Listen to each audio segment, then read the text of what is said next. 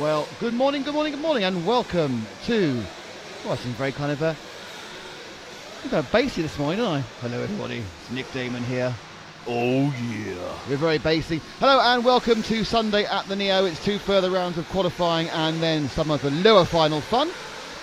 My name's Nick Damon. I am here with the rest of the team. I'm here with Paul and Frank and Adam and Jan.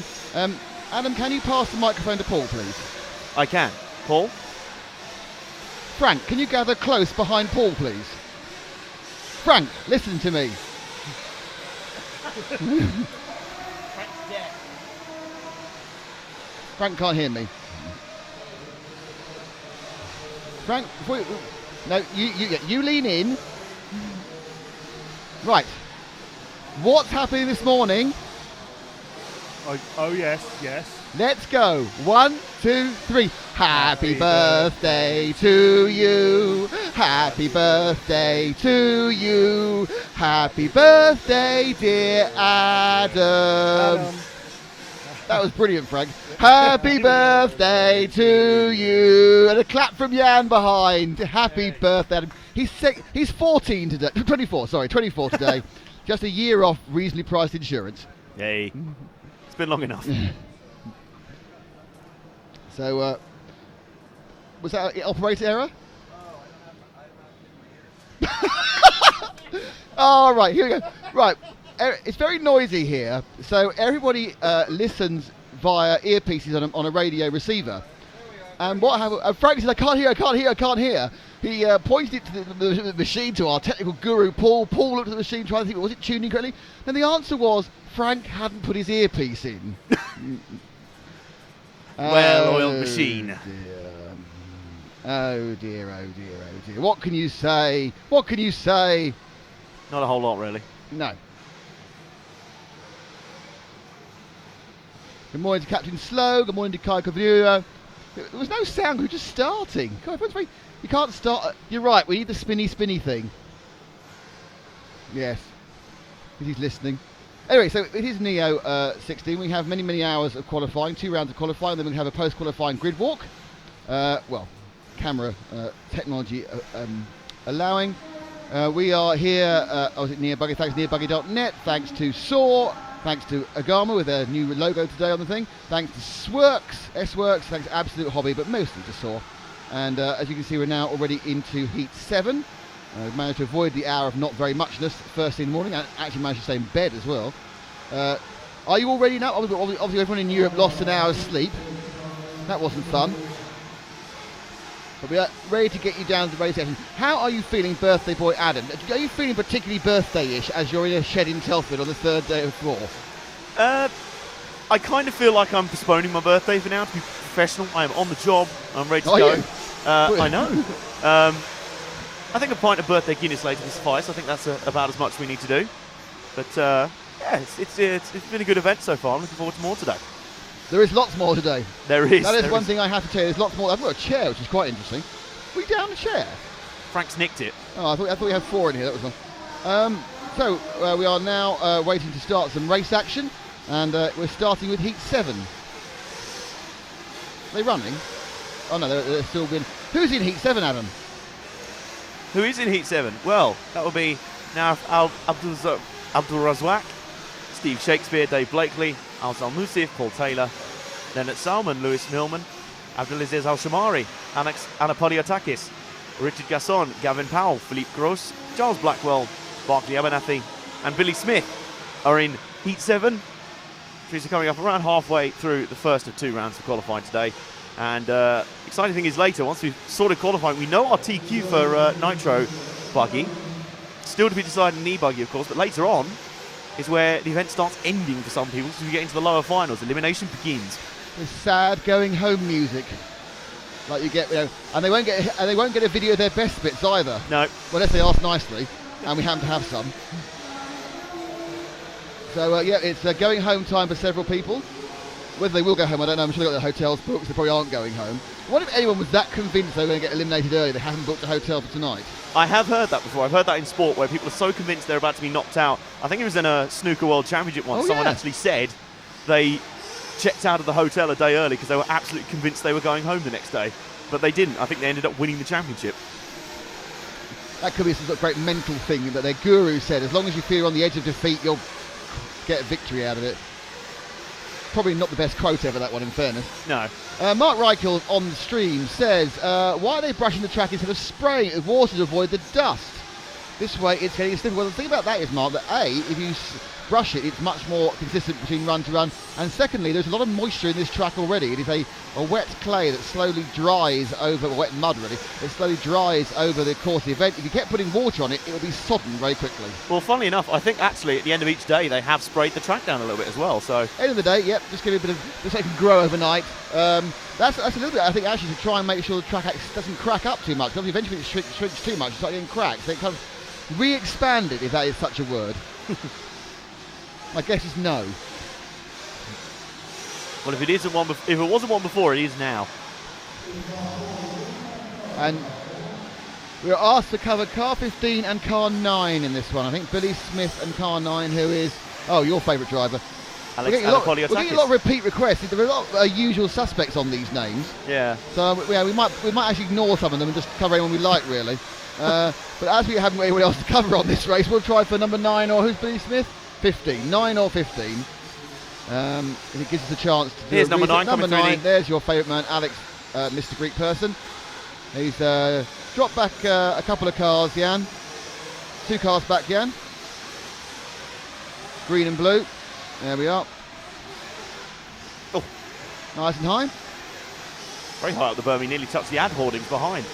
Well, that Marshall's very casual. His legs crossed like that. As you can see, it's already very misty down the far end with the smoke. I've got a feeling today is not going to be a good day for clearing the smoke. Though we do have a storm forecast for later. Oh, is more another rain, one? yes, of biblical proportions. Well, it's a bank holiday. Yes. Okay, so this is Alex Anandlup, and he's about to start a lap. Let's take you around a lap of the Neo 16. Right, that's the loop, that's the start of the lap, and that doesn't make it very easy, he crashes straight away. This is the main straight, which normally you go down in a straight line quite quickly. Into the berm, over the 10-metre quad. Replay, I was doing laps. Oh, there's a replay. Never mind. We have replay. We haven't got a replay graphic again. Can you, I'm going to give you a project at some point during the day. Go and talk to James and find out how it's done. James, how you do this? They actually have this on down in the media centre, so I think you might hear us. How do you do replay graphic? James. I think he's out filming. Okay, let's start again with the lap. And hopefully Alex will go up the straight properly this time. And he does. Up the straight. Brake turn round the berm, over the 10-metre quad, slap down boundary there, never mind. Left onto the DXR doubles, up round the Agama turn, avoid the little sock there, avoid the wall, the Tyre of Doom down the Model Tune section. That isn't quite how you do it, but it'll do it for now. Right-hand turn, down the dip, which is the Pro Line dip, being up above, through the Absolute Hobby step up, over the S-Works steps, and then round the Saw corner. And if you watched on Friday, all those names are kind of marked out really nicely, but now just the distant memory, scrubbed like those 18th century gravestones. You can't quite read who lies here. What was that corner named? It's almost like they put them down for just long enough for us to memorise, and then they went away again. Yeah. So, what Lewis Millman on car 7 asked for.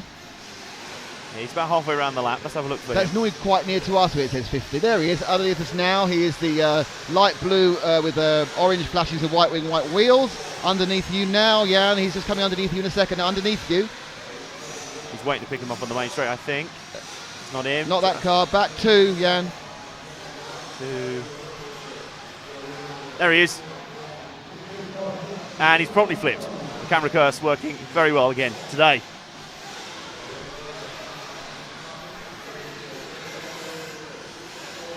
He goes.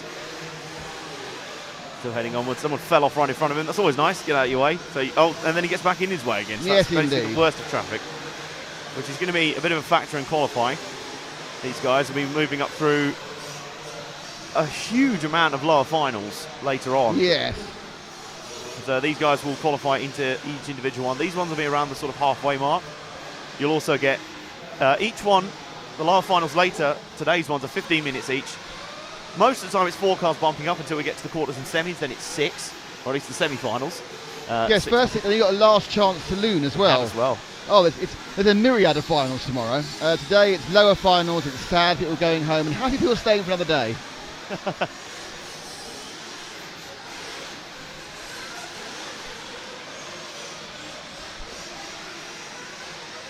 So let's see if we can just do a couple of adjustments to the camera at the moment to see if we can pick up a car in a second to see when we move again. You're not missing anything because actually the heat's over, and Richard Gasson has won. But he's done 5 laps in 10. He's finished already. So Richard Gasson's won. There's a few at the stragglers at the back. Actually, no, he might not have won actually, because one of the stragglers might just clip over and be able to go a bit faster.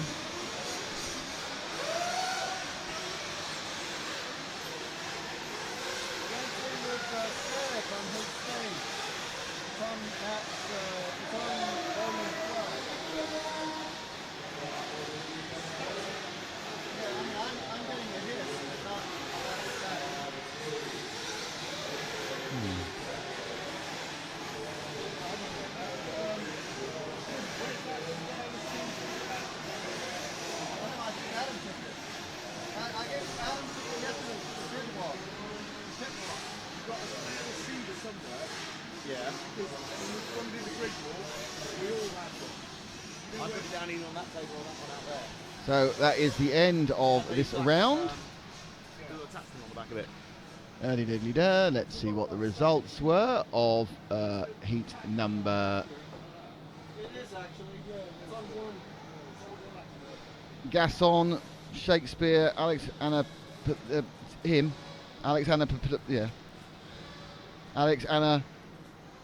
Polyatakis. The only problem is I hadn't actually done the first. I was stuck on there and I got as far as third. And then you thought I wanted you to click it on, but actually what I wanted you to do was say Anna Podolopoulos for me. Anna, the name you can't say. Yeah, that's the one.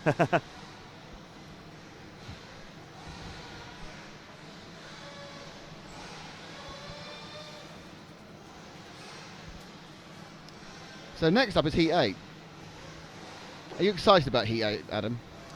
Yeah. It doesn't have Alexander Polyatakis in it, but still. I don't think the word really is conveying the energy and the excitement we wish to see. Michael Van Doyle says, good morning. Captain Slow says, Pit Ninja arrives tomorrow. Yes, we have the Pit Ninja. Adam doesn't believe us. There's a Pit Ninja coming. Oh, I've broken that. So we have a Pit Ninja. Who's in this heat? Who's in this heat, Adam? It's time to find out, isn't it? Rajko van der Sluis will lead this one off, ahead of Carlos Fonseca. Michael Shorey, Scott Walker and Eric Molars. Adrian Svensson, Tom Sommer, Billy Talaska, Lewis Rushton and Jeffrey Halsema. Now, I say lead off, obviously on the warm-ups they can change order as well, but this is the order they're numbering. Lloyd Bostock, Jason Dierkman, Tal Siles, Johnny Robertson, Simon White. This one, there's been no reseeding overnight. This is how they are coming out of practice seeding. Will be how they go through qualifying. And some have already been doing the breakout of their heats. We saw Ricardo Berton and Davide Ngaro do exactly that. Doing enough to get into the dash for cash last night, which was a really entertaining race. 10-minute sprint format.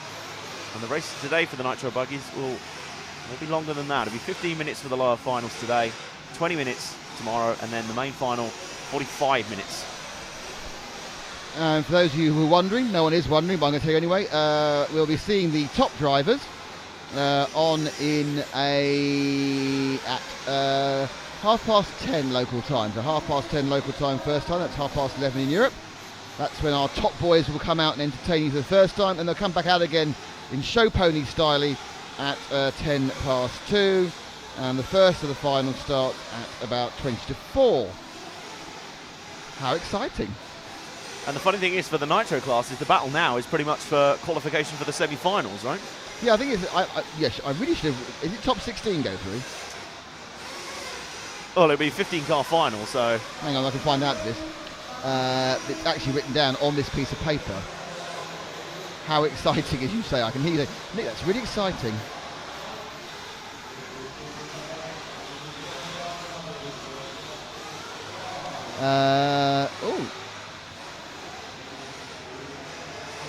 It's the top 22 who go straight into the final. Straight in the semi-final. Top 22 go straight in the semi-finals, 11 on each side. So it's a good thing to aim for. A lot of people will only have one race tomorrow. So there are 270 entrants, so less than 10% go straight through to the A. And we're up and running, and do we have any requests, I hear you ask? Jack, just to gaming, says, can you say my name? Not really, because you've got a CDSTA together, which is very difficult to pronounce. Scott Walker, is he in this one? He is, car number 4. Car number 4 then. In the first part of the lap. So car number 4 we're looking for.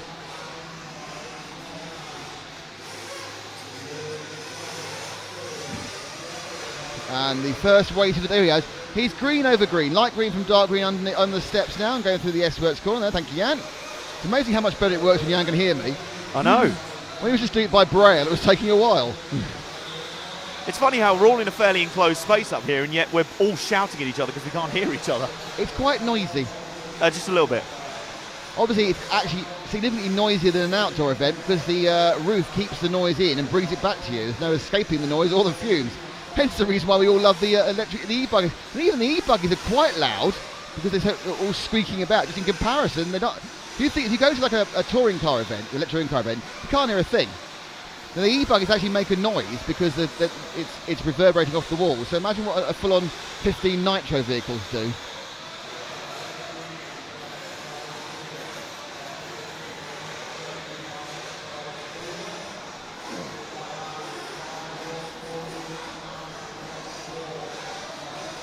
After this, we posted the normal video too. Well, it should, once it processes, it'll come through at the end of the day. You'll be able to watch the whole day again.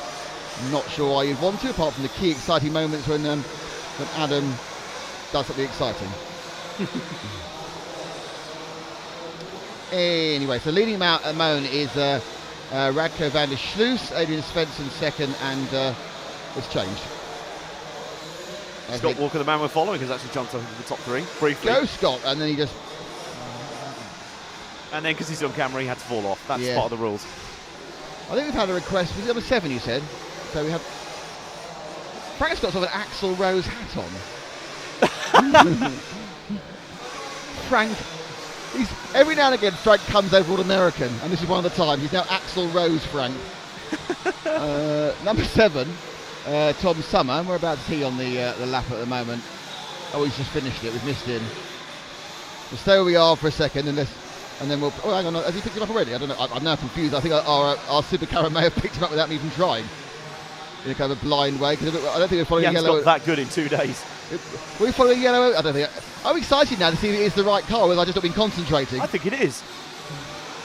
Over the model tune section, turning into the down the dip over the pro line hole. It is. I see. Showing off now. 2 days on the job. Suddenly, he's the best round here. He'll claim he meant to do that. I'm sure he did.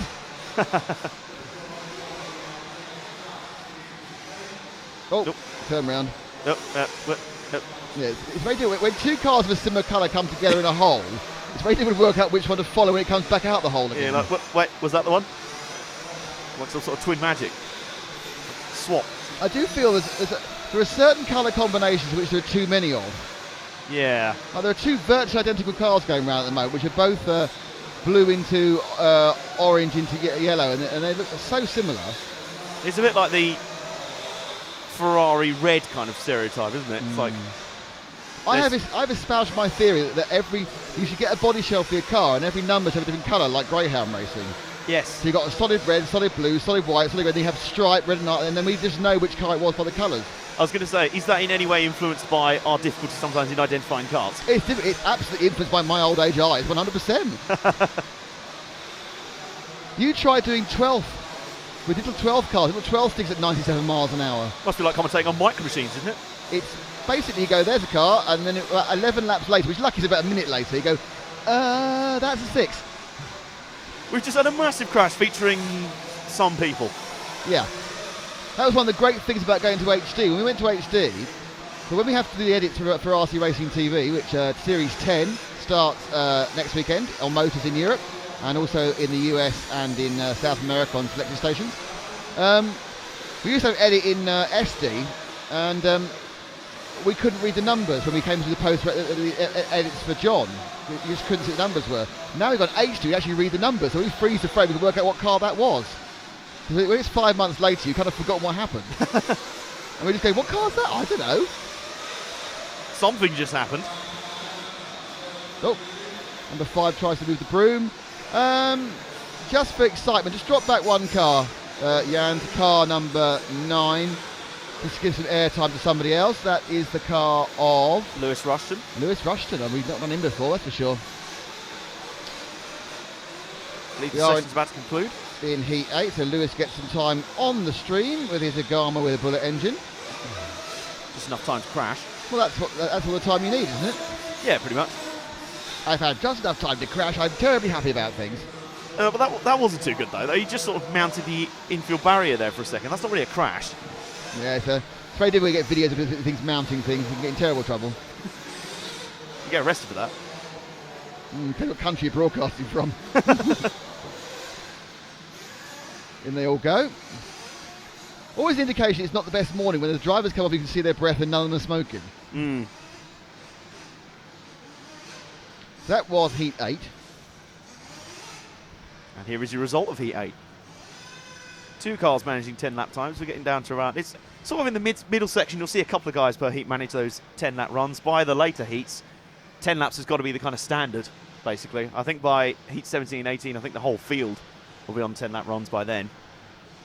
Such will be the quality of the laps out there and the speed of the laps. Yes. Not quite sure what the point of the that was, but I'm reading on the stream there, it didn't make any sense, but that's not the first time. That was written in English. So, yes, RC Racing TV, thank you for joining us, those of you who got up early. I mean, I know it's no earlier than yesterday, but of course it is net earlier, because the clocks went forward. So, and the bad news is, boys, tomorrow we have to start at 8. Oh, look at the depression. No, put the knife down, Paul. Put the knife down. Oh, there'll be a solo performance by me at 8 o'clock.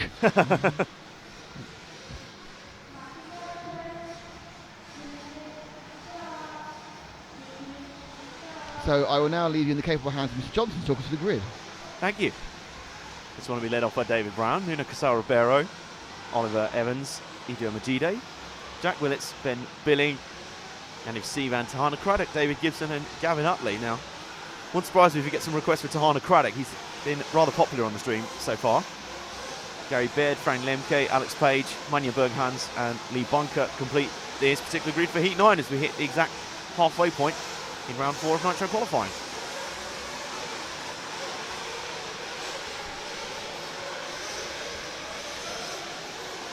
Do you have any requests for people in this heat? No, not yet. I think there's still people having bacon and cups of tea at the moment. They're easing themselves into the day going, oh my God.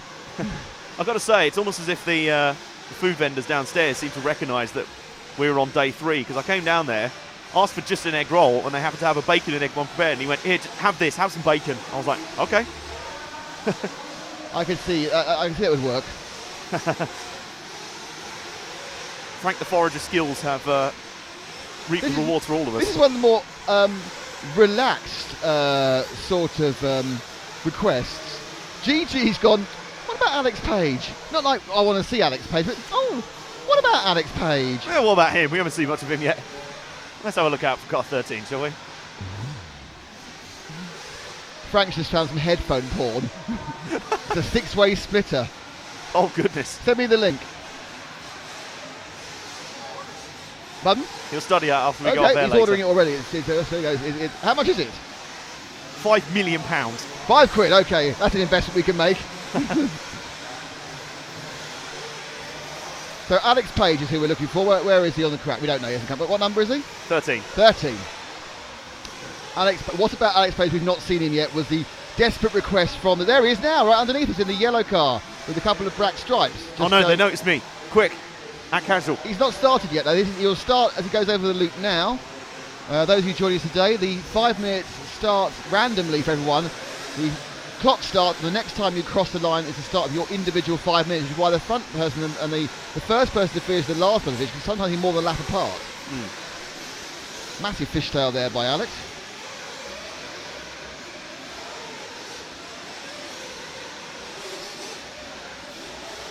So now, up to the absolute hobbies step up. So he's got traffic behind him, traffic in front, and he's not going to have traffic behind anymore. We're going slightly off the track. That was he's driving like he might have had a good night. Yeah, he definitely is. No, I'm just saying he's got that kind of lack of confidence. Yeah. It's like, it's not doing what I wanted to do. I'm not in any way accusing him of having too many bevies last time, but it just looks like it's not doing what he wanted to do. It wasn't there first lap. Either way, he's driving very bleary-eyed, shall we say. Yeah. I've had days like that. You get in the car and the car just it doesn't appear to be in contact with the track anymore. Yeah. And more often than not, it's not in contact with your thumbs. One of those mornings where you get up to the driver rostrum and you think, suddenly I've forgotten how to drive an RC car. How's that happen? Most mornings for me. No, that's not working very well, would be my bet. No. He's in heat 9, which means he's obviously reasonably okay, but it's really not looking very happy. Perhaps you can spin it up in a second. Oh, that's No. the first time we've seen that. That is a first, off the top of the berm. Well done, Alex. Which is near vertical at the top of it, so that's quite Yeah. impressive. That really is someone who's just not quite Here we tied go. into the day. And Yep. he nearly did what's called the ball riding around the top, wall of death bit, but didn't quite do it. So, yeah. Should we start following him now so he can kind of get his bearings? Oh, we have a request for our Israeli friend, Yaniv Siven, who I did very well last time, I remember. It's in this one. Car 7, yeah. Car 7. He put in a... Red and white car going through Saw Corner now. He picked him up quickly, underneath you now, red and white car, thank you very much. There we got him. Oh, he's fallen off. That was amazing, because Jan literally got him in focus as he fell off. That is the quickest ever, curse the commentator. Literally 0.5 seconds. Unbelievable. And he's... oh dear. There's a lot of blue-eye driving out there this morning. Yeah, it's not going well, is it, really? No. They've all had an hour less sleep. They're also going, oh, bloom neck. They all sat there this morning. I wonder if they've... Because your phones sometimes, they automatically update when the time zones go through. Exactly, yeah. I wonder if some of them didn't. Or if someone put it back an hour, not realising it would. Yes. Why am I up at 5 a.m? I woke up early today. I get cramp in my calves because I'm old. And then luckily I went back to sleep again. So you were doing your stretches this morning? And Paul, was that your vibrating thing about the phone? Excuse me? Because I heard that vibrating thing you were talking about this morning as well. Was that you? Someone has got, in one of the rooms near us, has the world's biggest vibration on their alarm. That it's effectively like a small level earthquake, about 4 on the Richter scale. I was already awake by then, so it wasn't an issue. I was going, my God, what on earth's that? You were stretching your hamstrings by that point. Right then, up the berm. That's a lot better. Well, Gigi is saying that our previous victim, Alex Page, may well have had a good night last night with Gary and Dave Lee. well, there was a point just after we got back to our rooms where there was a group of people outside my room all walking by who sounded like they were on their way to having a good time. So we may have found those people. Oh, someone's shouting at me. We've got long enough for a Nuno Caso Ribeiro, the leader, car number 2. I think we have. I got an all caps request. There he is now, actually, underneath you any second now. He's the leading car coming over the Saw corner. Brilliant stuff, thank you, Jan. And he's not crashed yet. Disappointing. But he's the leader. He went to bed early last night with a Horlicks and a hot water bottle. And a good 8 hours in spite of the hour less. He read one of the classics of Spanish literature, probably Don Quixote, as that's the only classic of Spanish literature I know. And he was resting there in a zen-like state after half an hour of yoga. And look what he's done. He can actually drive around the track. He's been in the middle. He's not made any mistakes. You see, that is the man who's prepared correctly for an early morning Sunday Easter with the clocks going forward. And all up to that point. After saying all that. Yeah, but it's still a lot better than the other laps we've seen. Oh, that's very true. Well, he's not flown off the berm like a stunt jump, so that's a start. Over the DXR doubles up the top. The sun is actually out at the moment, arcing into the through the windows of the shed here. It sounds a little bit unglamorous to call it a shed, but that's effectively what it is most of the time. It's the ploughing practice shed and cow shed. The ploughing and cow practice shed. Yes, they don't practice cows. They're not practice cows. It's something about... Not musical instruments. No, I'm not quite sure what the cows do in here. Well, I know, obviously I guess what they do in here, but I'm not quite sure whether they're in the whole time or what they do. Certainly this way they do ploughing and digging practice. Yeah. And this is an agricultural college. The boys need to work out how to dig. So I'm sure there's a lot of animal husbandry and all those sort of soft arts now as well. It's not just, ploughing and drinking. Well, Sal Rivera is now in a little bit of traffic, but it shouldn't matter too much because the session is about to come to an end. Shout out to Sambo Kanambo. That is his name. I've not just broken some terrible pre-colonial statement. Monsters all over the place out of the 10-metre quad, but luckily everyone avoids hitting them, which is, I think, useful. Not hitting people is very useful. Yes, yeah. So Nuno Casaribel takes us in there, and he has achieved... He was close to getting 10 laps, not quite. That's not bad, just on the side of 10 laps. By far the best performance so far today of a man who sat at home contemplating his tapas, I expect, last night.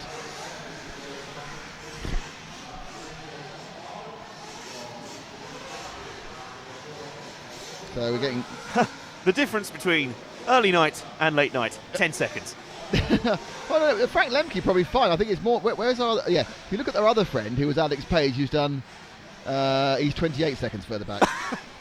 There's a difference. I'm not saying we'll be doing it further back anyway. Kirsten says, what have you done with the live stream? It works in Germany without any problems. That must mean that YouTube have changed their regulation. Kirsten, thanks for that. So Kirsten, can you just literally go straight to it? Because that's great, 'cause that means that YouTube have changed their licensing in Germany. Hey!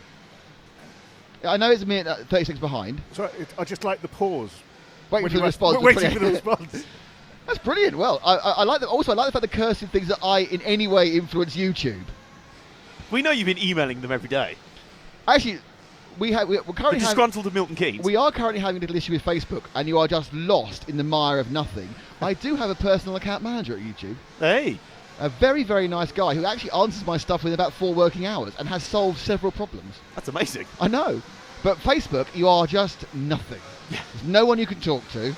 They've currently erroneously unpublished our page because it violated their terms and conditions. I'm thinking, I've seen a lot of stuff that I don't think live streams of RC gets close to the stuff that's normally on Facebook. Spam, trolling, bullying, abuse. No, that's fine. RC racing? No. Can't be having that. Now, Boo Boo Seti, or Setinet, he's got a big grinny face on the emojis and says, we want to know what you did last night. Now, at this point, I believe we should lie. Not because we are trying to hide a hangover, but because we are all so boring. Adam went to bed. I did. Frank went to bed.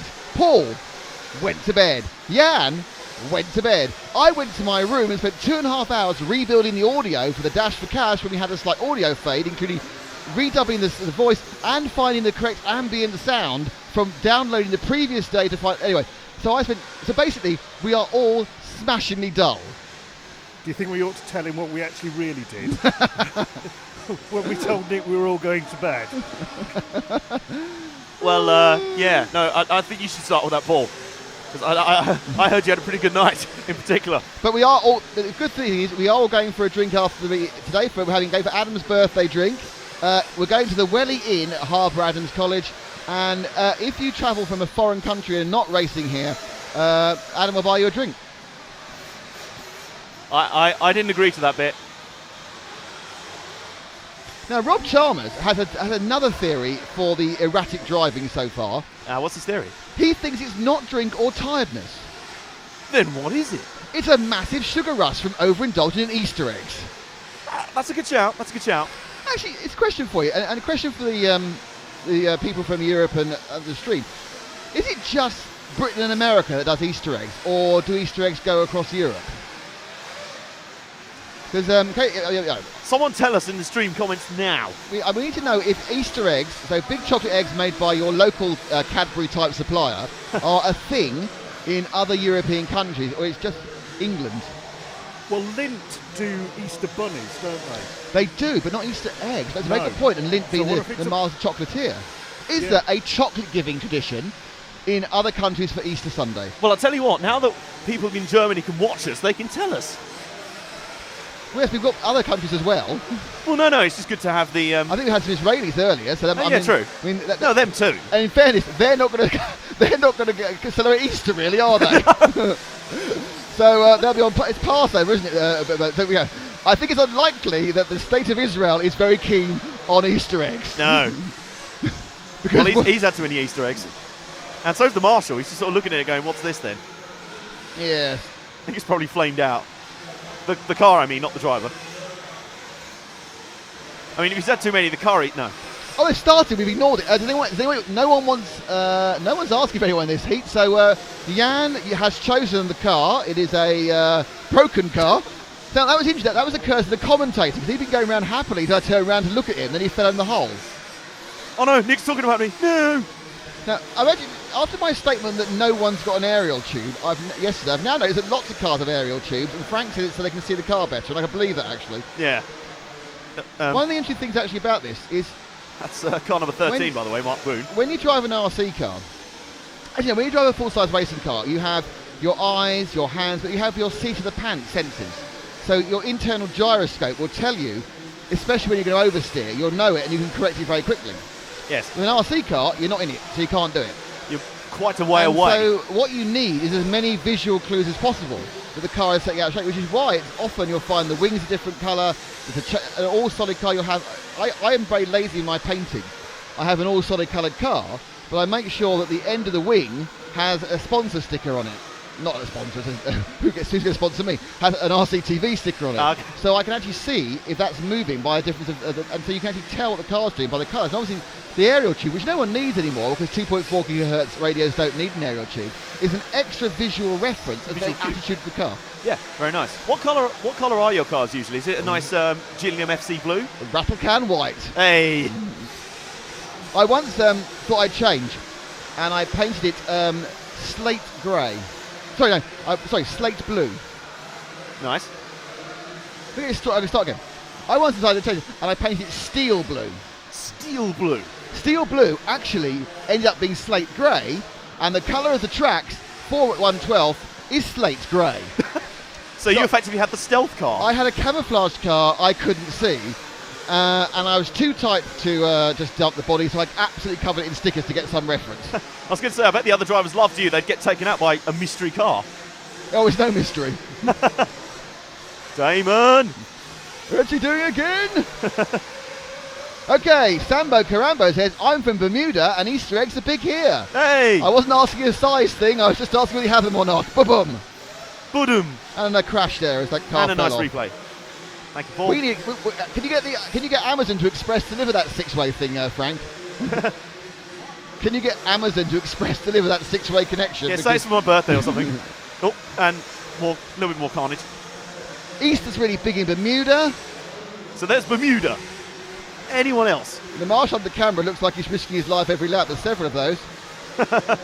Boo Boo Sati says Easter eggs are a thing in Italy. It looks like it's a whole Western world thing for Easter eggs. So I very much hope that this morning, as you've woken up an hour too early for this stuff, you are enjoying, imbibing, eating a lovely Easter egg.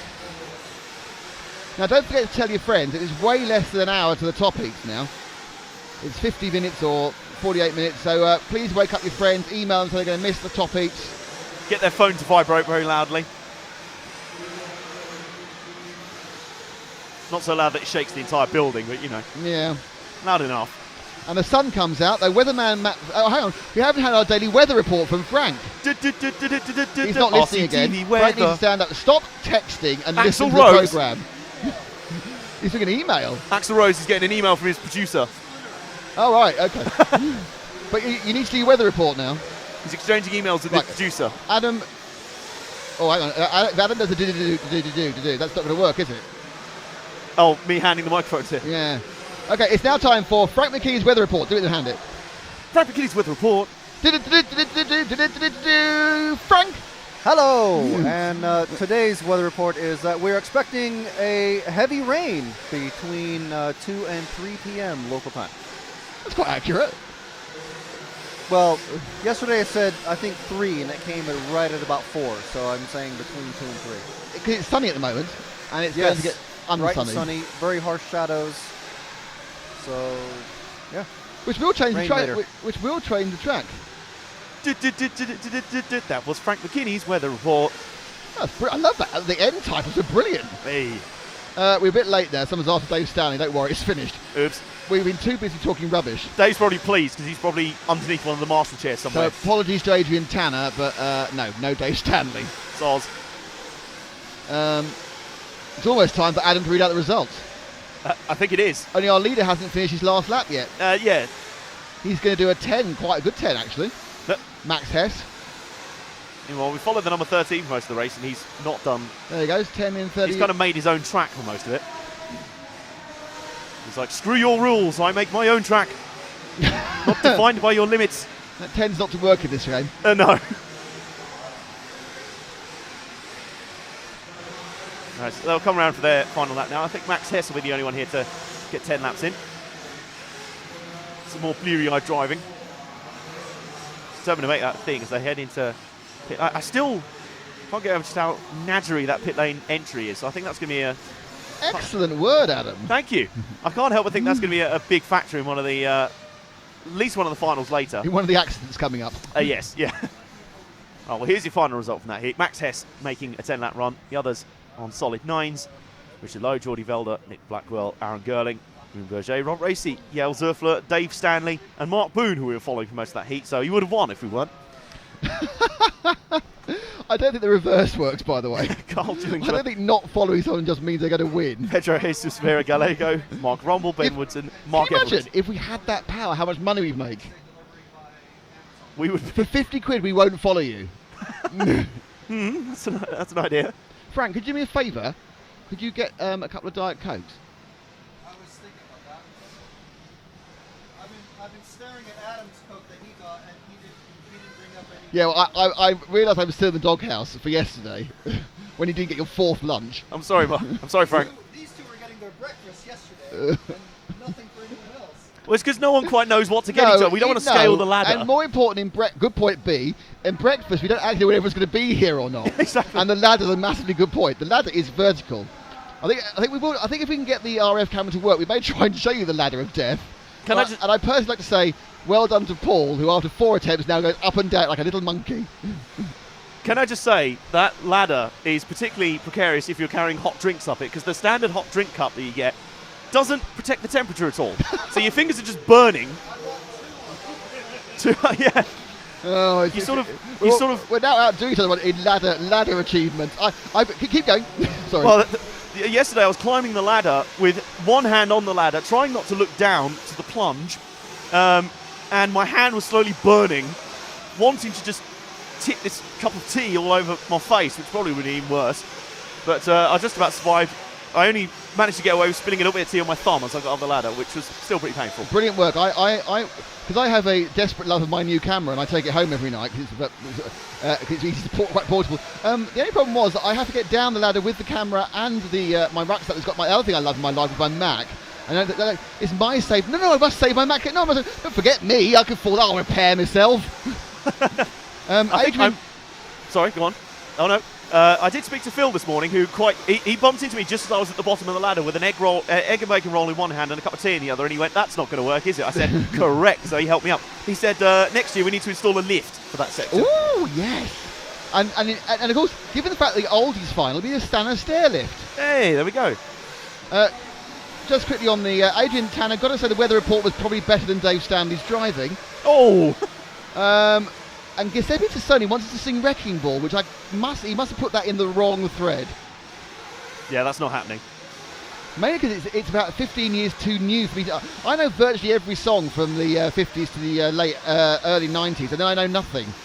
When X Factor comes on, which I do watch occasionally, I know every now and again, or The Voice, they're singing these songs I've never heard before, which apparently were number 1 for a year and a half. I know.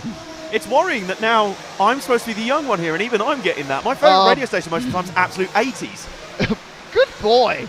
But you are quite, senior for your age, aren't you? Yeah. I mean, my favourite band is Queen, so yeah, I'm not exactly down with it. My mum is more down with the kids. She'll come back and be like, "Oh, I went to see Tiny Temper last night." I'm like, do you not feel that the statement, "My mum is more down with the kids," is slightly worrying?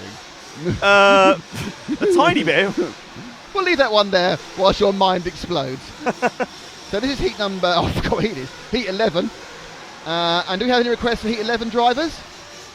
Someone who's not got a headache. which is probably no one because we're in a Nitro Who arena. has our master cameraman got on air? I think it's this car here. That car there. Well, I can't see it up there in the track. I've got no chance. That's true, not even I can see that. Oh, I'm going to go at my eyes now. Right, this car is turning in. Well, any second now I'm going to identify him just because he's somewhere near my bit. Oh, he's all good move by the legs of the marshal. It's car 7. Antonio Gomez Fernandez. No, there we are. One of our Spanish friends. I'm not sure whether he was reading Don Quixote last night. Was he eating Easter eggs? Well, we haven't got official, thank you very much, Frank. We haven't got official word from Spain about the Easter egg situation. Spain, you need to let us know. We have assumed Israel's a no. So you say that, but you think about traditions. Yes. And when I've been to the UAE, both Abu Dhabi and Dubai, before Christmas, on several occasions, just for Christmas. And they obviously are Muslim states, but they are celebrating the heck out of Christmas. Every hotel has the biggest Christmas tree you've ever seen. It's all over the malls. Well, I think it's a bit like us in England and in London on St Patrick's Day. The streets are just awash, and they're not all Irish people. I think it's just the English people are like, it's a party. That's more an excuse for up, isn't it, really? In Yeah, fairness. exactly. That's what I mean. Just And it's a party. Okay. actually, it's not really a religious holiday. Yay, Ireland. It's Saints' Day. Go Ireland. And see, the one thing I have against Ireland, and no, it's not against, the one thing I have against St Patrick, and it's quite a serious thing I have against St Patrick, is that I'm a herpetologist, and I have a cream for it, which means I keep reptiles. Uh-huh. I have 10 snakes at home, and he cast out the snakes from Ireland. He was anti-snake. So you can't go to Ireland with any of your snakes. No, you can bring them back in again now. It's not like a blanket ban on snakes in Ireland. Snake immigration is a big problem in Ireland. So it's the sequel to Snakes on the Plane is Snakes in Ireland. Yeah, so I can't get on board with St Patrick with his anti-snake stance. I do find it amusing overall. All of the saint days, the patron saint days, they'll all go, oh, well, clearly so-and-so slayed a dragon, so-and-so thinged things. Clearly I'm like, yeah, if anything, the national day with at least some claim to what they're celebrating is Independence Day. Yes, but the interesting about Saints' Day is very rarely the saints involved in the country. I mean, at least St Patrick did cast the snakes from Ireland, Yes, he did. whereas a lot of the other saints had nothing to do with the countries involved. No. You know, they're just like, oh, I'm going to have St Brian. Why? Well, he apparently visited someone's mum from our country. He was very good. He He is now the patron saint of unspecified stand. yes. Remember, there was a one of the disciples was not patron saint of anything, and so they've made him the patron saint of lost causes. I assume we still don't have St Jude apparently is. Thank you. See, Axl Rose at the back there. I'm sorry, I can't take you seriously that hound. He's still texting his producers like, no, I'm not doing a re-recording of Welcome to the Jungle. Yeah, well, they go on tour, aren't they? They've reformed the actual band. Yeah, he's texting the members now. Interestingly, Axl Rose has put on some chunks as well, hasn't he? He's a big boy. Ouch. Rob Chalmers says, can you devise some kind of pulley system to the left of the rostrum for food and stuff? Adrian Tanner's asking for Lee Martin or Elliot Boots, who aren't on for an hour, or 40 minutes actually. They're only They're about steady 40 on. minutes. Instead, you're going to see someone who's not either of those two crashing. Rob Chalmers now says, Google says yes, Spain does Easter eggs. We've now got someone researching it for us. He's done it on their behalf. Giuseppe says, you guys remember that? Giuseppe, that's kind words from Giuseppe there. But, so we are pretty much, I think the one country where we find out, anyone listening from Germany, and now I know, the replay. Another thing, no, I was watching the stream, made the mistake there, watched the stream, sorry everyone. Oh, and there's going to be another replay coming up because that was actually just kept that going as if nothing happened. It has to be said that if you walk from our monitoring screen to the replay, the monitoring screen, basically you're living in a permanent world of deja vu. It is like Groundhog Day. Front flip and flip 5, 6, 7, 8 times, and straight away, nothing happened. It's fine, I meant to do that. Yeah, no one saw.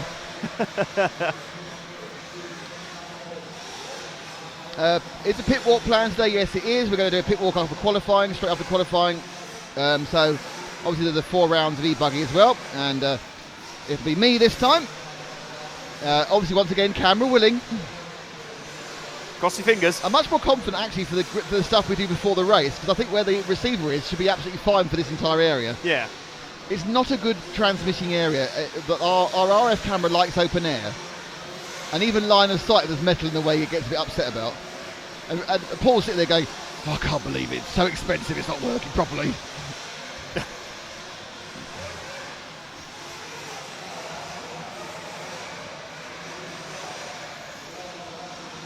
Now, Kirsten is back on the stream again saying we talk too fast. So I'm going to ask you this very slowly, Kirsten. Kirsten, do they have Easter egg giving in Germany? Do you exchange eggy gifts? Egg-based gifts. Yes. Also, with us basically talking to each other in full speed English, just think how much we're going to improve your understanding of the language. Yes. If only we came with subtitles. I think they're going to be trying. They're going to do that, aren't they? They're going to do auto subtitles on YouTube videos, not live streams. They have tried doing that before, but it's come up with some pretty hilarious results. But then again, the ones which they type live on digital text on TV aren't very good either. No. You would think there are enough law court stenographers who could do it properly. They've obviously got some work experience, girl or boy, typing at 4 words a minute.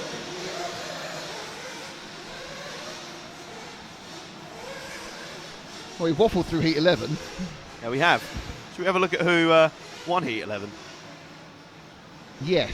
Let's do that. It was Ali Al-Falakawi, Bjorn Iverhaug, Ben Turner, Lauren Sipolowski, Antonio Gomez-Fernandez. Those are your top 5.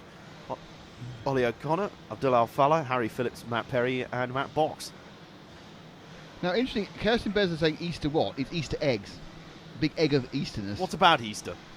Ali Babel is really confirmed what we said. There's no Easter in Israel, and they do celebrate Passover. But is Passover? Oh, Ali, do you get like chocolate-based gifts for Passover, or is it Do you Simnel, pass over the chocolate? is it a Simnel cake or something like that? I mean, what sort of Passover foods are there which you might give to someone? I know it's a big family celebration.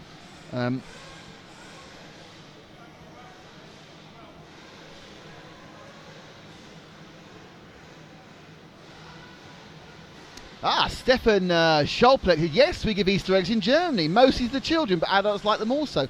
Well, basically, that's what we do here as well. We give the chocolate to the kids. The kids go, oh, I've got all this chocolate. They don't count how many they've got. We siphon off the best ones. There you go. So they'll eat the low rent Lidl machine. Sorry, well, actually Lidl's quite good. The low rent Cadbury stuff, and we'll get the good ones. Oh, you got one from Hotel Chocolate. I'll just take that one to the side there. I need to verify that one. Sorry. Green and blacks. I think Green and Blacks is overpriced and not very good, personally. No, I think Green and Blacks. I'm surprised. Axel does not agree. I'm very surprised about that because Frank is a very grounded man, and normally he doesn't get bought into the marketing. I think Green and Blacks is overpriced and average. Definitely, any of the specialty chocolates from Tesco Taste the Difference or Sainsbury's is better than Green and Blacks. Yeah, Obviously, a bar of Cadbury's is cruddy. Oh, hang on.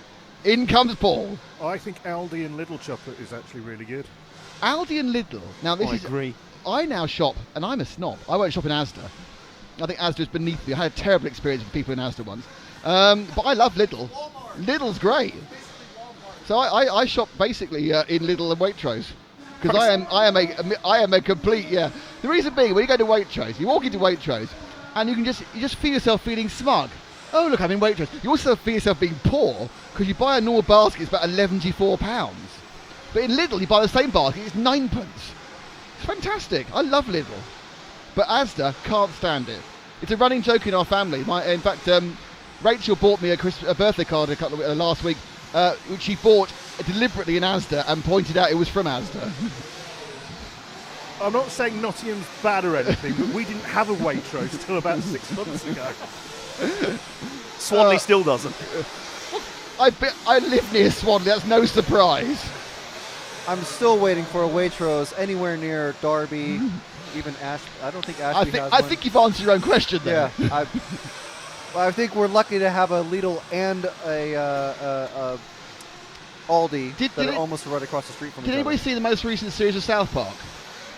I've seen some of it, yeah. Where they were talking about how the gentrification of South Park all went horribly wrong with farm foods. Yes. That was a very good 10-episode run they did there with Rand Whole here. Foods. If you over the latest series of South Park, check it out. And oh look, here we go. Wait a second, it's going well, right? We have Whole Foods. Kirsten Bessler now goes, of course we have Easter eggs. Why would you ever doubt us? Easter is a quiet holiday day. We're not allowed to race Nitro cars on a track in Easter. It's a silent day. How very religious. I think our ears would probably quite like it to be a silent holiday right now. For Passover, we have matzah, which is an early baked bread, symbolising the rush going out of Egypt. And yeah, they do Easter egg hunts in Germany as well. Nice. Richard Lewis, originally the bandits give us a day off work. Maybe get to the bottom of the problem and everything. And another one agreeing, basically, it's the adults who eat the chocolate. Hang on. Have we actually talked past this one? It's Bart. We have a request for Bart Mullink and Car 11 as well. Bart Malink and Frederick Cederberg. Let's have a look for both of them, shall we? Rob Chalmers says you don't M&S. Well, of course I do M&S. Of course I M&S, but the M&S isn't very local to me. I have it. Marks and Spencer's food is lovely, but there's no really area. This is not just a long commentary. way away. This is not just commentary. This is Nick Damon commentary. Yeah, that's not M&S Savoy, that's for sure. I might just make it Asda if I'm lucky. Keep an eye out for cars 5 and 11. We've also got Ben Panic as well. Don't panic, I'll have a look for him. Very good. But he's not in this race, so again, he is. He's got 7. Won. Yeah, 7. Right, well, we are for 7. Oh, we got one on board here with Jan, and Jan is covering car number 4. Is 4 one of the cars he wanted? No. Jan's like, damn it, I nearly had it. What number was it? 7, 5, okay. and 7 is going round the Saw corner now with the yellow roof. Second of those 2 cars in line. He's heading onto the main just straight gone down now. the straight now. He's the second car on the straight. 1 forward. 1 forward. Round the berm. Yes, there we go. Now, who is 7, by the way? That's Ben Panic. Okay. Will Ben panic on camera? All right, obvious. It's always annoying just how obvious most of the jokes are. It's not a joke. It's more a play on. It's a pun. I wouldn't claim the word. That's also just a wheel.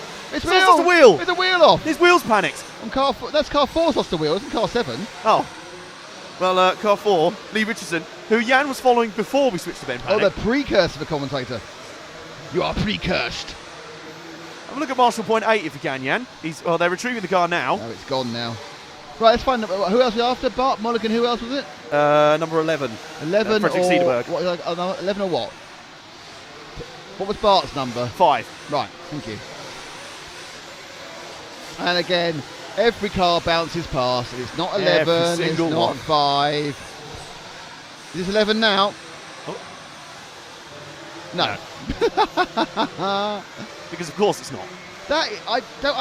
And that's it's car breaking down. That's 9. 3.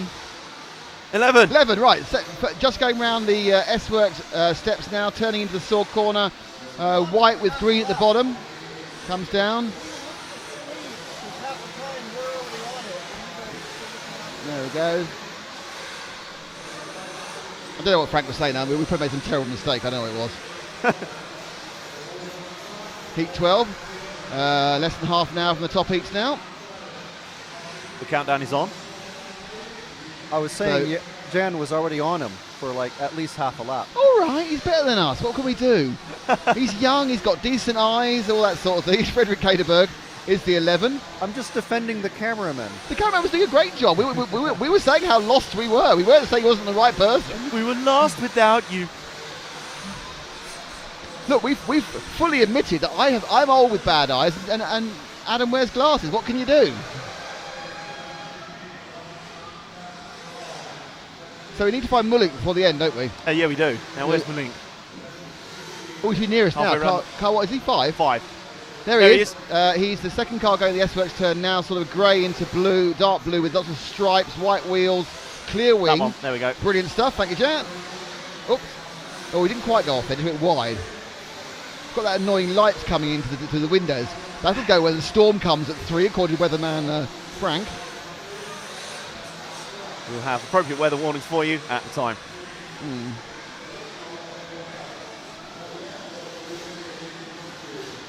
We haven't got to leave long pauses. I've got a big bit of engine noise I can put into other races.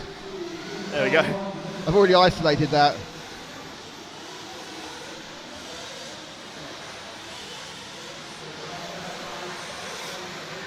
I'm going to be doubly blind for a second because I'll just sneeze. You know, you get that thing after you sneeze, your eyes stop watering. No, it's just you. Go to the doctor. You're ill. And more helpful support from Nick will come later. No, but quite a few cars have kind of pulled out of this race. I think it's 3 that have retired now. Perhaps the cars have got a bit of a hangover as well. Yeah, a little bit. Apparently, Emma Pickering says they eat whole eggs in Japan.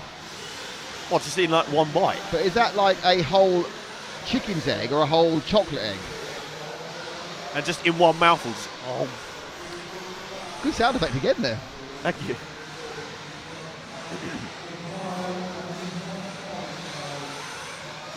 Missing our thoughts on the track. We've got 2 cars tangled up with each other. Malink's got tangled in the rear wing of a car in front of it.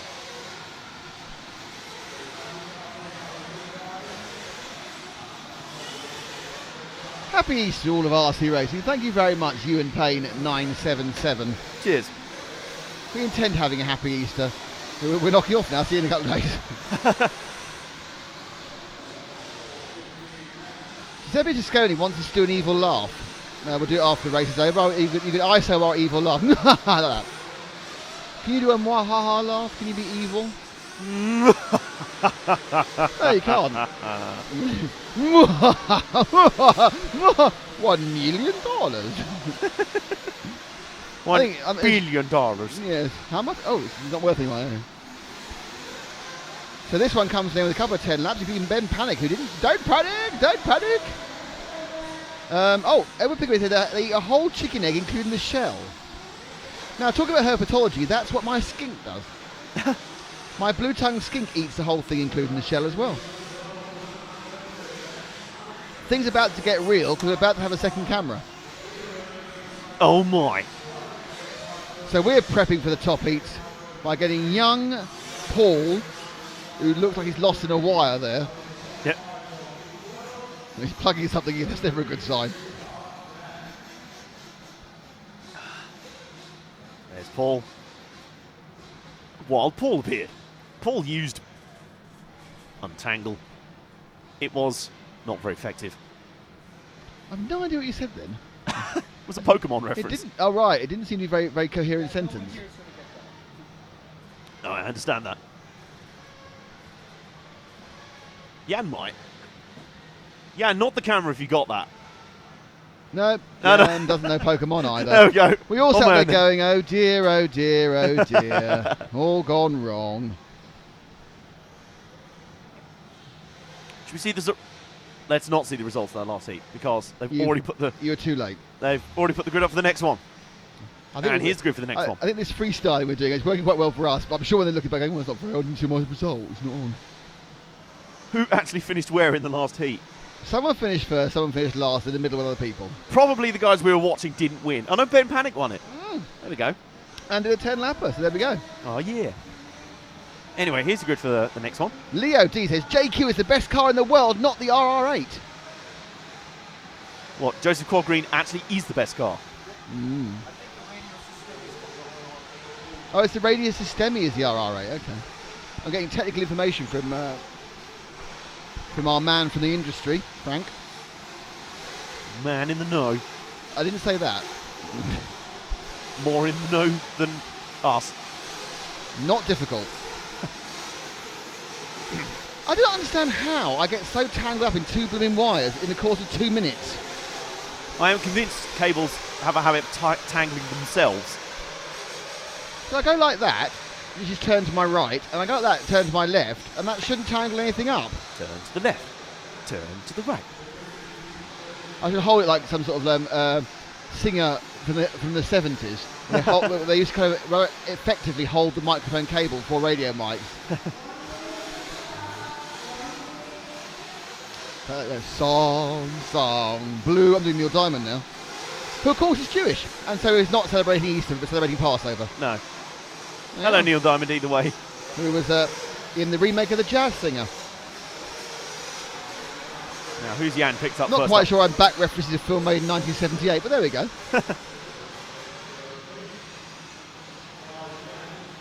It's that time of the morning here. We're just waiting. Top heats to tick down. We're into heat 13 now, though. Yes.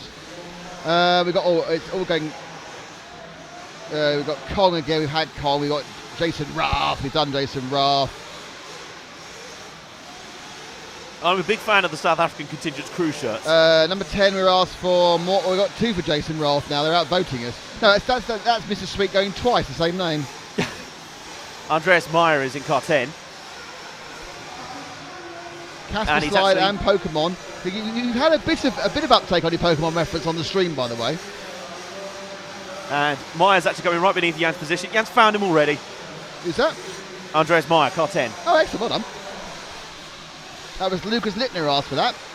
We probably will have to follow Mr. Rath later because I like going Jason Rath, and also because he's been asked for a couple of times.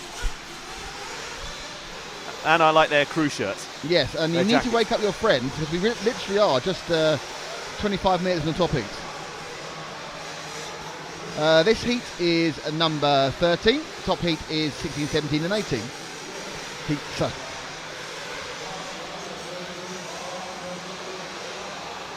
Late request for car 9.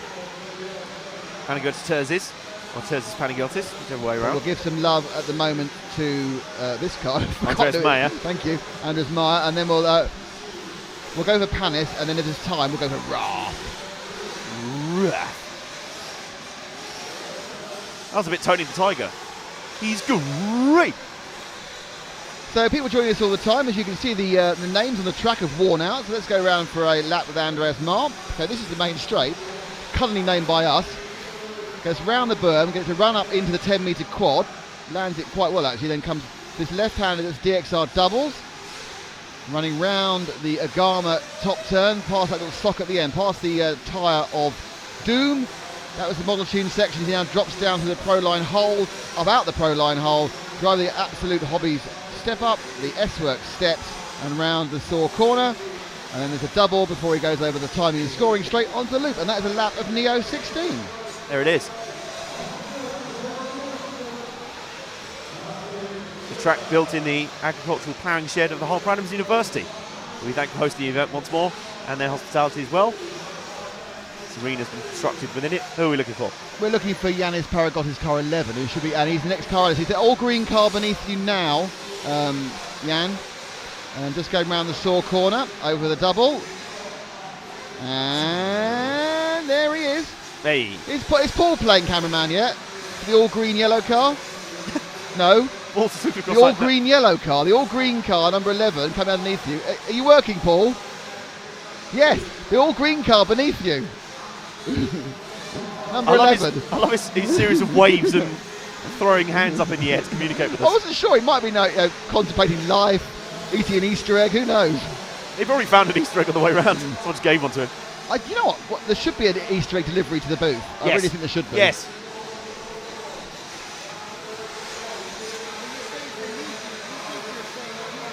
Yes. Yeah. Frank just pointing out sometimes when we're talking about a car directly beneath I like us. the fact we're about to go to 2 cameras and our cutter's left. He's just rage quit. Paul's up and running. Come on, let's get this multiple cut. Oh, it's exciting. What the? It's 1 and 2 now. It should be. Very excited by having 2 cameras running for these races. And for the first time today, we have camera 2. Oh, and it was a smooth rather than a cut. But it doesn't matter. Paul's into action. And now we've seen on 2 cameras. We need to start. We are looking not for you. Oh, he's gone over the end. He's left. He no longer wants to be in the race. No, I'm hiding. Poor old Yanis. And that's that again. He got another tip. Get away from me. Get away. I don't want to play with you. Oh, I've got to turn. Now at this point, stop. Stop. No, I've gone. It just looks like he rage quit. Like, no. Rage quit. I'm off home. I love your modern references. Thank you. Right, we need to find Jason Rath, car 6, who has just started the lap. So car 6 has just started the lap. Where is Jason Rath? The Rath of the Titans. I'm expecting Paul to pick him up because Paul's going to get him first, and he has. Nice. He is yellow wing, yellow wheels coming through the model tune section now. Down the big hole, and he hops up with a red roof as well. And he's on both cameras. Thanks, boys. Great start. This is Jason Rath. It is Tony the Tiger, isn't it? There, Rath. He's great. No, you see, you went a bit higher then. I did. He's great. That's kind of like Baloo the bear doing it. I was a big Jungle Book fan when I was younger. And you now think it's droopy. No, I don't go that deep. So we can all agree on 50s and 60s Warner Brothers cartoons, but Pokemon, a bit too new, lovey.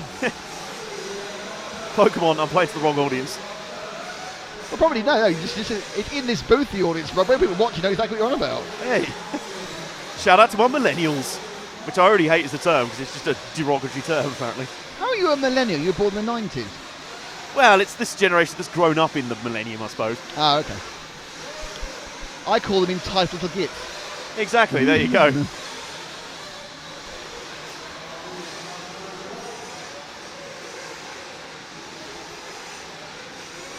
So I was about to ask if we've got any more requests, then I realised the session's over. Yeah, it's a bit too late for sessions. Well, we won't start the Jason's wrath anyway. Oh, Mark, you told me he hasn't had one single good day, mate, this year. You need to get up to well. The reason is we do the good day when people are joining the group, not on the chat, and we're not really pushing the group here. Let someone else leave the track. Jason Rath, and he finished. Yes, he left the track after he finished. He said, I'm not pleased with this run. I'm going as well, and oh no, he rolled off rather than drive. It's gone. Oops. That's It's two like the in the Pit of bin. Oblivion on Robot Wars. See, now I get that reference. That's fine. Yes, we don't redo the good day, mate, but we will do. So, to all our Australians, good day. No. To all our Australians, good day, mate. Mate. Oh. Right, hang on. Frank knows how to do this. Right, to all our Australians, Hello! oh, jeez, it's like working with children. Andy911 says, will John Hindhoff be around this year? Well, John's actually in south of France at the moment doing the WC Prologues. It's simply unlikely. Hi, John. Um, That's why I'm here, isn't it? No. Someone says, do your best Chabuka impression. Does that mean something to you? What? Do your best Chabuka impression, which I assume is a Pokemon. Chibuka. Yeah, no, that's probably a really, really recent Pokemon that's even lost on me.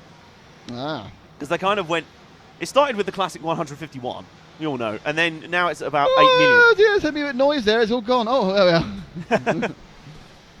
Adam's our millennial correspondent, Yeah. and even he is too old for that. Yeah. And let's be honest, who asked for one of those? Yeah, exactly. Ronan Thomas Perez says, good day. Nick said, good day to Ronan. And then he's used a better than a swear word. He's gone, how the hell are you? It's not the bad word before hell, it's the medium word before hell. How the bloody hell are you? We're, okay. Apparently, Chibuba is from Star Wars. Oh, is that the very new Star Wars? I don't know. I'm not up with the kids. Oh, there's been a camera change. Jan's come in. And we have a guest. Well, Is it- sort of guest. Is it easier with Nick, headphones? look behind you. Oh, hello. Is it easier with the ear defect? Yeah. You're doing so. great, by the way. Once he could hear us. For some reason, when he couldn't hear us, he couldn't work out. Can you believe that? Who are we employing? Just because they can't hear you. Okay, this is race. What we're on 14 now, aren't we? 14, yes. Tell us who's in it, Adam. I will. Ophir Avatan, Ashley Owen, Didiane Ho, Lewis Jones, Mitchell Booth, Zacharias Valawa Nielsen, Andrew White, Michael Todd, Bales Davey, and Max Kempchin. That's 10 of 15. Remaining 5, Philip Nugget, James Harold, Joao Lopez, Aaron Munster, and Sandro Bemer. I have solved the mystery of who Chewbacca is. It's a misspelling of Chewbacca. Oh! Because obviously the guy is 5, he's in his second language, not a problem. So he wants to know, can you sound like Chewbacca? And then he went, the bear-like person. Well, we have a bear-like person in the team, but he's over on camera 2 at the moment. Oh, he's walking. Yeah, that's right, camera 2, that's right, 2 fingers. Yeah, that was very good, by the way. Thank you. If you want, I was going to say you could cue me up by going, punch it, Chewie. Ronan said Ewoks are the small cuddly things, and Chewbacca is a massive man. It's like we don't know who's in Star Wars. You know, that is a piece of social, what you call it, social what? Social Blunder? Don't know. It's something that's been in the social fabric of the Western world since 1976. Even I'm not that old. We've got a request for, we need this one. Max Kempchin is our definite choice. What car is he? Car 10. Because that is a request from Kirsten. I missed him yesterday, and I was in trouble with Kirsten. Uh-oh. And you don't want to be in trouble with Kirsten. No. So car 10, when we see him, we'll be picking him up.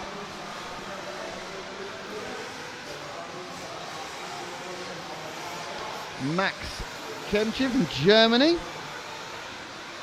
With the Mugen with the Reds engine. Well, he was. When he signed on. He may or may not still be. It's about a 6-bit accurate list, that. But luckily, no one's shy from correcting me. This is now the new longest wait, I think. Is this him now? No. Is this him now? No. Imagine if he's not even out there, he's just trolling us. Well, someone's just walked off the stand. I think he's left. He's like, oh no, someone's just requested Someone you on has walked off the RCTV. stand from position 10. I'm really sorry, Kirsty. He's not that. Is that Max? Because it is. It is. I think he's not playing. Right, so we can't do that one. He heard someone that requested him on the stream and was like, no. We have a request now for Avitan Ophir. Ophir the Avitan, Israeli, number 1. car 1. Who He's is at the end of the lap, I think. now, yeah. There he is, coming through He's saw corner turning on now. the saw corner now. Yellow wheels, yellow wing going underneath Jan. Or Frank, you should say. Oh, it's Frank now, yeah, because he's going underneath Jan as well. That's Jan true, yeah. Only sitting like 3 yards to the left He's of going where he underneath was. all of us. Well, I don't want to make it all about me, obviously. Can we shout out a happy birthday for Gareth, currently pitting for James number 12? Yes, hello Gareth, happy birthday. It's a good birthday to have. Yes, you share it with young Adam Johnson of this parish and not Pentonville Prison.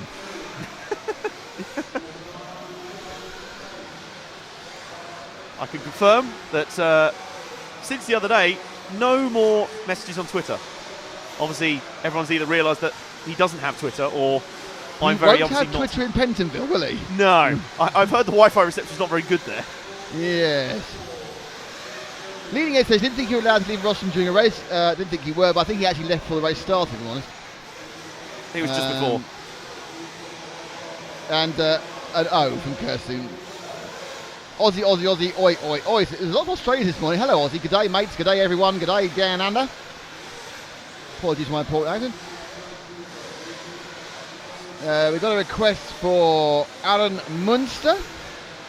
He's car 14. And he should be pretty much beneath us right about now. Or coming on to start the lap about now. I don't know where he is.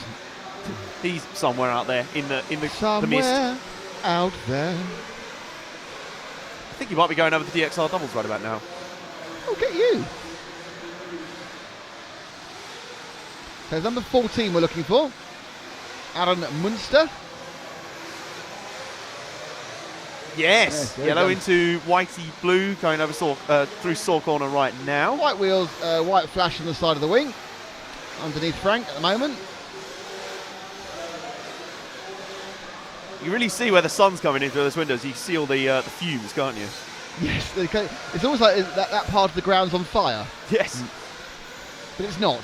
burning ground. The whole place is full of fumes, which is why we can't see what's going on.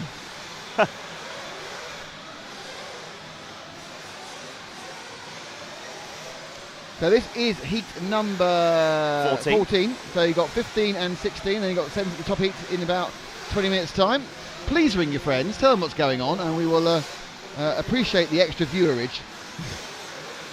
They too could get involved in this rubbish. Or if they wish not, you know. Those final two heats will effectively be the battle as to the semi-final starting grid. Yes, Because- top 22 get straight through to the semis. And Cavalleri's already in the final, so No, he's already on pole. for the final, isn't he? No, he's just on pole for one of the two semi-finals. There's no direct through to final in this class. Oh, is he? Okay. No, you're thinking of track 1/8. Ah, okay. The advantage you get in the European Championships for being on pole is you get to practice in both the practices. Both semi-practice. I don't know whether that's the advantage to get here. Ah, I see. But Okay. apart from that, it's just a big trophy and bragging rights. Also, that is how it's working in the e-buggy format here, so that was my confusion. Well, straight to the final. Yes. Yeah, there's no semi-finals in e-buggy, so there's about 10 go straight through. There you go. They've taken out the e-buggy semi-finals. We have an e-buggy B final at the end of the day, which will see the final few qualifiers go through.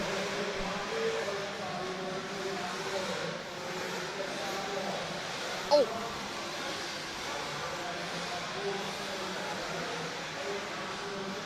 It's getting very, very misty over there. It is, isn't it? I think, as I say, the sun rays really emphasising that. It's going to be a classic bank holiday day because it is really sunny right now, sunny and cool. And but we've got a storm coming because, of course, we have. I've been asked to say Giuseppe Tescione or Tescione, Giuseppe Tescione. I get Giuseppe, but Tescione. Can you say my name? Was it 5 times in different ways? Oh, we've got another one right disappear now? out of view. Good grief. Agama top corner is calamity corner this morning. I think we're going to have a replay as well. Thank you. Here we go. I think this is very similar to the one in the last heat. Here we go. I got this. I got this. I not got this. I don't got this. Don't got this. Oops. It wasn't much he could do once he was rolling, in fairness. That was kind of it. Oh, look. It's a little broken car. And it was Aaron Munster who we were following. But he finished, so it's fine. Yeah, there we go. It's a free crash. If you can ever have one of those. Rob Chalmers is the e-buggy final like a B final like a large qualifier. They are bumping up an e-buggy. So you can bump up from the E all the way to the A. Top 4, I think, it is a bumping up in the e-buggy. It might be top 5. We'll get that confirmed. There's top 4. Top 4 bump up from each of the races. They are alternating buggy. There's no Christmas tree of the buggy. It's a straight single line bump up. And they are alternating them with each round of the elimination Christmas tree standard final format for the 1/8 Nitro. So it goes low final, E final Nitro buggy, another 2048 low final E buggy, that way. Or in other terms, very loud, quiet. Very loud, Yeah, quiet. that is good actually. We get plenty of rest to our ears now. We get 15 minutes off every hour. It'll be good. Our ears are now all ringing. Yes. So here's heat 15. Getting into the final 4 heats for round 4 of Nitro Buggy qualifying. You sound very excited about it. Oh, I am. Oscar Baldo, Robert Gustafsson, Lewis Beach, who I think finished 3rd yesterday in the junior final. Really? He did. Stefano That is Cantoni, very, very good memory. Zach Ryan. I've forgotten all that because of my 2 hours of trying to steal sound from a previous day's recording. Yeah, I forgive you for being a lot more focused on the dash for cash. That was what you were tweaking with. Jamie Clancy, Burak Kilic, Alberto Peleas Gomez, Vincent Deckler and Ollie Curry. There's 10 of your 15 starters. Here's the final 5. Timo Ingolstadt, Ben Williams, Ryan Lee, not Lee Ryan from Blue, David Crompton and Danny Choi.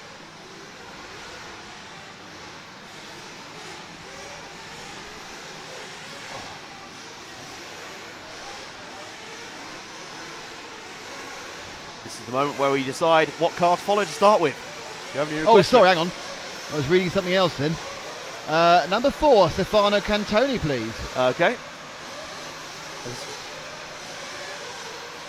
Watch out for number 4. People are now having a conversation about qualifying, and they're not very much in favour of Formula 1 qualifying. I don't think anyone is, are they? Well, they're doing it again in Bahrain, aren't they? Just because why if you not? do Oh, the same number 4. things, you get the same result. Don't point. There's no point pointing on the camera. Well, no, it's a reference thing. Through still corner, Paul's got him. and so is Frank. Oh, they're a good team, aren't they? They are. And in fact, he's returned to the pits. He doesn't want to be on camera. Has he? He has. Well, that's very naughty. Nah, let's fueling him up. Get out of the pitch. He's just hogging TV time now. Yeah, I'm on Go TV, on. standing All right, still. Off I go. That is Cantoni.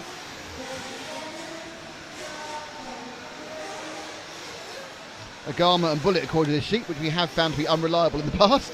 Yep. They signed up 3 months ago, and they've all kind of completely changed what they do. They're all very indecisive. They're like, oh, I want to go with that. Actually, no. Yes.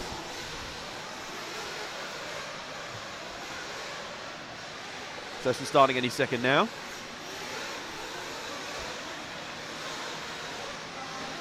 And Tony and everyone fueled up. I mean, yesterday's junior file was basically a full-on scrap between Ngara and Berton, wasn't it? But Yes. Beach was third behind those two. No money for that, unlike the Dash for Cash. No. I completely forgot they came third in the Dash for Cash now. Martin Valenka. What? Well, good. Wow. I'd have been there for half an hour thinking that one. Oh, someone's just punted one of the Masters brooms. I know That's a bit Cody rude. King came fourth, it meant he didn't win any money, but I can't remember who came third and got 50 quid.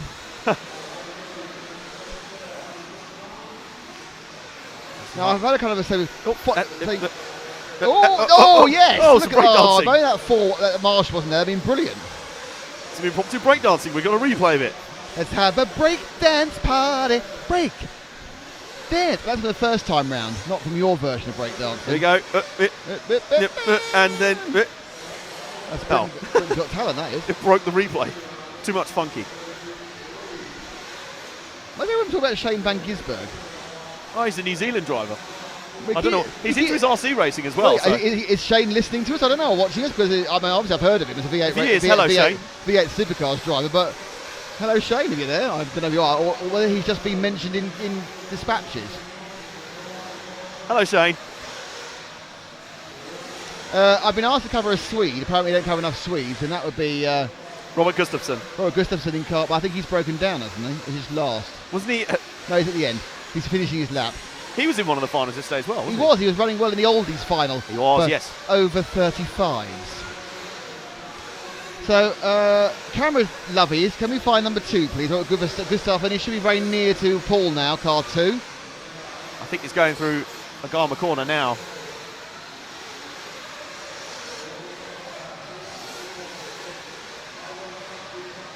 And he's now... Paul, yes, here he comes. Yeah. Well, most of the yellow going round the step section and into the saw corner now.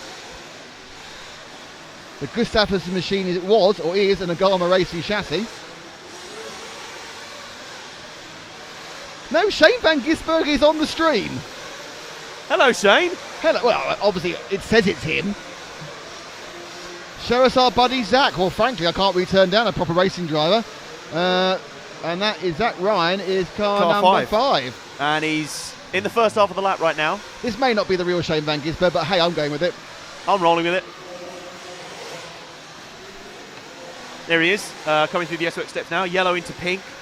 Round saw, having a bit of trouble entering saw corner. There he is. There we go. There's Zach Ryan. As requested by possibly the real Shane Van Gisberg V8 Supercars driver. Won't the real Shane Van Gisbergen please stand up? Please stand up. Please stand up. See, Eminem, that's millennial, isn't it? Yeah, Or was you it got earlier. that. There you go. I'll give you that one.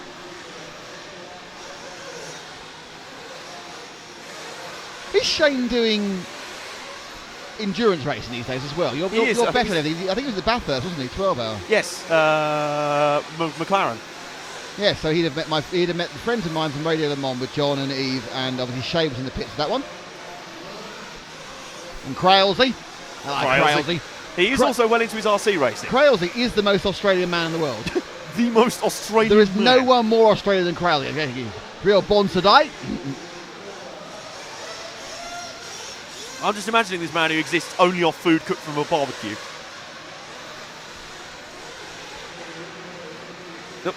I do love that everyone's having a row about people are being surprised because they didn't know the news that qualifying wasn't being changed for Bahrain in F1.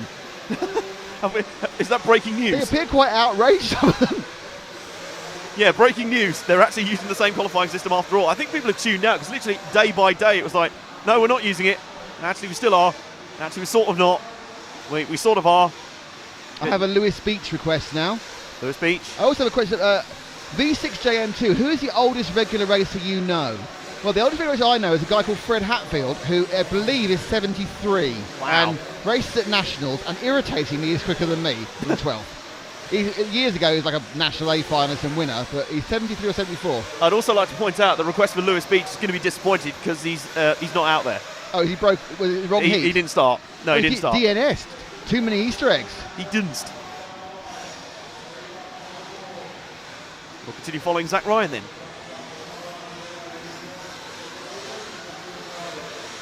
Rob Chalmers giving about his particular bias here, wishing that Shane Van Gisberg was driving a Bentley, because Rob actually works for Bentley. Hey.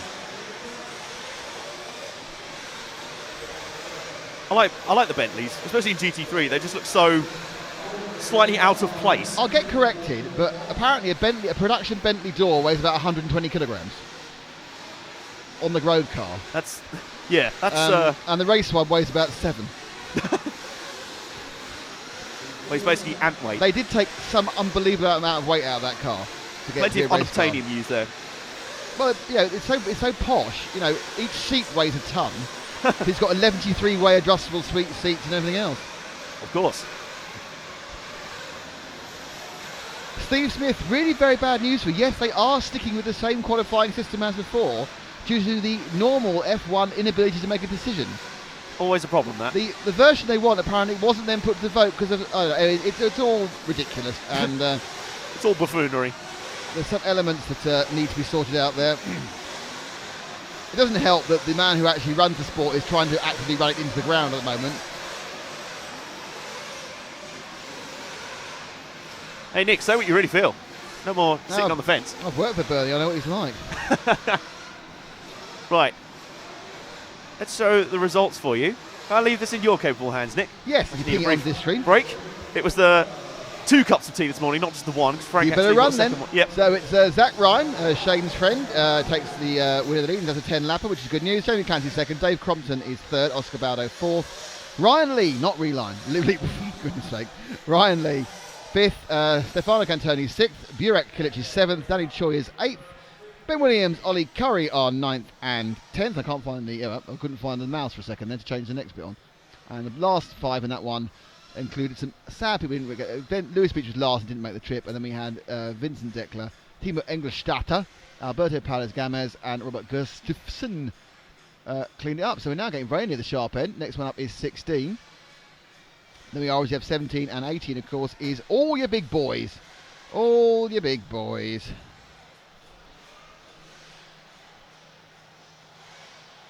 So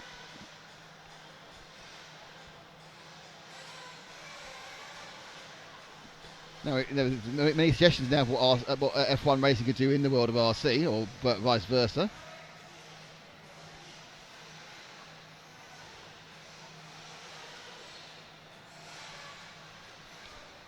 So we have got the grid for the next one. It's exciting, isn't it? The grid's turned up. So heat 16, a lot of these guys will be looking to get a good run, get some points, and they'll be looking to make that top 22 to get straight in the semi-finals tomorrow lunchtime. And it's Jeremy Petit in 1, James Le Pivot, the Guernseyman, this is Great Britain. I suppose he's part of Great Britain. He's from Guernsey in 2, Kevin Brunsden and Graham Alsop. Alsop won the oldies final last night. Misha Widmeyer, who I didn't realise was a junior till he turned up in the juniors final. Marco Natali, Calum, God great, it's an English name. Callum Niblett, Anthony Conroy, Bradley Bird from the island of Ireland, Alessandro Ramo from Italy, Carl Jackson, Danny Burnaby, Tony Trimman, Jonathan Skidmore, and Brian Baldo brings up the back of the grid, but that is no indication of where he will finish at the end.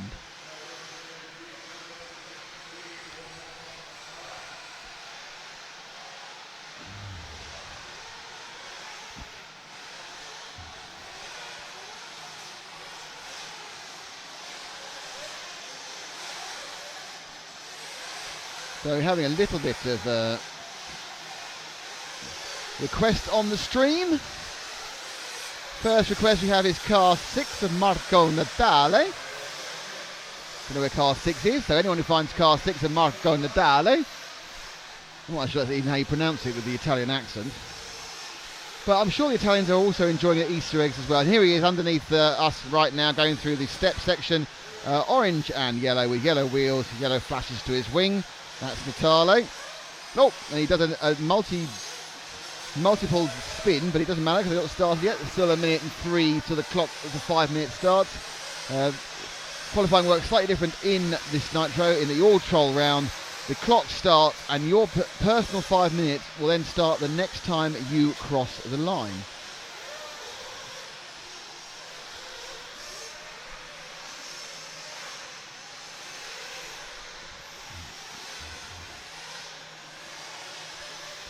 There's Natale. Again, this isn't a lap that counts.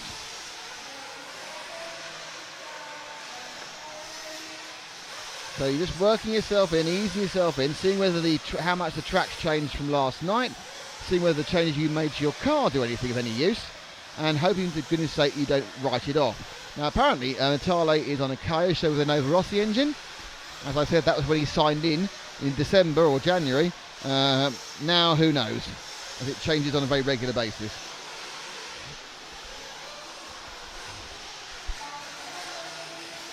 And now the clock starts. Who won Dash for Cash yesterday? That was Jared Tebow.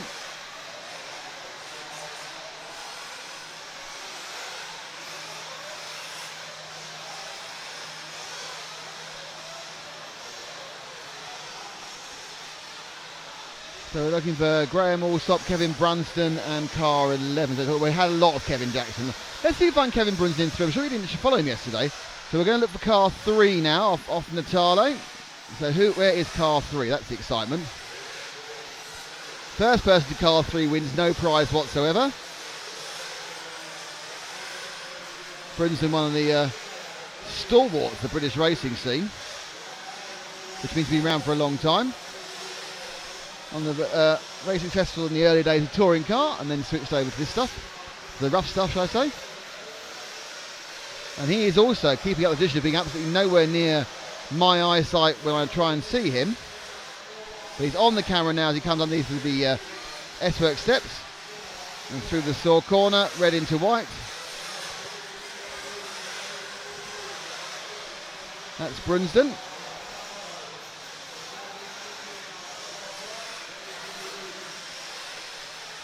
According to this, he's representing one of our sponsors, who are of course Saw, Agama, S-Works, and Absolute Hobby. He's an S-Works driver. An RB engine. I thought RB had gone bust, but you know, hey, perhaps he resurrected his engine manufacturer. Oh, that's a major oversteer moment for Brunston there.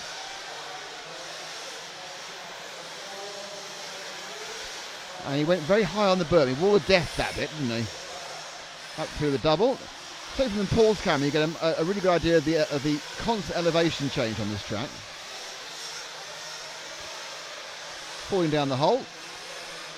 Woo, there he is.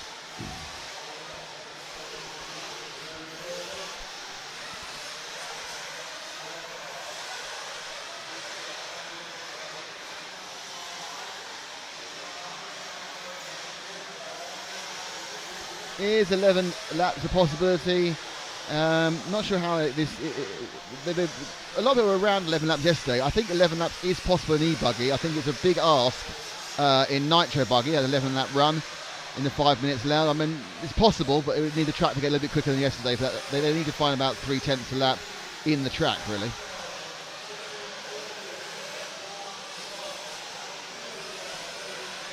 Now our leader, I think, is Callum Niblett, and Brian Baldo is second.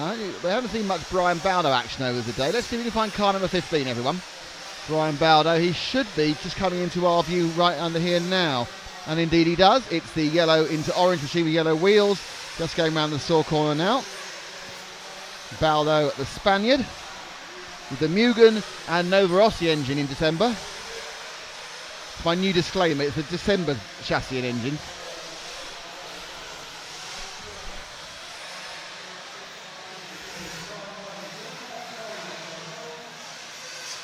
And if anybody wants to bring either Easter eggs or cake, Easter eggs for Easter or cake for Brandon's birthday, up to the booth here. We're above timing and scoring. We are not too proud to accept free cake. Genuine. But I don't mind a pasty. Jan, you happy with cake or a pasty? Very happy. Jan's very happy with cake or a pasty, so things are going well now. Jan's coming from the cold, literally, to do the cutting, and he's now thinking, what pork pie? Pork pie, okay? Yep. He's not. Oh, the pork pie didn't get as much. No, so Jan's. So we are sticking with cake, Easter eggs, or a pasty. Pork pie, no thanks. So I'm quite shocked about that. There we go. When you go for your buffet-based meat selection, and Jan Ergin turns up, do not put a pork pie in front of him. The man is anti-Melton Mowbray. Shock. Still with Baldo, and he's on his penultimate lap, so he'll get 10. Unless it's an absolute disaster on this one, going around the Agama corner. Avoids the Wheel of Doom, which has caught out a couple of people. Huge dip down there. There he goes. Tight corner. Driving very, very nicely, Baldo.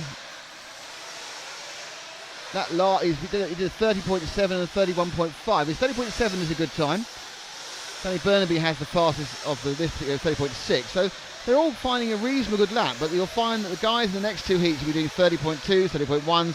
Yesterday, in the Dash for Cash, Tebow was turning 29.5. So Tebow absolutely gets his race face on.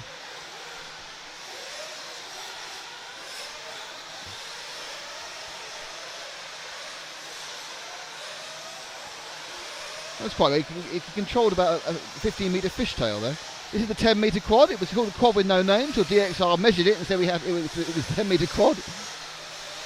It's quite funny. He said either it was 9 or 11. It ended up being 10.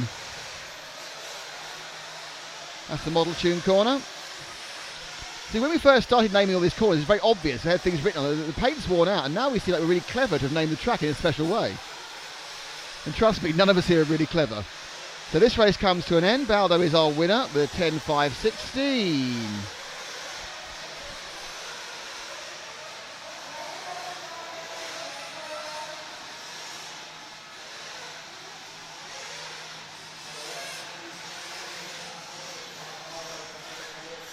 I missed it. What has been the fastest lap time? The fastest lap time we saw yesterday was a 29.5, but that was in the Dash for Cash final.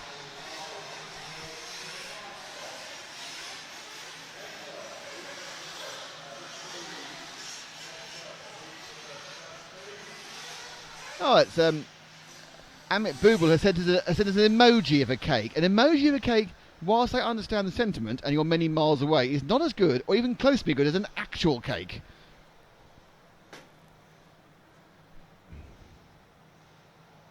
I don't want to get too demanding about the cake situation, but you know.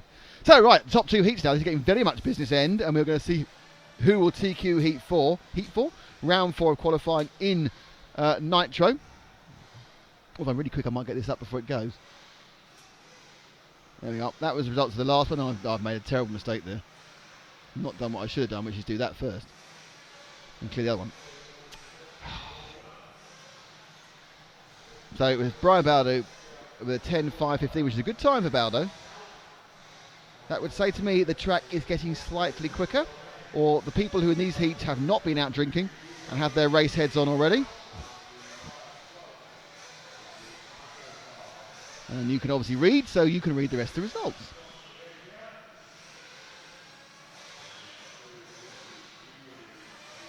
So 16 is coming up next. 17 is coming up next. A lot of names you will recognise.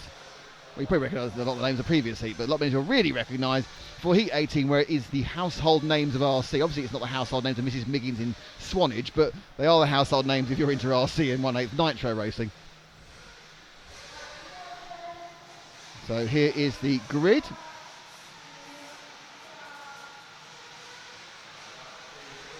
David Ongaro, who won the junior final last night. Jack Embling, JQ. Ricardo Montero, Alex Anchetti and Martin Bayer. So you can see there's some pretty good drivers in this one. Carlos Durares, Ricardo Berton, who was second in the junior final. Elliot Taylor, Miguel Matias, who's currently in 15th overall. I know that because he was at front of Dash for Cash yesterday. Jorn Neumann, Hal Figueroa, Milan Geric, Tyler Willett and Mike Lewis are your, whoops, I just kicked the chair over, are your runners and riders.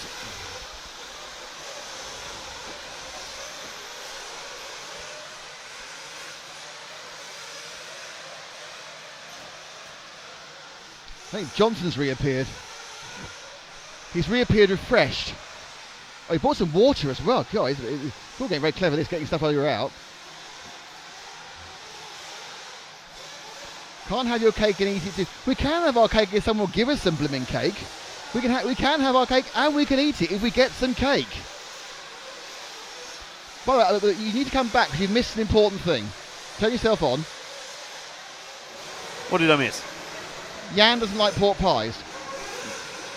I know. It's shocking.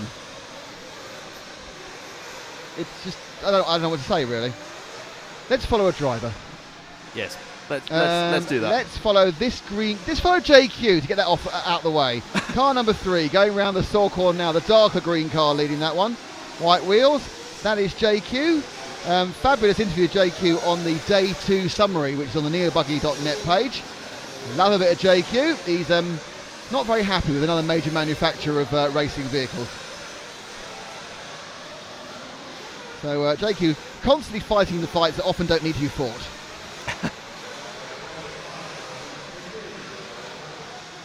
I think it'd be fair to say he is the most polarising driver in RC. Frankly, I think he's quite good.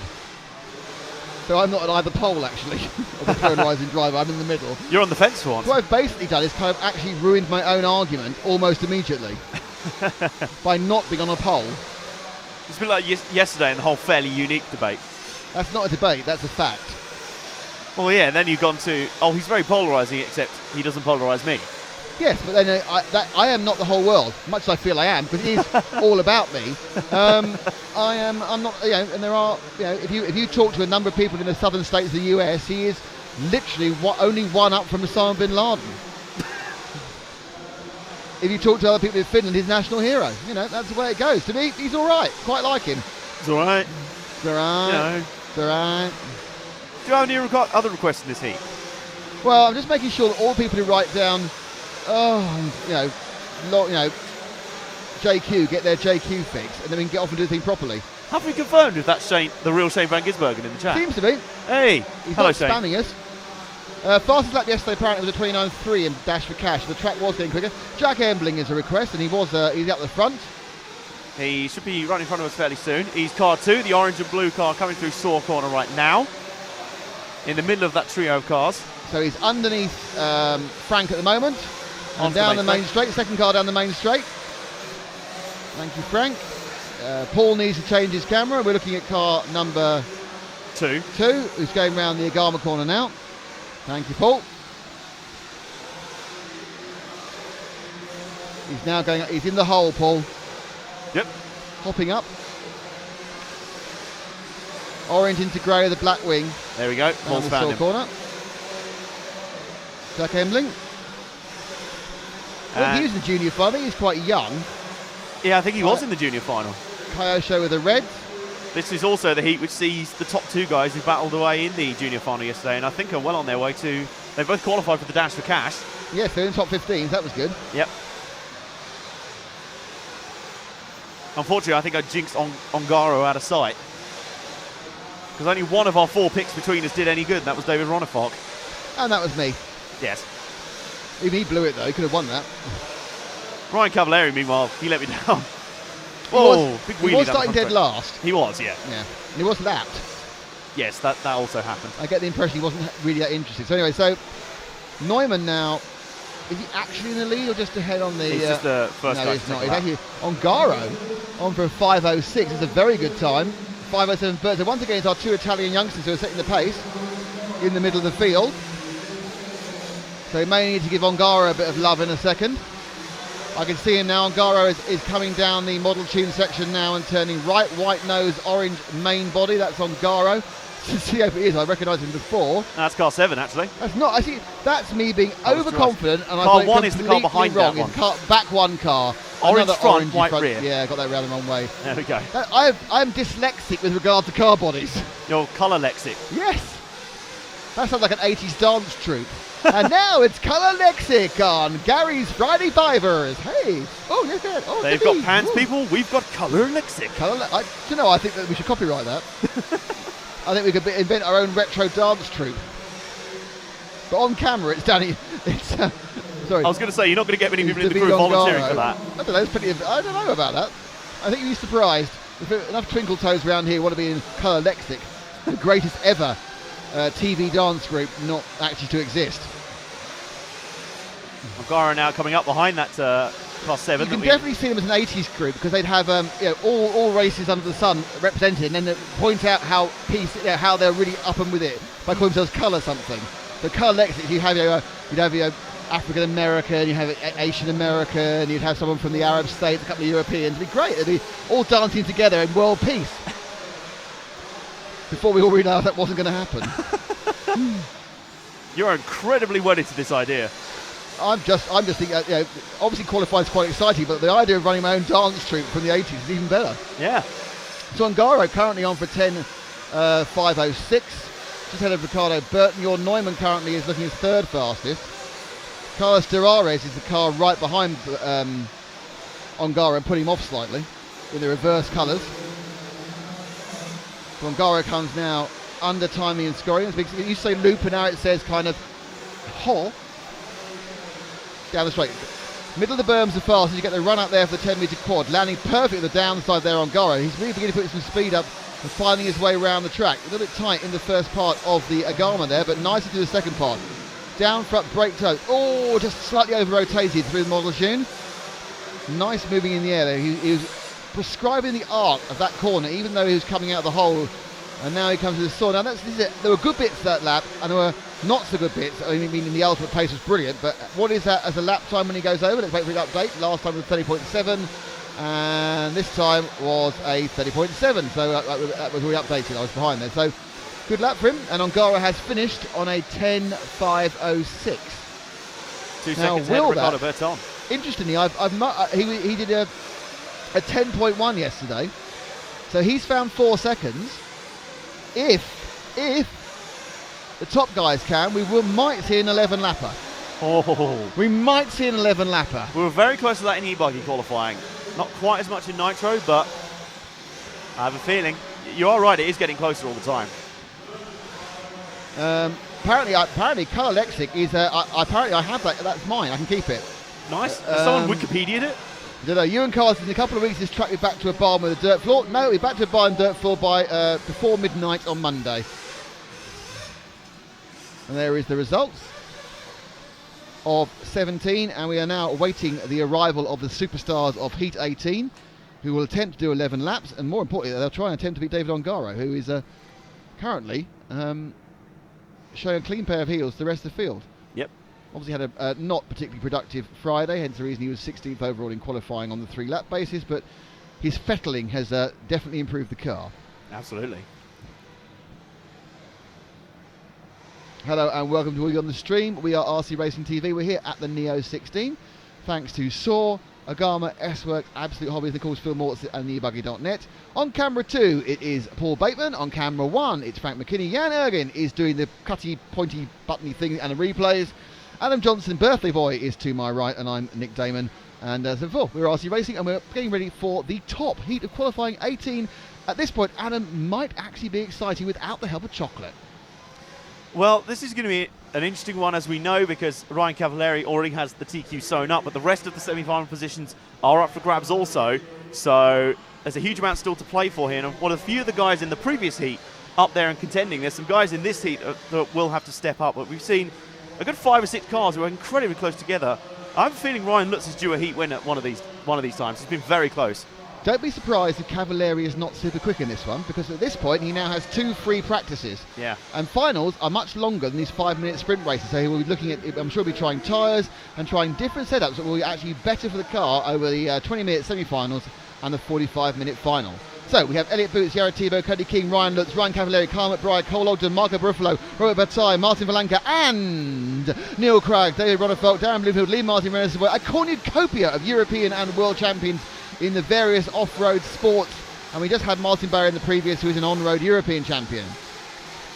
As they go out, we're currently with Elliot Boots as the front car. Now he's fallen over. That'll be Jared Tebow. Let's stick with Tebow, the blue car leading them round through the berm. And the winner of yesterday's Dash for Cash. He's £200 richer, but currently not that high on the grid. That'll be about $350 richer, won't it? No, exchange rate's not going all the way at the moment. I think about it's about $300. Pay about $140. Anyway, so Tebow was very, very, very good and very quick in Dash for Cash. He was. The track, of course, now is completely different again, as it's now different humidity, different moisture in the track. I think it's slightly quicker, but it's slightly quicker for everybody. And it comes down sometimes to an individual driving style. I mean, Elliot Boots said to me yesterday that he is often faster on the drier track, so when they wet it down overnight, that doesn't always suit him. But I think it'll come down to a personal preference there. Tebow does a little 2-wheel action. Best to get that out of the way now before the heat gets underway. Nothing's happened so far.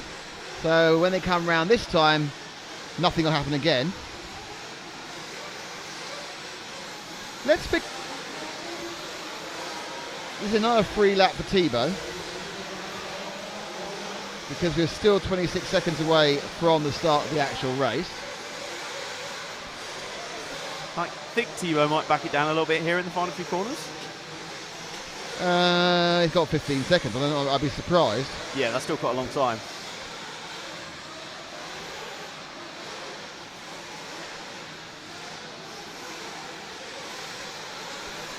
So it all starts now.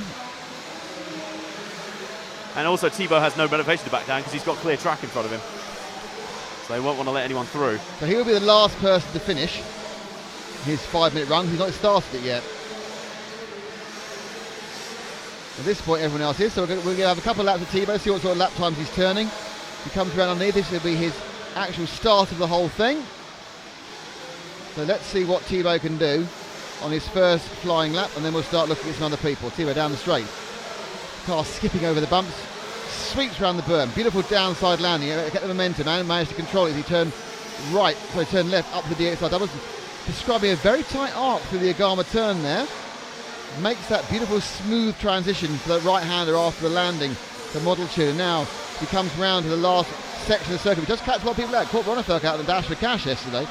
So that's the first lap for Thibaut, and he pings in with a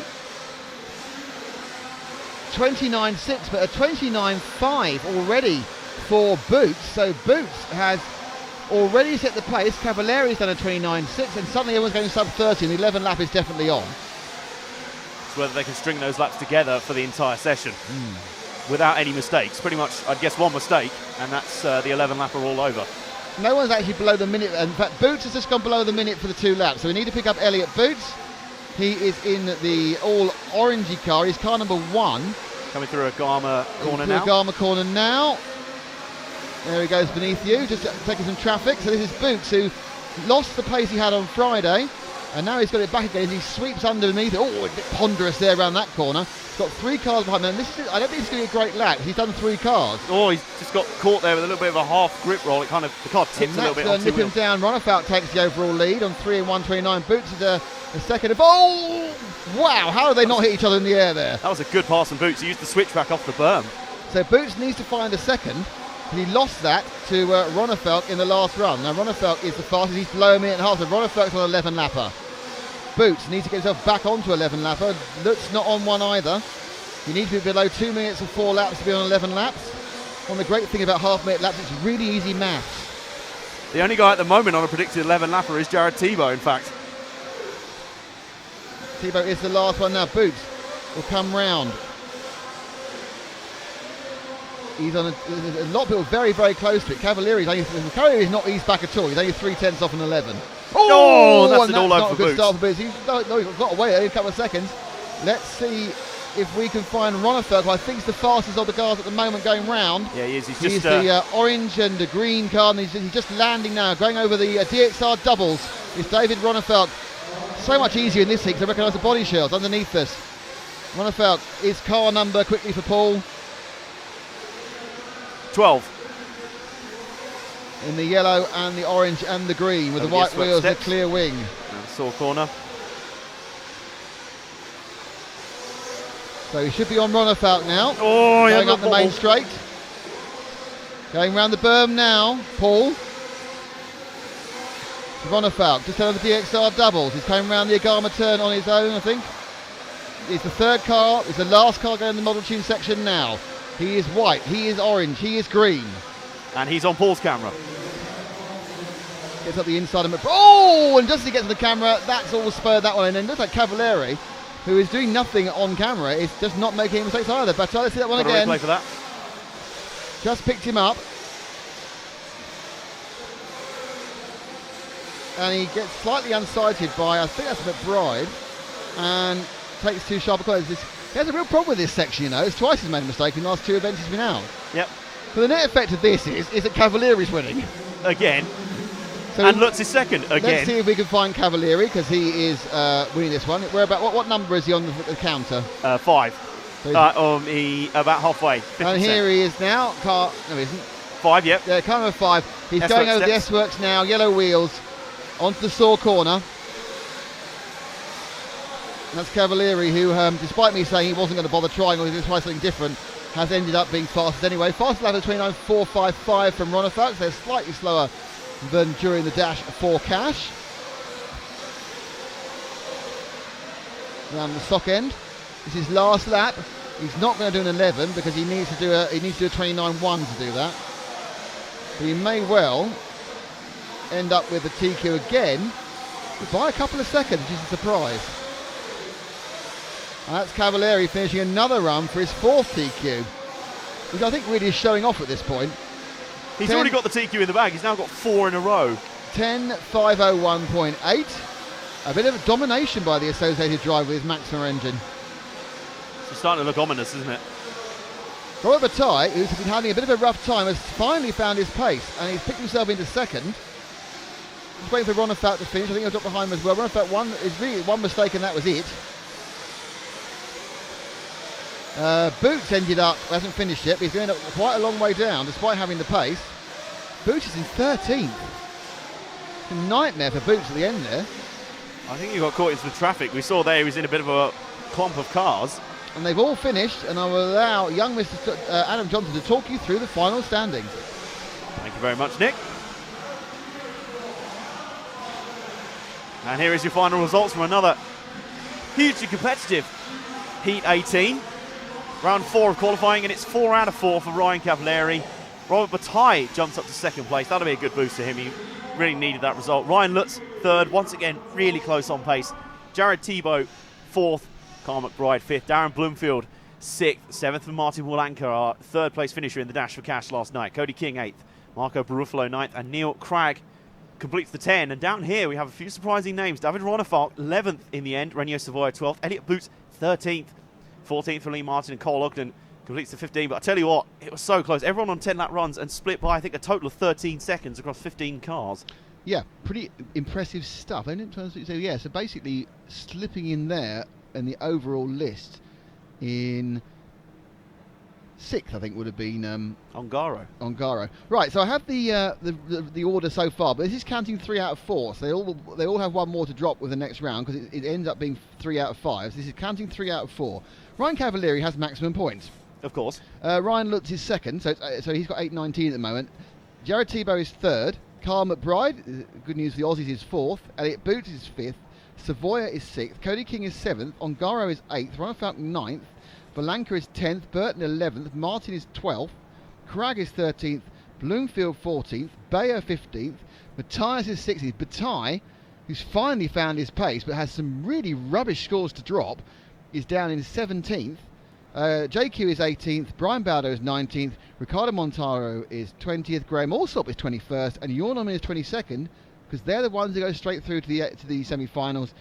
Currently, BQ, as they call it, electric racing, is Cole Ogden, but that will really spin around because people who are being consistent are currently being overrepresented, and people who are fast but erratic are not, but because the drop scores aren't in. And as we go to e-buggy, I need to go where you went just a while ago. All right, well, it's time for a little bit of peace and quiet to descend on the arena. And the electric buggy qualifying arrives for us. This is round 4 of the buggy qualifying. We give just a chance for the nitro fumes to dissipate from the air and the ringing to pause for a little bit from our ears. Although I don't think that's ever going to go away now. I think that's permanent. As we're watching and enjoying some great action here and in the arena.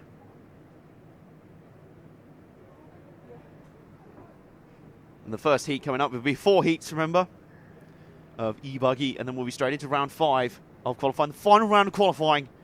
We've had enough of them. Jan, do you also need a break? Yes. Oh, well, go.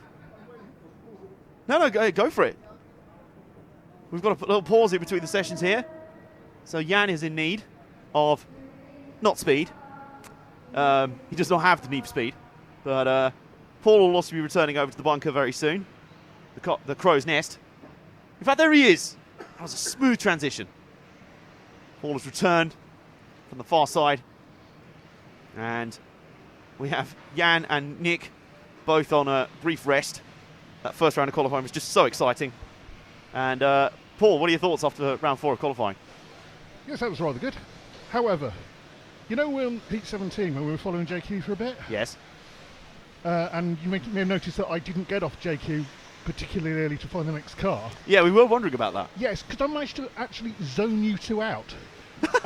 I was thinking of pork pies. You were thinking about pork pies? Yeah, well, you've just been talking about it with Jan. Were you just doing like a Homer Simpson thing? Yeah, Like, I did, ha, Oh, what? Sorry, Nick, what were you saying? ha. It's got to that point in the weekend, ladies and gentlemen, that me and Nick's voices in people's head is just a drone. It's just, nope. It's just a sort of humming sound. But if you saw a little thought bubble above Paul's head a moment ago with just a pork pie in it, it's making it sound like The Sims now. Yeah, so it was a long hour up there, actually. Did we ever hear your Chewbacca impression? That was an hour ago. I was up on the tower, bouncing up and down when you go, Jabuku? What's Jabuku? Well, we've just been talking about Pokemon, so I think we were quite confused about that. Let me just run through the starting grid. In fact, do you want to do the Chewie impression? I'll set you up. Well, no, I mean, it was obviously that it was you and Nick to do the Chewbacca impression. Okay, well, set me up then. Go punch it, Chewie.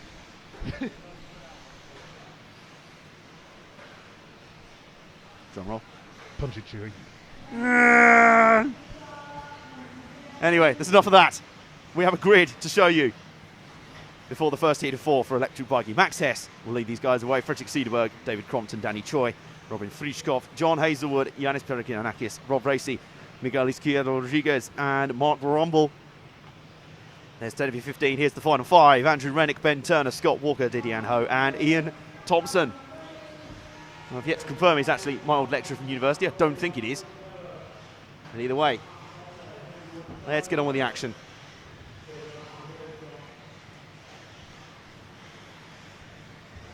Paul, do we have any requests on the stream? I think we do. Car 11 was close. No, that's from the previous heat. Okay. Right then, Frank, pick up who you will. Who you fancy. Let's lock into a car. Let's lock into this group here. Coming through the final few corners. Those are the cars of some people. We'll get their numbers for you. I believe that might be car 1 of Max Hess. Over the DXR doubles, up around the top, Higama top turn. Around the multitude section in front of the stand where Paul was just a moment ago. And in electric qualifying, we'll have to check the state of play because it's a little bit more open than Nitro qualifying, but that says a lot. That is actually car 4 we're following. And just behind it is car 1, that's Max Hess, or it was, till it did a little bit of a half flip there and then a stand up and then it went back on its way. And the sunlight playing a little bit of havoc with the colour balance in the arena. To be expected. British weather basically playing all sorts of havoc with all sorts of cameras here in the arena. Basically expect the unexpected with the British weather, and I'm loving the fact that down here, just off to our left in the crowd, in a sort of crowd section, there's a group of people here with cups of tea, and the steam coming off the tea, it's like huge great clouds of steam. It's just off to the left there as the cars come through. We'll stay with the cars, obviously. Look, going up towards the berm, they seem to be getting higher and higher through the berm in general. They seem to slip right up there. We saw someone clear the barrier up there earlier on, which is a bit excessive. That's not for all. We had one car stuck there in the tyre of doom. That was no fun. We have a couple of requests. Let's find Didier Ho. Didier Ho's not out there. Sorry about that. He's not out there to please his fans. The other request is for David Crompton in car 3. He is coming through the... He should be starting a new lap now, actually. I think he might be the car behind the one we're following right now. So let's stick on them, and I'll let you know when I find car 3. Please don't tell me that's the one that's just flipped. The Jinx game is strong today, ladies and gentlemen. Right then, where's David Crompton? He's near the top of the standings, I've got to say. He's doing well. Here he is, the yellow and purple car going through the S-Works steps right now. He's second on the standings right now, so he's doing pretty well. I just find it miraculous. Normally, as Nick explained earlier, these electric buggies are not silent. They're not even quiet. But right now, God, it's like being in a sort of meditation center. It's just ridiculous. Oh, and a big flip. He does not quite go over into the S-Works banners down the pit of oblivion, which we've seen a few cars escape to quite a few times already today. Crompton keeps on coming around. He is currently in the top 3 right now. That's a lineup that is constantly changing. Danny Choi at the moment is leading, and one of 2 cars that's on a predicted 10-lap run. Frederick Cederberg is the other one. David Crompton jumps up, but that's because he's just logged the lap faster than Frederick Cederberg. He started his laps earlier. Around goes Crompton. Continues on his way. I think in a minute we will find Frederick Cederberg, who is one of the 2 guys on a predicted 10-lap run. Let's stick with Crompton. I'll let you know when I find the number 2 of Cederberg.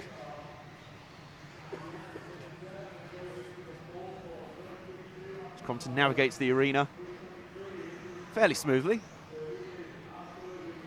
Pretty good run. Smaller field. Here comes the number 2 car, Frederick Cederberg, over the S-Works steps. Round saw corner, the orange front and the mostly white and green car, the green wheels, coming right under Frank's camera position now. There he is, second of those 2 cars in line. Going up through the berm and round over the 10-metre quad. That's a very good landing. He's right in the middle of a little cluster of cars there. It's going to be difficult to navigate, but navigate it he does. That was very neat and tidy up through the Agama turn, and that wasn't so much. You've done all the hard work, making the... Oh, God, it's all just gone downhill now. You've done all the hard work, made the pass on the 2 cars that are in front of him, and then he has 2 flips in as many corners. Goodness me. But Cederberg continues on. I don't think he'll be quite on a 10-lap run now. We'll see how much flexibility, how much time he had in hand. As he goes down the straight. No, now he's on a 9-lap run. Only Danny Choi is still on a predicted... Oh, he's definitely not going to be on a 10-lap run now. He's running away. He's like, no, the marshal will not consume me. There he goes. He's away. And let's have a look for Danny Choi in car 4, who's been leading pretty consistently throughout the session. Where is Choi? Look for car 4. Here comes car 4. Pink, white and blue through the S-Works steps. And round saw corner. White wing, white wheels. Pink front, blue rear, white midsection. And he's flipped right in front of us, because of course he has. because of course he has. Down the main straight. Round the berm. Very neat and tidy for Danny Choi. Well, it was until we got him on camera. And we're now navigating around. He's got a little bit of traffic to deal with here. With the pro line dip. Oh, that's torn it. I don't think, although David Crompton appears to be back onto a predicted 10-lap run, so it's going to be fairly close. The heat coming to a close any minute now. This will be his last lap round. Or his last lap completed. Into the lane he goes. So I think 2 cars in the end are going to complete 10 laps. So let's have a look at the finishing positions for you in the first of 4 heats of electric qualifying. So in the end, 2 cars managed 10-lap runs, despite a few mistakes near the end. Danny Choi got a little bit scruffy near the end there, but he still managed a good 10-lap run, 5 minutes 27. 5 minutes 31 for David Crompton, the 2 10-lappers. Then the rest were in the 9s. Yanis Pirigianakis, Mark Rumble, Scott Walker. Miguel Izquierdo Rodriguez, Frederick Cederberg, Max Hess, Andrew Rennick, and Ben Turner. And Cederberg is almost certainly going to blame us for that. Quite a few guys not running in this heat. Rob Racy and Ian Thompson did. Robin Fishkoff, John Hazelwood, and Didier Ho did not. Didier Ho disappointing his legions of fans on the stream. But I do enjoy the nice quick turnaround with the e-buggies as well, because there's less to manoeuvre around, less to a little bit of sweeping of the track. And while they're doing that, we'll take a look at the grid for you in just a second. The camera curse is real. Yes, it is. The CC, the camera curse. We've even got a term and an acronym for it. Morning Marta 112. Good to have you in. Yellow wheels are the work of the devil, says Rob Chalmers. Really? Those are strong words on yellow wheels. Screw them. Yeah, yellow wheels. Not having that. That's just disgraceful. Yeah, we've got David Crompton on there. So we're gearing up for Heat 2 of 4 in e-buggy qualifying. And as soon as this is complete, we'll be straight into the 5th and final round of qualifying. The end of qualifying is in sight, in the distance. And by, I think, around 3 o'clock today, let me just have a quick look at the timetable for you. Yes, at around 3:30 UK time will be the start of our first finals, not counting obviously last night's special finals that we had out here, which were great fun to have. 3 10-minute sprint races of various themes. The Dash for Cash, particularly entertaining. But the first of our serious knockout finals commences just after 3:30. First scheduled for 3:40 p.m. That'll be the A for the 4,096th final. These are the lowest of the low-end finals. So the climb towards the top and to main final glory will begin for those competitors. They'll also be alternated by the lower finals for the e-buggies. All of their knockout finals will be done today, leaving only their A-main tomorrow. And here are just some of the guys hoping to be in that A-main final and going for glory. Carlos Durias, Misha Widmeyer, Jamie Clancy, Lewis Beach, Burak Kilic, Ben Panic, Nuno Casal Ribeiro, Lewis Jones, Hannes Kalfa and Birkan Kilic. I'm starting to come to the opinion that I think there's very few, if any, guys who are just exclusively in the e-buggy class. Darren Bloomfield, Stefano Cantoni, Michael Todd, Ollie Curry, Kevin Brunsden. I'm sure I'll be corrected in due course on that one. But certainly, it's been a popular class. So you get ready for this field to get underway. Anyone who fancies seeing? Everybody. They always cause me problems. Oh, that's why. It's a personal thing. But we are getting some love for yellow wheels in here. Yellow wheels rule. Everybody knows yellow wheels are worth half a second. That's rather a lot. Go Ben Panic. We're getting some Ben Panic love here. Getting a lot of Ben Panic love, so let's look out for car 6, shall we? Let's please the legions of panic attackers out there. That's my new name for his fans. The Ben Panic fan page. The Panic Attack group. Oh. Car 6, where are you? Paul returns. Nodding and saying something to me. That's normally his modus operandi. Says, yeah. Come on. There he is. There's Ben Panic. Pink, blue and yellow. White wings, white wheels. Through Saw Corner right now. Mostly the yellow rear end of that car. He subscribes to the Rob Chalmers school of keeping it old school. White wheels, white wing. None of those yellow wheels. They are the work of the devil, apparently. So he's now going... He'll be going up the DXR doubles right now. And he's had a car flip in front of him, so that's useful. He'll have a little bit of freedom. Coming down through the middle section now.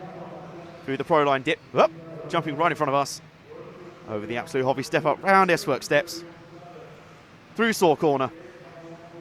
And now they'll turn right beneath Frank's camera position on our crow's nest. Turn right again. And down the main straight. Into the berm. The 10-metre quad. This is a difficult one to get right because it's one that you have to rely on a good run through the berm. If that gets fouled up, then you're in all sorts of trouble for the 10-metre quad. Down the Muldertune section. A little bit of a half spin a moment ago, but through this middle section and onwards. So how's Ben Panic's laps looking initially? His first two look pretty good. Good enough to be third overall on the timesheets. Behind Darren Bloomfield and Misha Widmeyer. Burak Kilic. Both the Kilics have been pretty quick in this class, so they're right up there.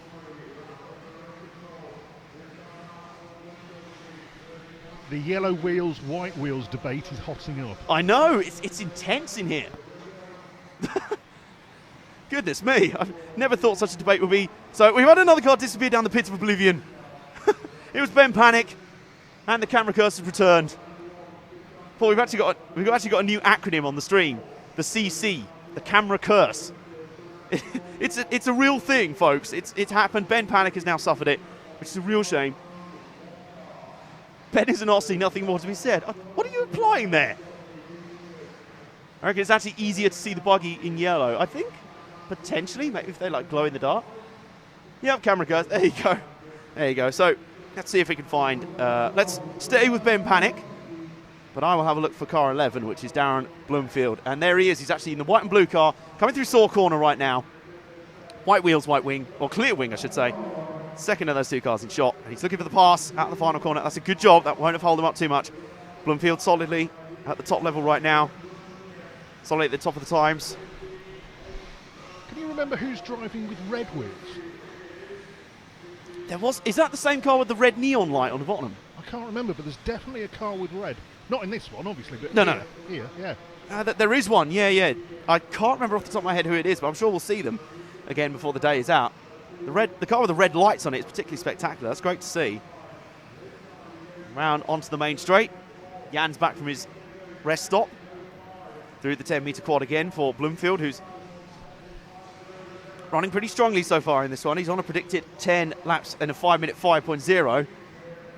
And that is, well ahead of anyone else. That's almost 9 seconds up on Carlos Darius in second. So let's stick with Bloomfield for now, who's running really, really strongly. And we can tell you if Bronston's racing. Kevin Bronston is racing in car 15, and he's not doing too badly. He's on a 10-lapper in a 5-minute 22. So we'll show you some Bronston in a minute. Yesterday we went to, a little flip at the top from Bloomfield. He nearly became the latest victim of the trench of oblivion over the back of the Agama turn there. See quite a few cars disappear into it, never to return. Well, no, they've returned a few seconds later, but it sounds more dramatic that way. Let's have a look for Kevin Bronston in car 15. He's generally in an orange and white kind of car. We went to follow him yesterday, and then he broke his wing in the warm-up and didn't return for the actual run. I think Frank's found him. By Jove, he has. Orange into blue, orange into white, a little bit of blue tinge on the flames. Nice design there. That's Kevin Bronston, who is, as I say, running pretty good. He's now on a 10-lap in 5 minutes 18, so he's improving. With 90 seconds of the session to go. Yep. Right down into the dip, and then they reappear. I love how on this camera here they plunge into that dip out of the 10-metre quad and then reappear again. And if they don't reappear, then you know they've hit problems. Only the second camera, and only man my Paul, is able to see if those cars hit any grief. And then round Saw corner. Once again, Bronston doing okay. I mean, Darren Bloomfield is in a absolute world of his own in this heat so far, but Bronston's there or thereabouts. He's about third fastest right now on a 5 minutes 19 for 10 laps. A few guys at the back end on... Oh, that was a... Excuse me, pardon me. He navigates his way through traffic. It's a very good navigation for traffic. That curve should be named Bermuda because cars keep disappearing. I like that. I like that. Oh, a bit of a trick down at the bottom. Yes, you go through a Gama corner. Beware, you may fall into the Bermuda Triangle that lurks behind it. It's the most amusing thing. Here comes Bronston. He avoids that pratfall this time. He does have a little bit of traffic in front of him, and he tried to cut to the inside there. Doesn't get through. This will be the end of his session, probably. He'll complete this lap, and this will be the end of it for him, probably. This will be his last lap. But Bronston on a clean 10 laps. So it looks like Bloomfield was comfortably the strongest out here for this heat. And a little flip at the final corner from Bronston. Well, he was on camera for quite a while without making a mistake, so we'll give him credit for that. We'll show you the final positions then from heat 2 of 4. Darren Bloomfield comfortably takes that one out. We're 10 laps on a 5 minute 5.1. That's got to be enough to put him in the right among the top seeds for the electric class, I'd say. Carlos Darius second, 9 seconds down. Burak Kilic third. Fourth for Kevin Bronston, who followed there in the late half of the session. Just ahead of Michel Widmeyer, Hannes Kaufler, and then Ollie Curry, Stefano Cantoni, Lewis Jones and Lewis Beach. And then the rest, Michael Todd, Jamie Clancy, Ben Panic, Berkan Kilic, and Nuno Casar Ribeiro did not head out for that session. I think we cursed Ben Panic before his session even got underway. That's why he's one of those ones on a 9-lap run. Sorry about that.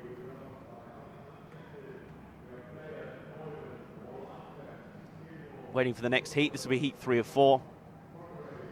Things cranking along on a rather nice pace at the moment, which is good because we have a lot to get through. As Nick isn't here, see if you can use the phrase when he gets back, so-and-so has gone Bermuda, and see if he picks you up on it. Will do. Will do. Right, you heard that on the stream? Shh, don't spoil the surprise. Everyone's going to be commenting on the stream, Bermuda, Bermuda, and he's going to be sitting there going, what is going on?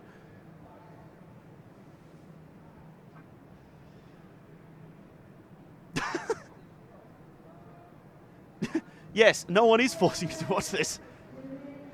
The recommended videos on YouTube can be slightly strange, but you can ignore them, I suppose. We are providing an education in awesome. This is brilliant.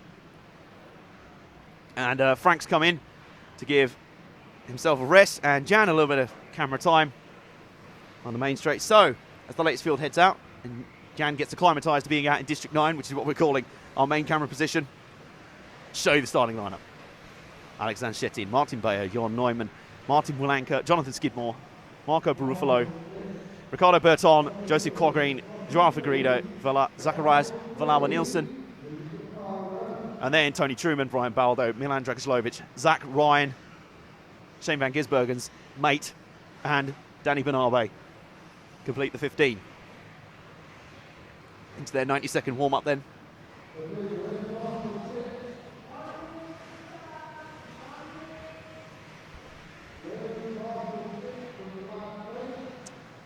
Where does that put Kevin Brunson overall, that last run? Paul, you might be able to check that for me.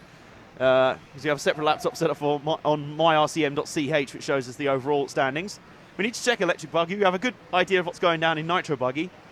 We just need to check what's going on in Model Tune E-Buggy. Our coverage on RC Racing TV presented by ModelTune.com with the E-Buggy classes. So let's have a look to see where they are overall. Of course, this round ongoing, so this will be updating the ranking lists probably.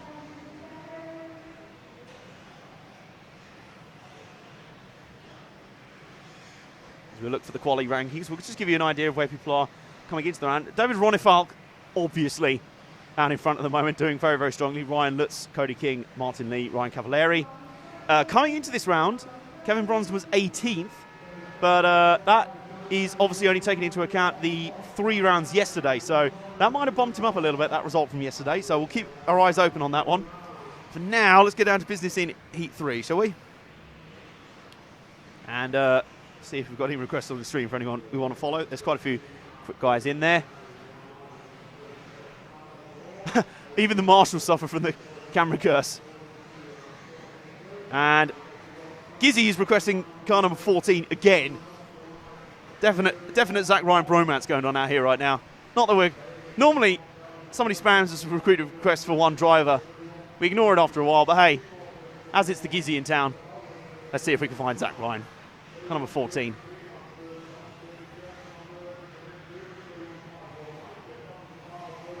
You have to give us a second, because quite typically, whenever we go looking for a car, it's often the last to come around in front of us. That's just always the way. Car 10 comes down in front of us. I'll let you know when I see it, Jan. Still looking for the distinctive shell of car 14, although I have a feeling the Gears might be disappointed. I don't think he's out there. Everyone's turning laps out there, and I haven't seen the 14. It's not showing us turning a lap. What a disappointment. We had willing fans waiting. Now, has a car just joined from the pits? No. There's actually a car on the shelf behind that they're working on in the pit lane. That probably will be the Zach Ryan Mobile, which is a real shame. Let's lock in for now and have a look at our current fastest man in the session, which at the moment is looking at Martin Bayer. So let's find where Martin Bayer is in the car 2. He's in the first part of the lap. So let's keep our eyes open for car 2 whilst Zach Ryan hits things with spanners. The orange and blue car going through the S-Works steps now, round Saw corner. And Jan's found him already. He's a natural at this. He's good. He is good.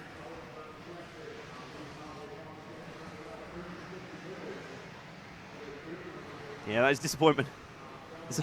The Zach Ryan fans on the stream, very disappointed. But we'll give you a check on where he is overall in qualifying after this. After 4 rounds are completed. At the moment, we're following Martin Bayer, who was right up at the top end of town, but I think our camera curse is coming to play again because he's plummeted. Taking an absolute nosedive. Oops, and now he's trying to plough someone down the front straight. That's never a good idea. That's tailgating RC style. Doesn't often work. That's a better pass that time. Oh, no. Oh, and the battle's still going on. He nearly Bermuda'd there. Nearly Bermuda'd. That was close. Very, very close. But he gets away with it. Here we go. Still looking for the pass. Still hasn't got it done. Still working hard. But I think now we might have to look for one Jon Neumann in car 3, because he at the moment is the one predicted to go fastest on a 5:07. is in the first half of the lap. He'll be coming down in front of us now. He's in the S-Works steps. The yellow and maroon car with the yellow wheels and yellow wings. Rob Chalmers is not going to like that as he comes right underneath Jan's camera position and onto the front straight now. There he is on his screen. Round the berm, medium line round the berm, and it just gets him enough momentum to get in there. It was very close. If you hit that dip just before, if you hit the ledge just before going down the dip, that can really throw you off and throw you into all sorts of tumbles down the middle section. Through the pro line dip. They get some really good airtime as they fly right in front of us over the S-Works steps. That car looks really nice and balanced, and Neumann has gone very well so far in e-buggy qualifying. And onto the main straight. He's got a little bit of traffic, but it's not really holding him up enough. It's just slightly faster, or just not quite slow. Here we go. Nice. That is a really clean and tidy pass up the inside. Difficult to do in off-road RC racing with cars flying and moving around as much as they are. We saw yesterday a couple of passes in mid-air, which were risky at best. I think spectacular for not quite the right reasons at worst. Through Saw corner then. And Neumann is really going strongly at the moment. Alex Zanchetin is about a couple of seconds down on the display. Let's keep with Neumann for now. He is the pioneer in this group. So, onwards he goes. And the debate about yellow wheels is continuing. This is one that's going to run and run. Forget Formula 1 qualifying formats. Colour of wheels is the big topic of debate today at the Neo 16. And at the moment, Bjorn Neumann is presenting the case for the defence for yellow wheels. He's got a little bit more traffic to deal with here. Let's see how he deals with it. Trying to look for the switch back through the berm. And again, looking for the pass here. He won't quite be close enough. He'll want to do it in such a way that doesn't disrupt his natural flow. So he's still... I don't think he's really being held up a huge amount, but he'll just start to distract him. That's the thing with having someone in your peripheral vision like that. Through Saw corner, he's actually backed it down a little bit. He's still easily got pace on Alex Zanchetin. He's got about 3 seconds on him, so he's okay in that respect. And looking for the switch back into the berm. Oh, but he had a flipped car in the middle of the track, and now all sorts are going on. That's going to stall Neumann's progress, but I think he had enough time in hand. A big power slide into the Agama corner. Through the model tune section. And this will be his session done. And I think despite those incidents with some slower cars around him, he's still going to have more than enough to complete this one, to round it out. So Neumann will come through to complete his session. Let's have a look at the final results then, shall we?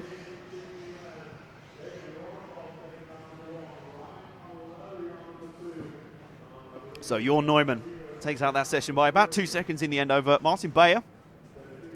Alex Zanchetin fell down in the end to fourth, but Ricardo Berton came in third. And Frank has returned, and he's foraged for some Kit Kat chunkies. That's some good foraging there. Well done. Alex Zanchetin, Brian Baldo, fifth. Sixth for Marco Barufalo. Seventh for Zacharias Villalba Nielsen. Eighth for Martin Vulanka. Joao Figueiredo, ninth. And Jonathan Skidmore completes the 10. And your final 5, Tony Truman. Zach Ryan, who did appear to get out there in the end. I think he was trying to throw us off. He must have been trying to throw us off. Danny Bernabe, 13th. 14th for Milan Dragislovic. 15th for Joseph Quagreen, who did not get out there in the end. So, here's your final e-buggy heat. And it's David Ronefalk, who's currently in the TQ position. He'll roll off on the pole in this one. It's not as cut and dry as Cavalleri's one, because of course he hasn't swept all of the heat so far. As we welcome Nick back to the box. Hello, I was out. What's the word for it? Networking. I was chatting to Matt and James actually. Hey, sorting out. Oh, it's so clear out there, isn't it? No smoke. It's lovely. It's like the difference between standard definition and HD. I can see the far end of the track. I know. How exciting!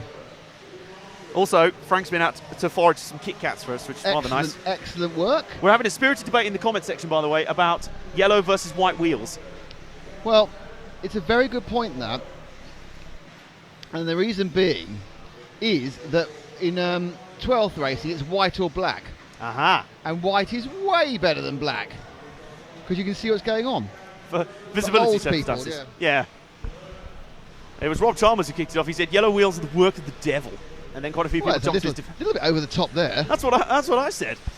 One bloke had red wheels in one of the earlier heats, which was absolutely brilliant because we could see the car without seeing the car, if you know what I mean. That's what we were talking about earlier. Me and Paul were trying to discuss which car that was. Was that the same car with the red lights on it? No. No, that was a different car. I think it was a Dutch car, if I remember rightly. Yes, I think so. There's two with red wheels. There's two? Goodness How me. exciting. Not in this heat, though. No, because in this heat, your potential TQ, the guy leading after 3 rounds, David Ronefalk, who's been supreme so far in electric buggy. Jared Tebow second. Ryan Cavalieri third. Elliot Boots fourth. I promise you, you're not getting deja vu from Heat 18 of Nitro buggy. Renio Savoy fifth. Sixth for Lee Martin. Robert Bataille seventh, who found some form in Nitro buggy in the last round. Can he do the same in e-buggy? Carl McBride eighth. Cody King ninth. And Ryan Lutz completes the 10. And behind them, Davide Ngaro, Jack Embling, Cole Ogden, Miguel Matias, and Oscar Baldo. Randomised Stoof has said, never watched this before, is it good? Yes, it's good. There we are. We answered that question. Easy. That was no problem at all with that one. Red wheels are the work of the devil, apparently. No, so the my spine.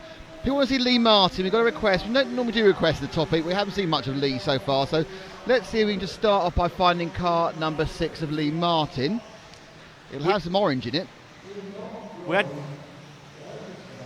Let's see where he is. So we're going to pick up the car 6. I think he's at the back end of the track. Knowing us, he probably is. The car that looks most like his colours is coming now. Is there. Car number 6, blue and orange, over the S-Works steps. I think he is actually on camera a long time before that, but that is Lee Martin. Muganing it all up here. Not sure that's English, muganing it up, but... To Mugen it up. Hello, I've been going round... Hello, sir, I'm muganing things up.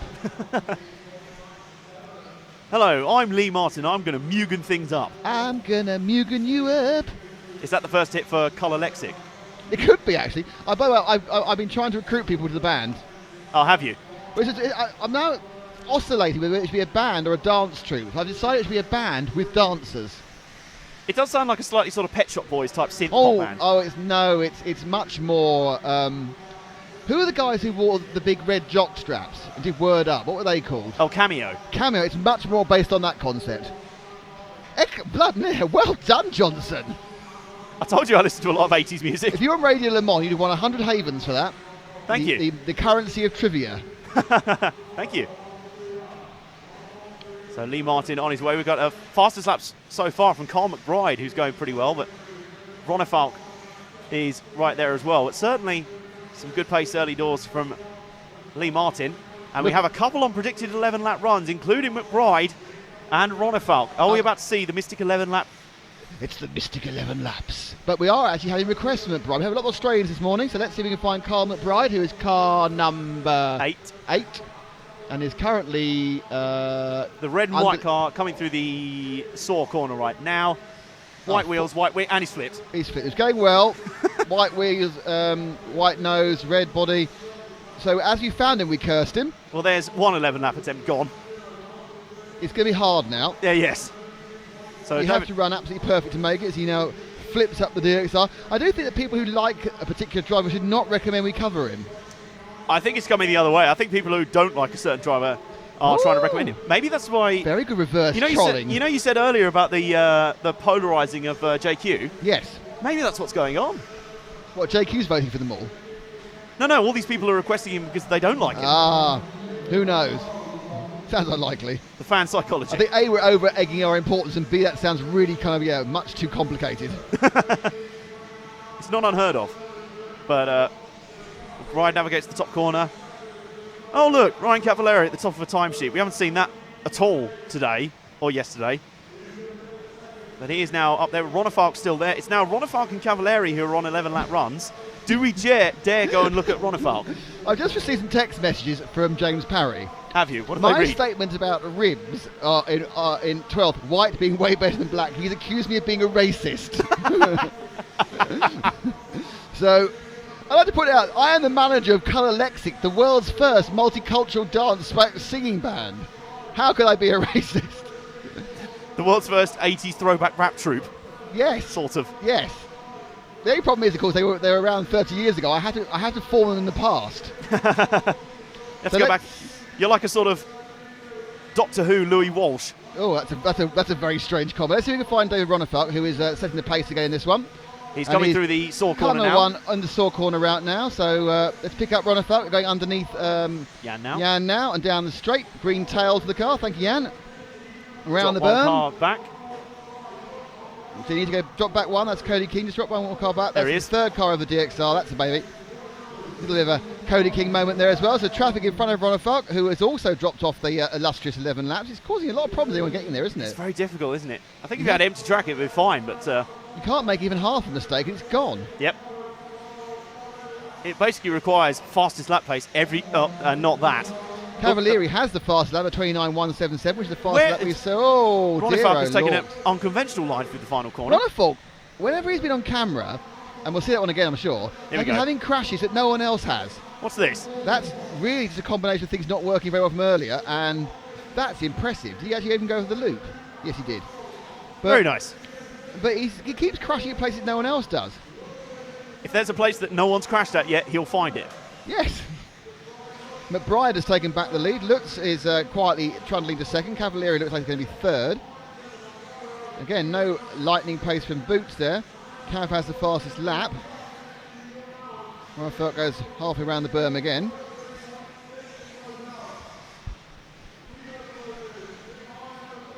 Up around the top section, Yagama top section, through the Model Tune section, down the middle segment, and Ronner Falk is there or thereabout. Ryan Lutz has jumped up now, hoping to finally beat Ryan Cavalieri at something this Yeah, weekend. Lutz has put in a 29.7, take the win. So Lutz has come on the last lap and taken the win off of Carl McBride. So the Aussie was going for a maximum point score of 65, which is what you get for winning a round of e-buggy, but it's gone to Ryan Lutz. Obviously, oh, it's my phone again, causing trouble. Naughty phone. So excellent work there by Lutzy.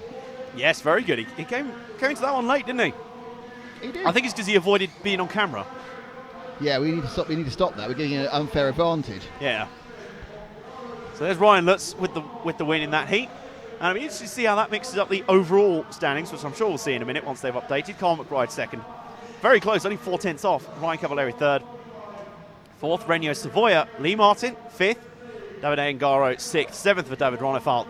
Elliot Boots, eighth. Ninth for Jared Tebow. Robert Bataille completes the top 10.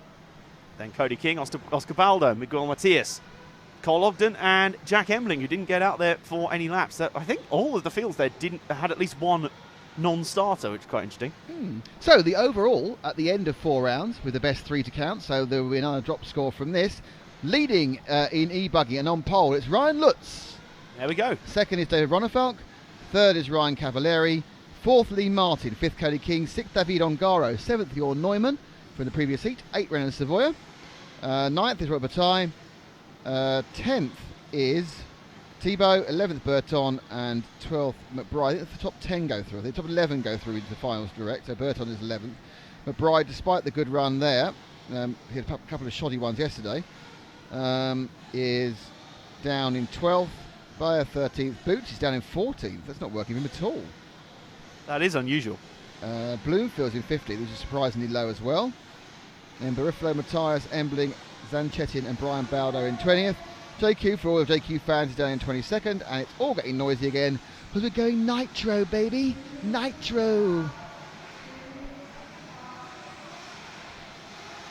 Should we have the first starting lineup for the first heat of Nitro? This is the final round of qualifying coming straight at you on RC Racing TV. Coverage of the Nitro classes presented by Saw, Agama, S-Works, Absolute Hobbies, and Phil and the team at neobuggy.net.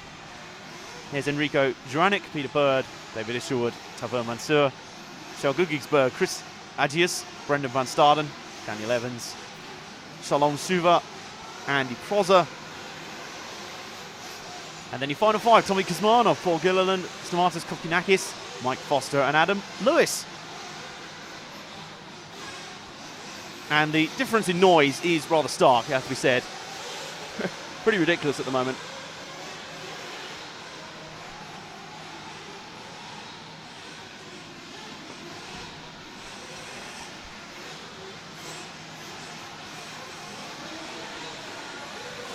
Nick, I have a proposition. Well, okay, but I'm not easy.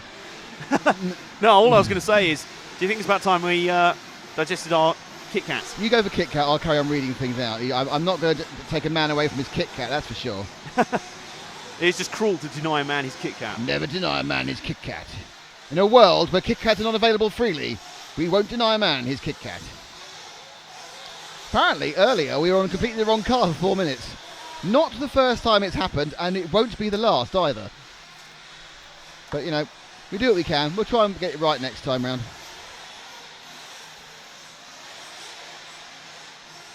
What can you say? We are mere humans.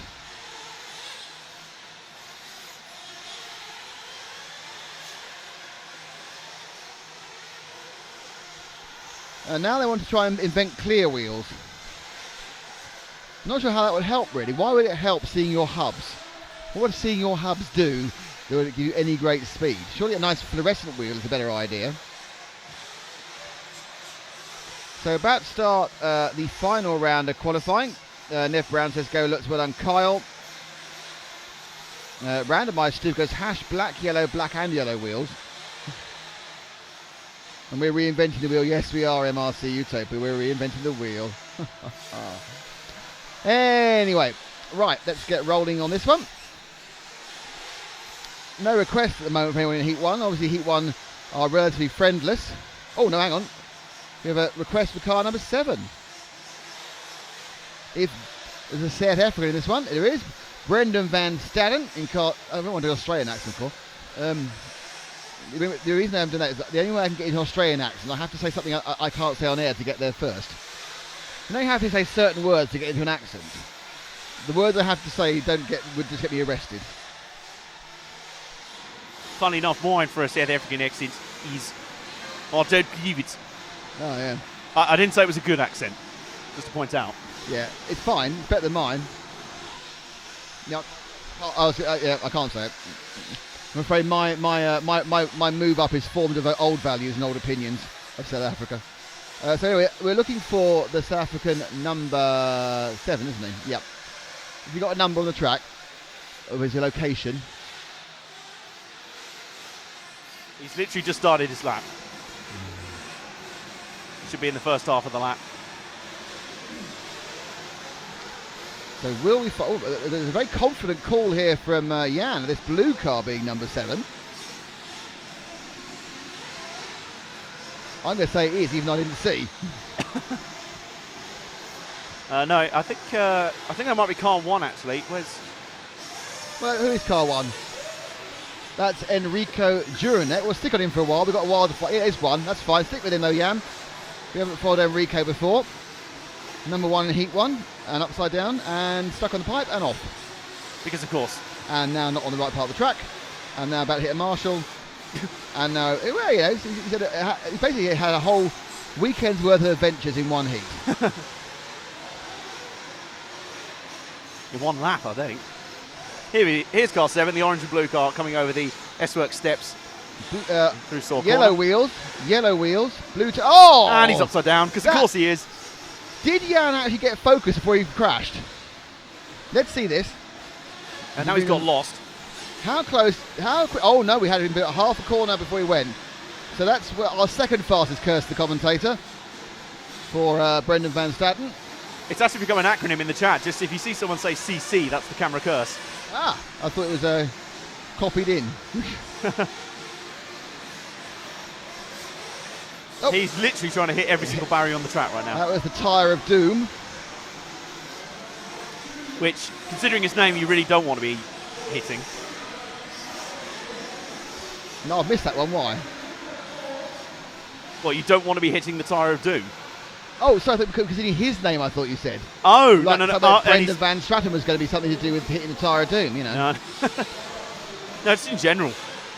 I think what was Van Straten a tyre company went out of business? I don't know. It's a really obscure reference. I don't know what it is, and now we're going to see him again doing something. Wow, how did he get the takeoff wrong? He has come 17 hours on a plane from South Africa for us to go. Yeah.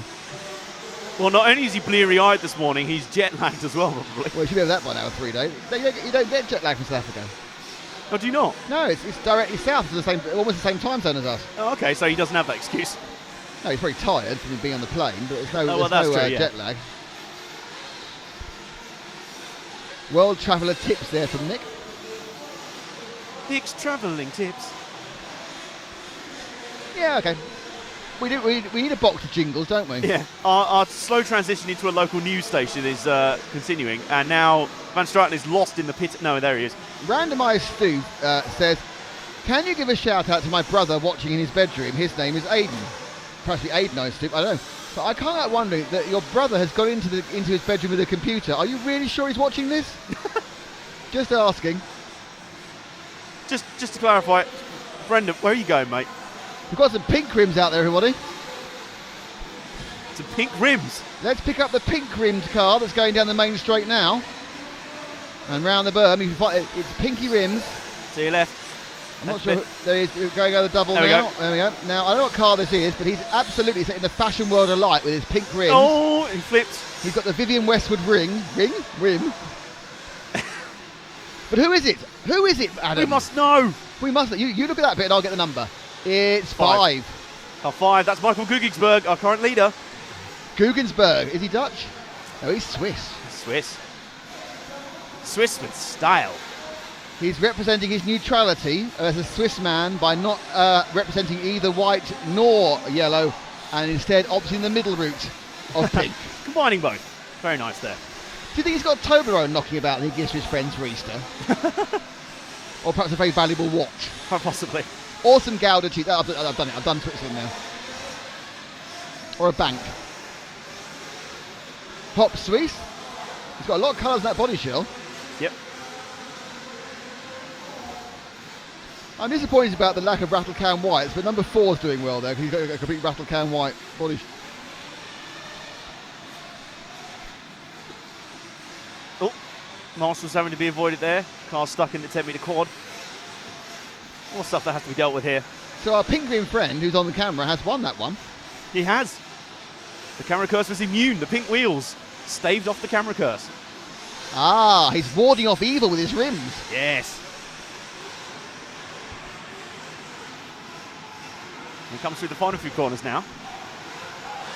And there's been, in spite of cars crashing around, and it's been a remarkably clean run considering he's been on the camera for quite a stretch of time. No one's told him. He needs to know. He's not got the memo. Frank's taking notes. Oh, good one. What's he taking notes on? I'll tell you when we have your birthday drink. Oh, okay. I might ask you a questionnaire about yourself. Okay. Nothing personal, obviously. But actually, And there's the flip. nothing very personal. No.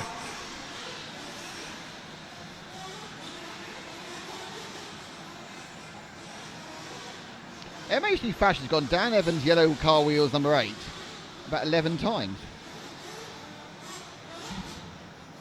Oh, Dan Evans was in the seat. Never mind. The hot pink wheels. Yeah. Apparently, a guy called Jason Snyder his rattle can white is even worse because he has no stickers either.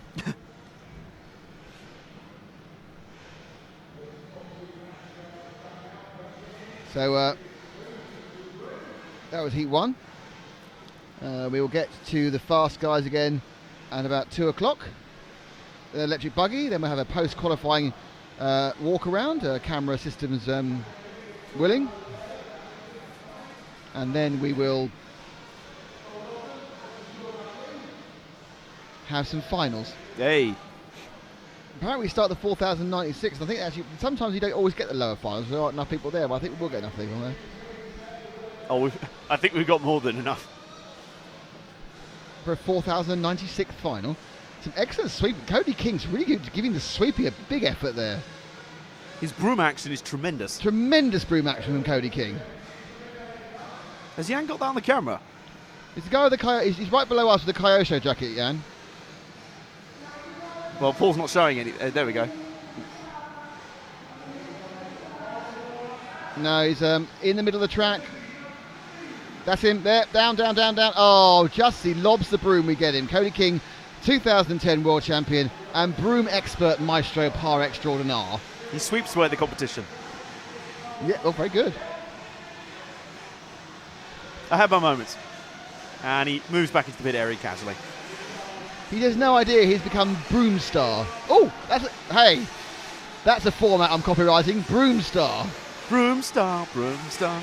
Right, we need to work out. So what's the format for Broom Star going to be? It's a reality show based around sweeping. Now, we're going to have the experts be the guys from curling, because they do a lot of sweeping. Yes. And if he wasn't dead, we'd have Roger Lloyd Pack, Trigger from Only Fools and Horses. There we go. Yeah. But being dead, that's more of an issue. Yes. Who else has had a broom and been famous? Harry Potter. Ooh, straight on with the zeitgeist there. They need to do curling and Quidditch. Are there any other broom-based sports for Broom Star? Sweeping racetracks. It's not really a sport. That can get competitive. Timed snow clearing. Yes. Drive clearing. We need 6 times. We've got to eliminate them. We're not, I think the knockout rounds of that should be timed leaf clearing, and then it gets into the grand final, which is snow clearing. No, I think that leaves are difficult with a broom. You do a rake, and we're not doing rake style. We're doing broom style. Perhaps we'll branch out to rake sports during the second season. Branch out. I see what you did there. That kind of. Paul seems to think we won't get a second season. He has no confidence in our pitch. MRC says that answer for Harry Potter came a bit too fast. Oh yes, he is of that age. What's wrong with the old HP?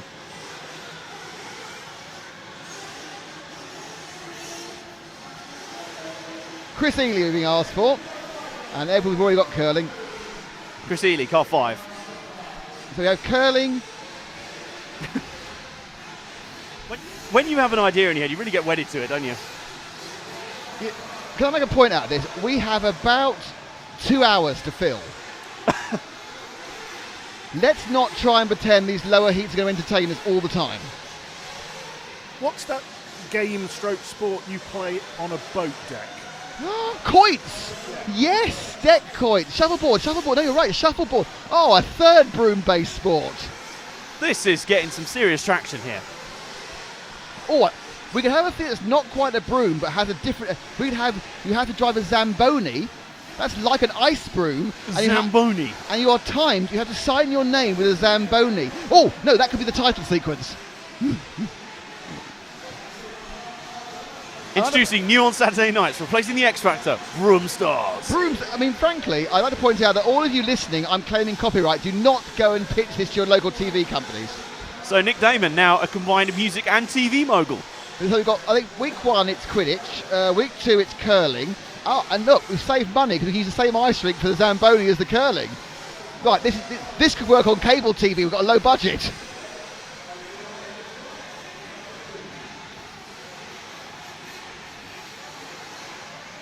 We're looking for car 2 and car 15. Car 2 and 15, that'll be... 15's right below us now. He's crashed right below us now. That's him. Thank you, Jan. Gil Harush. Has he actually started yet? No, he hasn't. That was lucky. Oh, he has started. Oh, he has. That is a terrible, terrible lap just by being mentioned on camera. The curse is so real right now. So that's Gil Harush from Israel. Enjoying some flatbread, but not any Easter eggs today. And he's in the middle of a bit of traffic there, so he won't be enjoying this particularly. There's somebody sliding towards the edge of the Agama corner. Nope, and yeah, he's not having a good time on camera. No. That kind of goes without saying. I must admit, I'm having problems concentrating because I'm trying to think of another broom-based sport. So I need to write down the broom-based sports we've got. He is so wedded to a concept. Is So Frank right in the pitch for this? No, it's fine. He's working something else. We've got Quidditch, I can't spell it. Curling. Shuffleboard. Zamboni driving. Any other broom bases? I mean, lacrosse is a sort of a broom. Hurling, not really. Broom-ish. Who was the other guy? It was Ashley Patterson, car 2, wasn't it? We had the request for. Do you have a look for him? Wherever not. What number has he got on your screen? 21. I'll be coming around soon then. My guess is he's this yellow car coming down the Model Tune now. Oh, you might be warm there. Just from the number on the thing. And yes. he is. Green into yellow, yellow wheels. Ashley Patterson. In Heat 2. Which importantly, I haven't got my information up. Not my information very accurate. And he's flipped already. Ah. Because, of course, he has. And let me have a look now. 2 is S works. Up and around the berm. Neat-ish through the 10-metre quad. May I ask you to take me through? There is a sport called broom ball. About broom ball. Okay, thank you, Paul. Broom ball is a winter sport played in ice arenas. Oh, fantastic! And what country? It's America. Okay. It's very similar to hockey, but has some football in it. The game is played in a hockey rink with 2 teams of 6 players. A shoved and modified broom. Well, there we are. Broom ball. It exists. Thank you very much, Paul. Okay, we need one more. They've got 5 shows at the moment. What'll be the grand final? Well, I've got 5 shows. I mean, Quidditch perhaps should be at the end because that's going to cost them money because of the copyright. True. We may have to drop that if we go on cable. Although, isn't it played in, like, universities now? Yeah, but then that's fine if you're mucking about yourself. You True. stick it on telly, J.K. Rowling, multi-billionaires, and want some of your money. Yeah. Michael Van Dornick suggests the final game is a sweepstake. I've got a location for you Okay. to actually for your TV show. Go on then. Is Brooms Head Sports Ground. Where's that? Well, I think it might be Australia. Fantastic. Clarence Valley Council. Can you find me a female presenter called Broomhilda? I'm sure she'll be German, but we'll work around that one. The puns are coming thick and fast here, ladies and Oh, gentlemen. even better. We can appeal to the kids. We can have interlude with sitting in the sweep. This is writing itself. Just goes to show that this could be a real flyer. People on the stream are wondering, so... No, they're joining in because Damien Moscada says basketball is the best sport. And interestingly, I think Adam knows my opinion of basketball. Not high. I know your opinion on many sports, and they're not high. No, I like most sports. So the winner of this one is going to be Chris Ely, I think. Was Wayne Davis. As heat 2 of the final round of qualifying comes to an end.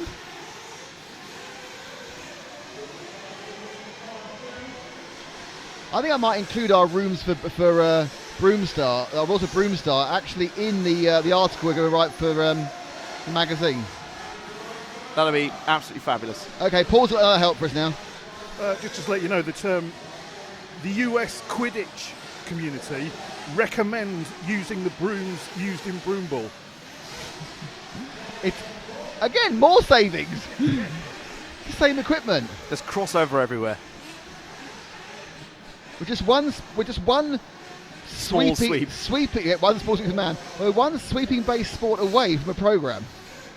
Well, the thing is now we're going to see a lot of the marshals demonstrating their sweep technique here. See down the main straight there. Jan, could you show us some lovely broom action, please? I'd like to see some broom action. Paul, can you cut up the broom action? Oh, look at that. Oh, look at this. This is mighty. This man it's an unsponsored broom action. He's just wearing his own clothes to sweep. He's an Could be independent anybody. sweeper. Yeah, trying to fit some stickers down the handle of the broom. We should have a game. It's fine. The 5th part is you all play as last man of defence in football as a sweeper. Oh! So there we are. The 10-metre quad. We are using 1980s football tactics as no one uses sweepers anymore, and we'll have to get some Italians in to do it properly, but yes! The last man, the sweeper behind the back 4. So we have a show. And we also have an 80s dance rap troupe. Yeah. No, not rapping. They're much more kind of disco, and they're a multicultural dance and singing troupe. Okay. It's very cute. That's why they're called Cololexic. Cololexic. Of course, you could have had putting, but of course the broom-handled putter has been banned, Oh! so you can't. Oh! No, that's an alternate. Pew! Paul is on this right now. Well, it is Heat 2. It's now Heat 3, but yeah, that's all going well. We have time to plan our master plan of a new show that is going to sweep away the competition in the reality TV sector. Can you get one of the drivers in the commentator's box and asking about track conditions, etc., a bit of racing stuff? Have you seen the ladder? Yeah, they take one look at it and go, these no. drivers are insured not to climb up ladders like that. Oh, look, there's a Sauber driver. Oh no, it's from Saudi Arabia. Maybe he was one of the 12 they signed last season. Can you read them out? Because I'm Kit-Katting. Oh, okay. Well, as you saw on the previous screen, in this heat, Mesel Anawasa, ahead of Steve Guppy, Andrew Ash, Thema Alwarini, Vic Zeng, Barda Al-Shamari, Jockey Jogadal, Kamil Jablonski, Winston Barnett, and Ken Scarlenberg. And on this page, Darren Smith, Kieran Cox, Dejan Painter, Chris Long, and Chris Sharp Simkis. Easy lineup. This is heat 3 of 18. As it's currently Nick's turn to consume his Kit Kat. Valuable resources for the team up here.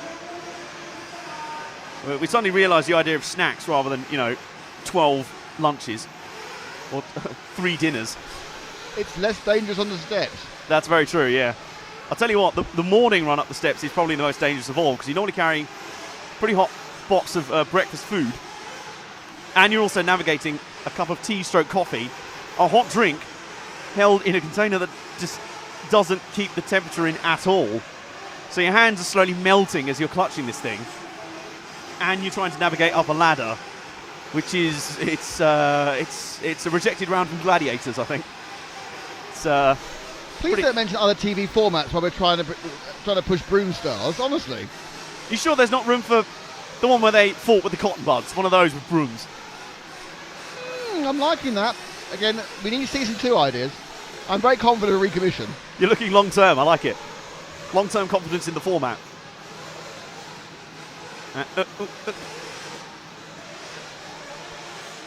think everyone's seen the potential for disaster at the Agama turn, and they're now being more cautious, including number 2, Steve Guppy, who we're just requesting to follow. So let's have a look. See if we can find Steve Guppy. The session is just getting underway. Here's car 2. He's in the green and white car through Saw corner right now. Yellow wheels, white end plates on the wings. And he's flipped, because of course he has. He nearly wiped out a broom there. I don't think he likes our idea. He now storms up the main straight, trying to let everyone know, trying to get people to ignore that. He's much better than that. Round the DXR doubles. You can see some people get nervous up there. They see the potential for disaster. And where are you going? There it is. There's the track. He's invented a new layout for that corner and that one. And sort of that one. And then Saw corner, which he's doing most. He got that one. No. And he's taking out another car as he falls over the top. And then 2 cars turn turtle there. Let's see that on the action replay. And he just got the takeoff wrong. Hit the left side on the second round, and then someone run him over. The person who ran him over will be cursing him now. Yes. Lars Arabaston on the chat is asking, will there be any transmitting from the pits? Yes, there will, but it's a way away. We'll be doing a grid walk after the end of qualifying, which is programmed to be at about 3:15. Local time, 4:15 in Europe, unless you're in Finland when it's 5:15.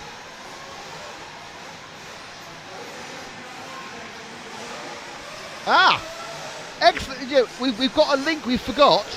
We have a presenter for the show actually here. Go on. Darren Broomfield. Hey! It's not actually his name, but let's just change it slightly. Excellent suggestion there from Chris Alwood there. That'll be his alter ego, his performer name for the show. I like it. We've got some witty listeners. We have watching. Chris Broom, the multiple Tour de France champion.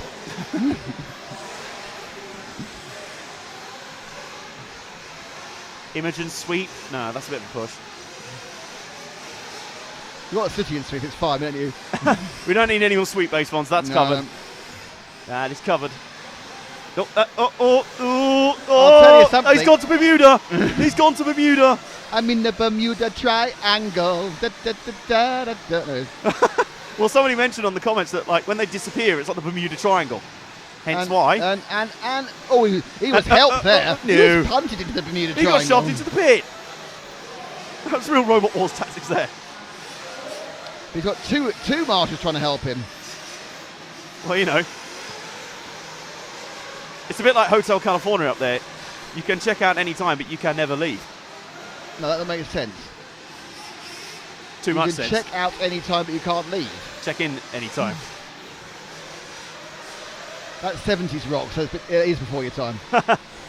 I did my best.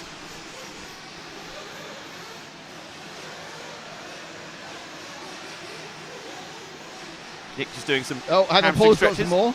I'm just thinking, we really do want a soundboard. Soundboard? You know, Yeah. so when something happens, we can just bring Whack, in whack, oops. somebody do. It's really funny. Just have that when someone crashes. I would quite like a whoosh for the replays. And a replay graphic, but Or we've got all Matt- the jingles we need for the weather report. Matt did say he was going to come in and help us with that, but I think he's just too busy being Do-do-doops. important. Oh. Do-do-do-do-do-do-do. Frank McKinney's weather report. Mark Reichels asks, are you guys on an infusion of Red Bull or coffee or something? Yes, yes, and yes. It's just me on Coke, to be honest with you. Coca-Cola. Yeah, please make that clear. Because, you know, white lines, don't do it. Grandmaster Flash and the Furious Five. Yeah. You look good at the falsetto going there. Thank you. You've got a choir boy background you haven't been telling us about. I think some of the people who aren't so keen on the show concept are just bristling because it wasn't their idea. No, Paul wasn't listening to that one. I get any reaction with bristling. Don't phase out. We might ask you to do something. He admitted before. I He know. admitted before that He was thinking about pork pies, yeah. that beautiful kind of image of a Homer Simpson thought bubble above his head. Oh, and we've got a big pile up here. All sorts of cars bundling in. It's all happening. And this one's nearly in the book here, Alan. Hey, fantastic. The race is in the book and they're going across the stripe. Yes, they are. Oh, boy, if you ever use the word stripe to start finish, you're sacked. Okay. He's flipped. Anything else you can call it, but not that. So as they come across the Strua. Yeah, it's fine. Okay. Or the ip. May I ask why? Because I just remembered how I don't like it and I thought I'd overreact to it. Okay. Sounds about right. Obviously, you wouldn't be sacked because we need you. We'll be sacked as soon as I got home. No, you wouldn't even be then. you might receive a pithy text message. Everyone's received one of those in the past, haven't they, Paul? Normally starts like, why? Why is? Can I just stress, if you use the word stripe again on the stream, I will bitch slap you. When I Other than send my why is text to certain people, I never hear back. When I send a why is to Paul, he rings me and explains why. And oh, fair enough. Yeah, sorry about that. Oh, oops. Yeah, I understand what you're dealing with now. Yeah, really sorry about that. I always end up having to apologise to him about 74 times. Are we ready for another round of broom action once we've gone through the result?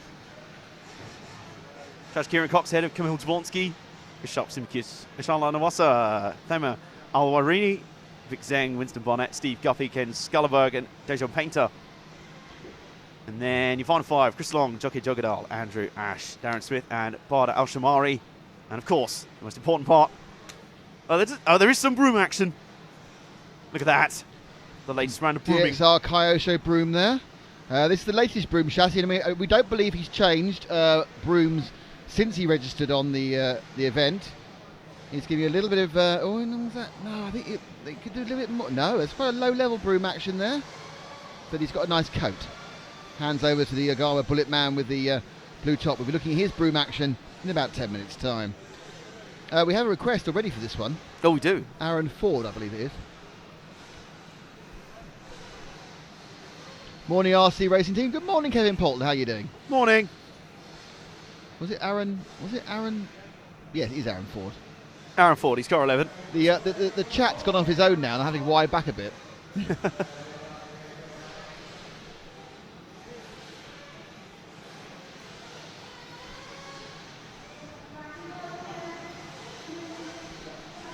So this is about to be round 4, heat 4, sorry. And it's are we on time? It's 10 minutes past 12. Yeah, we're just about on time. Can I just bring your attention, Nick, to Yes. car number 13 in this heat? or Balulu? Yes. Mizrael. Yes. He's one you rather like. Or Balulu. I like Lulu. Makes me want to shout, obviously. What about put your hands up? Think you want to do that? It's a little bit kind of, difficult. Good brushing comment there from Kevin. Kevin, we've seen better brushing of Honest. I think you... Aaron Ford appears to have no nationality for some reason. He's British, but I think obviously it's been lost off somewhere. He's from parts unknown. We've got a green car broken down. It's car number 1. That'll be Robert Cockcroft. Yeah. Oh, I love that. Oh! I love the lobbing. And the bloke goes, yeah, thanks for that. He gets a 4-kilogram car in his chest. Now, can he get it going? Get out of the way. Can he get it going? Drum roll. He's put it on the starter box, got the glow plug. No. No. Yes, maybe, possibly. Leave the glow plug in. He's got it. That's a different car. No, he hasn't. Oh, he's tuning it now. He was running one of the ritual leans. That guy stood in front of him completely. Yeah, ruining the view. You've got 3 adjustments on these Nitro engines. You have a idle adjustment, and you have a top end and a bottom end screw, which affect the amount of fuel you get. Oddly, at the bottom and top end of the throttle range. Well noted. And tuning them is a bit of an art, though it is a lot easier than it used to be. As engines got much better made and much more reliable. You did say arts there, didn't you? Yes. So actually, the other version of that word is also true. That's what I checked. Anyway, the heat is underway. Who we requested to follow? Aaron Smith. Aaron Ford. No, Aaron Smith is a Aaron British touring car is racer. the touring car driver, yes. Aaron Ford. In car 11. Let's see where he is. Now the question is, there's been a suggestion for a new organisation, but Michael Van Dornick is suggesting we copyright NBA as National Broom Association. I've got a feeling I've heard NBA somewhere before. Yeah. The yellow and orange car going through Saw Corner now with the yellow wing and yellow wheels is number 11, Aaron Ford. There he is. And he's crashed. It can't be the World Broom Association either, that's gone too. Or the World Broom Council. The NSA is not really going to work. No.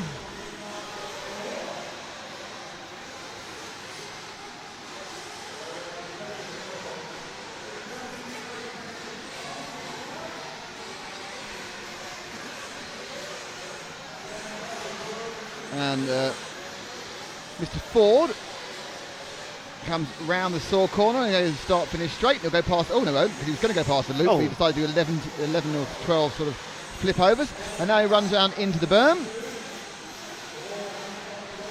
A little scurrying Marshall trying to get away. He was further, but the camera was foreshortening the danger of the Marshall there. That's the Agama coil a bit wide there, so he had to go avoiding action to the Tyre of Doom. The model tune section. Quite tentative down the hill there. Yeah, that was, wasn't it? Got away with as much corner as you could going into the S-Work steps. Yep. And that's a lap. Was it a good lap? No. No, that's not a good lap. And then he can cut out and keep the previous one. And then stop the... Yeah, that's gone a bit wrong. No, that's the wrong way. He's facing the wrong way. Oh, there he is. Hey. That was like that mole game. Whack-a-mole. You've no idea where he's going to pop up, and he came up the completely opposite side I thought he was going to. Here he comes. So whack him down. Now whack, whack, whack, whack. See, I'm going for the left. See, at this point, I'm going for the left for him to turn up, and he goes, ooh, there he is. Hey. So I wouldn't be able to whack that mole. Scurries out of the hole.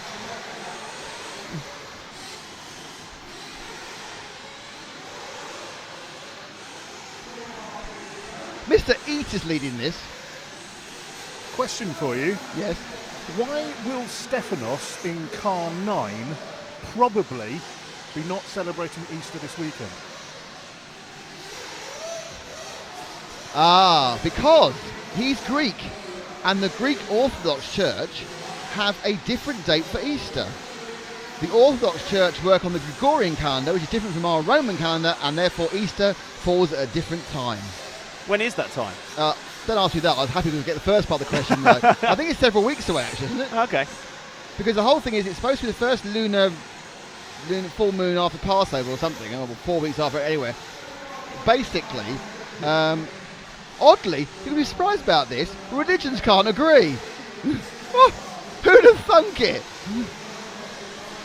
And it's amazing because the entire booth now has erupted into their not my surprised face.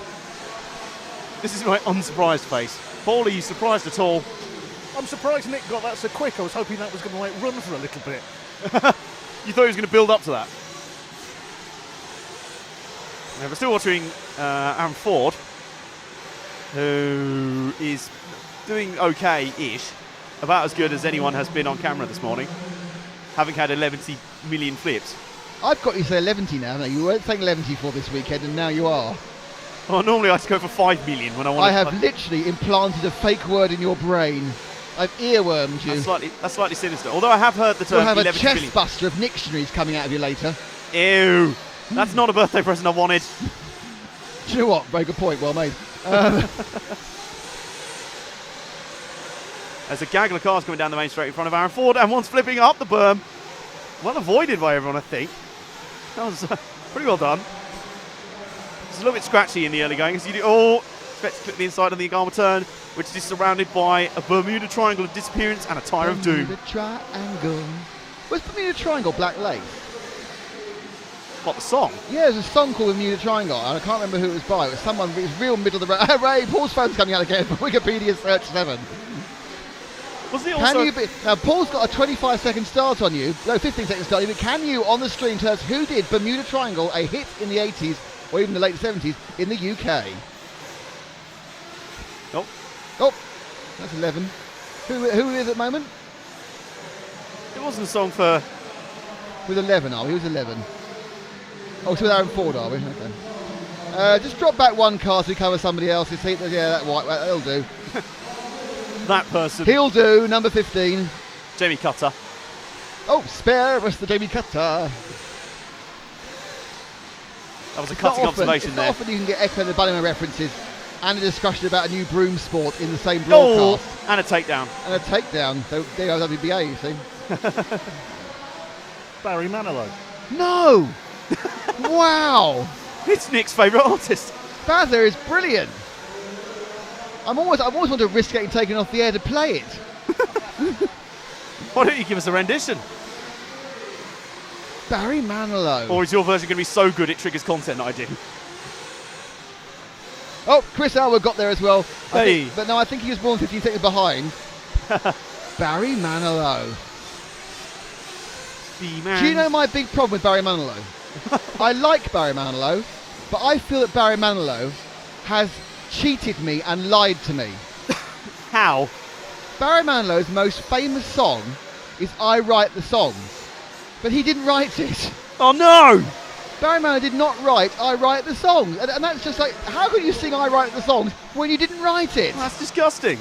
So he didn't write the theme tune, sing the theme tune? No, that's Dennis Waterman. Yes. Can you believe that? That's the sort of thing you find out that kind of changes your world. Yeah, it does, it does. Paul is now trying to listen on his phone to the Bermuda Triangle. Now, J Dragon Gaming has just really come in and linking things together. We can get Barry Manilow to sing Bermuda Triangle during the halftime show for the Broom Ball final. Oh! This is just marvellous. He won't be invited back for an I Write the Songs encore, I can tell you. No. Oops. I need to do that first. I need to sweep up that right-hand side timer and put the results on. We'll show the results first. I know we're doing it on a static corner, but I think we should get sweeping action more. Yeah, we need to do. Here's the results of that heat. Some people Is were in Jan it. showing sweeping on the camera? He is. Let's get rid of it. No one cares. Yeah, some people were in that heat. Oh, damn, that was heat 4. Oh, that's a real disaster, actually. Was it? Yeah. I was supposed to talk to you about someone in heat 4. Whoops. Never mind. He's a professional motocross racer. Whoops. Sorry. Maybe you'll persuade him to have free tickets to the pilot episode of Yeah, Broom Stars. Yeah. Oh, well, never mind. Will every episode be one sweepstake? Very good. Thank you. It's a rework of a joke I did about 20 minutes ago, but never mind. I know. Damn, I'm upset with myself now for missing that. There's not as much broom action in this one. No. That guy's just chilling. He's like, nope. Come on, stop looking at them. I want to see some broom action here. Or at least do that whole comedy thing where you stand on the end of it and it smacks you in the face. That's a rake. Okay, rakes. That's a sideshow Bob rake thing. All cars are out on track. Should we Heat show 5. which cars are on track? Yes, it's Heat 5 cars are on track. Let's do that. Romeo Gross, Clive Milland, Matt Slaney, John Gorman, Scott Yang. No, it's Okay. that's John Borman, I'm We've thinking got of. a problem. Barry Barrymano's not too well at the moment, so he might not be able to make our Broomball halftime show. Oh no, we'll have to get someone to do a cover version. Mark Westwood, Ian Ford, David Lee and Matt Jessup. And then Mishari Asale, Neil Daunt, Wayne Wilson, Sebastian Mancia and James Tatlow. Now- This lineup. It's really, really important, and I want you to help me out here. Okay. Right, and I mean this. When Edgar Toro Nentaris is in a final, we need to cover him as he is a professional, one of the absolute top motocross racers. Edgar Edgar Torrenteras. that one there, and Torrenteras, a friend of Robert Bataille. So on the stream, when you find out he's coming on, I need to follow him because he's actually got a story which I've forgotten. He has a story to tell. It's a story of a lovely lady. No, it's not. That's that's another 70s TV show. Oh, we're on Heat 5. We've got a way to go. This is a good way to pass the time, though. We come up with a TV show, a new band. One piece that just make me feel really bad. Oh my God, Edgar, first, amazing, changing motocross freestyle for buggies freestyle, ha ha. Yeah, right, ha ha, we forgot, sorry. Admittedly, I only found out about I only found out that about 20 minutes ago, so it takes a long time to get things into my brain. Car 13 for this heat, please. Wayne Wilson. So this race will be Wayne's World. Oh! Well played. That's one of my favourite films. Is that because of the Queen section? Mostly, yes. Yellow into purple car. Jan's found him. Nicely done. It's Wayne's World. It's Wayne's Oh, World. look at the little lad there with the big headphones on. Oh. See if we can have a... Jan, go down to your far left, on Far the left of absolute us. hubby side. There's a little lad with big yellow headphones on. Left a Very bit more, sweet. left a bit more, left a bit more. Zoom There in, he is, zoom right in, in the zoom middle. in, zoom in, zoom in, zoom in, zoom in, zoom in, zoom in. There, look. Down a bit. Yay! I don't know who you are. Hey, look at him. He is enthralled by the action. He's going, why are there no brooms? He's also saying, hang on, I was supposed to get Easter eggs. Daddy, why have you brought me here for Easter instead of got me eggs? I just wanted chocolate. Anyway, should we get back on the cars? Yes, that's He's a car. enjoying it. Yeah, that's a race car. Is Tatlow in this one, Mr. Lights? Yes, number 15. So we want 13 and 15 then. So we just followed 13 briefly, and then we got distracted. Let's follow 13 again. Let's get undistracted by that. Yes.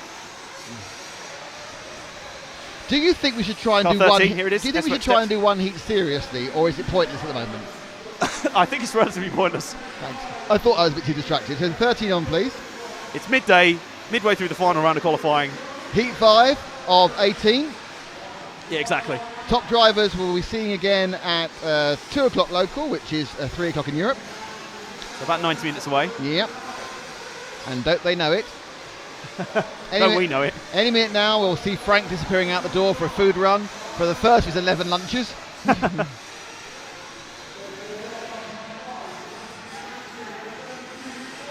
It's Wayne's World, it's Wayne's World. Car 3 has flamed out, unfortunately. That doesn't matter just yet. Matt Slaney.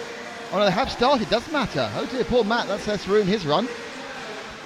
He's now run back to the pits.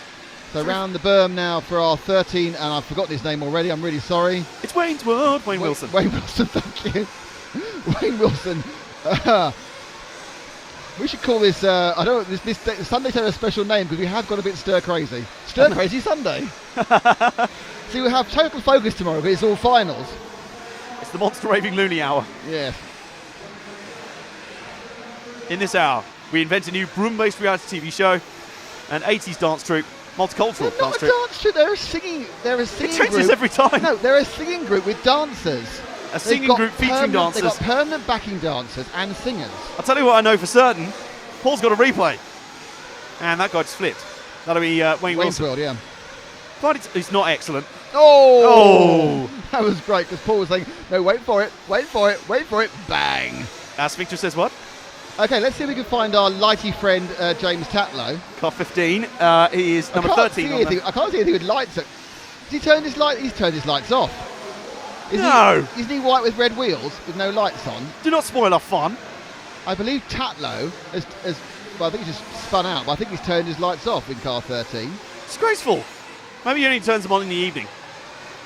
Yep, Car 15, here it is. Yeah, he's turned them off, red wheels. It's underneath you now, Jan, red wheels. In saw corner. Saw corner now turning right underneath the camera position. And it'll be nearly there. There he is. There you go. Got him. Flies up the berm. You can really see the difference in these heats. The guys who are just not able to get the speed to go right into the dip on the 10-metre quad, aren't you? Around the Agama section. I like the fact that the Tannoy announcer is leaning almost around the corner of the front of our booth here. One Peter asks, hey Nick, you'll sell some merchandise in this Neo on eBay? Hey, Same Nicky. as past year. That's Phil. Phil from Neobug, it looks after the merchandising, so I'm sure Phil will be getting saying the remaining sweatshirts, hoodies, t-shirts, hats, stickers that are left when all the races have taken their fair share of them. He gave me a hat last year, so I'm holding out for another hat this year. I'm holding up for For a hat. in the video. Higher built, tightly wound. He's in Idaho Falls, and every day is Hillbilly Sunday. Now, you see, that is Morrissey. He is one of my favourite. Morrissey is a fantastic example. Personally, can't stand him, but his music is unbelievably brilliant. Yes. And every day is like Sunday was one of the Smiths. Was it Smiths or Morrissey? I think it was a Smiths track. Don't start that. You haven't listened to his entire back catalogue. I'm taking nothing about him being depressing. I was not going to say anything. Chris Elwood has combined your best band with Wayne's World to come up with Bohemian Flipsody. Oh! For what Wayne was doing. 10 points to him. Or them, I should say. Well done. There's no RC racing in Hillbilly RC in Idaho Falls, I'm afraid. In wherever the hell But there city this is, Bill. There is RC racing whether you have an internet connection, because we are here to bring you the greatest RC racing and some very flabby filling chat. In the middle section of the Neo 16 qualifying final round. Up through the Agama corner. Beware of the traps that lay beyond. Well, that sounds quite menacing. Also sounds a bit like a Madness remix. One step beyond. Sounds like the opening of a Lewis Carroll poem. Twas brilliant at the Agami car, I did swear, yeah. The gyre and gimbal in the sore corner. All mimsy was the S-Work steps, and the Moan Raff did absolute hobbies. I mean, this is impressive waffle right now. This is impressive stuff. This is what they hire us for. This is where we earn the money. I haven't mentioned that, haven't you, actually, yet? You're expecting money. Talk to Paul about that. Anyway, so... and that is the end of heat number 5. Next up will be heat number 6. Yep. Of 18, as we continue on the trek, the road to the top heats. Let's show you who. Oh, they're finishing now anyway. So the road to Broome final. Oh. So, shall we show them the results of that heat quickly before we get down some Broome action? Yes. Yeah, let's do that. The top Broome action actually is taking place in the middle with the guy. Is there anyone with you the want to talk red about here, by handled the way? broom. Is No. there, okay.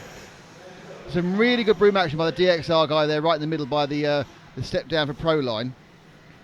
Look at him, he's using full extension of his hands for his brooms. There he is, you can see him, he's right in the middle of the screen. Oh, look at that. It's really outsweep top is- brooming. No, one up, the guy in the middle.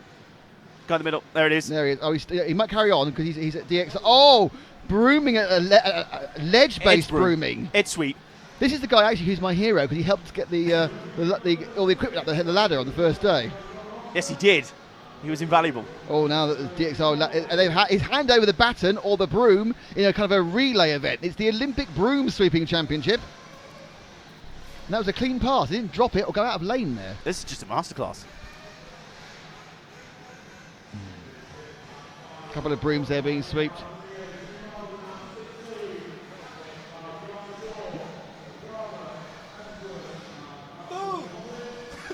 Does Adam want some food is the question. Yes.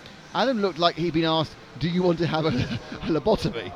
I was just clarifying. As soon as I took my headphones off, food. Yes, it's very nice. Oh my God! A broom has broken. A broom has broken. Oh my at goodness. Marshall Point 7. Oh. A broken broom at Marshall Point 7. No, It's what's a wrong? tragedy. Oh, we're going to have to call the whole event off. When the feeling's gone and you can't go on. It's a death for a broom. It's been carried away. No.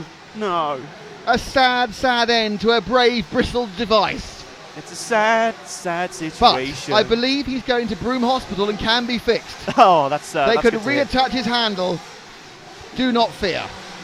To answer your question, Frank, just some chips. Go down fine.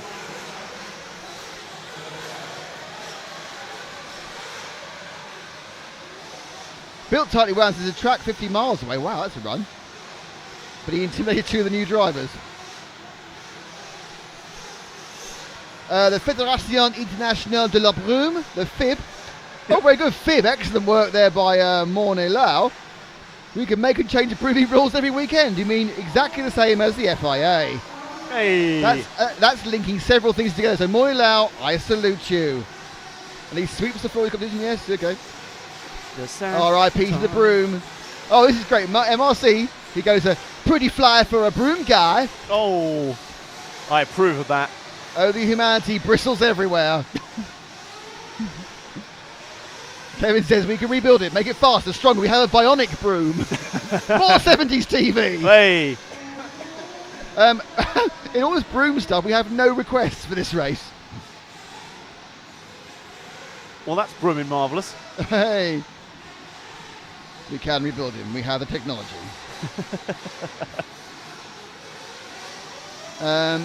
Well, let's see. Who have we not followed?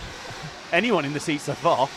Well, No, this I time mean, we around. have done it. Well, I don't remember at any point following Mikael Bertelin, car 13. Okay, let's find Mikael And he Bertlin. is Swedish.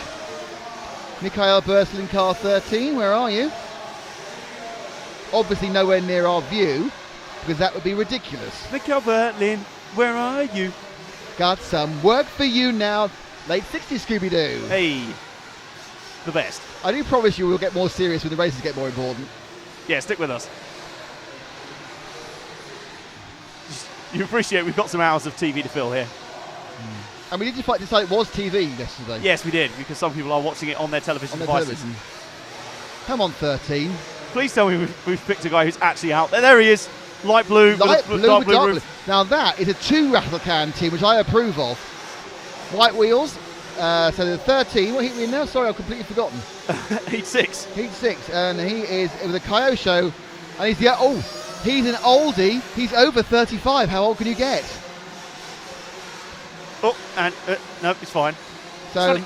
interesting so far. Mikael Bertelin has not had any issues with the camera curse. Avoids falling down the Bermuda Triangle. Comes through the Model Tune corner, drops way down to the pro line into the hole, which has been swept beautifully by a team of broomatic people. The Broomatics. Yeah. Oh, No, got away with it. He's not triggered a replay yet. Paul's sitting there cross-armed going, no replay. No replay. Paul's replay finger is itchy. Yeah, but that's another reason entirely. That's basically a personal hygiene, but let's not go there. Oh. So now I need something else. I'm now going to look at something else I don't think we've followed before. We must have followed Mark Jock Beatty before. Yeah, have we followed Johnny Torin from Norway? Right, I'm going to look out for number 9, and when I find him, I'm going to redirect the camera. He's about halfway around the lap. Right, we'll just... What number is he? Car 9. No, I can see him now. He's literally right underneath Jan now. He's got an orange top to his body. Oh, he's one car back from where we were. One car back from where we were is where we want to be. That's it. Fantastic. That worked well. That's Johnny Torin from Norway. Another Kyosho. Oh, these Scandinavians, they're Kyoshos, honestly.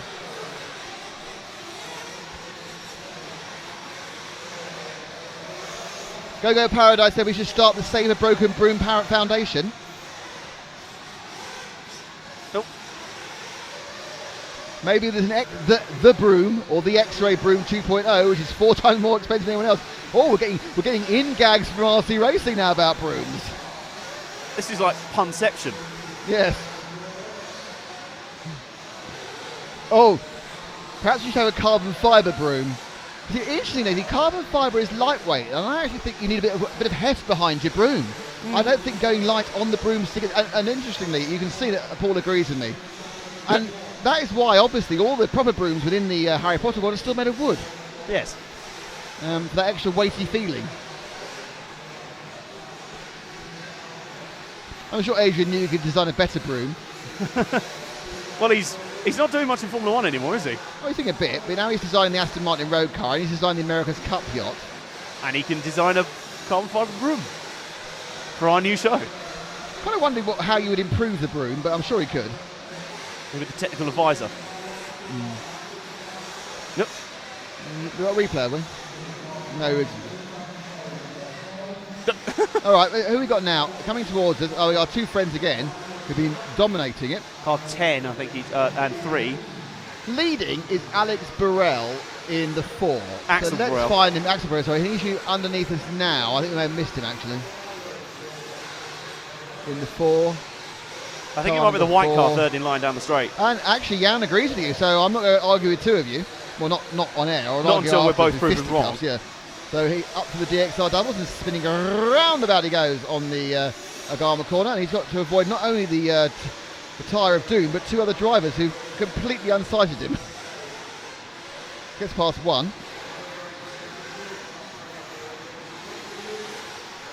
To the Saw corner.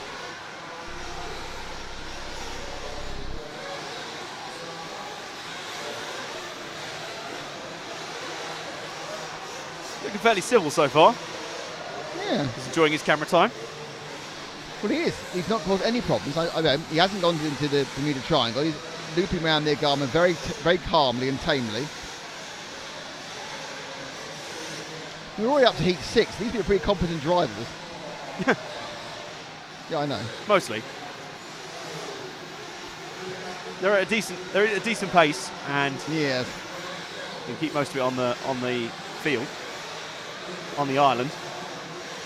Here we go, the island, son. On the edge. Hey. Nice landing on that 10-metre quad. Oh, no, too short. Also, I think he's trying to avoid the orange car, though. He has actually finished. He doesn't know this. He's finished. This actually quite well-driven lap is pointless. A shame, really. Then again, we've had plenty of crashes from earlier that didn't count. Yeah, it's a good point. It's kind of the reverse of that, isn't it? And many that did. All right, we can search in YouTube Edgar Torrientes versus RC Car Battle World Champion. Oh, I think I saw that. Yes, I did see that one. So wait, was he controlling the RC car whilst riding the motocross bike? No, I think it's my brother Battle was controlling it. So they're good mates, and they've done a video.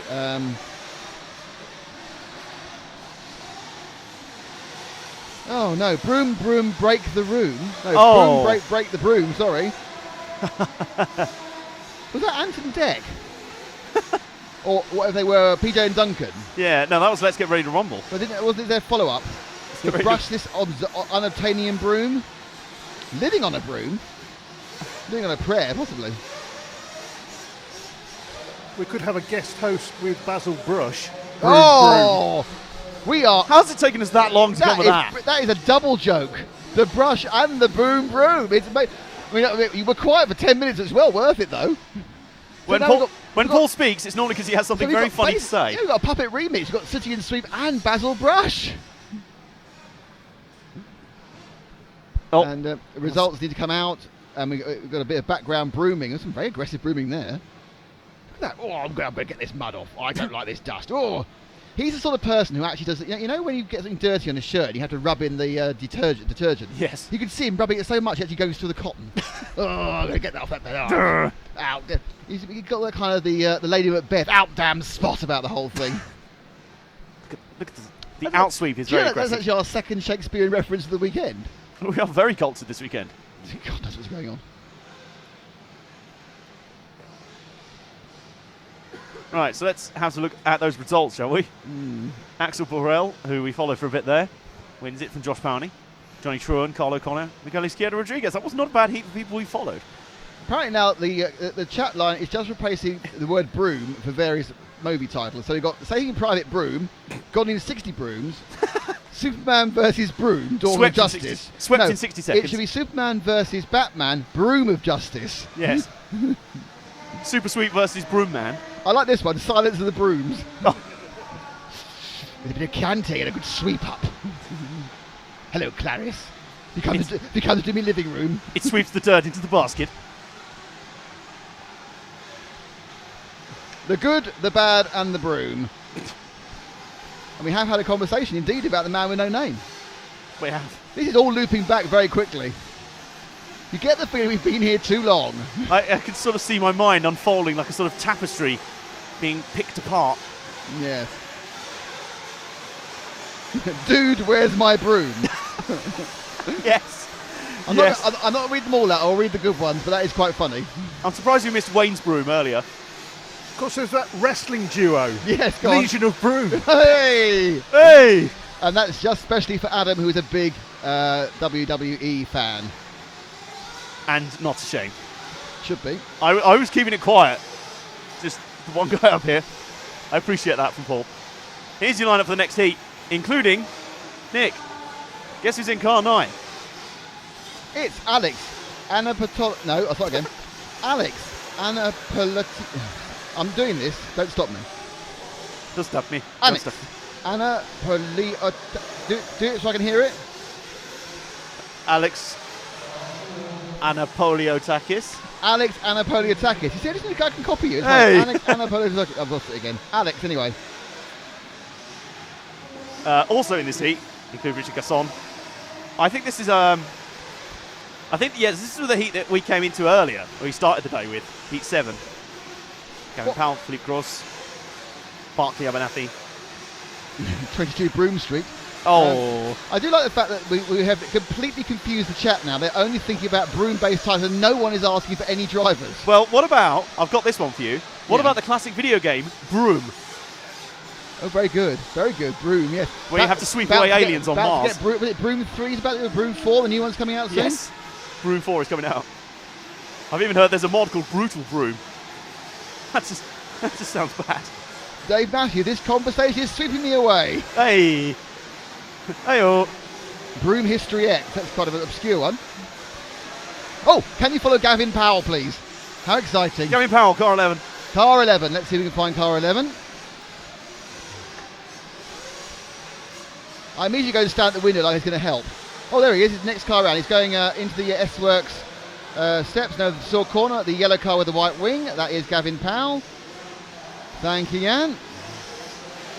At the moment, we have Frank doing what he does best, which is foraging. He's top like sort of forager. hyena, isn't he? More one of those like hunting dogs. Yes.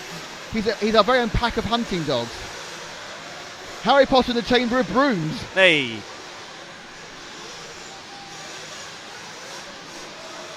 We've brought it full circle because it was a Harry Potter reference that partly started the Broom talk. Black Hawk Broom. Black Broom down.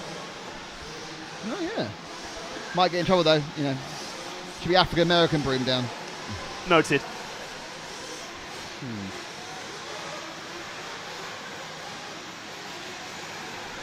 All right. I think Roadhog's just won. Go on. Broom spotting. Hey. Well done. That's a good one. I was trying to think of some myself, actually.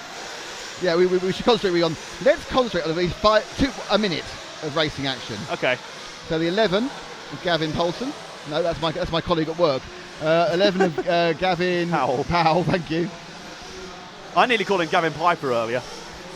So he's down the straight. He's going to go a bit too far on the left there. He has started now, and he comes around the berm. This is a 10-metre quad, and he's landed a little bit short. Pops out not where he wants to be. Left-hand sharp on the DXR doubles, which he doesn't. He's kind of struggled around this whole lap so far. Gets that wrong as well at the back end of the Agama. Come on, let's get a corner right. Come on. Lovely, Gavin. Absolutely perfect there for the right-hand turn out of Model Tune. He needs to brush those That previous was mistakes all aside. Very good, but he didn't manage to do it. No. He'll be bristling when he hears his commentary later. He was swept up in the action. Yeah, we have got to stop. No, we really have to stop. There is a limit. Paul is like, I can't take this anymore. I'm expecting him to like throw his headphones across the room in a minute. I just can't take this anymore. Over the DX. That's a bit better through the DXR doubles that time. Ferris Bueller's broom off. We just can't help ourselves. That wasn't me. Food. Lovely. Did you bring the sporks? Because that was my mistake last time. Was anyone having curry today? Oh, Ethan1507 has messaged us. What does 500 plastic balls look like on a trampoline? Click my channel. Ethan, I don't give the flying trouser press what 500 balls on a trampoline look How like. you didn't go for I don't So give a flying broomstick about that? Yeah, exactly. So I am not going to click your channel. I'm not going to ban you. That's next time. But please don't self-promote.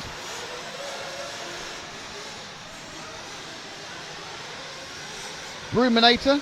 Broomerang. Alien versus Broom. Oh, very good. Broom versus Predator. Right, let's follow somebody else. Who's winning? Oh, the man we're showing. Well, that's useful. And now it's flipped. Let's go for Steve Shakespeare, cartoon. Lovely bloke, Steve Shakespeare, cartoon. And we've made enough references this morning. Where is she? What number is he on the progress meter, please, sir? 97, so he's about finished the lap. 88, sorry. So no, if you finished the lap, he has, because it's behind. So he'll be one of those five. He'll be one of those 5 cars up there, cartoon. He'll be one of those guys, yeah. Right, this is not it. So when we get him, Jan, we'll tell you where to go. Tell you where to go, Jan. I'm gonna tell that Jan where to go. Car number 2 is there. So he's the yellow and orange car with the black with the white flashes and yellow wheels going around the store corner now. The only car yellow wheels underneath you at the moment. Down the straight now. It's the leading car up the straight. That's the baby. Thanks, Jan. And it's messy, clumpy race, this one, isn't it? Very much so. Go on, nudge him off. Oh, damn. Encouraging dirty driving. No, I'm just looking for a replay. Yeah, we haven't had one in about 3 heats now. I know. That's very strange. Paul's thinking about broom concepts. Oh. Jan's gone super close up on this lap, hasn't he? He wants to capture the intensity. Oh. There we go. Want your replay? Are you happy now? Here we go. There we go. And then one car flips. And another one hit by flips. one. T-bone. Oh, they just didn't hit the second. Well, Then he just gets 3 run cars over. just missed him. And there goes Shaky Shakespeare. Oh, and another no, one that's flipping not up him. over to the fans. Is it him? No, it's somebody else. Oh, keep with him, Jan. The Oh white god, car. now the Marshal stacked it over a car. Gives us somebody new to show. That's 15 on the camera. Who's that young man? Billy Smith. Billy Smith, who's been asked for before. So how are we rotating this then? You going to go next. I'll carry on talking, you eat. That sounds good to me. Well, it goes to reverse the next heat. So they have now finished. Yeah, they're all finished. That's the end of that one. I will ask before you do eat, if you could take off this result and put up the main results for me. I will. We'll have a look So at that before. Is heat 7 of the final round of qualifying. Heat 8 will follow after that, and we are now about an hour and a quarter away from the top heats. Current local time is 5 to 1. So Richard Gasson wins that with Alex Anapoloyatakis in second, Barker Abernathy in third, Steve Shakespeare, Gavin Powell, Lewis Millman, Dave Blakely, Philippe Gross, Lennart Salmon, Aus Anus, and then you'll be able to see the bottom 5 in this particular heat. I think everyone made the trip, though not all of them at full speed for the entire period. Hang on, it looks like Jan's come up with a great one by the sound of it. He is frankly disappointed that no one in here has come up with bed knobs and broomsticks. Oh no! It It's actually the- has the word The broom biggest in it. open goal It's ever. the biggest broom-based film ever. Oh no! I just feel bad. I even mentioned it earlier this weekend. Just awful weekend at Broomies.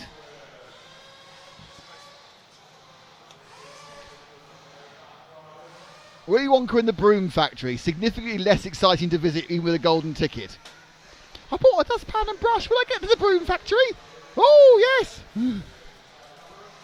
It's where the magic happens, where all the bristles are made. Oh, they're the Oompa Loompas. Or as we call them, sweatshop workers in Bangladesh.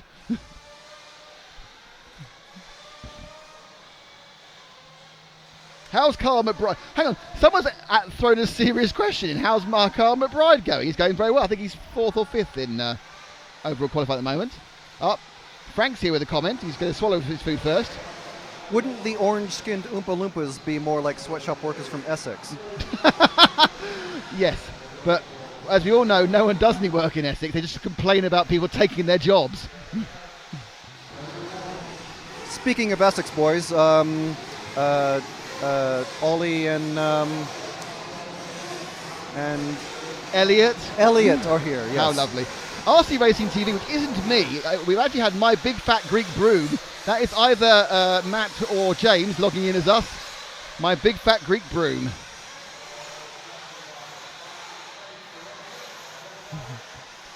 Field of Brooms. Again, not as good as an original film, but I'd like to see that, you know. If you sweep it, they will come. And in fairness, Field of Brooms is better than any film Kevin Costner's made in the last 15 years. Number 7 we're requested for. Tom Summer.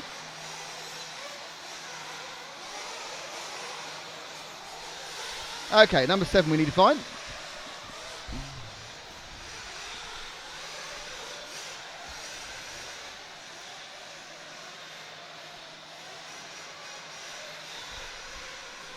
I don't know where he is. I'm doing my leaning and looking out. Look, this is my leaning and looking for a car look. Frank's looking more Axl Rose by the minute.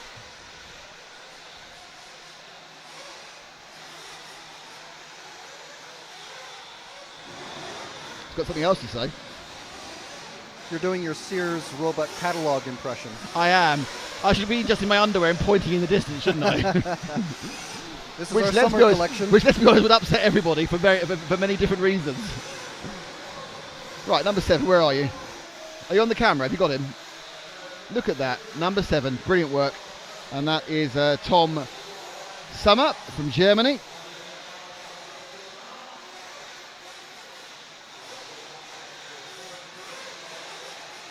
This is heat 8.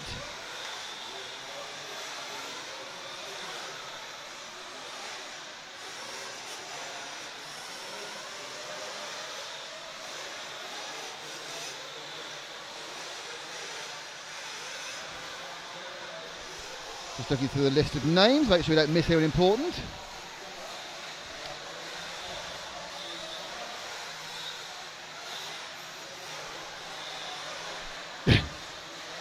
Felix777 is not a film, but he says, my broom brings all the boys to the yard.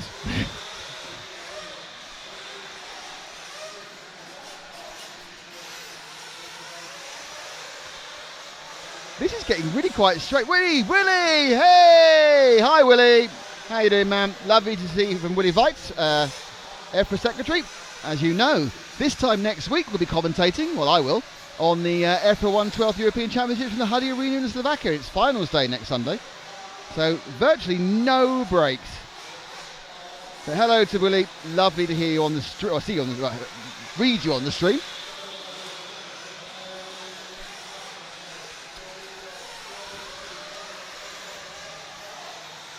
What's the temp today, boys? Well, Andy 911, within our little tent, which has got a space heater, a little bit fresh, outside blinking chilly.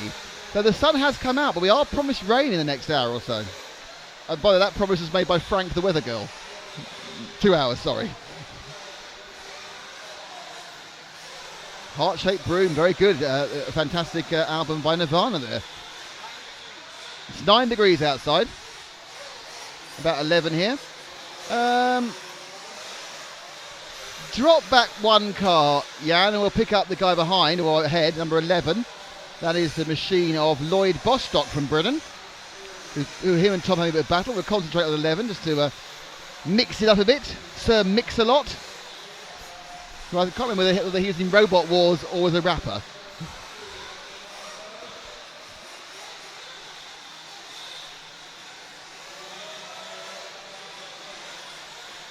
The 11 at the top of the corner there. Over the model tune section, you'll turn sharp right. Beautifully round there. Nice Merc there by Lloyd Bostock.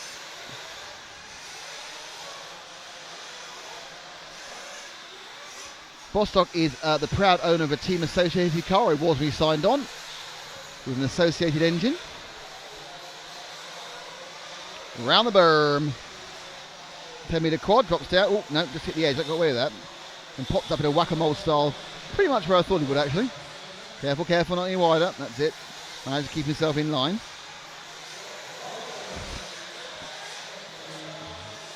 Whoop. Oversteer unlimited. And in the spirit of covering other people, can you drop the last car of that section? Now then, penultimate, they come at number 2 with the blue rear end, please. That's one forward from there. Jan, you were right, but just one forward to the one with the blue rear end. That's a long way forward now. Oh, there he is. And that's car 2 of Carlos Fonseca of Portugal. Oh dear, oh Lorks. Oh yes, got it back. Fantastic stuff. And let's roll that baby again as Carlos loses it and gets it. He's up, he's down, he's hit the thing. 1, 2, 3.5, 4, 5, and yes, down on the floor. He landed number 6. It's like those ones where they come off the uneven bars and you think they're going to actually kill themselves, but they just land it in time, and then try and pretend it was final log and their coach claps in the hope they'll get a 5.97 from the German judge. It was an impressive save. A little circus spec this time round as he goes around the Agama corner. And can I just point out, this is not the camera. The reason it looks so misty down there is because it's so misty. Because we are shooting through a fog of nitro fumes. Keep tuned for a couple of hours, you'll see what it looks like at the end once the electric heats have been through. And the answer is crystal clear as Fonseca decides to leave it. Oh no, that's someone's leg. And that marshal was already occupied with another car. That marshal was just thinking about when can I get some sweeping done. This marshalling's dull, I want to broom myself to death. I don't know if he's still alive, but didn't we get David Broom, the show jumper, to present the show? He was in the he was a 70s and 80s show jumper on BBC TV.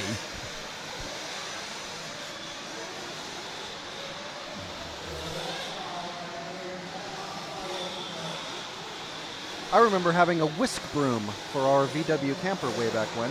What? A whisk broom. What is a whisk broom? It sounds like an egg-based broom. It's just a very, very small broom. It's basically just...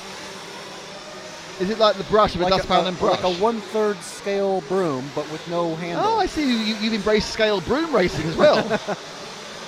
You certainly could. Is it for very small witches? Or just for the cat, perhaps?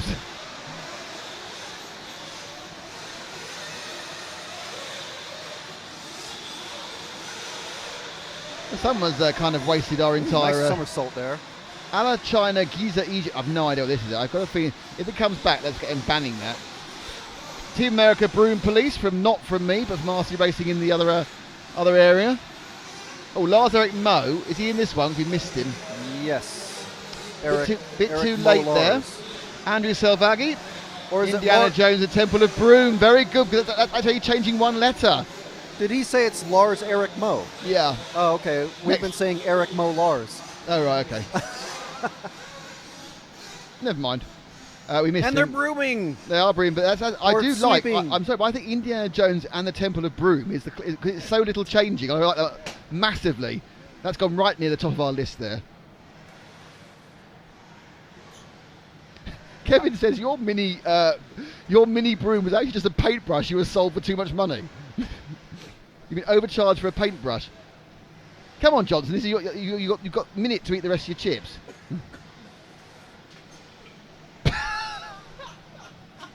He's a classy boy. That was your breakfast. That was your birthday lunch. Do you feel suitably birthday-ish? Yeah, happy birthday. You got some chips. Happy birthday to you. You got some chips. I'll pass over to Mr. Johnson. I don't think I'll use this to cut my spit, so I really wouldn't.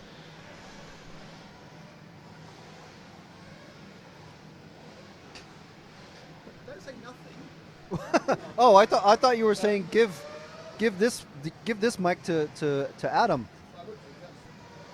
As we're watching some championship level brooming out there.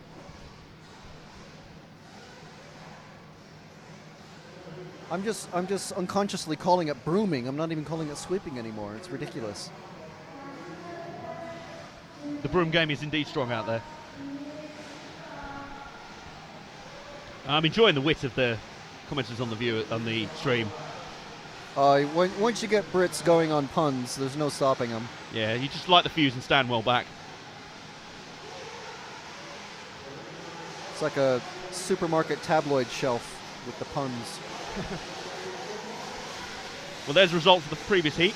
We should go on to heat 9 now. Which means we're halfway through the final round of Nitro qualifying. And the brooming action is concluded because cars are already out on the track. You don't want to be still sweeping whilst Nitro buggies are flying at you. I generally find that's not good. Unless you're really good with the bow stick action, then you can knock them out of the air with the broom handle. Oh, that was spectacular. Like sort of RC-based baseball. Get some kung fu action. Kung fu baseball. That's another concept. Nick, we have to approve this for the second series. Kung fu baseball with broomsticks. Oh, now we're overdoing it. Now it's got to the point where we're overdoing it. Okay. It's the not invented here concept. It's your idea. I'm worried that Frank will copyright it. I see. Well, we're having to claim a lot of ideas already here. We've got 30 seconds till this heat begins. I'll just reserve the .com quietly and move forward. Nice and tactical. I like it. KungFuBaseball.com. Kung Fu Baseball. Is this going to be a separate show entirely? Who knows? At this point, who knows? Was this the mild curry? I think so. It smells creamy. It might accidentally be the Madras. Oh. Lucky I was off microphone there. Nick, well. Good job, Frank, on trying to kill Nick. I thought mine was quite mild, but then I smelled his, and then we're like, that smells creamy, so that's got to be the mild one. If you see flames start to erupt from our commentary box later, you'll know exactly why. Do you need a glass of milk, Nick? I think that's a yes. Nick's face is just precious right now. There's steam coming out. This is wonderful. Should we get some timing on the screen as this heat gets underway? It may be disrupted by any time by our commentary box becoming an inferno. There we go. Do you have any requests on the stream for anyone to follow? I think they're probably too busy still making broom puns. Car one. That'll be David Brown. He is currently starting his run. That was a rhyme, slightly. Not a very good one. No, he's just finished his lap, so he's one of these two about to go over the DXR double, I think. Car number one. Yeah, I think you're right. Big airtime for the monotune section. Yes, here's car one, the grey front, blue rear, coming through the S-Work steps and now through Saw Corner now. Second of those two in line. There he is. David Brown. What's he on at the moment? Deleted into the 9 laps. We're getting some in the 10s now. As we introduce the novel concept of talking about the racing that's going on. I think we've exhausted our broom-based puns for now. Well, for the moment, until a marshal picks up a broom. Yeah, until then. That's what people are watching now. Like, yeah, get the cars off the track. We want to see some sweeping.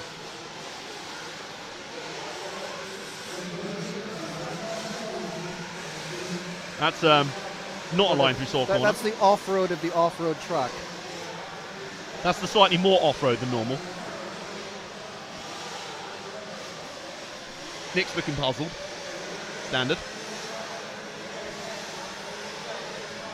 Oh, car 12. Have a That's request. Frank Lemke, Kyosho Frank. The only driver up there in a red jacket. Red being the color of Kyosho. I thought it was just because he liked the colour. Here it is. The blue and yellow car with yellow wheels and wing going through Saw Corner now. He's got no red. How does he not have any red? There we go. There's Frank Lemke. Right underneath us here.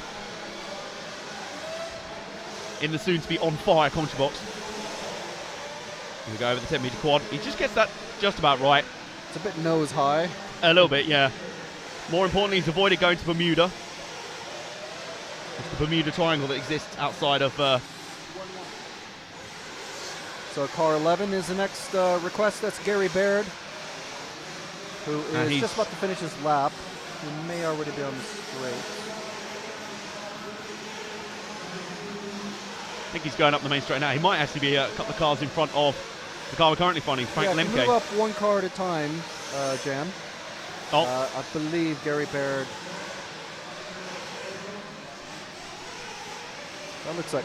Is that? It's a car. Peering at the screens, peering outside the window. We'll get there eventually. Car 11, right? Yes, actually, it was the car just behind Frank Lemke. Oh, so he's going over the S-Works steps crashed now. And then Frank caught up with him. Saw corner, round saw corner. He's the white, green front of the car, white rear. He'll be right underneath Jan's camera position now. Coming onto the main. Well, he's flipped onto the main straight, so he stopped. Jan's like, thanks very much. I'll get my camera lock on you. That's a very quick curse. The curse is working quickly today. Literally, it's before they've even focused in. It's like, oh no, I'm on TV, no.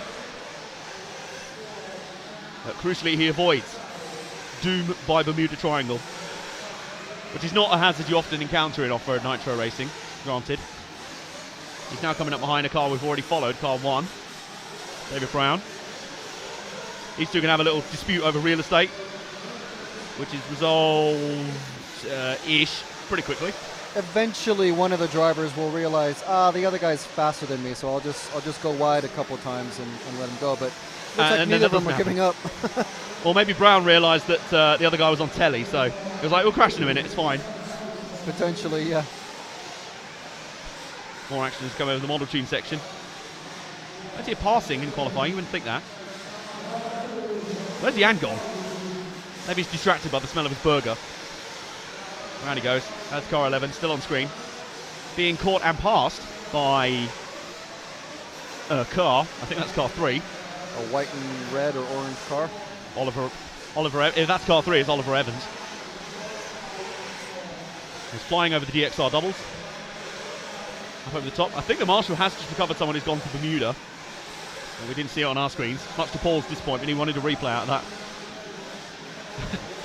Paul just looking nonplussed. Although I can't tell if that's a standard look or not. Sort of a mix between bemused and nonplussed at the world. Around the final corner under Jan's camera position and our commentary position after the crow's nest. That'll be the final lap, and it looks like one car, Jack Willits, will get a 10-lapper in this one. This will be one of the first we've seen in this round. Seen the odd one. Potentially Frank Lemke as well, who's had some pretty bad qualifiers. So he could be on the fight back here if Lemke can complete this in time. That was car 12. He's on the fight back because we followed him earlier. It all went wrong and now he's recovering. Side by side through Saw corner. Obviously the clock's ticked down to 0, but cars are still completing their final lap, so the checker flag doesn't officially fall on the session. Now it does. Literally the checker flag falls on the session. Well, the guy didn't drop it, but still. Cars will come around to complete this. And you know what's happening next? Well, we'll have the results of that session, but then more sweeping. There'll be sweeping changes to our broadcast.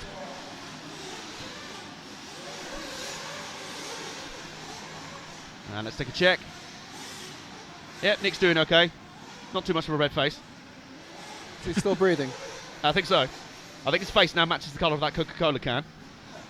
But I think he'll be just about okay. Let's have a look at the results in that one. That'll be Jack Willits who wins out that one.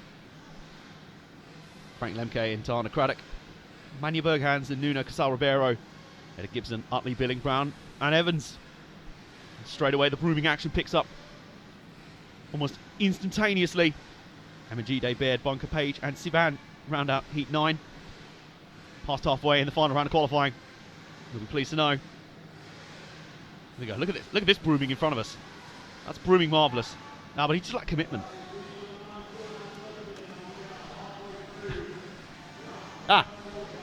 Nick's sign language is as strong as ever. He's off for a quick break. I think he's going to be getting a close-up look at the brooming action going on. Oh, I see. Either that or that curry he's just eaten, he's coming back to haunt him already. It's fast action. But here's the next heat, Heat 10. beating the likes of Jordi Velder, Max Hess, who we saw in e-buggy qualifying the first heat. Mark Everett, Carl Chillingsworth, Rune Berger, Yael Zurfler, Mark Rumble. Let's get ready too. Ben Woods and Dave Stanley.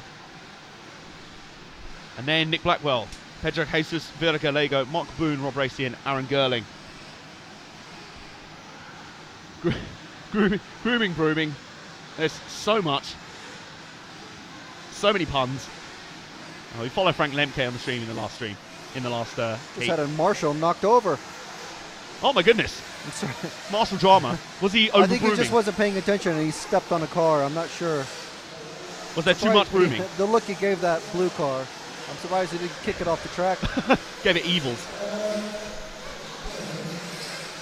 That's quite marvellous. And they're all piling up in the 10 metre quad pit. Yeah, that's not a position I would want to be a marshal in, at least in No, the first they're corner. like, oh, you're marshal position 4 for this one. Yeah, can I not?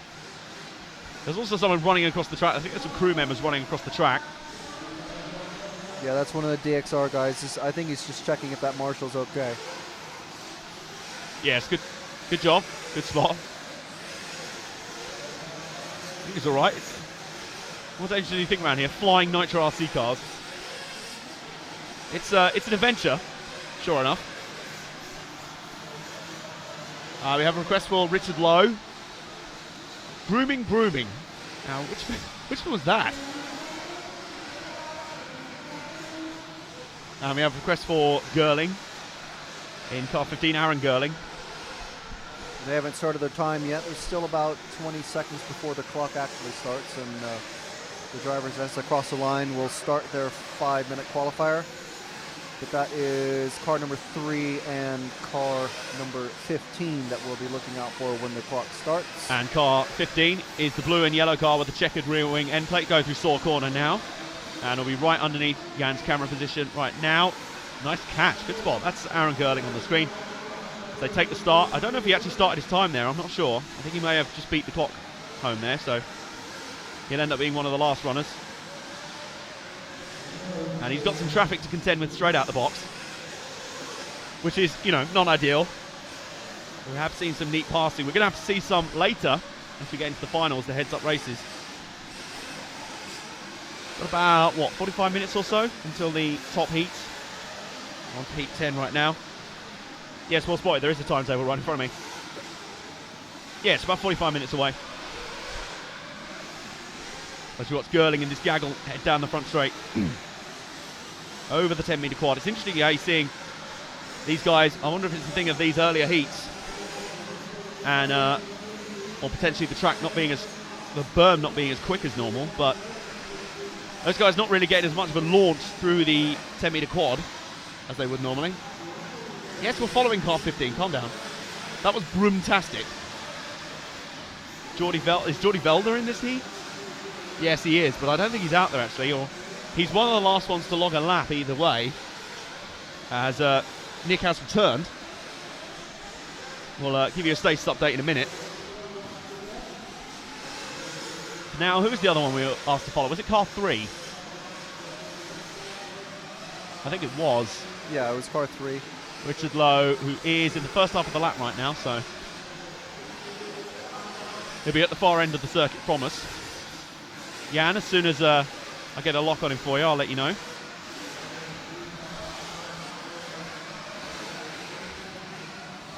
think he's this car coming through. Hit no. Car 3, where are you? Car 3 does not exist, apparently. He is just finished his lap, so he'll be probably that orange car coming over the 10-meter quad. Quite probably, yeah. I thought he was earlier in the lap than he was. I was not. Dead number 13 out there. Well, the camera curses worked. Probably a bit too well that time.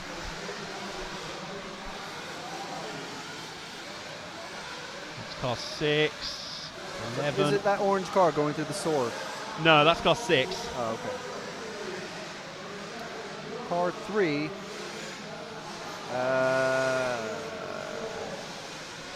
I think he's off the track because he's just counted as his position is 100. So I think he must be, yeah. yeah. There is no 3 car out there with right that number now. 13, he's probably come off the track. unfortunately. And Jordi Velda's not running, so not a good round for our requests right now. And the other one we followed flamed out. So this really isn't a good heat for requests right now. If you want to follow your favourite driver, be warned. It's actually kind of a bad luck heat. There's one car that didn't start and 3 cars, it looks like, that are off the track at the moment. Yeah, that's disappointing. Let's see who we can pick up. Who's leading overall at the moment? Looks like Max Hess at the fastest time. Hess is in the final segment of the lap now. I believe he might be coming underneath Jan's camera position right about now. Car 2. I think that's the car heading up into the berm right now. In round top corner through the 10-metre quad. Up round into the DXR doubles. Round the Agama corner. I think Jan's zoned out. He's looking at burgers. Car 2, here he is, coming down right in front of us through the S-Works steps. The orange and green car, white wheels.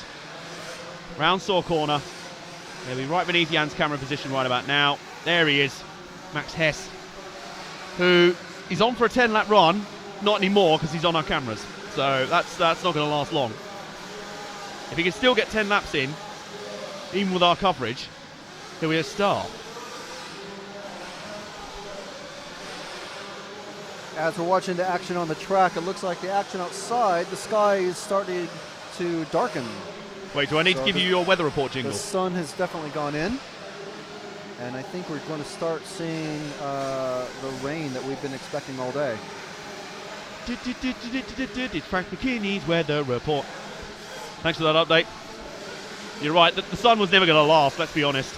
Normally when the sun is out when you wake up here in Britain, you get a bit suspicious. You're like, wait a minute. What's that huge ball of light in the sky doing? Being, out and not hidden by cloud. Normally quite reserved. But Hess is continuing well on his way. He's the only car in the lap time range now. Frank, do you have a weather update? Not yet. It's just saying partly cloudy now, so it looks like the actual storm risk that we were possibly expecting seems to have diminished. You heard it here first, folks.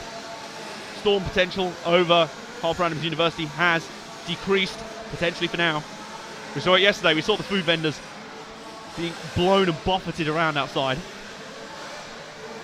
as they protected their wares. And Frank, at one point, I think it was during that you actually ventured out for food. So, well done on that one. It was a great foray.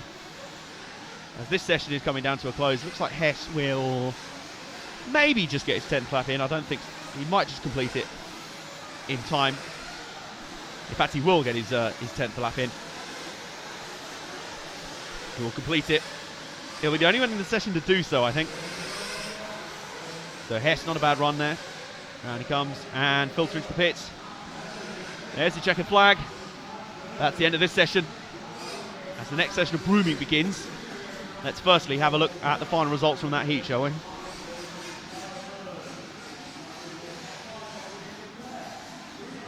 Here's your final result. Max Hess makes it on 10 laps. And it's Nick Blackwell, Berger Gerling Rumble, Rob Racy, Yael Zerfler, Dave Stanley, Pedro Jesus Ferrer Gallego, and Ben Woods. And we have the final 5. Nick, I think, is keen to get back into the broomstick action. No, I can now use my mouth again. I got hiccups halfway through that, eating that curry.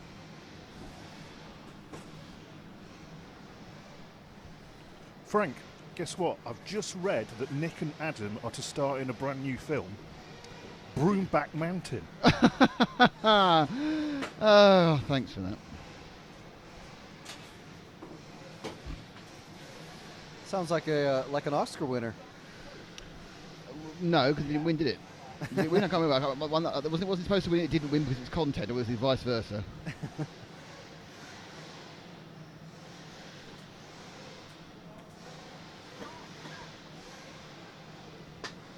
Right, we're waiting for heat 11 now, aren't we? Yes. That means I need the right piece of paper with heat 11 on it. That would entail the driving and brooming action of Kyle Boone, Lauren Sipolowski, Ali Al-Falakawi, Dennis Holding, Matt Perry, Josh Marshall, Antonio Gomez Fernandez, Ben Turner, Ali Shirazi, Mark K. Wow, okay. Ali O'Connor. Yeah, that's Abdullah ignore Alfala, those because they've gone Bjorn now. Haug, They're not there anymore. Harry Don't Phillips worry. in that box.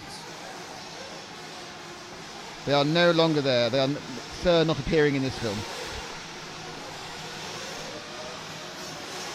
As we're watching the 2-minute warm-up. Minute and a half to go before the clock starts running.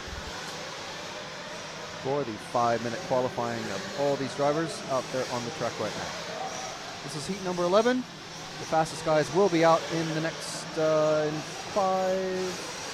6 more heats. Heats 17 and 18 are the 2 fastest heats. Yes, they are. The top heats are scheduled to go up at 10 past 2 local time. It'll be 10 past 3 in mainland Europe.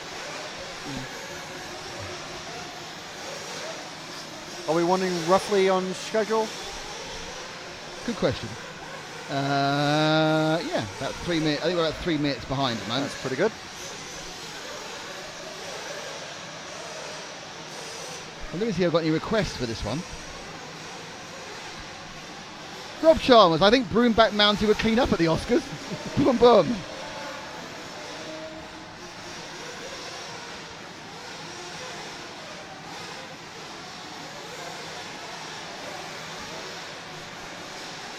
It might need some very good special effects if Nick's not going to appear in it. I didn't say I wouldn't appear in it. I just want authorization of the script.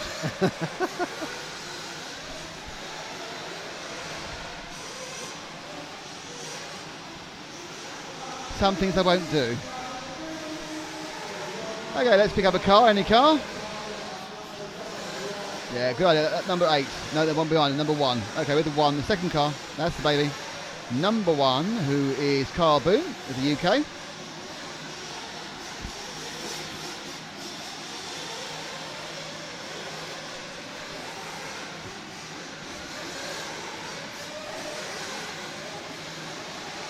Oh, no.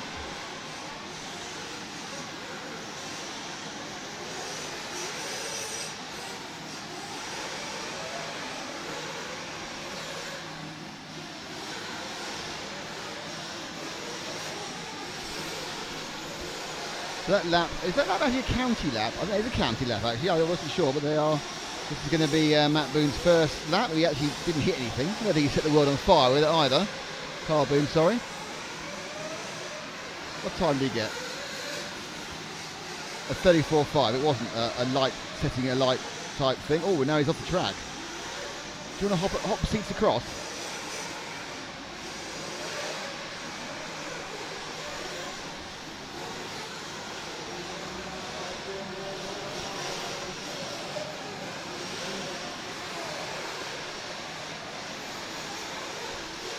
So, still with Kyle Boone. Oh dear. Kyle there just pulling into the pits with a broken rear left tyre. Wheel, not time. Oh, no, yes, maybe, possibly. Round the Agama corner, avoiding the Bermuda Triangle. Oh, a little tip there. I think fans of the Bermuda Triangle need to be on point for the lower finals, which will begin at sort of 3:45, 20 to 4. UK time, obviously. Different in every other country, but you'll have to work out your own place and where you are. Well, you know where you are, but work out how it affects to the UK and our time zone.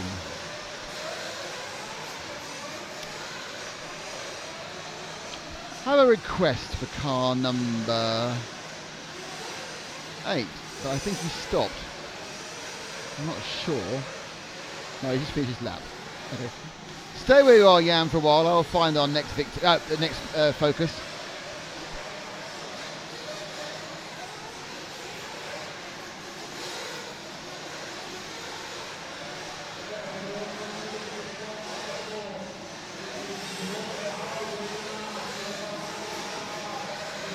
Yeah, I think Ben Turner is the one who had to pull off with the broken rear That hub. would explain why me waiting for number 8 is a waiting in vain.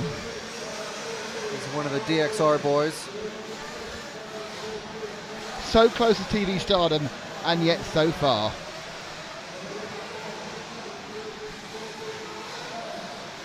Let's see. Where should we go now? Drop back one car, yeah, which is the number 6. And that is the machine of second place Josh Marshall from the UK. From Josh Marshall, actually. I'm not sure. I think they had him last time. Can't land a jump that cross though. Well, that lap was probably all right. The next lap will suffer because he actually barrel rolled actually over the timing loop.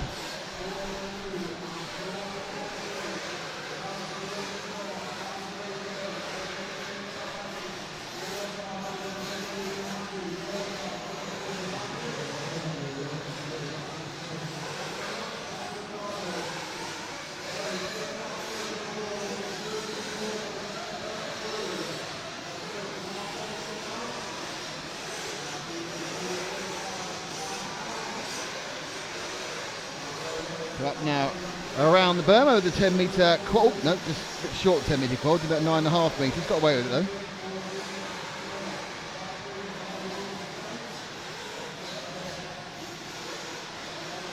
Turning into the Model Tune section. And let's drop back one more car, please. The car's just gone off, car 10. That's Mark Kay. I must go and see Mark Kay. Where did you say he was sitting again? He's sitting like 2 people down from David Ronefeld. That was the one, yeah. I will go and see Mark and talk to him about important things.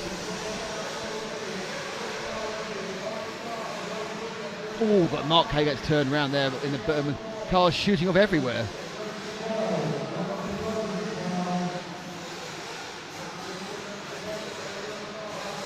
Mark Kay of TKR Graphics, who did a lot of the work, a lot of the graphics you see around here. A lot of the banners were printed by them.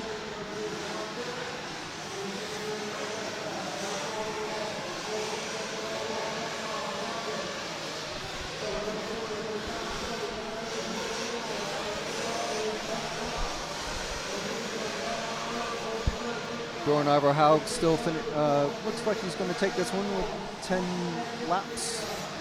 So a lot of the cars are already finishing as the soon-to-be dressed ninja is coming out with the checkered Soon to be flag. dressed ninja, you're worried about he's an not undressed naked ninja. at the moment. I've got a naked ninja issue around here. Yeah, I can't mention it too loudly, but I have this naked ninja hanging around near me. It's putting off my food. The end of 11. And that will be everyone finished? Nope, still a couple at the bottom. I'm not sure they're actually going to finish. Ollie O'Connor, is he finishing or is he finished as such? Oh no, there he goes, that's 9 laps. 110 lapper, and that was Bjorn Ivar Haug. Well done to him. Heat 11. Heat 12 is coming up next, and we are getting much closer to the top guys. And there's your finishing positions for everybody in Heat 11. Oh, dear. Lauren. While the viewers read this, I Yes. want to make a slight correction to Everything we said so far today? No, Adam's pit walk yesterday. What was that then? I don't think it was David Ongaro that he talked to yesterday. No, it was Ricardo Berton. No, it was one of the Kilich brothers. Oh, it was a Kilich, yes. Yeah. It was a Kilich, yeah. That's why they're speaking German. I mean, David Ongaro is a talented young man, but I don't think he's learnt German as well randomly. Was that you who pointed Adam in the wrong place? Yeah, I thought I saw young kid sitting under the Nemo tent, and then I actually saw the back of David Ongaro's jacket today because he was standing downstairs, and he runs Mugen. Yes. I'm not actually sure that he speaks English either. Well, I mean, he said, I know English. I'm like, nah, whatever. Well, he was fine. So I it thought, was yeah, all right. fine. Yeah, why would David Ongaro speak English?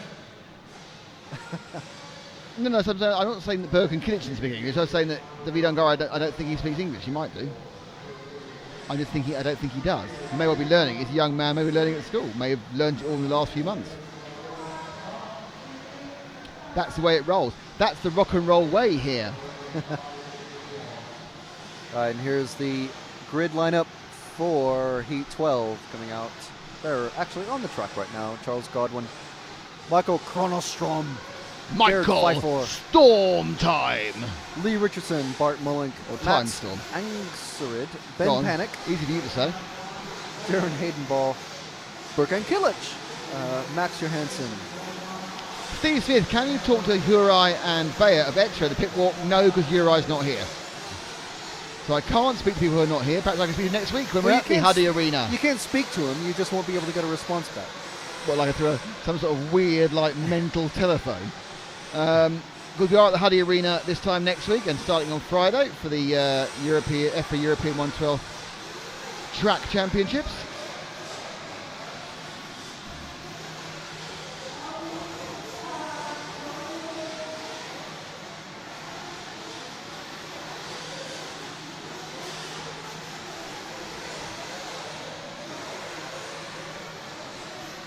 Oh, one of our errant members of staff has turned up. Still not sure where Paul's gone. I'm sure he takes his comfort breaks in between going back and forth to the camera. Yeah, he wants to limit the amount of up and down the stairs situation, doesn't he? Lowest number of stair climbs is what the boys are all about. I'm sure he's building up a number of people to like lift him, like crowd surfing. You wise. lift me up.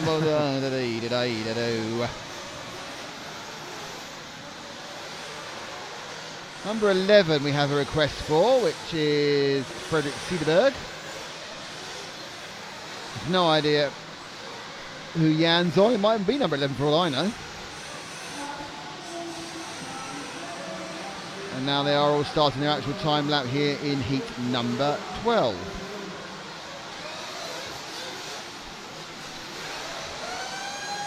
Oh, Someone's upside shouty. down. Yeah, a bit shouty, wasn't it? Marshall, please look at me. Look at me, mummy, mummy, look at me, mummy, mummy, look at me. Oh dear. Car 11 is the leading car going up the straight right now. White with yellow wheels. It's got a slight yellow tinge going around the berm.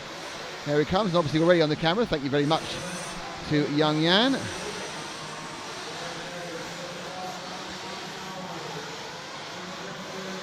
He's using the Ronafalk method of painting a very bright nose on his car. Yes, like Rudolph. Leading the way around the side corner. Oh, and he hit the wall. I'm not quite sure he did that. Yeah, I heard it thump. That all appeared to go wrong for no discernible reason. If you take that jump at an angle, you risk hitting the wall. They actually have the banners angled down so that you wouldn't get stuck on the wall. You would just slide down it. If you look at this, I think there's SOAR banners at just above that jump. Ah.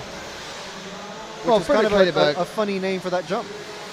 He's actually one of the last people to get any sort of time, so let's see how it goes now. 2 laps down, and he leaps up to the massive position of 5, or 6 even. 32.2 on a lap where he didn't hit the wall.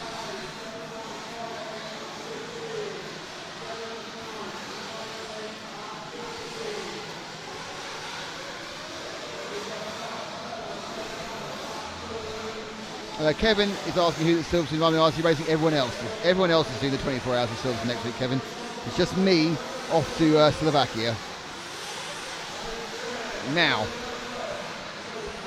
Ben Panic, the leader they would like us to see. The Australian based out in Singapore. He should literally be going into the first corner right about now. What number is he? 7. Also, I got a tweet from the man himself confirming that the man claiming to be Shane Van Gisbergen on the stream earlier indeed was. Hooray! Unless he's also taken over Shane Van Gisbergen's tweet deck as well. True. He did say we were putting out great coverage. He obviously hasn't listened recently then. Where's car 7? There's car 7 underneath us now. White wheels, green top to it, going over the SOAR corner. Ben Panic. I was just wondering where Paul's gone now, and then I realised he is heading out on his expedition to the... I think he might be going via the Portaloos. Did he have a curry as well? That's not the point. It's just the vast amount of liquid we're getting through, the coffees and the cokes and everything else. Might have to sit down, my back's killing me.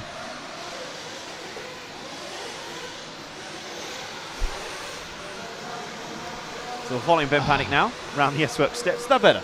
A little bit for now. I won't be able to do it the higher heats. This is heat 12. Top heats 16, 17 and 18s. They're on about 30 minutes time. High up round the berm from Panic that time. That's a good run though. Generally if you go high up the berm, it may lose you a little bit of time there, but gets you it with a bit more speed through the 10-metre quad. Yeah, but it's more about getting the right distance over the 10-metre quad rather than the right speed. So I think you don't want to go high. I think you want to go medium if you can get enough drive to make the quad and get that landing on the downslope. Indeed. There's almost, you can jump too far on the 10-metre quad. Or too short. Or too short, yeah. More commonly too short, but sometimes you can go too long. So let's see how high Ben goes this time round. And let's see, that was what we wanted. Low and hits it down. That's perfect. Hit the downslope. Popped out like an exciting mole there. I couldn't hit him with my mallet. He's gone round the Agama corner. Avoided the tyre of doom. A little bit tight during that section, Jan. And now coming through. This is a pretty good lap considering he's on camera. He's done very, very well. He has. Oh, no. There. Spoke too soon. You had to say that, didn't you? I you did. Had to, you double cursed him. I did. He's on camera and then you say how well he's going. Well, what's going to happen? We know what's going to happen. The first curse did not work. The second one did. He double cursed him. That was a nice pass though. That's the final 45 seconds. Are we retiring the broom puns for now? We'll rest him for a bit. Oh. These things should be organic, don't force them. True.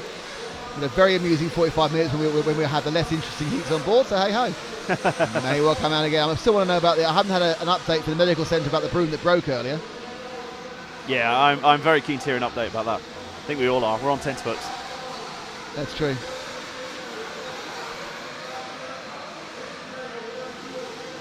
It's the final 10 seconds. Will this be Ben's last lap, or will he might well get another one in, I think? No, I think everyone's...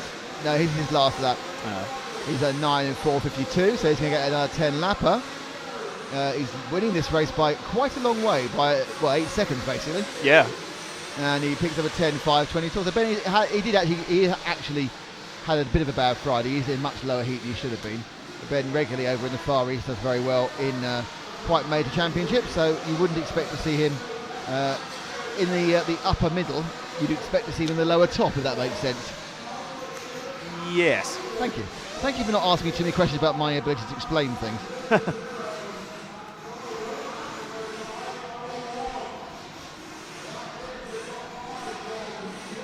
They all troll in. And they're finished. Let us throw in the results sheet thing.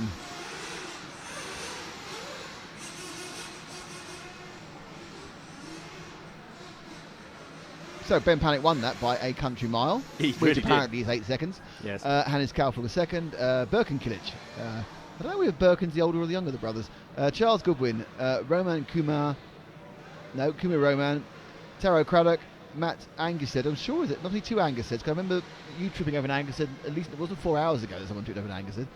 Max Johansson, Gerd Pfeiffer, the erstwhile car designer, Darren Hayden Ball, Chris Smith, Bart Mullink, Frederick Haderberg, who we were following, who we were following earlier on, Lee Richardson, and unfortunately last, but with the best name still, was Michael Chronostorm.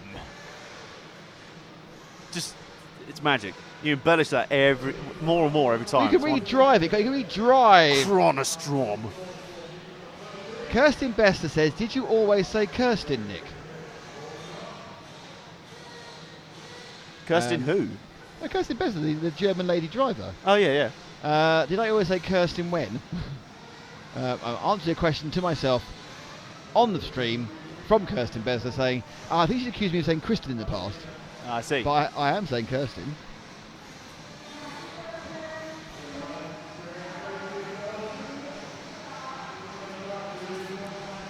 It's heat 13 now. Yep. Kong McKenzie will lead this one off. Who I still think also has an epic name. Kong McKenzie, yes, he's one of the men who designs it. But with that sort of name, it also sounds like he kind of built it with his bare hands as well. While we're waiting for Paul, I'm going to go to the toilet. So we have Kong McKenzie as well. David Benito. I think Frank Stevens is going for a brief. No, I know. We're gradually losing people as the heats are going up. I know. Well, I believe Paul is somewhere out in the wild. I will perform dual duties for this one. Don't sit on 2 chairs. That's just showing off. No, I'm not going to do that. David Benito, Nick Stadler, Tom Saggers, William Skidmore. It is confusing when the odd driver registers with, and it actually shows with their first name first, isn't it? Jason. It's another one of your favourite drivers in 6th. He's transfixed by the comments. Look who it is in 6th. It's Jason Ra. Very nice. Alvaro Madones Quintero, Mark Fletcher. Is that Terzis Panagotis or vice versa? Vice versa. Vice versa. Panagotis Terzis. Andreas Meyer. Then the rest of your lineup: Yanis Perigianakis, Hampus Berg, Graham Miller, Conor Cocker, and Robin Frischkopf. This heat. How many Australian drivers driving? About 6 or 7, I think. There's quite a few Aussies. There's a substantial amount. We're asked for the Follow the Greek number 9. That'll be Panagotis Terzis, we just mentioned. When I talk my crazy English, she always understands Kirsten. There we are. There we go. I don't think it's crazy English. I think it's like English. It's also a little bit, talking about the acronyms of the countries, we mentioned Sauber earlier for Saudi Arabia. All the Greek drivers look like they're also Global Rallycross Championship drivers, called GRC. Jeez, you are really obscure about your motorsport. I am. Again, not... Home of Ken Block now, isn't it? No shame. Who is Jan picked up here to start off? I don't know. Car 9. He's done it. We're straight on as the race has gone. This will be the start lap for Panagotis Terzis. I also see a Paul moving into position. And ace flipped. What, Paul's flipped? Yeah, that's very worrying. No. Oh, there's Paul tumbling down this. Paul's crashed. Do you think the camera curse works for other cameramen? I sincerely hope not. I hope not. We have a massive shortage of cameramen this year, so no damage to our cameramen. All cameramen, please be safe and sound. Oh, he nearly went to Bermuda there as well. That was a close run thing. But Panagotis Terzis starting off the session. He'll be getting his laps underway now. Jan's following him. And we wait for camera 2 to come online. It will be soon. So we'll be able to enjoy double camera curse. Camera curse squared. Ooh. That does sound frightening. It does. I have a double camera curse. Well, you should have taken an ointment for it. He's playing with fire up there, isn't he? A little bit twitching around at the top of the Agama corner. Matt's turned up. Hi, Matt. Hi, Matt. I know why he's turned up. It's because he wants to get things recorded. Happy birthday! Thank you. You've come to fiddle with our cameras, haven't you? He said he's come to fiddle with cameras. No, he wants to record the heat. Frank's back. That's right. Everyone's up in here. We're suddenly gaining members again. Yeah, we were down a bit and now we're back up a bit. We were. Do we have any more requests from people? Oh, good point. Hang on. I need to avoid this. Yes, car 6, please. That'll be Jason Rath. Jason Rath again. No, not yet. No, car no, 12 no, first, no. then. Car 12. Okay. Yep. Hampus Berg, Yep. who is in We've the very over Rath so far. who's in the tail end of the lap now. I think he might be one of these 2 cars with the yellow wings going into the berm right now. So it'll be 1 car back from the car you're following, Jan. If I've got my math right, there he is. I think. Please be right. This comes round. Oh, Adam's betting the house on this one. Come on, car 12, right? Car 12. I think it's 15. No, it was 15. And in fact, I think car 12's crashed spectacularly behind him. But who is car 12? Car 12 is... What colour is he? Hampus Berg of Sweden. Yes, well done, but what does he look like? Good question. I can tell you he's a quarter of the way around the lap, according to the computers. Okay. Hampus Berg in car 12. Here he is, the blue into green into yellow car, going over the S-Work steps into Saw corner, white wheels, white rear wing. I think it's 1 car back from the one you're following, Jan. Frank returns. Frank is switching duty. There we go, we got him. Up round the berm, and Paul's into action as well. Double camera action fun. Double cam. Super Paul action and Super Jan action. but soon to be Super Frank action with Super Jan cutting action. Then someone needs to offer Jan some food. I think he managed to. Frank bought him a burger and chips. Did he scoff some burger chips? Yeah. No, he didn't. No, I thought not. Jan's not had any food yet. I saw him. He was out there. Oh, okay. He had it. What did Frank say then? Frank said something about him having the food. Oh, that's all right then. Oh, bad landing. If Jan managed to scoff a burger and chips with one hand and operate the camera with the other, that's pretty impressive. Okay, who got... can we get car 15? I know we had him briefly for the wrong reason. Robin Frischkopf. Robin Frischkopf, good friend of RC Racing, has driven from Switzerland here in a Tesla. Nice. He's in the S-Work steps now. Super recharging every now and again. What colour is his car? Yellow into blue. Jan's got him throughout the final corners, right under our camera position now. Frischkopf, Down the main Swiss straight driver. into the berm. Having been in a Tesla, they're fabulous things. Obviously, they have a slight limitation about how many miles you can do in one before they need a recharge, but you know. How often do you do 300 miles in a day? That's a fair point. So here we go, Robin Frischkopf. Up the inside, nibbling around by the other car.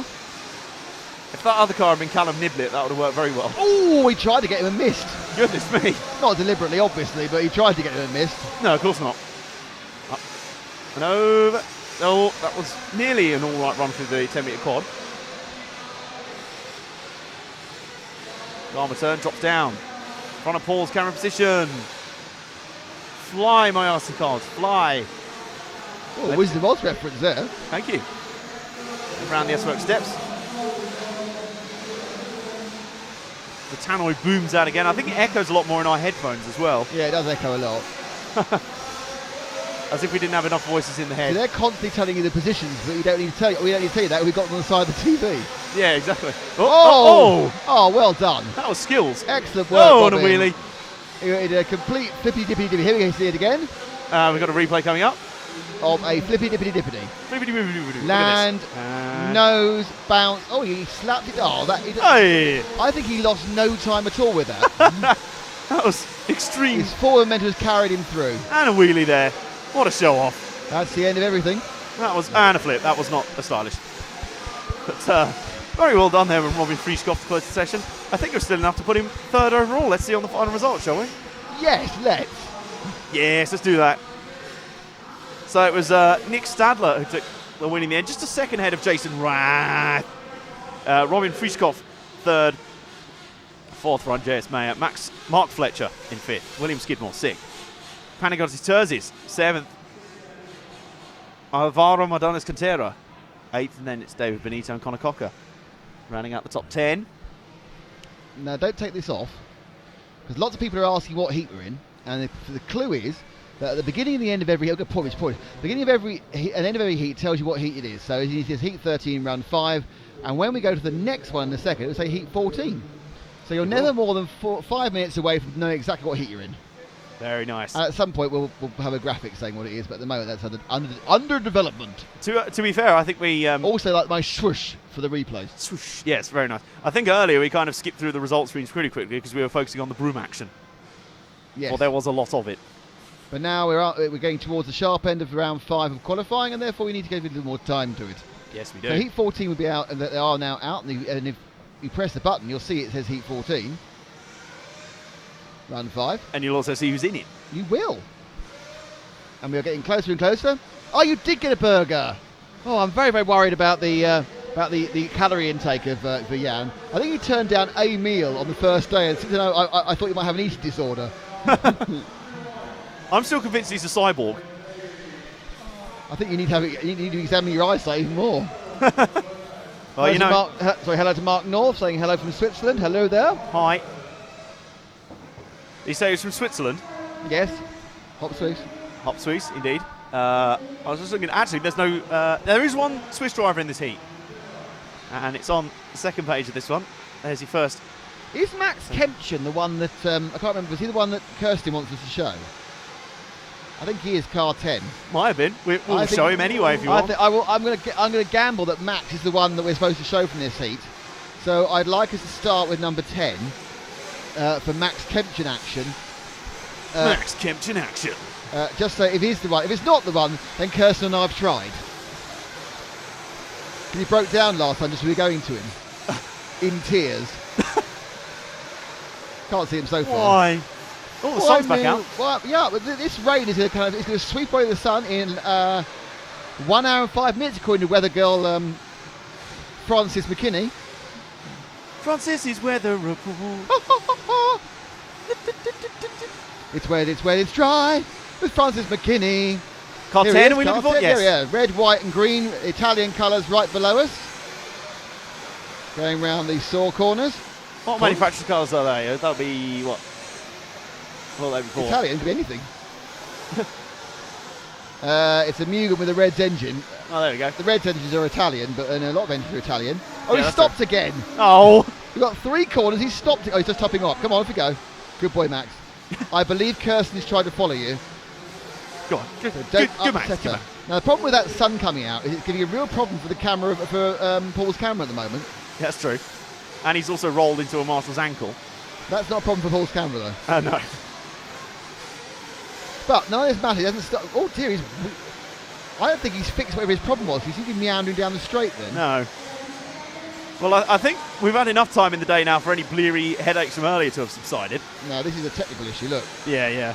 That car is... Ow. That car's not running well at all. And he starts now when he crosses the line. Oh, no, he can actually pit. He can pit one more time. Hasn't started yet. No, he's giving it a go. He's going to try and warm those tyres up. Go on, Max. You can do it. Over the 10-metre quad. Oh, early. That was a short landing and flick round. At this point, he's probably not very confident. No. I'm getting that feeling. That's a very anxious-looking car out there right now. He's managed to avoid a lot of the issues. And now he's going to hop up over there. Hop up. Hooray! There he is. Hop Swiss? Yeah, he's German. I know, but if we were following Sandro Vermeer, it would have worked a lot better. That is true. Kirsten's, I think he's given me a smile. I'm not overly sure, but there we go. I'm pretty sure it's the right one. And he is running properly now, so. Hey. And he started. Right, this is his first lap. A bit short again on the 10-metre quad, but carried a good amount of speed there. Oh. On 2 wheels, lost a bit of drive. It just doesn't look very sure-footed at the moment, does it? That car. Tad tentative. Yes. Very tentative. It's amazing how important confidence is when you're driving these cars. You need to know you can lean on them. And if you don't think you can, you naturally ease back. And you can lose a huge amount of time just by trying to drive within the limits you believe the car has, because it saps your confidence. When you're actually running with full confidence, you can go so much faster, even though the car actually is exactly the same. Oh! Synchronised Oles there as he nearly headed off over to Bermuda. The zone that lies beyond the Agama corner at the top end of the track. As Kempton continues on. Now, where is he on the screens? I think he's one of the last to take his lap, so it'll take a while for him to update. And he's not doing too well at the moment, I've got to say. There's a few cars on 10-lap runs at the moment. The guy who seems to be well out in front is Zacharias Valauer-Nielsen. However, car 6. I have received a request for car number 15, Sandro Bamert from Switzerland. Hey, Hop Swiss. Obviously, yeah, maybe. Sandro, what number is next to him on the tracker? I think it's 95. So he's underneath us in some way. yeah, I think he'll probably be going through the 10-metre quad right now. He's in that 3 cars up there. Car 15. Don't know what it looks like, so let's see if Paul can find car number 15, Paul. Should be beneath you somewhere. Here's There car he is. 15, The white lead and green. car now going into the steps and then turning right onto the saw corner. Green with yellow wheels, green wing, and a big smile. Now he's on RC Racing TV. Oh, 3 corners and we got him. Oh no, we didn't lose so much time. A little bit of a flip down the main straight for someone behind him. I think he's trying to outdo him for screen time. Yeah, it's just showing off in front of the cars on camera. Stop showing off.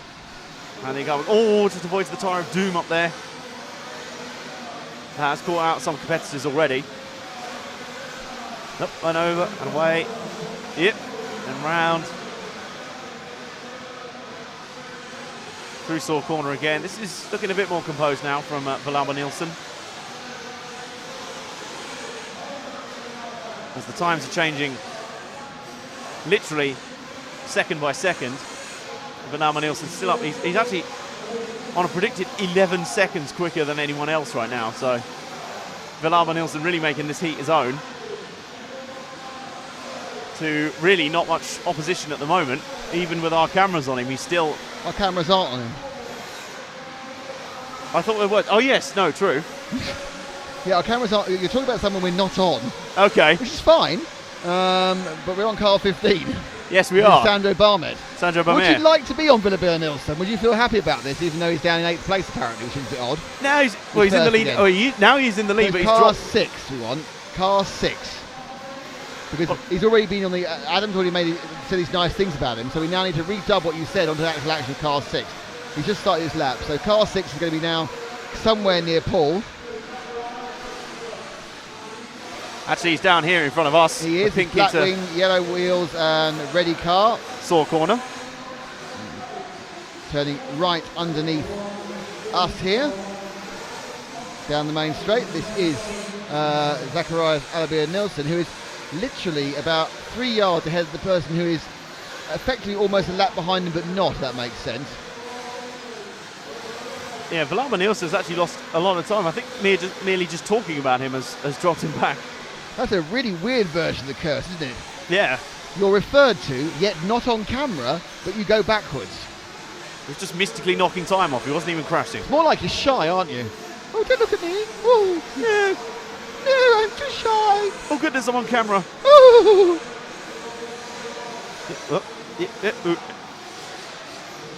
Oh, it's a little bit untidy at the moment, but seems to be just about doing the results, getting the job done. But Aaron Munster is fairly close to him at the moment. It's taking a few seconds ahead of him. We'll stay on Villar Nielsen through the conclusion of this heat. We've got 20 seconds to go.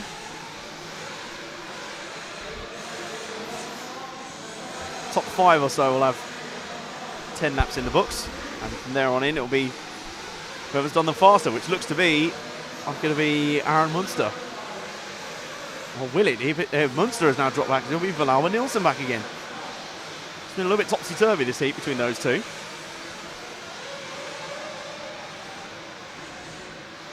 Through Saw corner. Round, this will be complete his last lap now. This will be it. That's the heat over for him. And the rest of the field are completing theirs. Lots of 10 laps in this heat, 14. Yep. Getting very, very, very close to the sort of business end, aren't we? Yes, the very sharp end. 14, we've only got four more Nitro qualifying heats at Neo 16. And 4 more electric buggy heats. And that'll be qualifying over, and then we'll have a little break when I'll go on a wander around the pit, hopefully, for a chat. And then there's the result from Heat 14 for you. Zacharias Villar Nielsen takes it out in the end. Ashley Owens second, Lewis Jones third, Michael Todd fourth, Mitchell Booth fifth. Aaron Munster really fell from grace in the final laps, didn't he? Philip Lutgert, Joao Lopez, and Aaron Munster eighth. Actually, the last of the guys to finish 10 laps. Max Kempton and Bales Davey complete it. And it's Bamier, Harold, Avitan, White, and Didier Ho, who I don't think got out in the last round. They did this time.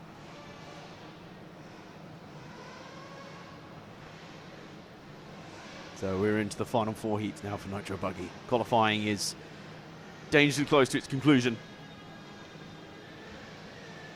And we know our TQ already, but pretty much the rest of the semi-final spots are up for grabs still.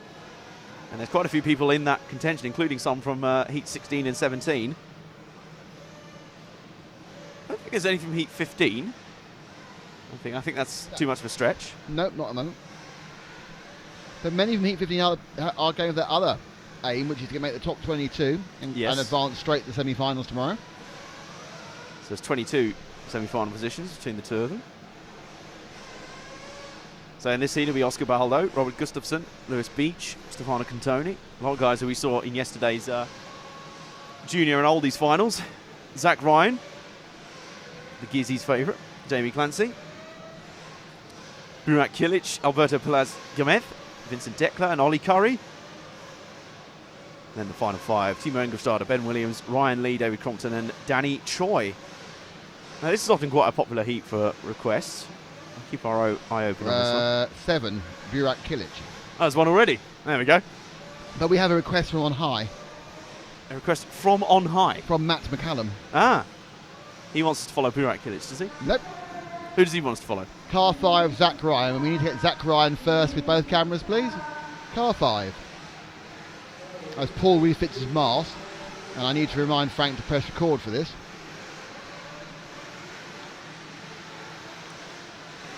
So car 5 should be the 5th car round. Logic would dictate that. Doesn't always happen that way, No. and it hasn't. It's going to be 9 and 10. There he is. He's he's got a black back, white wheels, kind of greeny, lime greeny, and he's on the camera of Frank McKinney. Zach Ryan from Australia. Gets very, very misty when the camera has to shoot through an entire cavern of nitro fumes. It really does. For those of you who pause function, or remember where you were, and then when we get about an hour's time, we're halfway through the electric, to see how much easier it is to see the far end of the track. It'll be interesting for the electric guys because they'll still have the nitro fumes from that previous nitro race that will have happened. It will be sort of alternating by then. Yeah, it won't get too bad because we won't get the build-up, Yeah, hopefully. that's very true. They'll have time to dissipate. Excellent, you used the correct word. Thank you. This man is an English graduate. Was he a journalism graduate? Were you a graduate in? Media writing graduate. So That's both really, isn't it? yeah, Showing off. a jack of all trades.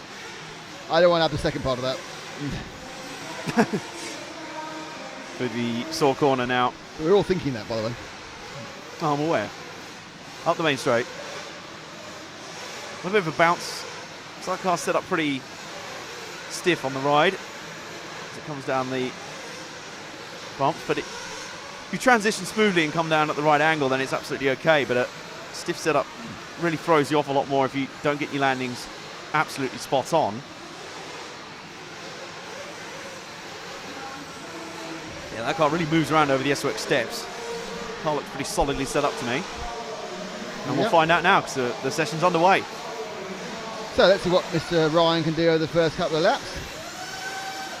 Nice, perfect downside landing there for the 10-metre quad. No sign of going anywhere near the Bermuda. I think it's a bit tight here now. I think I actually want to go a little bit wider to get a better angle around the sock part of that, and definitely too wide there, but carried reasonably down the very long downhill drop through pole line into the hole. Up to the absolute hobby step up, quite conservative there, a bit wide, but slid it nicely. Car's looking a little bit on the nose, but he's controlling it well. And that is lap 1 of many. And the first lap was a 32.2, so it's a good second off where it should be for a competitive time towards these top heats. Yeah, be looking to pick it up a little bit. That's not the way to do it. Got away with it, though, didn't he? Yeah. I was sort of corner cutting, but I guess he didn't really get much of an advantage. But if you fall at the bottom end of Bermuda, where do you fall into there? What's below Bermuda? Is it like the rest of the West Indies or something? I'm not sure. I thought that was just another point of the Bermuda Triangle. Ah, good old Barry Manilow. We can play this song twice. We get our mileage out of our puns up here. We only have 3. And the Broom one's been retired for the moment. Yep. Lots of requests for Burak Kilic, and I'm sure this is enough footage for Matt now. He's given him 4 laps. So let's find car 7. He's on 51 on the counter, so I think he'll be coming in front of us fairly soon, or might be about to complete the lap. He's 51. He should know. I am surprised I've not seen him. I think he's starting his lap right about now. I don't think he was 51 when he looked. I think he looked at the wrong car. Unless it was that trailing that much. So Burak Kilic number 7. Yep. Where is he? He's definitely on Little 47 monkey. now. There he Here is. he Under is. us now. The White and Garma, blue and white wheels, flattened wing, going around the saw corner now. And they'll be crossing the loop now. Burak Kilic, German of Turkish extraction. Oh, that was not a good run slap through the landing. berm. Not a good run through the berm. That cost him a lot of momentum for the 10-metre quad. That was one of the shortest runs through there we've seen today. Normally they at least hit that flat part just before the dip. Obviously didn't come off the berm with enough drive, or didn't quite get the engine to pick up properly, because if your engine coughs at that point, you haven't got the power to get across. You just lost all momentum. Bang. Luckily, he's staying all 4 wheels down. Not.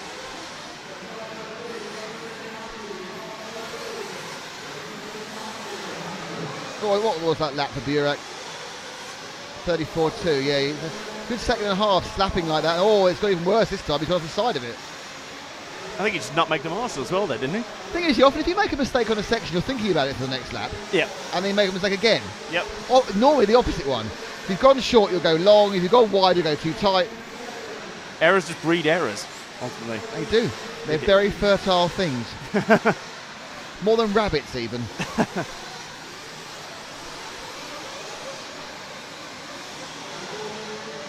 Cars are coming across the line every time. At the moment, on adjusted time, it's David Crompton who's leading the way by about 4 seconds or so.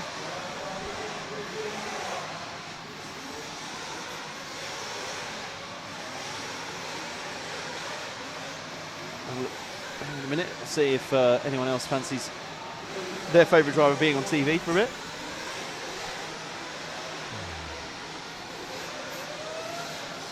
No, there's no request. There's an odd Portuguese-based conversation about Cristiano Ronaldo.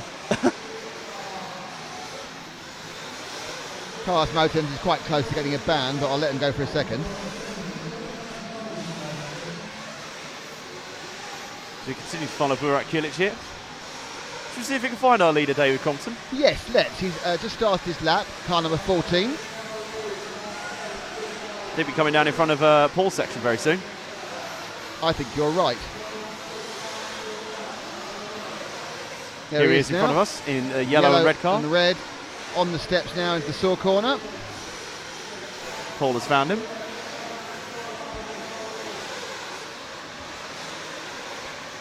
I think Frank needs to just drop a car back. Yeah, just the one car. There it is. Coming up the DXR doubles now. That's Crompton. That's our current leader. And he's still up around 3 seconds on those nearest him on the estimated time. This has been a good run for him. So far, I should add. This is his last lap. No, he's not actually so fast. He's going to get another lap, isn't he? Because actually what's happened is he's very much latest person round. And he goes, as you say, with a 3 second lead over Jamie Clancy with 1 lap to go in this one. And he's going to obviously very comfortably get a 10 lapper, somewhere in the region of a 17 or I predicted 17 and a half to an 18, no, an 18 and a half I think he's going to finish with. There we go. That's my prediction. A little bit of traffic to deal with here potentially. Will I get it right? Will it be an 18.5? Will I look like Mystic Nick? Will you think I'm actually a minute ahead of the stream myself? Here we go. And comes over in... Oh, 19.1. 0.6 out. Very close. Still a good 3 seconds up on Jamie Clancy in second though, so that was a good result in that heat overall. Info RC now just slapped someone down for talking football. He did what? He slapped someone down talking about Cristiano Ronaldo. You see, what would happen is, you see, that Adam and I would talk about football. It wasn't the fact we both support very lower division English clubs that you won't have heard of. Well, you've heard of Adam's club, but only because they have a major tennis championship there. And they've got a major American author who sponsors them now. Oh. So if you're into John Green books, then you'll know AFC Wimbledon. Who's John Green? Pretty major author. All right, what's he written? Some of the books that have been turned into films recently, The Fault in Our Stars. Oh, he's a youth writer. He's a young adult writer. He is, yeah. No, I wasn't expecting you to have heard of him, but... I had to go and see Fault in Our Stars. Oh, really? With my stepdaughters, yeah. I didn't cry, and I cry at anything. I cry at cartoons. I cried... You cry when people say mean things in the stream. I cried at the first SpongeBob SquarePants movie. But I didn't cry at... Fault in Our Stars, because it was just so obviously manipulative rubbish. It was trying too hard to make you cry. Yeah, it's awful. It wasn't so much plucking the heartstrings, it was sort of wrenching at them. Saddest thing ever is the first 10 minutes of Up. Oh, goodness. If you don't cry at that, you're not a human being. I used to be a bit strange and cry at the end of Godzilla when I was little. I don't know why. I seem to be the one on the side of the monster. My son was afraid of the lion and the bear in Teletubbies. Does that count? Depends how old he was when he was afraid of it. If he was like my age and still is, then... No, he's about 3. There's no reason for it. No, true. Yeah, even so. Right, let's have a look at the result from the last one. David Compton takes it out. Jamie Clancy second. Timo Engelstad a third. Danny Choi with a pretty good run there, 4th. Burak Kilic made its way back up to 5th once we stopped following him on the cameras. Robert Gustafsson 6th, Ollie Curry 7th, Lewis Beach 8th, Ben Williams 9th, and Oscar Baldo completes the 10. And here's your remaining 5. There's Zach Ryan, who wasn't able to recover. Vincent Dekler, Ryan Lee, Stefano Cantoni, and Alberto Peleas Gomez. Although at least we managed to find Zach Ryan because he wasn't showing up in the last one, and then he did. Yeah, last time apparently we showed the wrong person for 4 minutes. Yeah, he came up as not being scored. I got a slightly sniffy response from a person on the page. Okay, last 3 heats of qualifying in Nitro for 2016. We had Phil up here yesterday, and he pretty much said to be in the 017, so that's okay.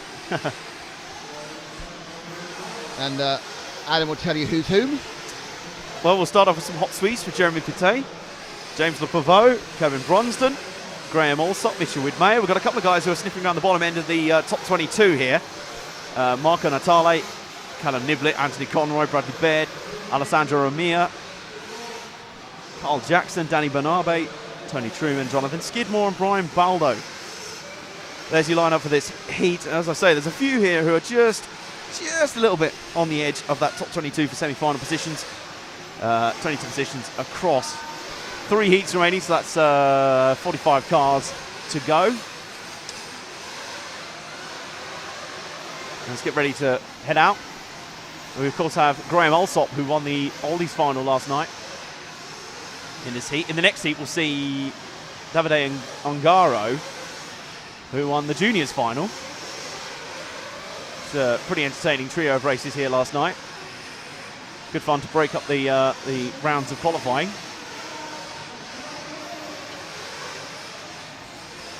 Anyone in particular people want to follow, Nick? No, unfortunately, I can see the guys of you who are asking for follows. I know it's a bit late now, 4 heats to go.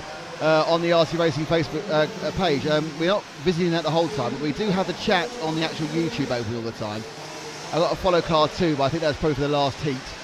Carlos Martins liked Leicester City. We've got Callum Niblett and Bradley Baird. Marco Natale and Alessandro Romea. And Justin Bieber, who I'm not sure is in this heat. I think he's in the next heat. No, I don't think so. Is he not? No, unfortunately. I'm a believer. Can't believe I said that. So, Marco Natale in car 6. Let's follow him, shall we? Let's find where he is. He's now going to do that thing where he's going to be really far away, isn't he? Obviously, that's what happens. Every single time.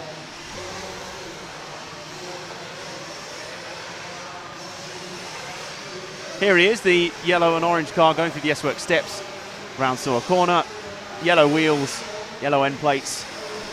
As the light in the arena is increasing all the time, it feels like the sun's actually coming through the vents at the top as well. I'm getting the feeling that Frank's weather forecast is either wrong or about to see one of the biggest changes in weather since Auntie M said, I think you should come home now, Dorothy. And that's Wisdom of reference 2 for the day. Yeah, it's very nice.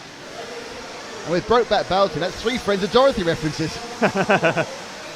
Very good, very good. All right, so the session is underway now. We are following Marco Natale in car 6. We've had plenty of them. Plenty of requests anyway. Kevin Bronston, I think, got enough love in the last round of heats, which is fair enough because the last time it was requested in round 3, he broke his wing in warm-up and we didn't see him again. They want Callum Niblett, car 7. Nibble, nibble, nibble, nibble, nibble. Nibbly, nibbly, nibbly. He should be coming under Paul's position right about now. Car number 7. And there he is, white. I recognise that car colour, but anyway, he's back on again now. His white wing, that's a clear wing, white wheels. Niblett, and he bounced out there. He took a second run at the Saw corner there. A couple of cars having problems in it. This is the Heat 16. We'd expect to see some pretty good times. He flies up the main straight now, looking for some gas into the berm now. This will be the lap where he gets his rhythm back, or at least he's telling himself that. Danny Burnaby has a predicted time already 5 seconds faster than anyone else after 3 laps, and Burnaby is tearing up the track. Goodness me. In car number 12. So if we can find but yeah, car number 12. He's just started the lap. Let's see if we can pick up 12 when he goes under Paul's position in a few seconds' time. The 12 machine looks like he's already zoomed in. He's got a lock on him. Our favourite cameraman stroke bear getting his work done again. Let's not poke him. Yeah, it's not a good idea. So number 12 now, just coming into the Saw corner now. Yellow wheels, white wing.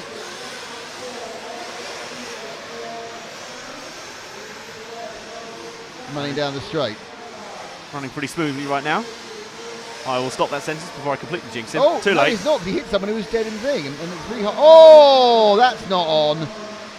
Oh, and he's dancing all over the place. We've That got was a replay. really unfair. Let's see that again. We'll Oh, have a his replay of fault.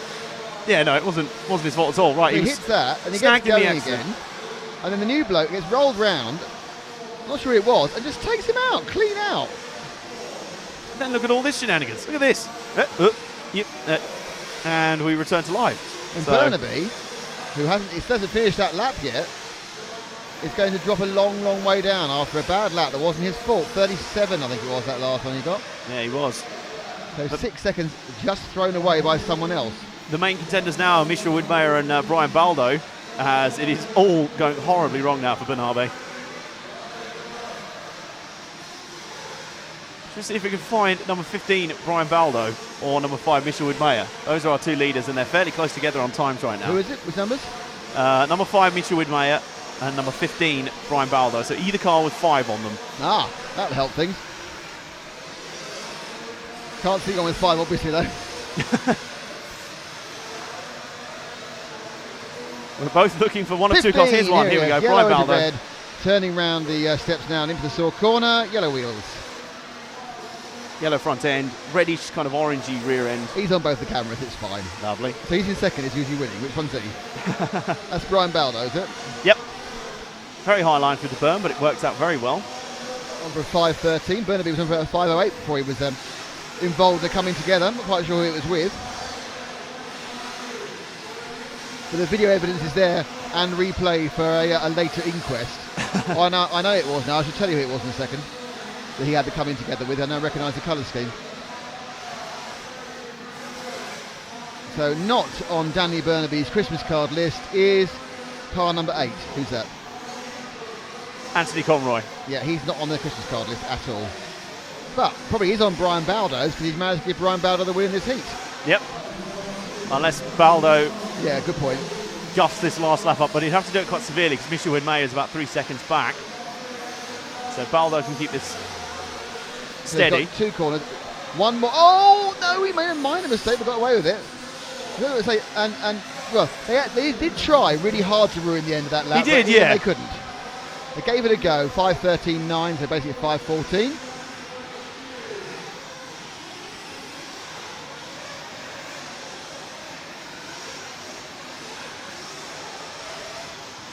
Yeah, Michel Winmay dropped off a little bit in those final few laps. Won't be quite on the same pace. It's still a good effort, and all of these guys, as I say, challenging for that top 22 spot for the semi-final positions. I mean, I'll give Frank, it does look quite blustery out there on the weather front, so something could move in pretty quickly. But the heat is coming. This heat is coming to a close, and it looks like Baldo's taking it out fairly easily. That was his last lap. He'll be coming home to complete it now.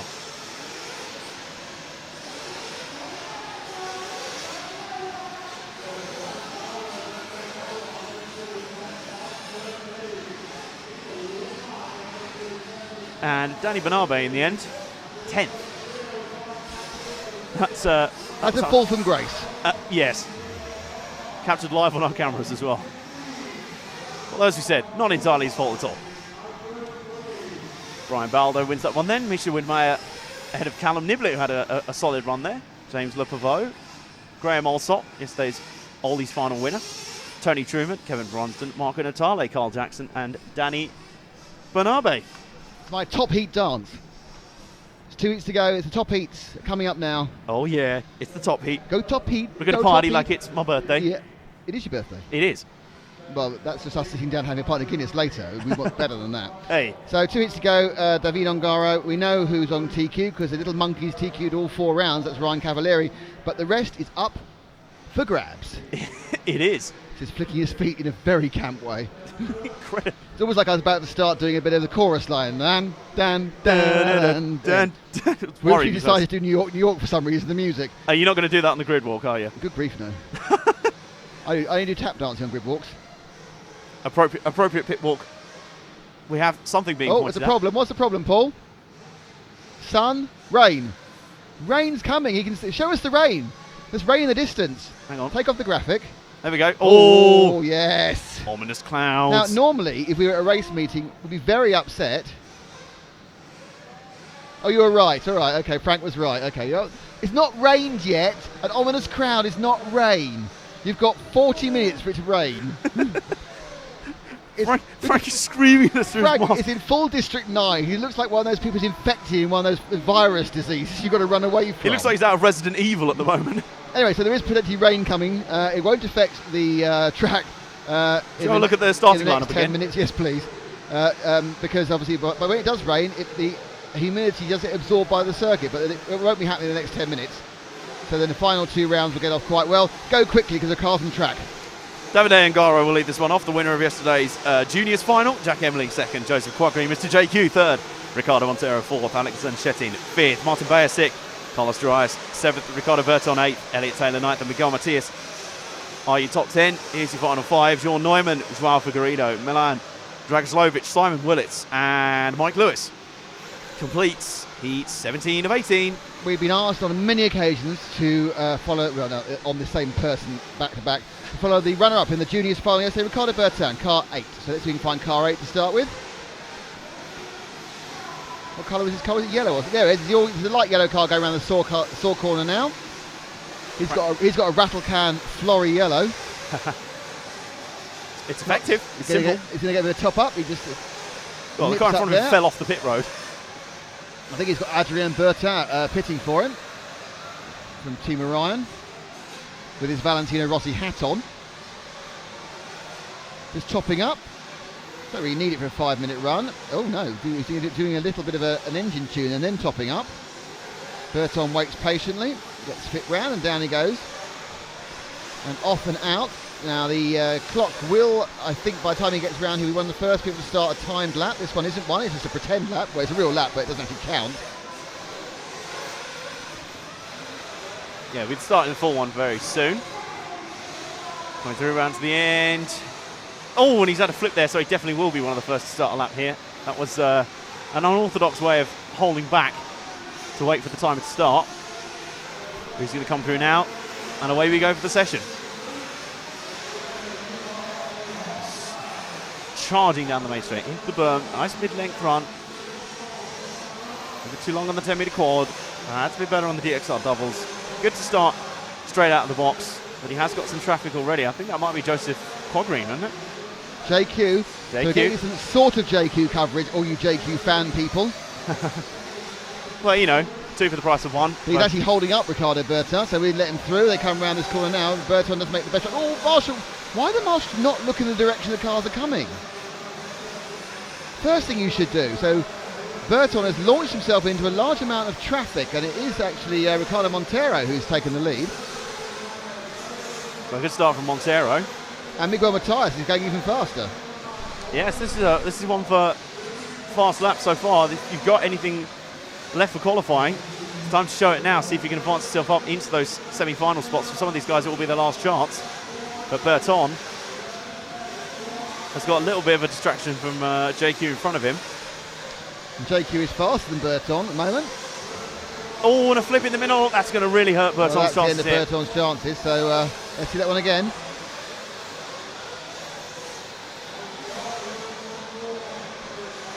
Braked very hard for the berm there. He really did. Not sure he got enough. No, he just landed bad on the downside. Wasn't sure whether he got the car unsettled. It was the first time we really saw the nose dip as he hit the brakes on. So Berton's now out of this. So let's see if we can find someone who's doing well, and that's probably Miguel Matias, we've not seen much of on the race coverage. He's just starting a lap now. It'll be kind of black and silvery if he's got his normal car. What number is he? 7. No, Number 7. sorry, not 7. 10. My apologies. Where is he in the track? Currently, he's just past halfway. Right, so there Here he is. is, all orange car. Changed bodies to an all orange body for today. He's just trying to catch you out. White wheels off the track. Oh, and he crashed as soon as he was on camera in a spectacular manner. Even top racers from Portugal have issues when the camera comes on them. Every single time. So rattle can orange. So obviously people are trying new bodies for aerodynamic reasons or cooling reasons. Some of them don't have their usual paint schemes on yet. Or might just be changing up full stop. So what's happened is that David Ongaro has managed to get himself to the front again. That's been a recurring theme. And I got a request for Alex Zanchetin. Is he in this one? Yes, he is. Car number 5 in the first half of the lap. So I'm pretty sure we haven't seen Alex so far. I think he was up there more in his e-buggy heat. There he is. Yellow into red. Last those cars going round the Saw corner now. Yellow wheels. Alex Zanchetin, TLR driver, did well at the Euros last year in Italy. He throws it out wide, coming up to the berm now. I think he TQ'd around in the Euros last year. That was outside of the mixed surface in Italy in the summer, which is quite difficult from indoor in the shed in Telford.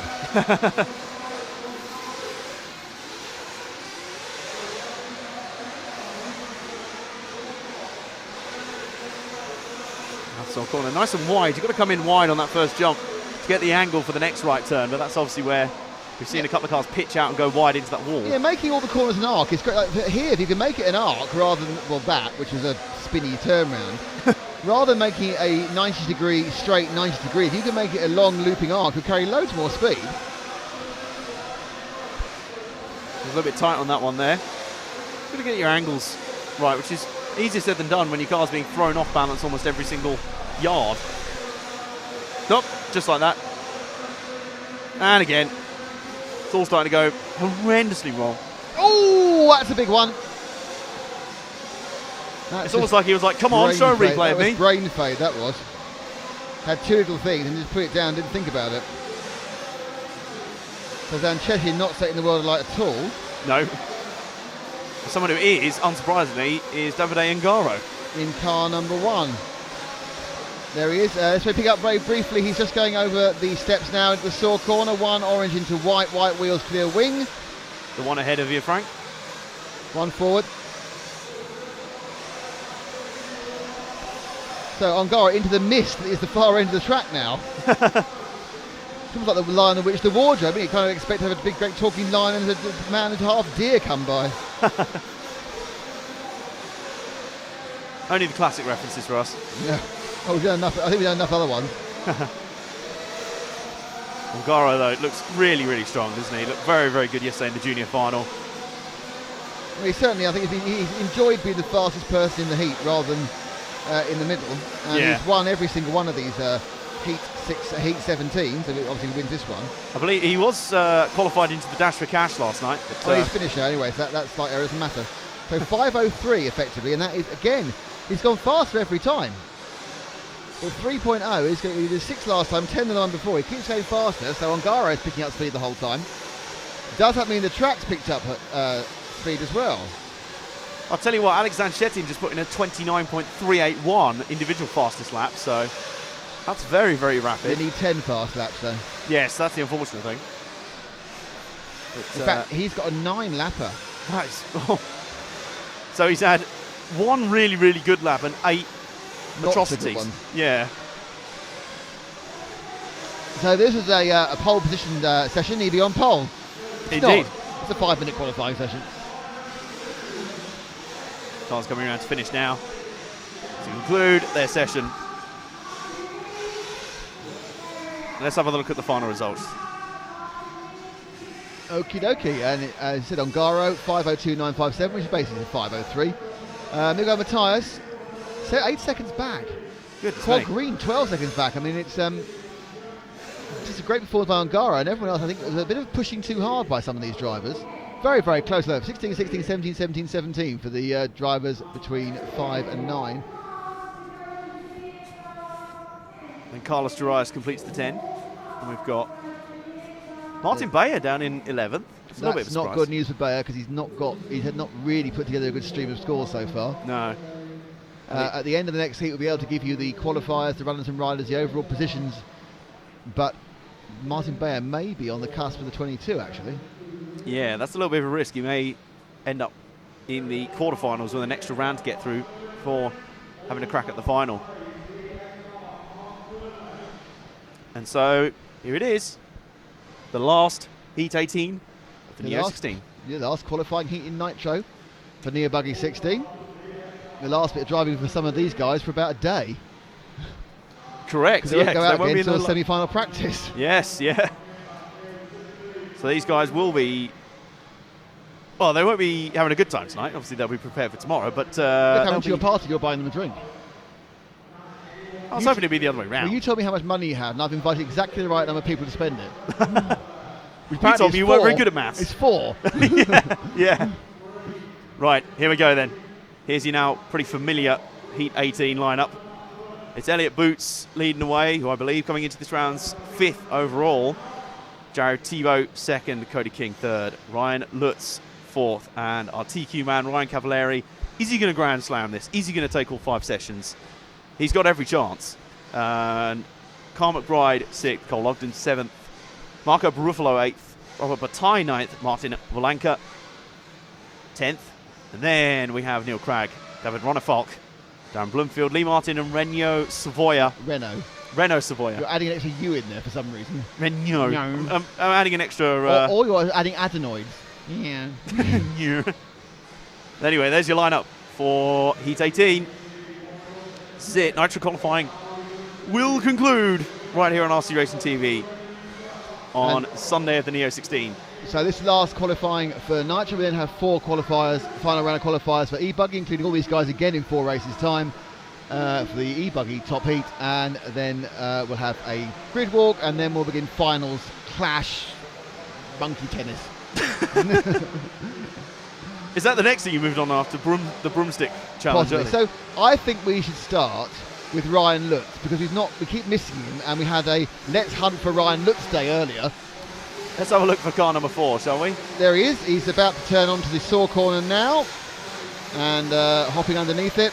Right wing, probably looks red and purple where Paul's not on his camera. In the midst of that, I think he's behind Cavallari, or is he behind? No, but he's car 4.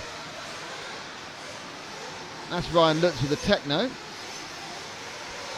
Going very, very well in both classes. Currently on pole for e-buggy. And there's car 4 coming through the S-Works steps now. Pink with a bit of blue. Looks very nice in there as well. And they are still a minute from starting, so plenty of warm-up time. He leaves a dead car in his wake that was number 14. There's Lee Martin upside down. Martin not happy with his car already.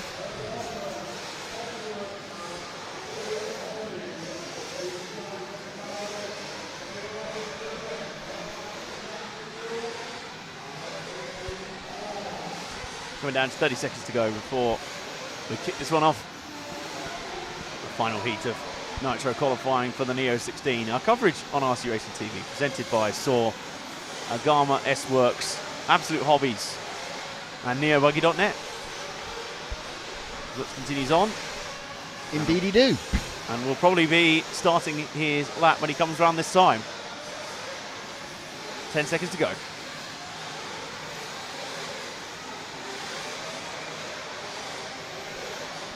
So Lutz will be taking the first lap of the final qualifier for Heat 18. He's trying to give him a little bit of space there, it seems. He's quite slow around this. He's going to gun it now because he'll take the momentum through the first corner and down the main straight. So far, so good for Lutz. A good start anyway. Yeah. Good first straight. Well, we have seen people roll in the first corner, let's be honest about this. Yes, and we are following him on the camera, so he started well. Again, that little extra sock there slows the Agama corner down considerably. A nice sweep around the Model Tune right-hander, down the dip, out again, crossing onto the S-Works steps and back out. Oh, and it's all gone wrong for Lutz on lap 1 for a completely, I have no idea what happened there, but Jan can re-show us that. We just seen the car oscillated out of where it should have been. Let's have a look. Everything fine, turning onto the S-Works steps. Did he hit anything? No, it's just a combination of, he just tried to turn a bit too sharp whilst the car wasn't settled. My bet is he's done that every single lap so far. That's the first I've ever caught him out. Yep. And his first lap, because of that, was terrible. At 33.6, his last. 3 cars under 30 in the first lap. Boots, Ronefalk and Bataille. Boots now has 2 laps in the Cavallari. I think we need to find Robert Bataille. We haven't hardly seen him the entire event. Yeah, and he's really come on strong here in the last few events. What number is Bataille's? 9, isn't he? 9. He'll be starting a new lap right about now. He's now the first car down the straight with the red nose and the yellow wing on the straight, and I believe he's on Paul's camera. That is Robert Bataille, the 2012 world champion. Coming underneath him now, turning right. He's had a terrible yesterday, but today things are picking up.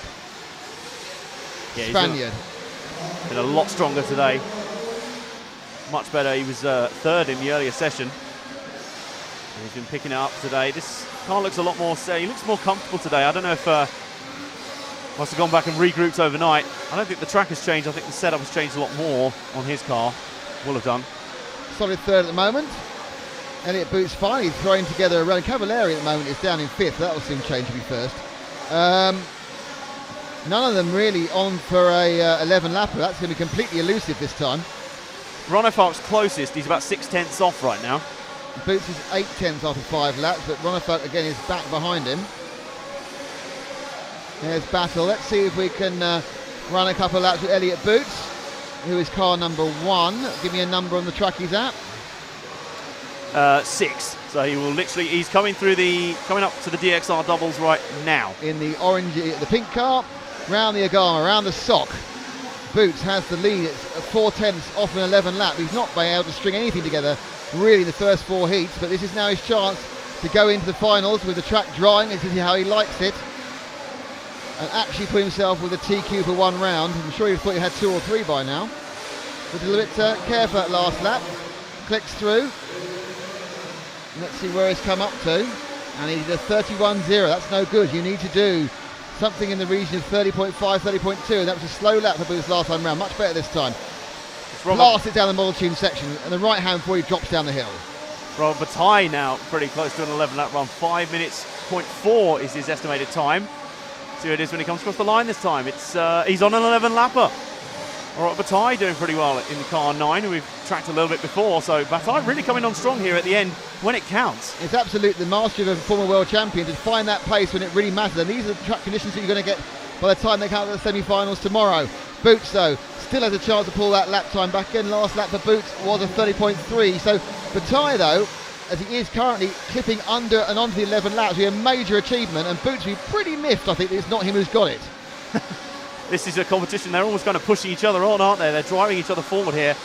Bataille still on that 11 lap run. Boots is so close to it. Let's slip back and see if we can switch back to Bataille and see if we can do the 11 laps. I can see him coming towards him. He's got quite a bit of traffic, and here he goes now up the absolute hobbies jump and into the S-Work steps. The third of those cars, he gets a free pass around the first one. They go around the Saw corner. Can Robert Bataille get an 11 lapper? He's got David Ronnefeld ahead of him, which is a marvellous car to pace yourself against.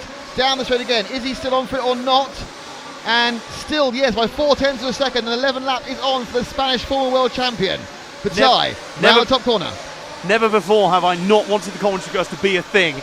This will be our first 11 lapper of the event from the Nitro buggy class, and Bataille is driving this one really, really well. Oh, he just got away with that one, but will even that be enough to throw it off the run? Couple of tenths, but I think he's probably okay, but we'll see when he comes over here, because he will need to be under 4:30 at this point. Pings in, yes, he's got 7/10. He has to do under a 30.7 on this lap, and he's going all over the shop, but he's getting away with it. Bataille is absolutely pushing like a crazy person from Crazy Town to try and make this 11 lap, though in his mind, he just wants to get a 275 point score and move up that qualification, Adam. And this is the best way to do it, to put it well beyond any of his rivals, and he's really set the pace here. He came on strong in the last heat. We finally saw some of the pace that we know this guy is capable of, and this will be more. Oh no! He got clipped right at the end. Has that stopped it? Oh, I don't know. Let's It have a did! look. He lost it on the last corner. He's still estimated for an 11 lapper though. No, he's finished. 10.500.557. He's finished. Oh, is that it? He was caught. Oh no! You've got to be kidding me. But he has got the win from Cavalieri by 800. So we got that bit again where he got caught there right at the end. He got caught right at the end. It's a real shame. He was so close. We'll have a look, see if we can get a replay of it for you. But he was on for the 11 lapper. In the scheme of things, it doesn't matter because he's still got the maximum points. But in the we want to have fun scheme of things, he just lost it by hitting a dead car. It was so close. Right so close, wasn't he? So it's just the last corner. It was right on the final stretch. And I think we've got this now for you. So he comes round. This was from earlier, and this is where we thought he just about got away with it. He was going all over the shop. So that's DXR. We need to accelerate past this bit again. We've got plenty of time. We can watch the last lap. It's fine. This is where we all thought it was on. So he's down on the model tube. Everything's fine now. He got away with the first wandery bit, and now need to turn around. Comes into this bit. It's all going. Oh, it's a big hole there. I noticed that before until slow motion. Yeah, big Hops divot there. up onto Frank's camera, so the light slightly changes because Frank's shooting in completely different light conditions that Paul is. Slid, everything going really, really well. The 11 lapper is on. The classic score. And now he comes underneath the second now. In the saw corner. And what's waiting for him? He's a stranded He's car. fine. He's in the middle and bang, the car. And that is enough. He's pointing the wrong way. And that's taken that half second away. And he's missed the 11 lapper. But, hang on. He's no longer... Oh, he's at the top. Sorry. I was watching the replay. Oh, that's not the first time I formed that one. Okay, so that's fine for that one. So you can read the results. I will now tell you what the results of the overall qualifying is, or are, or will be. And will be for the end. Bear with me for a second. I need to press 2 buttons. I pressed button 1. He is pressing 2. Okay. The overall qualifying is thus.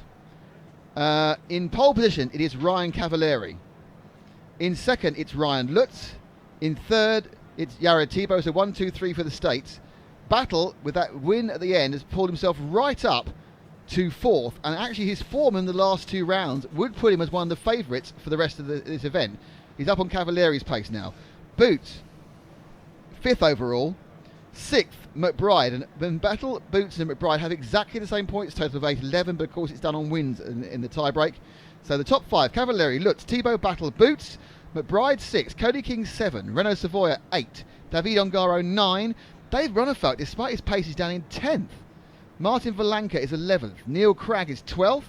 Ricardo Berton is 13th. Marco Barufalo, good performance by him, into 14th. 15th is Lee Martin. 16th, Darren Bloomfield. 17th, Miguel Matthias. 18th, Martin Bayer, who did make the top 22. Cole Ogden, 19. JQ, straight in the semi-finals in 20. Brian Baldo, 21. And last, not having to do a quarter-final, is, believe it or not, Jorn Neumann, the multiple European champion. And the big loser, Ricardo Montero, in 23rd. Oh. So fantastic last run, all sorts of excitement. Net result is that it's not as, I think, as coldly in Cavalieri's hands we thought, because overnight Robert Batard has discovered his mojo and suddenly has the sort of time that he needs to have. And it's got so much darker outside now. I was going to say, I think. And it has the rain. The rain is starting already. It's starting 12 minutes early. Yeah. Weather girl Frank is 12 minutes out because it's 12 minutes early it started to rain. Disgraceful. Which is worrying because I need to go outside. Yeah, me too, actually. Do you want to go first? I'll go first. You'll do the exploratory lap. Yes. So as we get into the final round of qualifying altogether, the final round of qualifying for e-buggy. This, we'll see a lot of familiar faces here. And I'll have a look for you in a moment as to where the overall runners are for e-buggy, where they are coming into this round. But in this first heat of 4, enjoy these. These will be the last sessions of qualifying you'll see for the Neo 16. Which you can either respond with, "Aww," and then you remember, "Yay!" That means racing is coming up soon. The lower finals will kick it off after you've seen Nick's latest grid walk. And let's go on with the starting grid. It really has come over dark in here, I have to say. Max Hess, Frederick Cederberg, David Crompton, Danny Choi, Robin Frichkop are the top 5. John Hazel was 6th, Yanis Pereganakis 7th, Rob Racy 8th, Miguel Izquierdo Rodriguez 9th, and Mark Rumble is 10th. Ahead of Andrew Rennick, Ben Turner, Scott Walker, Didier Ho, and Ian Thompson. There's your lineup for this one. And I am just going to adjust our light in here. That's better. A bit. There you go. We have a very complex lighting system in the studio. And we're... No, it's not happening again. The floorboard's up here, man. Jan is now very concerned for his own chair-based safety. They're rigged. I'm pretty sure they're rigged. Do I want a water? Yes. If you can't get a water, give me a bottle of a can of Coca-Cola. But Jan's going on a drinks run there. Someone's just run over a broom. We'll have Paul back in a minute as well, which will be great. He'll be off from his latest sword jaunt over on the camera. And yes, it is raining now, quite a bit. Lots of rain coming down now. Frank is outside. Yes, there we go. You can tell from the fact that Frank is now zooming in on the rain. Yes, yes, Frank, we should never have doubted your weather forecast. Yeah, that's pretty brutal. But we are into the first round, actually, of e-buggy. The first heat of e-buggy qualifying for round 5. Don't worry, you're not stuck in Groundhog Day. We've not suddenly gone back to yesterday morning. Kind of glad we won't have done. These three were following on the screen right now. They're having a merry old time, not crashing into each other. So far, the fastest ones in this heat have normally been David Crompton, Frederick Cederberg, Scott Walker and the like. And guess what? They're 1, 2, 3 right now. So, up through the Agama turn. And as you get some early indicators on lap time, we've also had Robin Fischkoff, who's been very strong in this heat too. So early doors, it's Frederick Cederberg, who has just started a lap. I believe he's going over the burn now. He's got the red nose on his car. He's going over the DXR doubles. Up through a Agama turn now. Round over the model tune section. And into that middle section again.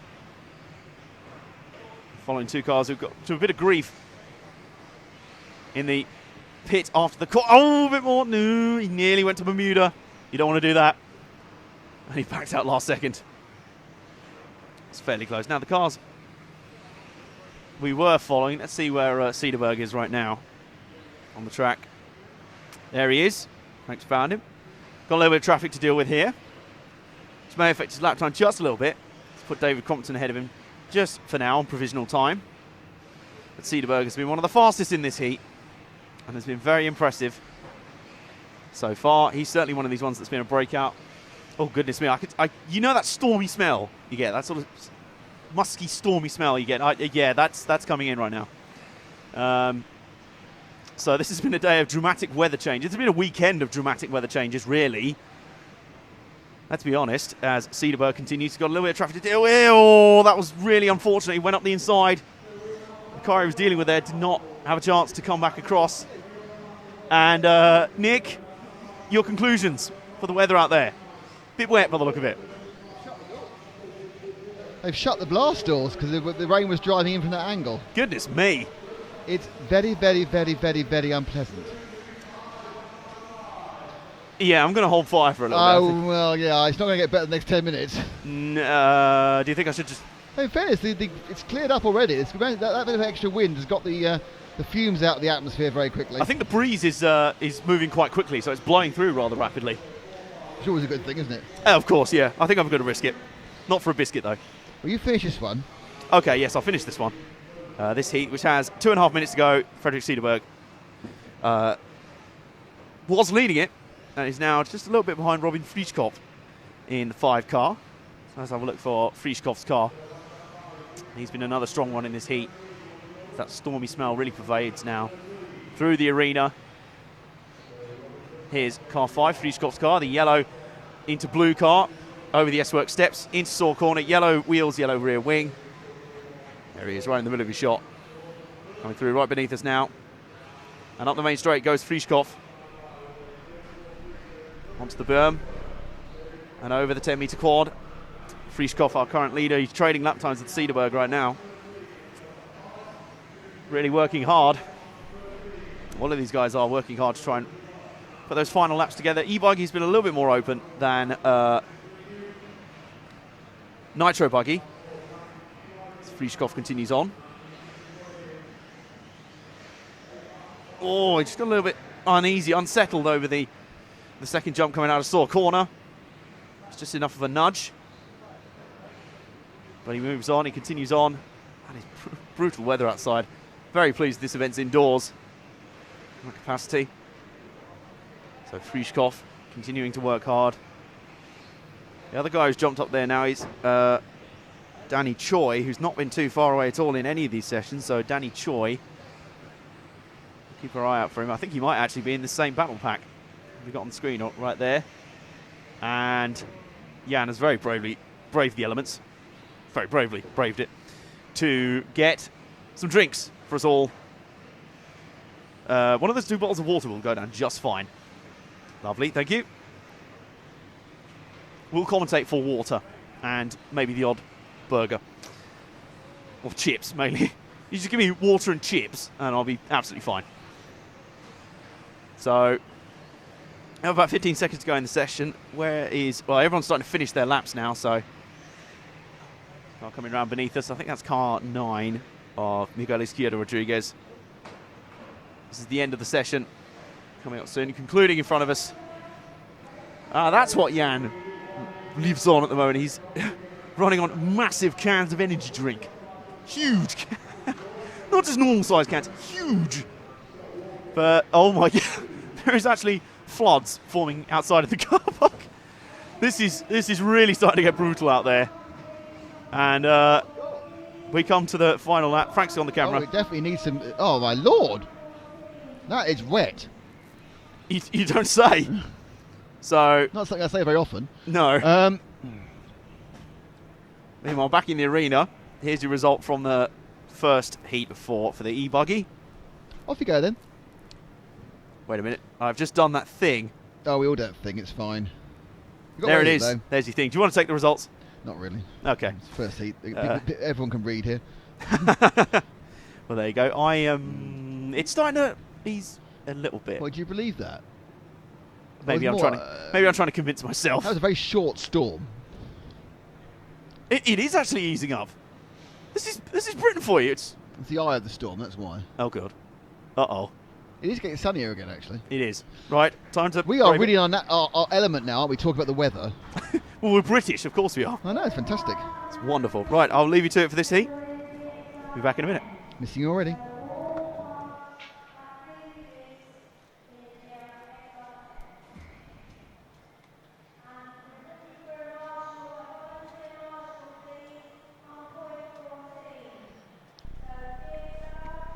So getting ready for the second heat of e-buggy for the final round of qualifying.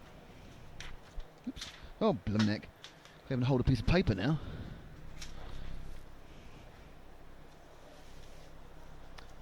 So the second heat it does include Carlos Duarez, Misha Widmeyer.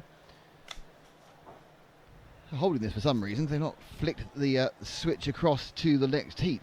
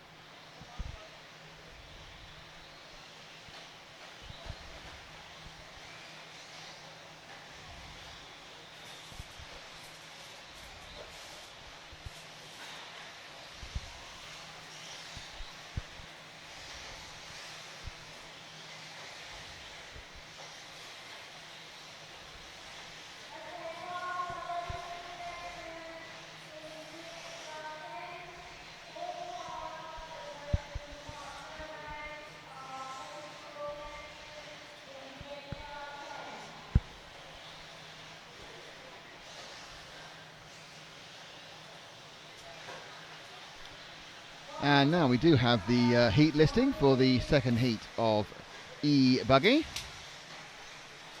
Carlos Duarez, Misha Widmeyer, Jamie Clancy, Lewis Beach, Birkin, Killick, Ben Panic, Nuno Casera, Lewis Jones, Hannes Kaufer, the other Killick brother, Birkin Killich, Darren Bloomfield, Stefano Cantoni, Michael Todd, Ollie Curry and Kevin Brunsden. They are your runners. And we're about to start, half a minute before it all gets going.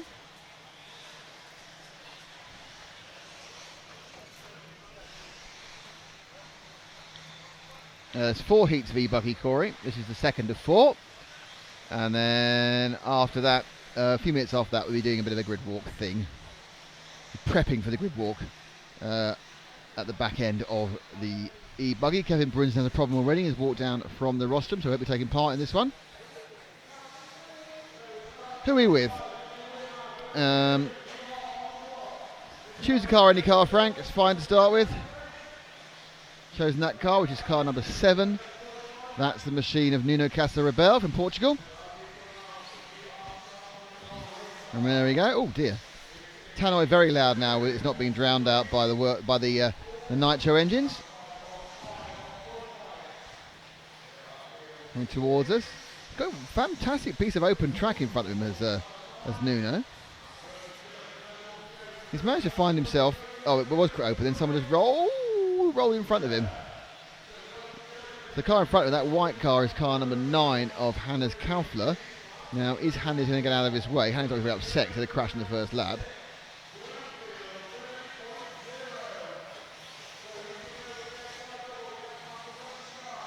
This heat, for some reason, features Darren Bloomfield, which had a terrible qualifying on Friday. As he was number 11 in this heat, so he actually qualified 41st out of 60.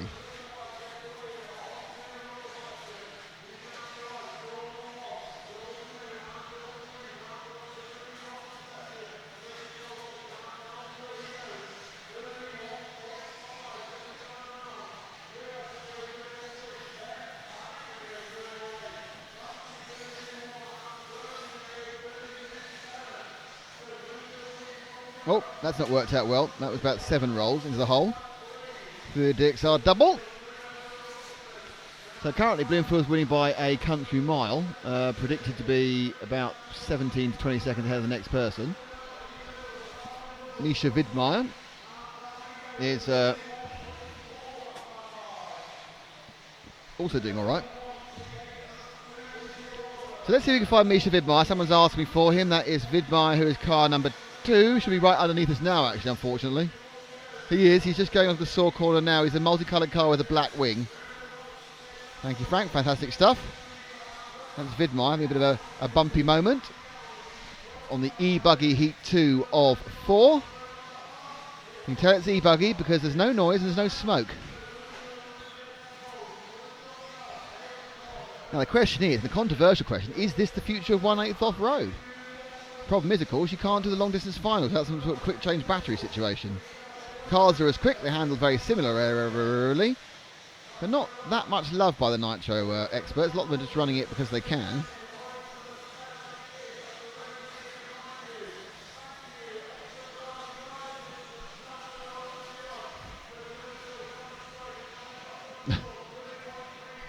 Cars sort of died there slowly down a hill. So Widmeyer now comes to. You gone flat? But broken dead.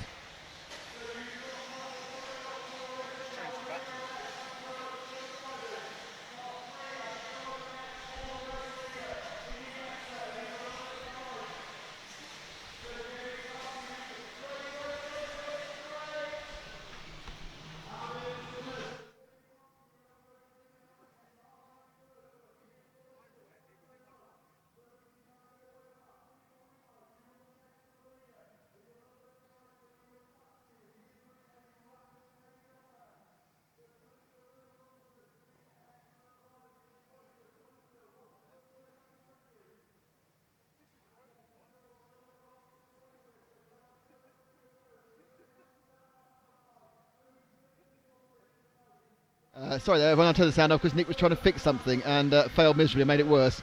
I now hand back the thing that wasn't broken I've tried to fix and take the thing that was broken or I haven't managed to fix. These new batteries in here, yeah? Fresh ones. They're fresh.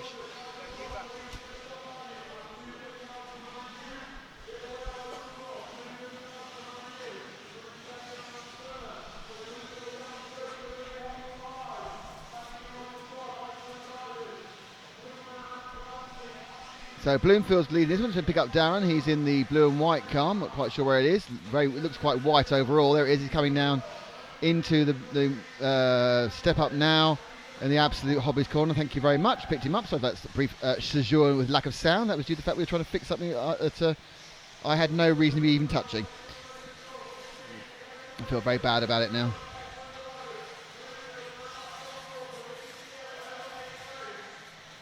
So Bloomfield, a couple of mistakes. He's on for a reasonable 10-lapper.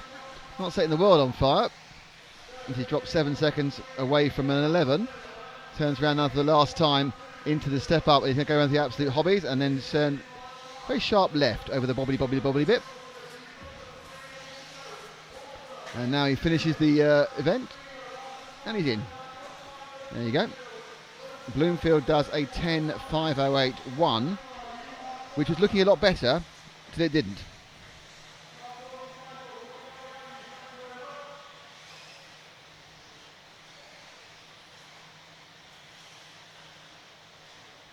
So as this heat comes to an end, you actually still have Lewis Beach to come in. He might even ping into second place on this one if he's still running. Second or third. Let's see where Lewis comes into. We finished the time. There he goes into third. So it's Bloomfield from Clancy, from Beach, from James. So British 1, 2, 3, 4 in this particular heat.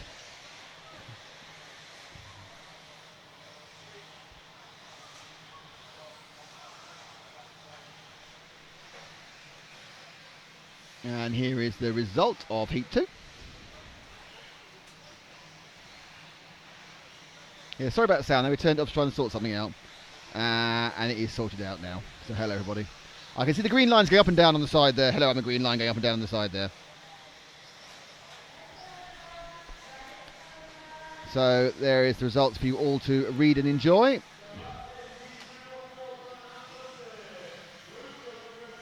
That's the second half results you all to read and enjoy. Have you enjoyed a result recently?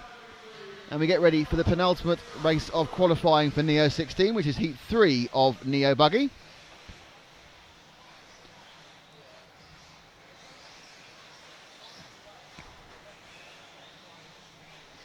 So we are getting close to the exciting people being here. I think Paul wants to say something, probably about my mechanicking skills. No, it wasn't. No, my electrical skills, should I say. I just don't think I timed that very well. I was cold, so I went back to the room to get another layer, and now I'm cold and wet. Do you remember that cartoon, Stressed Eric, on Channel 4, about a guy where everything went wrong all the time for him? And he was permanently in a state of just trying to... He was very black. He was just trying to stay alive for his child. It was like... And I look at you and I'm thinking, oh, sometimes, Paul. Yeah. Yeah, well, my other jacket is here somewhere that I got soaked yesterday. Paul versus the British weather, and it's a 2-0 win to the British weather. Luckily, we bought the Kit Kats. It's birthday Kit Kat boy. It's a Kit Kat chunky. Thank you very much indeed. You've missed the excitement of me failing to fix something because I was fixing the one that wasn't broken. And half his Kit Kat just fell on the floor. Whatever. Going home. Have mine. I don't want it all. Okay. Hey, should we drop a Kit Kat on the roof above? It's going down the hole which Adam fell down earlier. That is a vast hole. Actually, is it big enough for a Kit Kat chunky? It looks like no. So who is in Heat 3? And you're going to recognise some of the names. Might recognise all of them, who knows?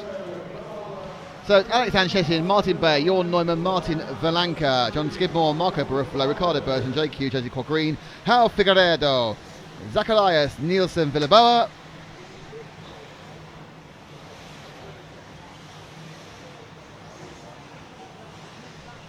Tony Truman, Brian Baldo, Milan Dragovic, Zach Ryan and Danny Burnaby. I'm going to I need to talk to Paul about the grid walk, so we'll talk about it now so we can both talk about the top heat of electric buggy. Is that all right, Adam? Hello, good to be back in. I have no idea what anyone's talking about in terms of the weather. Not at all. It's absolutely fine out there. Literally. It has genuinely stopped raining. That's the funny thing. It has actually stopped. And not only was I able to go outside, I was able to go and find some Kit Kats and bring them back for the crew because, you know.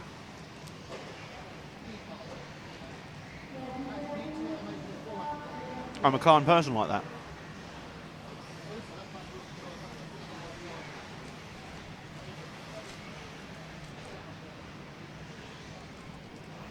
Warm-up continuing. They're ticking down for the EL buggy class. Heat 3. The penultimate heat of qualifying for the weekend. Qualifying is so close to being over now.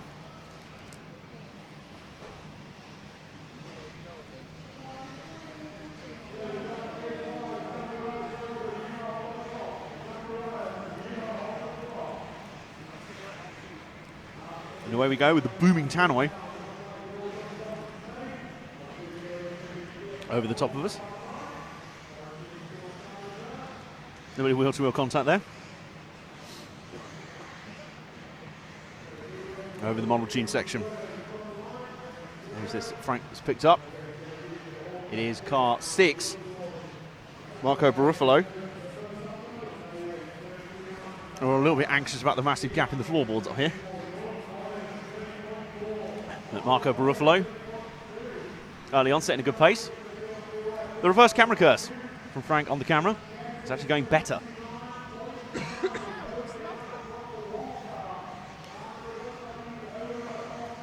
Onwards he goes. Barufalo early on predicted to do 10 laps in 5 minutes 14. Pretty good start. So I can finish off the heat for you. I'll finish my kick out.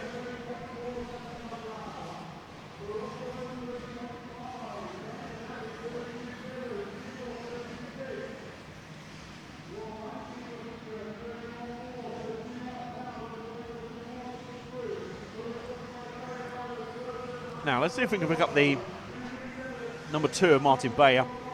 He's late in the lap. He's coming around Saw corner now. Orange front, blue rear end. I believe Frank picked him up first. Martin Bayer at the moment comfortably the fastest in this heat. We've seen how quickly that can change, obviously. So far he's on for 10 laps in a 5:01.0. So he's only about a second off a potential 11-lap run. But we all know how difficult they are to achieve and how close Robert Bataille came in the last round of Nitro buggy qualifying. Now, e-buggy should be a little bit quicker, if anything, so they should have a better chance of achieving it. And at the moment, Martin Bayer is on for one of those 11-lap runs. So let's stick with Bayer and watch him. Oh, it happened. Yeah, it did. We had a curse. We had a commentary curse. And we have a replay of that for you. The moment that Bayer's hopes of a 10-lap run completely died, I'd say. Just got it all wrong. Oh, it was just the minus amount of contact on the kind of rear end of the chassis. Hit it just the wrong moment on the dip, just out of the 10-meter quad. Didn't quite get it right. Onwards down the straight he goes, and not only has Bayer given up his chance of an 11-lap run, he's actually fallen behind Jorn Neumann. So we'll see if Neumann can continue this pace up. We'll find him in a minute. He is car number 3, coming around the latter half of the lap now. I think he's in that gaggle of cars coming right under Frank's position now. Lane straight. Certainly Bayer's in there. There he is. He's the last of the 4 cars coming through the berm now. He's the maroon into yellow car with the yellow wheels. That's number 3 of Jorn Neumann. A very Ryan Cavalieri style body shell on that car, paint scheme on that shell.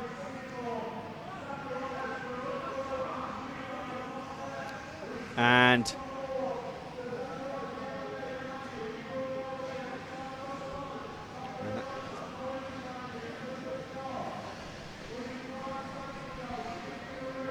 so just the important issue of organising waters. Thank you.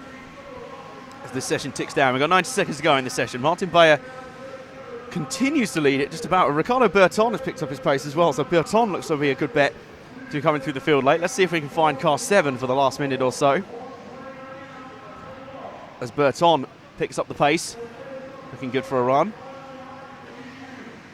Car 7, here he is, the blue into yellow car with the white wing, white wheels, going through the S-Works steps and has actually held up a couple of cars there.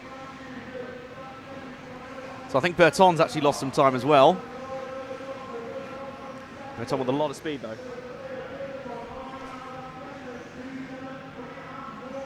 Over the DXR doubles and up round the Agama top corner. Through the Model Tune section.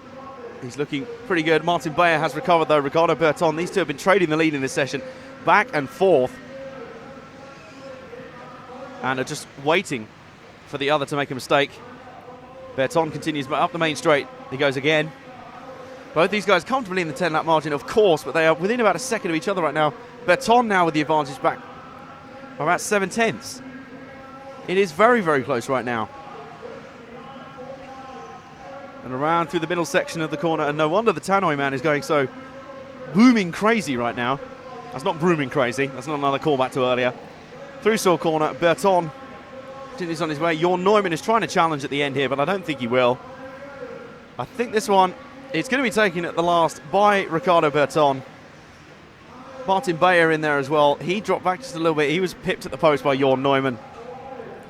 So a very good session in the end by Ricardo Berton to win his heat at the last.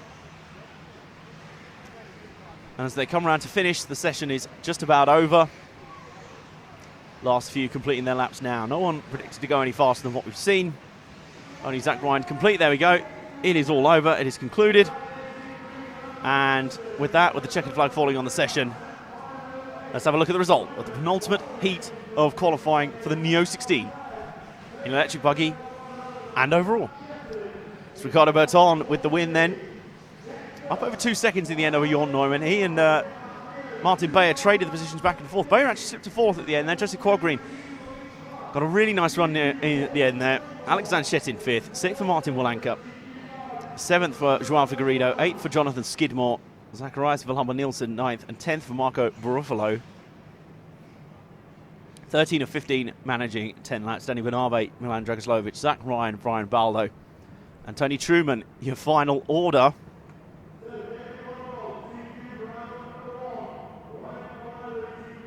Hello. Hello. Okay, so it's final round of e-buggy. Let's see if we get an 11 lapper, shall we? We came very close in that last one. Bayer was on for one for a little while, but it's just been a little bit elusive so far. I think it's very elusive. It So has everybody, this is the final round of qualifying for Neo. What is going to happen after this is that we will get young Adam to waffle for a few minutes while we set up for a grid walk. Now, as you know, we've had technical issues with the grid walk. It should work. If it doesn't walk, never fear, because we're going to record it. So if it doesn't work, we will then actually upload it later. All good? Yeah, sure. So here we go. The very last heat of qualifying in either class for the Neo 16. Yes. 1.5 days of qualifying is about to conclude in front of us with the final heat for e-buggy. And it is, at the moment, it's Ryan Lutz sitting on TQ for this class, I believe. Is. He rolls off 10th for this one. David Ronefalk has shown really good pace, but not quite been able to string together consistent results, but he's in contention, along with Jared Thibault, Ryan Cavalieri, Elliot Boots, Renault Savoia, Lee Martin, Robert Bataille, who is so close to an 11-lap run in Nitro. Will he be able to do it in the slightly quicker e-buggy? As you're right, it's Lutz from Ronefalk, from Cavalieri, from Martin, from King, from Ongaro, from Neumann overall at the moment. And Neumann's had his last run. And speaking of Davide Ongaro, he will roll off 11 in this one. Jack Embling, Cole Ogden, Miguel Matias, and Oscar Baldo. There's your top 15.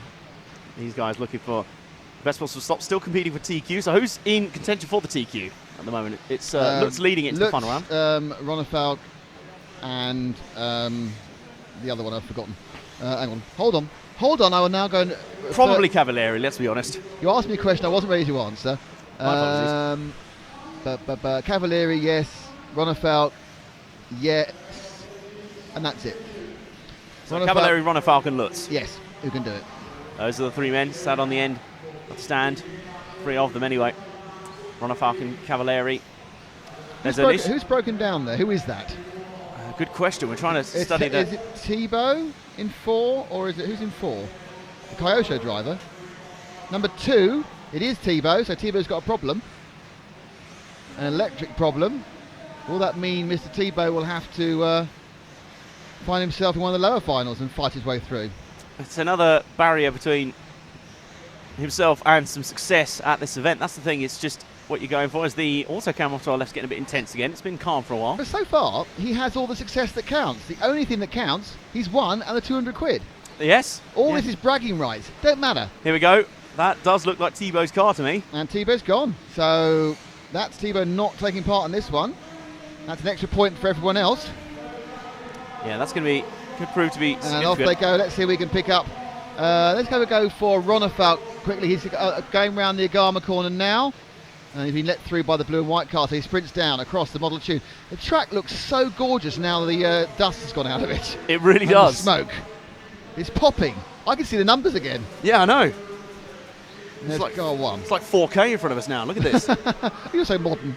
So Ronefalk starts his last run in e-buggy. So far he's had the single lap speed, the 2 lap speed, but he's having trouble really stringing a set of laps together. Pops out nicely there, turns around to the DXR doubles, and he'll go round the Agama and get him around the edge of the sock. Very, very close. They're all going very tight there. Not supposed to getting treacherous to the wide end of the Agama. Didn't land well on that. Lost a good 2 or 3 tenths on that convoluted land near the Model Tune. And now this is a tricky little section to end the lap. There's not as many high jumps in this one, but there's plenty that can throw the car off, including this one as you come around the corner. If you're a little bit not straight coming out of that corner, those 2 jumps can really throw you off on the angle. But Ronefalk, his second lap in the books, that was a 30.2. Ryan Lutz with the fastest straight out of the box, the 29.5. So at the moment, there's a couple on 11 lap runs. Carl McBride is close. And Robert Bataille, he's there, just as he was in Nitro Buggy. And we've got a potential 3 on 11 lap runs right now. This is going to be very close. Ronefalk at the moment doesn't appear to be one of them, though, but he's very close. He's 3 tenths off. Is it Cavalieri just fell up? No, it was Cody. 2 cars just fell over and ruined their chance. So let's move on from Ronefalk to one of the other challengers. Let's pick up car number, I don't know, 10, Ryan Lutz. Yeah, where is Ryan at the moment? He is just about to complete the lap. I think he's actually coming through the yes, he is. It's the narrow technical car. Underneath you now, Frank, going down the straight.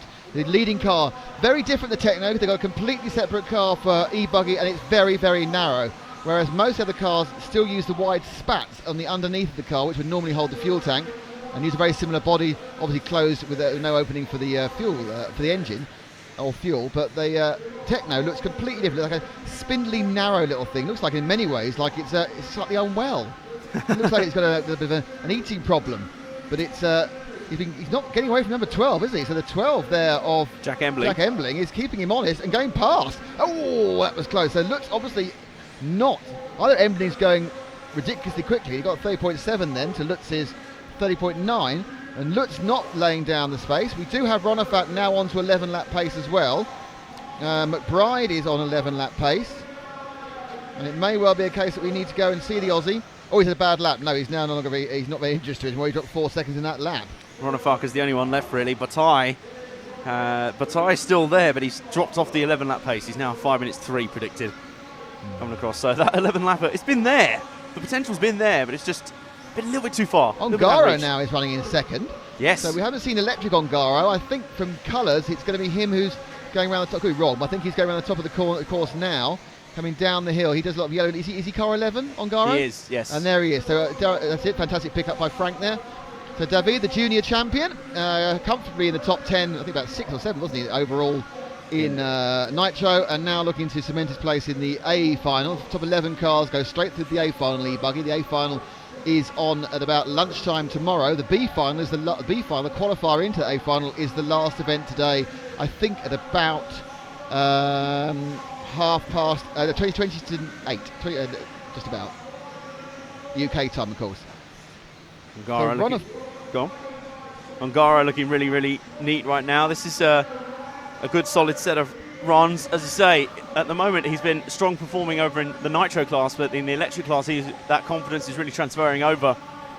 And this has been a really competitive field. He manages to save that. That car was moving all over the place in the air. That car is moving a lot in the air, but he makes a smooth pass on what looks like Elliott Boots there, I think, up the inside. So Ronefalk is still by the tiniest of margins on for an 11, and that tiniest of margins is 0.18 of a second. Cavalieri is also there as well, very, very close, as is Ryan Lutz. Lutz is back onto 11 lap pace. They've managed to find a bit of rhythm. They've had that one mistake, and they can just about make up for it during the course of the run. Minute and a half to go. Ronefalk on 9. Let's see if we can pick up Ronefalk again. He's the most likely. Where is David? He's now about to go around the Agama turn now. At the top end of the circuit. This is the lap that makes a difference. You can come in this 10th lap. And he dropped off last time. He's got to find an absolute stellar lap to do it this time. He was 4th, 9th, but he will finish. He's actually dropped. Guess who's in the lead? Cavalieri in the lead. But they're both unless Ronefeld could find the lap of all laps, he's just not going to make it again. And we're not going to see an 11. But Lutz could do an 11. 10.51, he's finished. So can Lutz do it? Can Lutz go sub 30 in this race? Well, he's not on the camera at the moment. Don't know where that techno is. He's coming in beneath us now. And he's picked up brilliantly by Frank there. So will Lutz do the first 11? Boots hasn't done it. McBride hasn't done it. Lutz needs to do a less than a 30.1 to get it. Can he do it? Will Lutz get it? Oh, very messy. And yes, Lutz gets an 11. The first 11 of the day. Ryan Lutz, I think the last heat. Finally we see an 11. In fact, I think he didn't think he'd done it himself. He was doing kind of a fishtail over the line. But Lutz has a victory lap. Ryan Lutz for America, the tallest man on the rostrum. Not on a box. He is that tall. Ryan now takes TQ for E-Bug. He already had TQ and a win. But the most important thing, we finally seen an 11 lapper. Crept it by 0.4 of a second. This has been quite a messy last lap in fairness, but it doesn't matter. He's the only person who's made 11. So great work by Lutz there. I say messy, it's a 30.6. But Lutz, fantastic work. Oh yeah, a little fist pump. Go on, fist give pump the fist there. pump. That's about as much emotion as the RC drivers will show in the heat of battle. Fist pump there. Yeah. So for all the Volderol, I'll pass you over to Adam. I will also give Adam the screen he needs to tell you the overalls, and we will go and fiddle about in trying to make the other thing work. All right, good luck. Hope to see you down in the pits very soon. So, there you go. We have results coming up for you. Ryan Lutz then takes the TQ with a masterful performance. We thought it would not happen. We thought it would come ever so close. Contenders rose and then fell again. Finally, we have a 11 lap run right at the end of all qualifying. It was an e-buggy that got it in the end. Bataille came so close to getting it in a Nitro buggy earlier.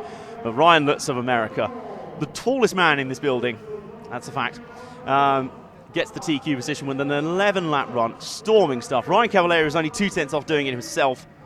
But it's an American lockout ahead of David Ronefalk. Those three have been the form runners in e-buggy so far. And I can also give you your final results overall for e-buggy qualifying across the 5 rounds. Ryan Lutz is your TQ, obviously. We knew that now. Ryan Cavalieri second, just 3 points behind. It pushed him all the way. David Ronefalk third. Robert Bataille fourth on 183. Lee Martin has been quietly snuck up there into fifth on 181 points. Davide Ongaro sixth on 181 as well. They're joined out. Cody King seventh. Eighth for Jorn Neumann. Ninth for Renault Savoia. 10th is Carl McBride. Ricardo Berton, Martin Bayer, Elliot Boots, Darren Bloomfield and Jarrett Thibault. There is your top 15 for the A-Main final in e-buggy. And then behind them will be Alex Zanchetin, Jack Embling, Marco Barufalo, Miguel Matias, Martin Valanka, Joseph Qualgreen and Brian Baldo. And as we get ready to take a little pause and a little sneak down into the pit lane to have a look. And in fact, Robert Bataille did not look like he had such a good run there, but he came through in the end. He was only 10th in that one. Jack Embling did not start, or Jared Thibault did not start that one. So Ryan Lutz, superb set of runs in e-buggy. He really kind of made it his own in the end. And he took a deserved first hit out. Deserved first run. And he will start the A-Main final for tomorrow in e-buggy on the pole. And that'll be a big advantage. We've seen how big an advantage it was last night in the special finals that we had. Starting pole, having the empty track in front of you. It's so good to get out in front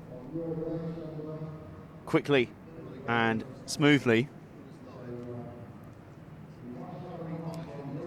So we have the top 11 qualifiers will be through. So everyone down to Ricardo Berton will be in the A-Main final tomorrow at around midday UK time, quarter to midday UK time on Monday.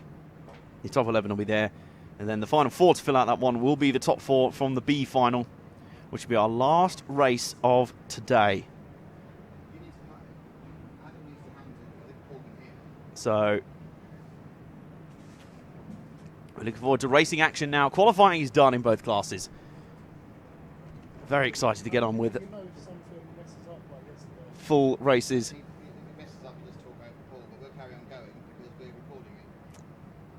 So We're just setting up and getting ready for a little sneak down into the pits again. It's one of our famed pit walks. Cross your fingers, folks, and hope for the best. We will do our best.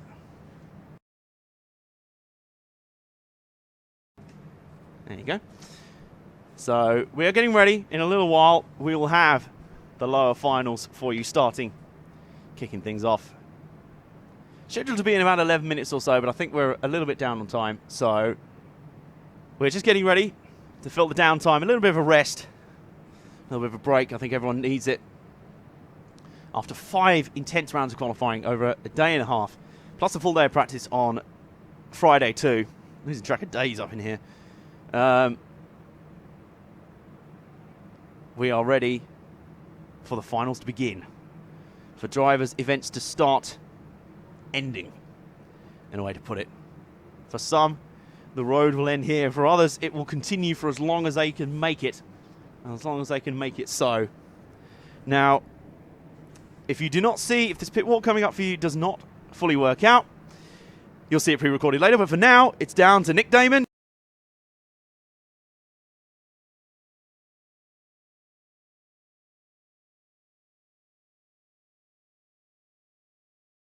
Well, let's see how we do on the old RF today. Anyway, so let's start off by making it. Who could we see? Who could we see who we need to talk to? Who is around who wants some love? There's only one person we can start with, and that's King of Love himself. He's working on his car electrically.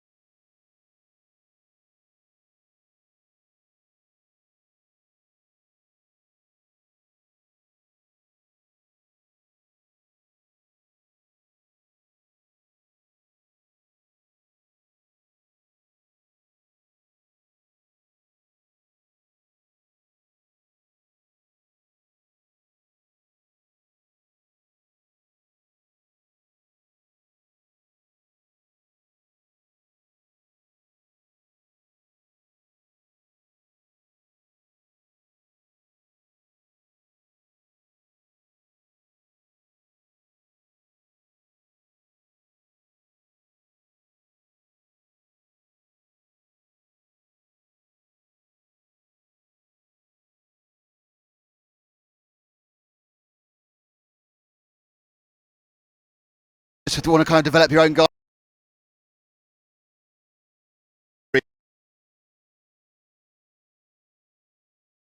Along with that, hopefully the sales will increase. So going back to this event itself, though, you're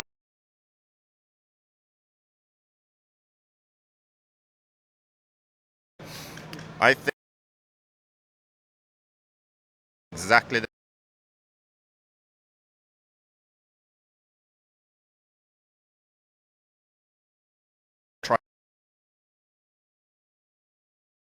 so I can kind of risk it. Then if it's really bad, I'm not going to try it on the Nitro. But if it seems good, if it seems... And finally, what's a good result for JQ at the Neo 16?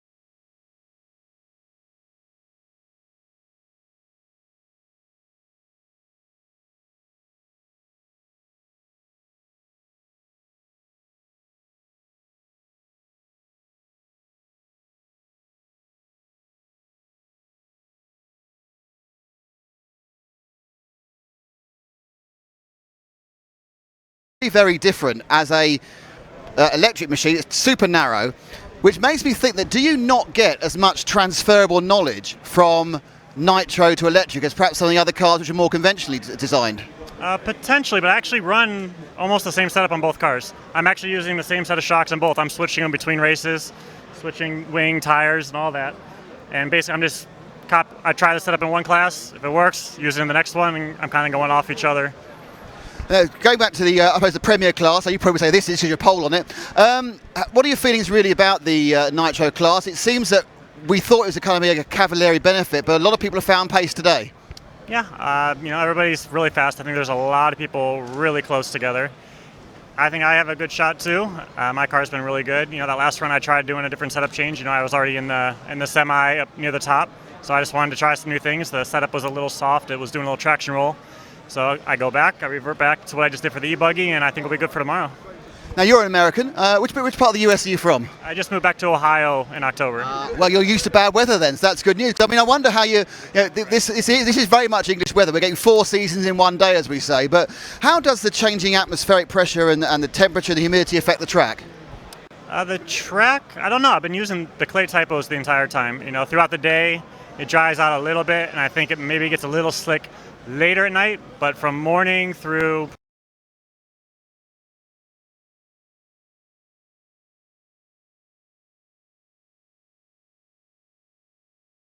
that from someone, they kept missing it. Finally, you did it for us. Thank you very much. So that's Ryan. Now, I think the next person we need to try and find, if we can stretch the technology a little bit longer. Who was at the back of my head? Hello, everyone. That's a man boy. That's Ricardo Berton, who we saw yesterday. Let's see if we can find. Is Cav around? That's the question. He's a man, obviously, who is on pole. Let's see if I can. Looks like I might be unlucky on this one. I think I might have lost. Is there any sign of Cav? There's Brent.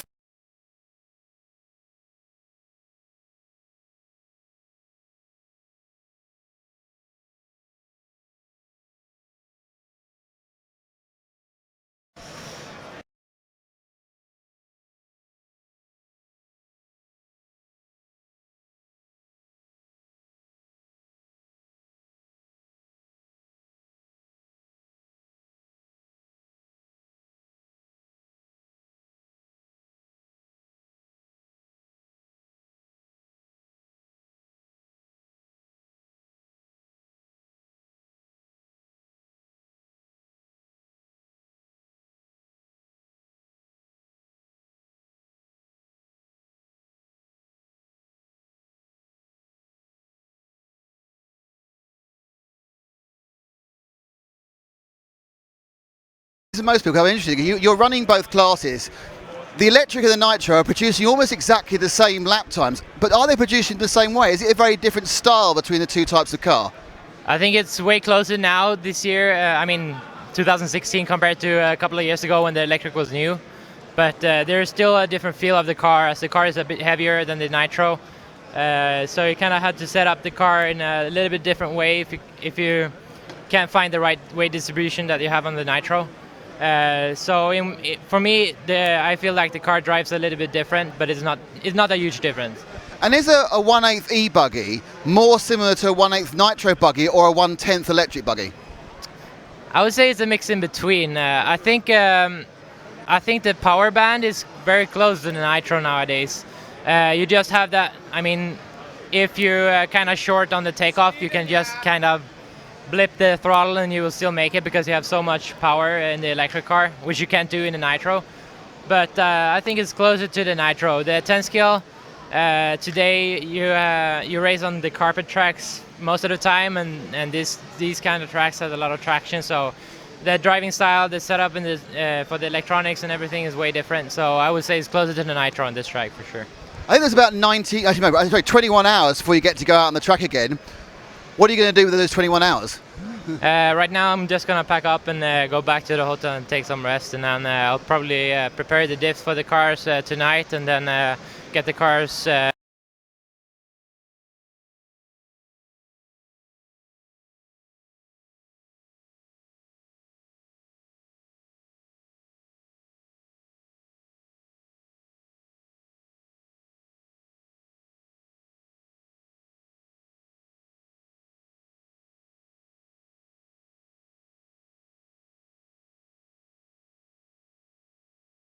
had a really off lap the first lap, and it kind of set me off a little behind, and then I just kept on like charging through the field, and man, I was really close at the end. I had some good laps and just came up a little short, but happy to go into the semi with a good TQ.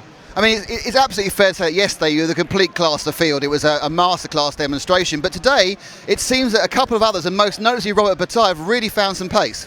Yeah, I mean, everyone's going to figure out something, throughout 5 rounds of qualifying. So, I mean, we've been just, doing our thing, the same thing every run. And, we've been testing things here and there, and the car is pretty much just going to be the same throughout the weekend now. I mean, how much is the track changing? All types.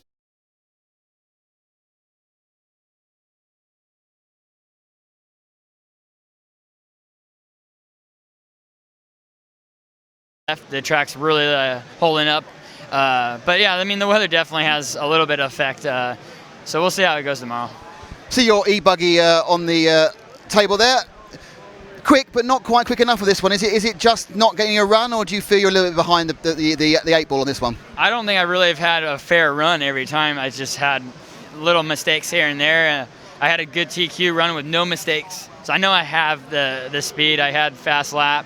Just got to put a little bit more together, but we're gonna just kind of think about it, and if we need to make an adjustment, we will, but I think we'll just stay as is and just hope for the best. Yeah, talking to David, said you've all now got, your top drivers got 21 hours or so before you next get out on the track again. I mean, the car looks pretty much ready already. Is it just a case of sitting around and twiddling your thumbs and trying not to fiddle with the car too much? We'll polish it up, make it look good for pictures and stuff like that, but yeah, I mean, we'll just make sure everything stays together, double check everything, and get some rest.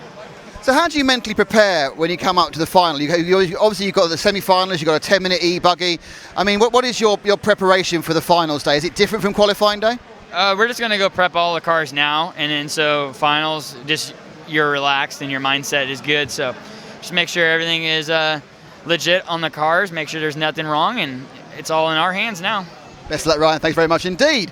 Now, let's see if we can, I'm not sure, I think Robert Bataille was over here, who I'd like to see. I obviously want to make sure that no one actually crushes the paperwork. No, there's in advance really, but I know where he is. So I think the only chance now is to let's do some randomisation. I think is the important here. Oh, that's not random. Let's talk to Cole Ogden. Hello, Cole. How are you? Hello. I'm good. How are you doing? Not bad.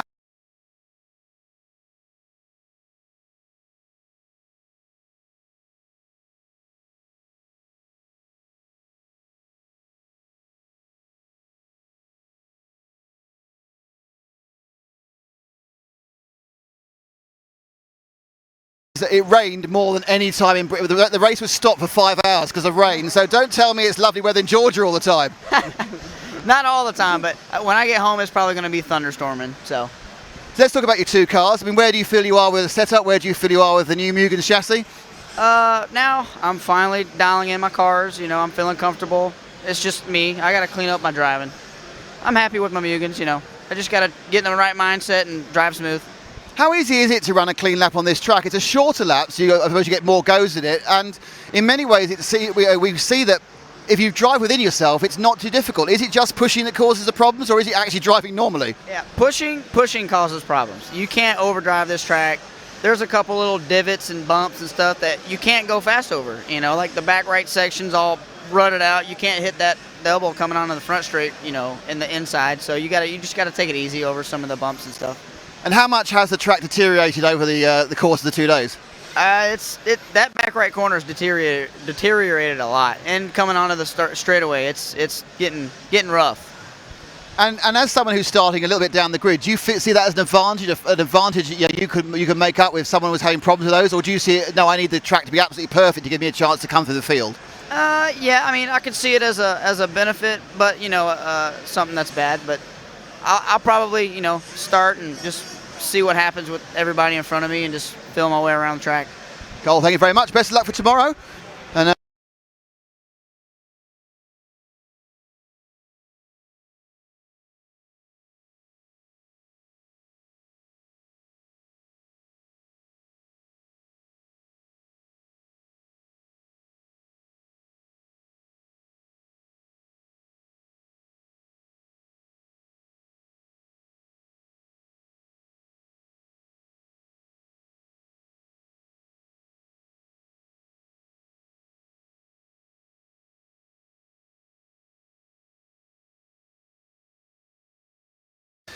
As someone who's one of our more normal drivers, how are you finding your Neo experience? Brilliant. Yeah, really good. And are you back out today, or have you managed to qualify straight through to tomorrow?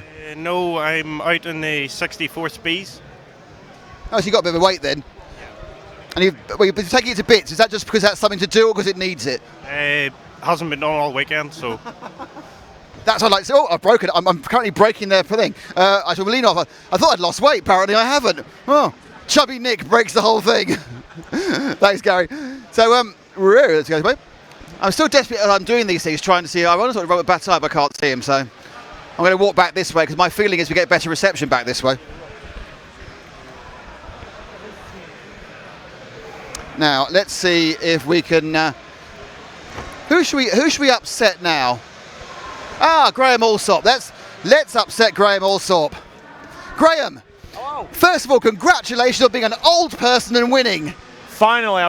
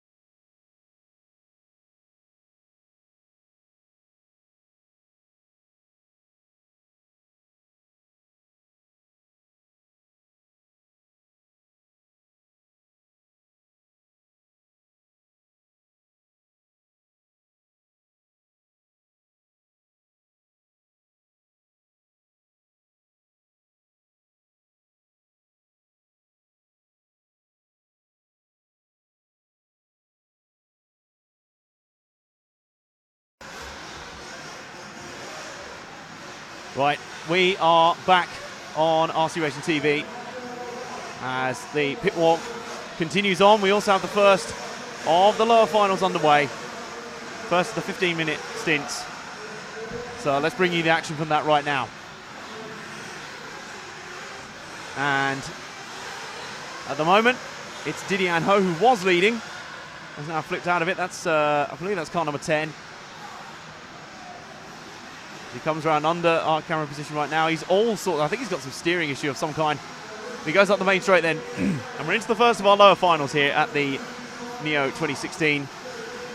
And another flip. This is not going well at all. So, onwards. Let's have a look out for our leader right now, who is Didier Ho in the number 1 car. Didier Ho, where is he at the moment right now? Let's pick him up on the track. We're a couple of minutes in. He's around halfway around the lap. Here he is, the blue and red car right in front of us, coming through the S-Works steps. There he is leading the field.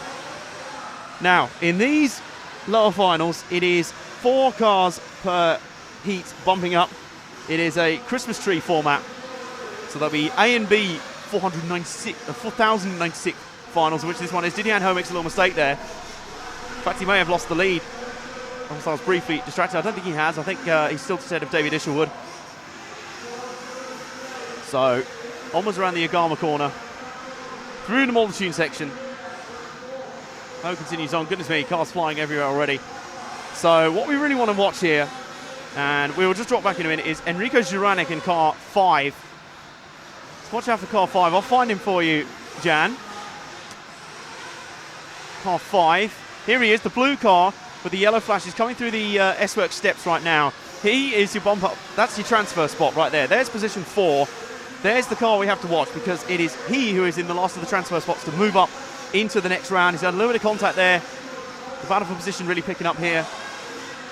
I wonder if he is still in position 5. I think he is. Yes, he is. He is in position 4 still. But he's run wide. That's going to cost him a position. But the car behind him flipped as well. So he's been handed a little bit of a reprieve there. That was lucky for Juranic. He had to handle that one. As we're into finals action now, the eliminators begin for the Neo 16. Our coverage on RC Racing TV presented by Saw. Agama, S-Works, Absolute Hobbies, and neobuggy.net as we see the race down the front straight. I think that's actually a car he's actually lapped. He's actually passing some traffic there. Cars go flying in all directions. There's a big spread of cars, but Juranek continues on his way. A little bit of contact as well. He was lucky to get away with that one. Round through the model tune section. Dips down through the pro line dip and up again. And round now. The car just behind him. Oh, he's flipped. The car that's now going to be in front of him is that car 7? I think it's car 1 actually of Didian Ho dropped behind him. So Didian Ho was in 4th, now he's 3rd. So we had a lead change on our hands there. Juranek now back down to 4th. So if we drop back 1 car, Jan, that'll be our battle for 4th. Enrico Juranek, who's now scoring, he scored 3rd though. Chris Agius 4th. And Didian Ho 5th. So I'm not entirely sure what happened there. I wonder how they came across the timing screen. Hopefully timing scoring it will sort out in due course. A little bit of contact there as they come through as well. Enrico Juranek in the battles early. That's Didian Ho battling with him. So I think these two are, safe to say, in the transfer spot, in the last transfer spot. Let's see what the timing screen tells us this time. Didian Ho scored in 4th, but confusingly he's at least side by side with Juranek, who is 3rd. So these two, this is the battle for the final transfer spot. This is the battle for 3rd and 4th. So these two will battle on, but the 5th place car just a little bit behind is the one we want to watch out for. So we want to watch these two, and we want to watch to see if any cars can come up behind them. Chris Agius, I can just tell you, is about the length of the S-Works steps behind them. So not that far at all. Both these guys have got to be careful. I can tell you currently leading is the British duo of David Isherwood and, well, it was Sam Cobley. I think Cobley's now fallen back himself. He is now scored as behind Juranek on the track. So let's drop back one from Juranek. This is a battle where the positions are changing hands, hand over fist. There he is. There's Cobley. There's the battle for the transfer spot. There's Cobley. There's Didian Ho just behind. So let's drop back one more car again. Let's drop to the middle of those 3 cars as Cobley goes off himself. Let's just focus on these 3 cars for now. This is your battle for the transfer spot. Chris Agius of Malta trying to battle his way through. Oh, very wide though. That was a big mistake. That will not help him at all. So we stick with Didian Ho, the yellow car going through the berm now. Just in front of him is Sam Cobley, who was actually scored as 4th that time, but he's 3rd on the road. Here's the transfer spot, and it's one that's been very lively so far with a lot of mistakes.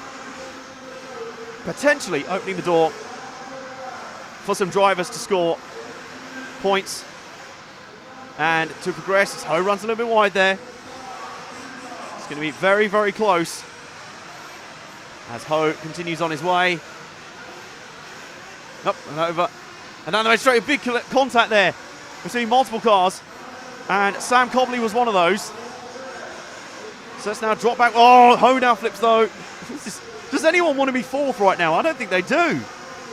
I really don't think they do. Cobley's now had another impact. Right now, Didian Ho's actually been scored as the leader. That's how much drama we've had. So let's drop back a couple of cars. We're now looking for Ashley Pattison in 7 or David Isherwood in car 8, who are in the transfer spots. Car 9 has just come beneath us, so let's keep an eye out here for your transfer spot battlers. David Isherwood is 3rd, 4th is Ashley Pattison. So car 7, Ashley Pattison. Here it is, right beneath us now, engaged in a little bit of warfare there with car 10. Bit of a scrappy. It's the green car going into the yellow car, going through the saw corner now. There he is, 3rd of those cars in line. Big flip for someone in front, and he just avoids him. There are cars literally scattering everywhere. It is impossible to follow this battle right now. Ashley Pattison falls a few cars back, but I think he made up some of those positions again. And he's battling there, I can recognise, with Sam Cobley's car. Cobley now runs a little bit wide himself. This is a battle that's changing hands lap after lap after lap, and there's literally no respite here for these guys. So car 7 continues on his way. Ashley Pattison scored as 5th last time round. He has to avoid a stricken car, and does that bump him back up. There's a lot to look at here and a lot to watch.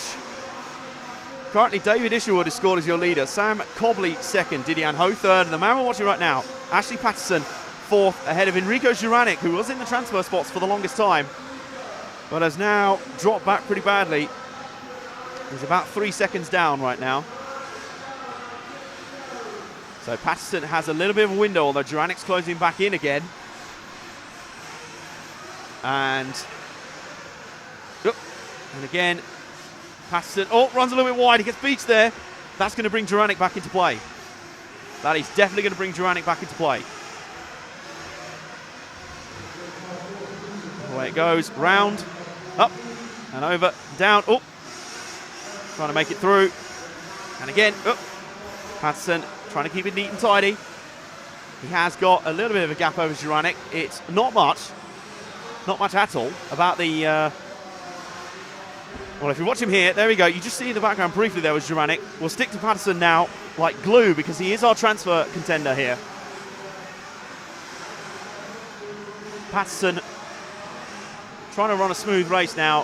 The three in front of him are Didier Ho third, Sam Cobley second, and leading is David Isherwood. So as it stands, Ashley Patterson now scored third actually, and he flips. He's now back to fourth because Juranic's now up to third. Fourth is Patterson again, but someone fell back. I think it was Didier Ho. So let's keep our eyes open on Patterson right now, as this order is changing hands lap after lap. It is musical chairs out there. Who is going to be in the top four when the music stops? I don't think anyone has the foggiest idea.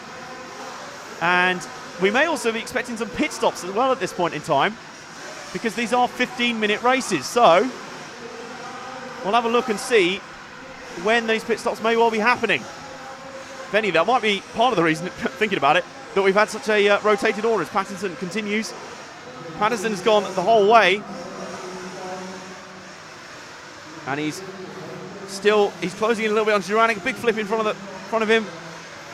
That's the number 2 of Sam Cobley, who's fallen back in front of him. Patterson keeps going.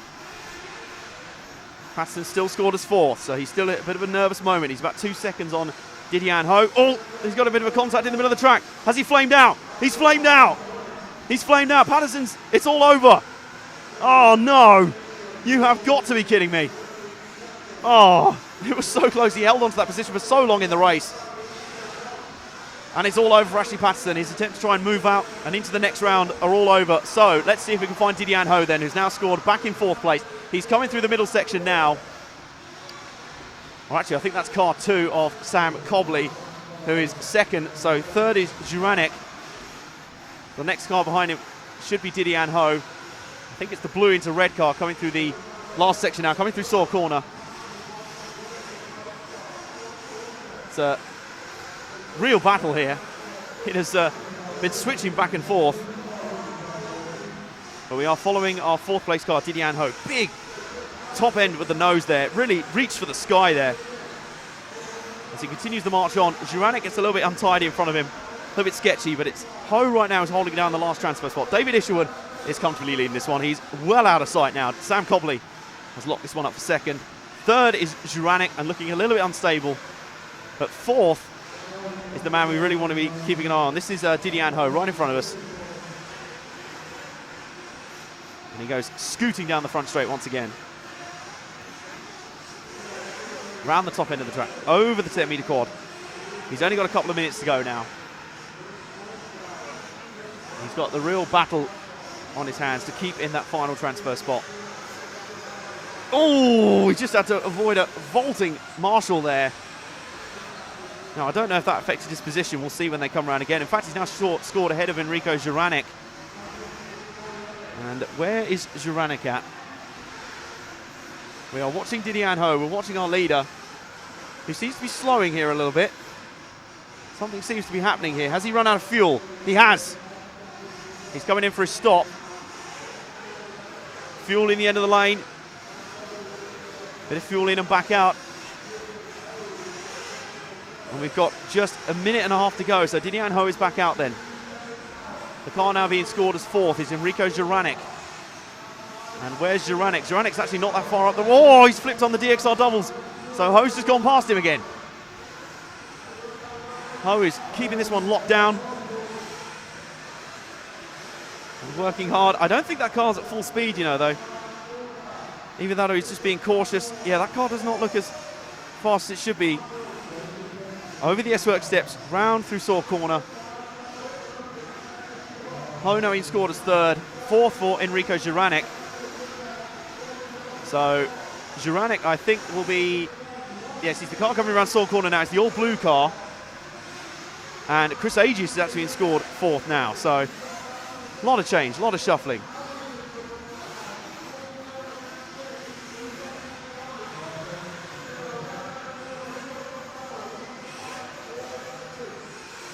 And we have a car upside down. That's Ho. That's Ho in the middle of the... Oh, that's Juranek, sorry. Juranek in the middle of the track. So much to pay attention to, so much to concentrate on. Up at the top end of the track. Juranek now currently being scored sixth. So Chris Agius in car 4 is the current transfer position holder. As the heat is coming to an end, it's into its final 10 seconds now.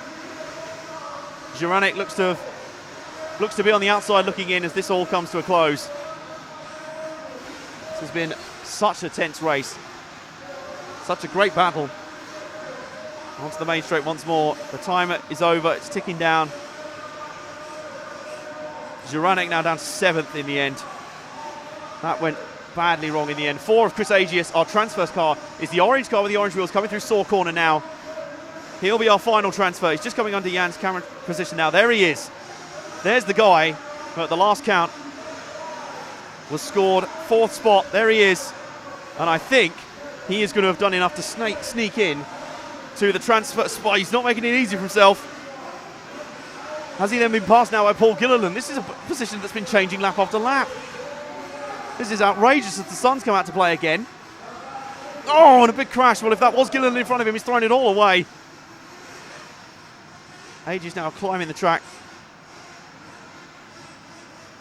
Gilliland coming home. I think that the race has concluded now. But Agius is gonna be tense getting home. Eventually, they make it across the line. Whew, goodness me. That's a pretty fast and furious start to the first round of lower finals. So let's show you the final result, shall we? What was a breathless first race. David Isherwood in the end came home with a relatively comfortable win, 6 seconds up on second place. Sam Copley, Didier Ho third. He was flitting in and out on of the transfer spots, but was able to sneak in the end. Chris Agius had to work hard in the end. He had a lot of competition. Enrico Juranek in the end was only 7th with car number 5. And he was in that transfer spot quite a few times in that race. Didn't quite manage it in the end. He'll be going home early. It's a real shame. But so the rest of the field filtering through there now. Let's move on to the second of the first round of finals.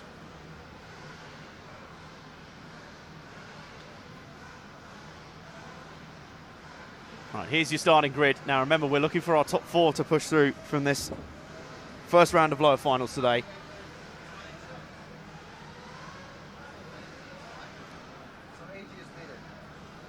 Agius just snuck in there at the end. What was a hugely competitive race. Here's your grid for the B final in this first round of lower finals. Ali Altarohorwa, Jeffrey Villalobos Cabezas, Darren Smith, Michael Hesley. Start as your top 4. If they can stay that way till the end, they'll be very happy because it means they'll be through into the next round. Daniel Evans, Peter Bird, Steve Carrigan, Shell Mavadia, Richard Bonnet, and Tavo Mansour make 10 of your 14 starters for this one. Ken Scarleberg, Darren Crotchley, Carl Foster, and Mike Foster bring up this final positions for this grid. Has been held in the lane for a second to start their warm-up. They will start their warm-up in a second.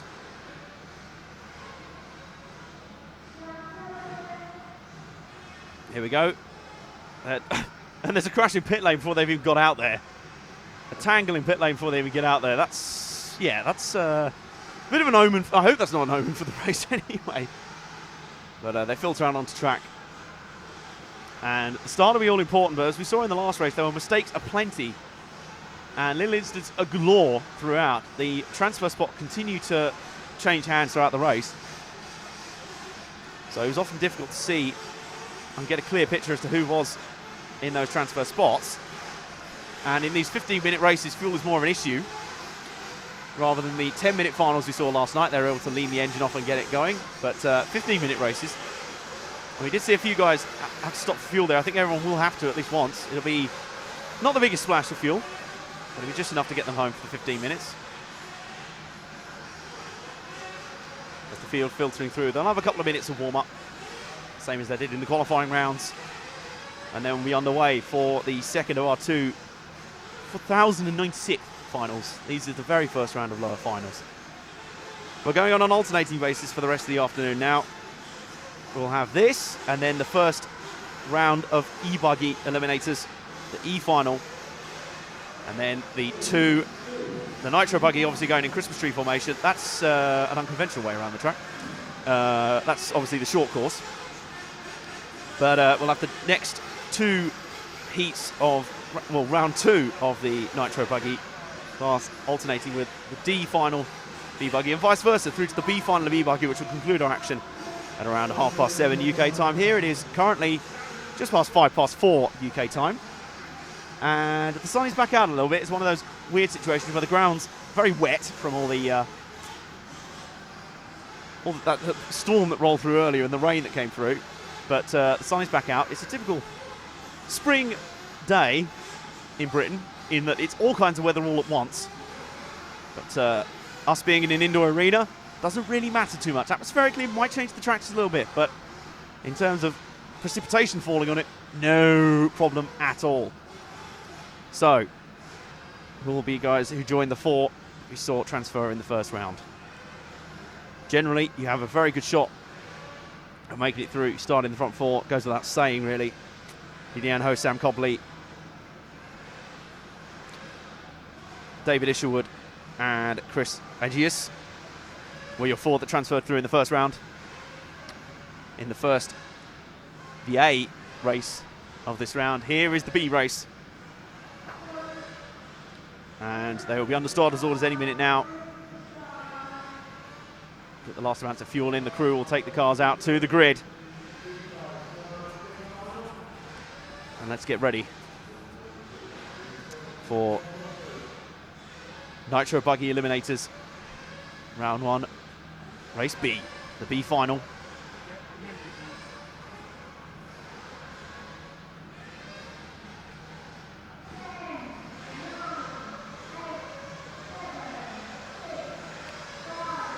Starters orders, the checkered flag in the air. It's down and up, and away it goes. Away they go. Fiercely fought through the berm on the first lap, but relatively clean amongst the front runners. And that was a good start from Ali Altarawa. Oh, saying that, oh goodness me, that was an unconventional line through the Agama corner, but it means he keeps the lead. I wonder if he'll just back it down a little bit. So your top 3 going through the picture, the top 2 starting to spread out a little bit. Well, let's bring it back 1 car. Let's bring it back 1 car from second place, because just behind him in third, well, here's your battle for third. And then 4th, and there's crashes everywhere. Again, no one wants to be in 4th spot, but there's your 4th spot runner right now, going up through the berm at the far end of the track. So we focus now on these 2, which are 3rd and 4th. These are the final 2 of the transfer positions. It's the top 4, and there are cars crashing behind them, so this will help a little bit for these guys to get away. Now, your top 4 runners after a lap are Ali Altarawa. Darren Smith just run wide, so Shell Mavadias just got through for second. 4th place is Michael Hesley in the white and green machine. So we follow the white and green machine now. He's the guy we want to pay close attention to as he comes under our camera stand.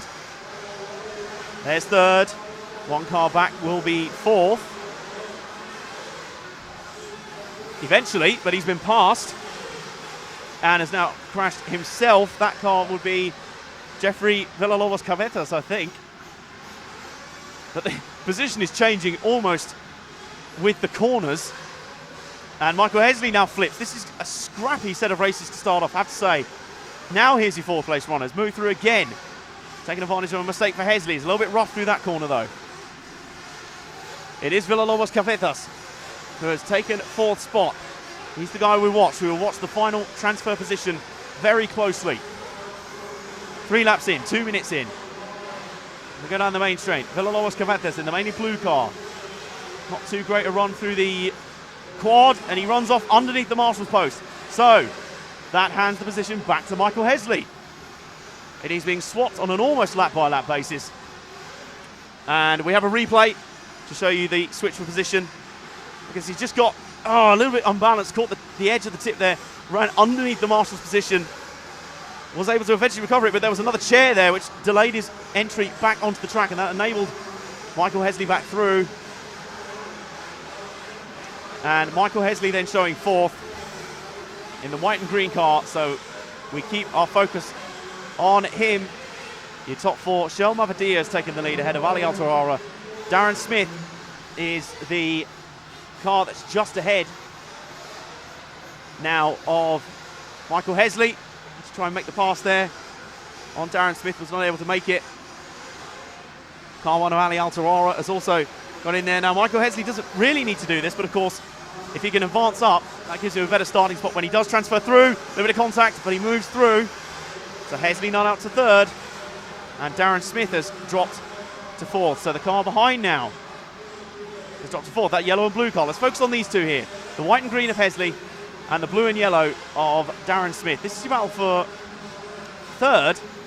But of course, 5th place is a little bit of a way back, but if these two keep battling as they do, they're going to knock one of them potentially into the path of trouble and out of the transfer spots.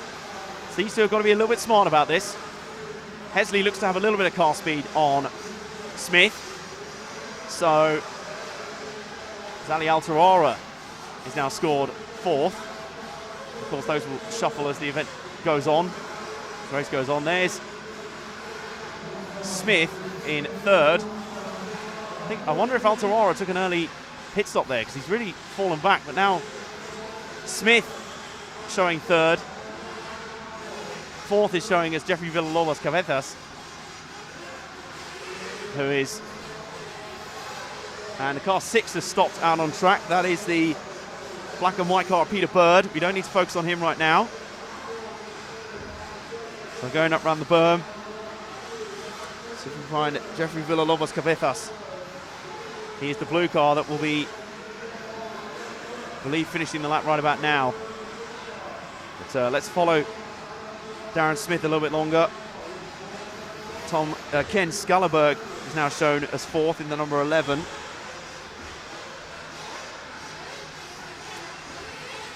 Pick up Skellerberg as we have some cars going all over the place down here in front of us. Skellerberg in car 11. Where is car 11 right now? Should be coming around to complete the lap relatively soon. I think they're right beneath us. I think they're in this gaggle of cars here, and another flip. It's almost hard to keep track on this race. In fact, those two cars going up the straight, one of them is Ali Altarara, who's 3rd, just ahead of Darren Smith 4th. So there is your two. Those are 3rd and 4th for you, and they're battling away now side by side. These early hits, look at them battle back and forth. This is for 3rd, remember, so this is not for a transfer spot. This is just for, and a flip for Smith, I think that was. Drop back one from Smith. We want to see what happened to Altarara. I think he's lost a bucket load of positions. There's Altarara going through sore corner now. Through sore corner, so I think he might have got away with that. There he is, coming right beneath you now, Jan. Onto the front straight. There he is in the yellow rear of that car. Still being scored 3rd, unbelievably. Ahead of Darren Smith. Darren Smith, there's Smith 4th. So this is a messy first round of lower finals. Here's a replay for you. From a lap and a half ago, this was the flip, and then Altarara gets through. Smith just about survived it. I think we're looking for a different incident. That's okay. Darren Smith is right there. Now, I don't think that's Jeffrey Villalobos Cavetas. Well, Darren Smith, now we're back in real time now, so Darren Smith, a little bit of a mistake there. Now he's behind Jeffrey Villalobos Cavetas. So Cavetas is in the blue car just ahead. So if we follow these two now, this is your battle for 4th as it stands on the track. Ali Altarara has a little bit of space. Not much, granted, but a little bit. blue car of Villalobos Cabezas. Moved ahead. Darren Smith appears to have fallen back a little bit slightly. Yes, he has indeed. So Villalobos Cabezas is in the blue car just ahead of these guys. There he is. Oh, and a flip for him now as well. Nobody seems to want to transfer out of this one. Here he comes. He'll be in for... He'll take his fuel stop this time. Split the race evenly down the middle. Basically 7 and 7. Or 7 and 8, I should say. The number 3 car also in of Darren Smith. This is the battle of the crews. Smith looks to be up a lot quicker, unless I missed Villalobos Cabezas' return to the track before him. But Smith is back out there. There's a lot happening out there right now. A huge amount happening. So Villalobos Cabezas, I think, is coming down in front of us. Yes, he is. He's the white into blue car, the mostly blue car, going over the S-Works steps now. There he is. That was the car that was scored as 4th. So he did get back out in front of Darren Smith, just about. So they retain position. Oh, but they're just not getting clearance over those jumps, are they? They're struggling a lot with them. But this man right here, Jeffrey Villalobos Cabezas, is your current transfer spot holder in 4th. 5th right now is Ken Skallerberg, but he is currently scoring about 3 seconds down the road. So that's a slightly decent gap for Villalobos Cabezas, but the amount of mistakes they've been making, this race is nowhere near over yet. And Skallerberg is just about to... Oh! Little flip there for Villalobos Cabezas. If we can get it back together, he should be okay. I think he's still got a gap on Skallerberg. Skallerberg is not the next car behind him, it's the one after, so we don't need to follow him just yet. Villalobos Cabezas. Oh! Straight into the crashed car up ahead now. Was that one of the cars that was in front of him in terms of position? I don't think it was. Hesley, Mavadia, Altuara, and Villalobos Cabezas are your transfer spot holders nearly. Hitting a marshal there as well. Running back across the track. He's now got a little bit of traffic to do with the black and white car. Peter Bird, who was obviously able to get back to the pits and fueled up again. And this is very scratchy stuff for Villalobos Cabezas. Darren Smith, I think, cut the final corner of the track there, but he had to... Obviously didn't get much of an advantage out of it. And Cabezas now is actually showing 3rd. Ahead of Ali Altuara. I think Altuara might have pitted that last lap, but Michael Hesley and Shell Mavadia are still there, so we watch Villalobos Cabezas, who's currently scored. There's Ali Altuara right there with him. So Altuara just pitted, that's why he's back there with Villalobos Cabezas. He was scored behind. Oh, that's a mistake for Cabezas. And has that let 5th place through of Ken Skallerberg. I think he's been unbelievably lucky and got away with that. Yes, he has. Skallerberg is still on the straight behind him. Cabezas, you are using up your 9 lives very, very quickly, I have to say. Continues on his way. We know he's made his pit stop. We know he's okay for that. So get down through the bottom section now. He's got a little bit of traffic to deal with. This is the number 12 of Darren Crotchley.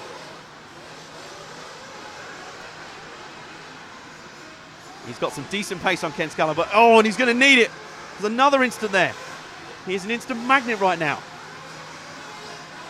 He just can't seem to get through traffic smoothly right now. He can't seem to put together smooth laps, but he's rather lucky in the fact that Ken Skallerberg seems to be even slower still. He's over 7 seconds back now on 4th place, so unless something really major happens to Villalobos Cabezas, I think he's going to have the... Oh, that was a little bit tetchy. A little bit close for comfort. Over the S-Works steps, he continues on, but he does have that healthy gap over Skallenberg. And I can see it visually. Another mistake though. This is a really scratchy race. That's Ali Altuara actually, and they've come together at the final corner. So Ali Altuara, I think we need to drop back to the mostly yellow car of Ali Altuara. He's coming through the berm now and onto the 100-meter quad. He's gone a little bit wide there, and he's just come out. There he is. And the man immediately behind him is Ken Skallerberg. So now here's the battle for 4th. Villalobos Cabezas has moved up. Both with the green wheels. And Skallerberg's actually moved past. Skallerberg is the pink car with the green, the purple car with the green wheels, coming under our camera position now. So is Skallerberg going to steal this at the last? Similar to the transfer in the last race. So he goes careening down the front straight. Yes, he is. And not only that, I think Ali Altuara has had some huge problems because he's suddenly dropped off the face of the earth. He's back in 5th, and he's a good straightaway away, and Altuara's race is falling apart around his ears very quickly. But it's all playing into Skalleberg's hands. It didn't look like he'd be able to catch Villalobos Cabezas on pace. So he was able, in the end, to profit from the mistake of Altuara, but he's still got work to do to close this one out. He's about 5 seconds up. We assume also that Skalleberg has also made his pit stop. As he goes flying down the main straight. We've got just over 2.5 minutes to go in the second of 2 finals for the first round of the Nitro Buggy Finals here at the Neo 16 on Sunday afternoon. Live on RC Racing TV. We've had some 2 pretty scratchy races so far. Plenty of drama. Not a huge amount of consistency. A lot of incident and a lot of swapping of positions. And it really has been a case of who is in 4th when the music stops. Skalleberg at the moment is that man, and he's hoping to hang on to it, and he has dropped Altuara by a good 5 seconds. Powers down the main straight. 2 minutes to go. That'll be about probably 4 laps they'll squeeze in the time. At least 3. Over the DXR doubles. Skalleberg has to do what pretty much no one else in his position so far in the race has been able to do, which is have a smooth race to the flag. Just get some smooth laps in the book.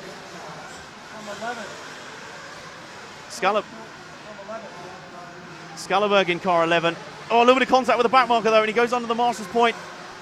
He survives it. I think he continues on.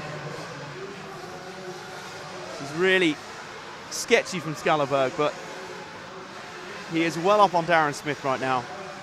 As we're looking at Skalleberg, I can tell you Darren Smith has not even completed his last lap. There's a replay of the incident for Skalleberg last time around. He got very lucky there. He managed to drive, I think, under the marshal's seat. So he got away with that one. All of the guys in the 4th place transfer spot in this race have lived dangerously at points in this race. But the overall order is Shil Mavadia, Michael Hesley, Jeffrey Villalobos Cabezas. We'll keep an eye on that. But 4th place for Ken Skalleberg in car 11. He's got some traffic to negotiate, but he does have the advantage. Oh, and he's going to need it. He's flipped completely wrong side. And he does the right thing, returns to the track at the correct moment. I thought for a second that was Darren Smith that had got ahead of him, but Smith is a long way back. Darren Smith is a very long way back. In fact, Skalleberg could afford the odd late instant. But it looks like Mavadia, Hesley, Villalobos Cabezas and Skalleberg are going to be your transfer, your bomb hops from this race into the next round of Nitro Buggy Finals. Down the main straight. Probably one more time for these guys as the clock ticks down to 0. He has to navigate an instant there in the dip after the quad. Round the Agama corner.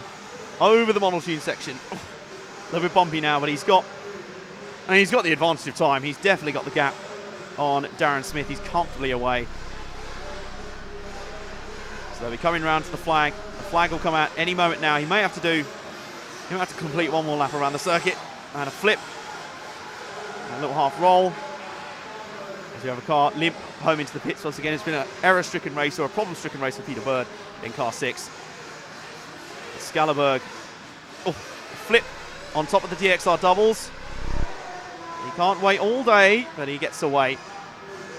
He gets away, and he should be just about okay. In the final reckoning, it was the race that only finally settled down with about 3 minutes to go. And that final transfer spot was hotly contested the whole way. Round he goes, round the corner. Round saw corner for the last time, and he will come in this time.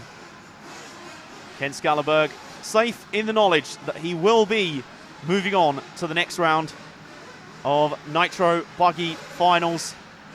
They'll be coming up very soon on RC Racing TV. For now, let's go through the final result of that heat.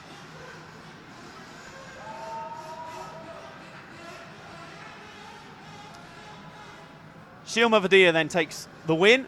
A pretty comfortable one in the end as well, about 8 seconds up the road from Michael Hesley. Jeffrey Villalobos Cabezas, big spaces between the top 2. And in fact, he was only 2 seconds ahead of Ken Skalleberg in the final reckoning. But Darren Smith way back in 5th in the end. He tried his best. Ali Altawara was also in contention for that transfer spot. Faded late in the game badly.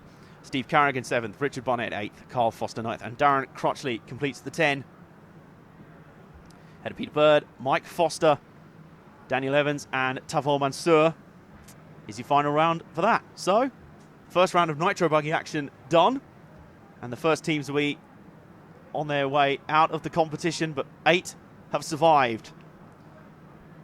Your 8 being Sam Cobley, Chris Aegeus, David Isherwood,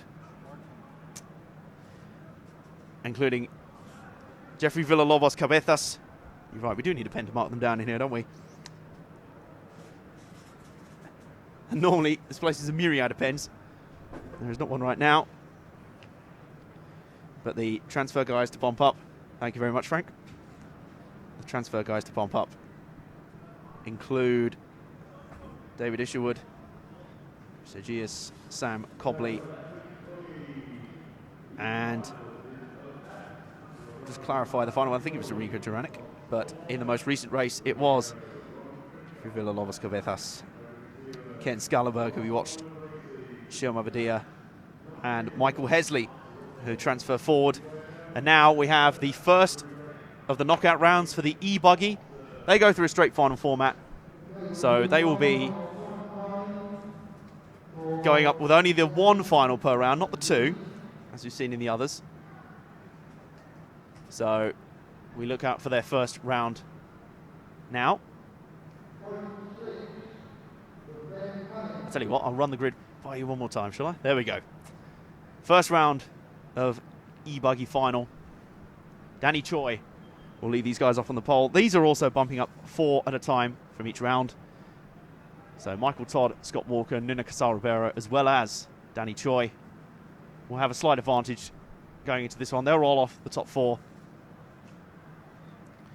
And the rest of the field, Robin Frischkopf, Ben Panic, Frederick Cederberg, Rob Racy, Yanis Pyrogonakis, and John Hazelwood. And then the final 5 who have a lot of work to do. Mark Rumble, Miguel Izquierdo Rodriguez, Ben Turner, Andrew Rennick, and Ian Thompson. So our e-buggy coverage this weekend, presented in association with the guys at ModelTune.com. We are on RC Racing TV. This is our coverage of the Neo 16, which is really starting to charge along now. Now we're into the sharp end. The competition is underway. The final's underway. For a long day and a half of competition. At the day in before that of practice, and these guys will have all had a huge amount of practice on the track and of the facility, and have learned everything about it, or as much as they think they will be able to know this weekend. And these guys with a lot of experience at this venue will, of course, come in with that notebook behind them, the likes of Ryan Cavalieri, Jared Tebow, and your multiple champions of this event before. So warm-up begins for the e-buggy. The first of their finals. This is their e-final. So 5 rounds for them. 1 race per final. No A and B finals for them. They don't go Christmas tree format. They go straight bump up. So the top 4 in this one will move on. And it's the top 4 in every round that will move on. We've got 11 guaranteed starters for the A-main final tomorrow at around 11:30. And these guys will be hoping to do almost the impossible and try and bump up right from the bottom round. You feel like even if they're qualified down here anyway, they just won't have the raw pace to be able to do it. But stranger things have happened. And as long as they're in it, they have the chance. So warm-up underway. It starts. Danny Choi will start with probably the best chance of all. Michael Todd, Scott Walker, and Nuna Casal-Rivera are your top 4 starters. But so far, the starting grid has not been often who actually transfers through. It's been a lot more difficult than that.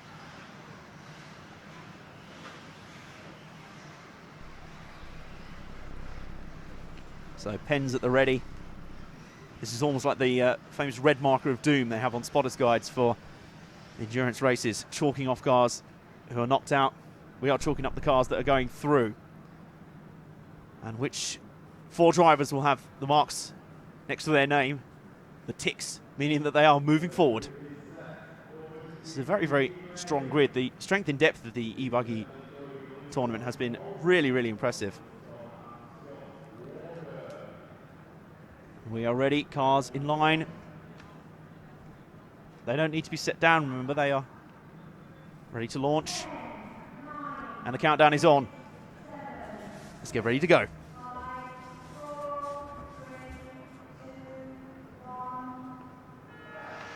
And away they go. Oh, that was a poor start out of second place for Michael Todd.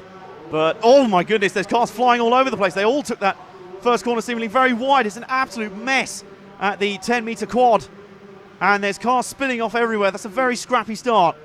The two guys who have got through are Danny Choi, car 1, and Michael Todd, car 2.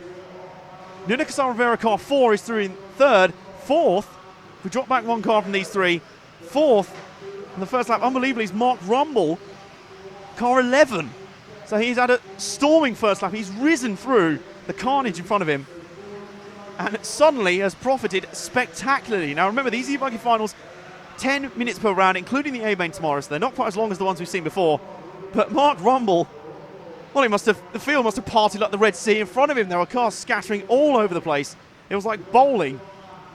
But Mark Rumble has profited really, really nicely, and he's through into fourth and that crucial final transfer spot. We'll follow him right now as he continues on his way, as he starts on his mission to transfer through into the D final for the e-buggy championship here at the Neo 16. And he's actually not too far behind Michael Todd in third, so he might fancy advancing his position, or he might be tactical about it. I tell you what, there's really no need for him to push on and maybe make a mistake, although the two in front of him are battling for second. And in fact, second spot has crashed in front of him. Michael Todd's had an incident, so that's worked out really well for Mark Rumble. People are just giving positions to him. So as they come around this time, we follow Mark Rumble, who should be scored as third this time. And that he is. Michael Todd then. Let's drop back one car to Michael Todd, who's just behind him. Oh, and has just had a little bit of an incident in the 10-meter quad. He goes over the DXR doubles. Up and round the top corner. So this is your fourth place runner right now. Michael Todd. Oh, just clips the inside barrier there. He's got Yanis Pieragionakis is the next car back, but he's got quite a healthy gap to him. So let's stick to Michael Todd like glue for this one. Here's our fourth place runner. That's basically the rule of these finals. We will show you the action around the transfer spot. But right now, Michael Todd, I'll say, almost has the length of the front straight on Yanis Pieragionakis. So, as we've seen so far, these lower finals are pretty scratchy. So anything can still happen. But Mark Rumble must be feeling like he's dropped an unpaid tax bill and found 50 quid, because he's risen through from an 11th on the grid. He was fourth by the end of the first lap, and now he's up to third.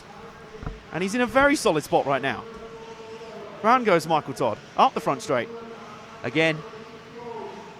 And I can tell you he's actually fallen back.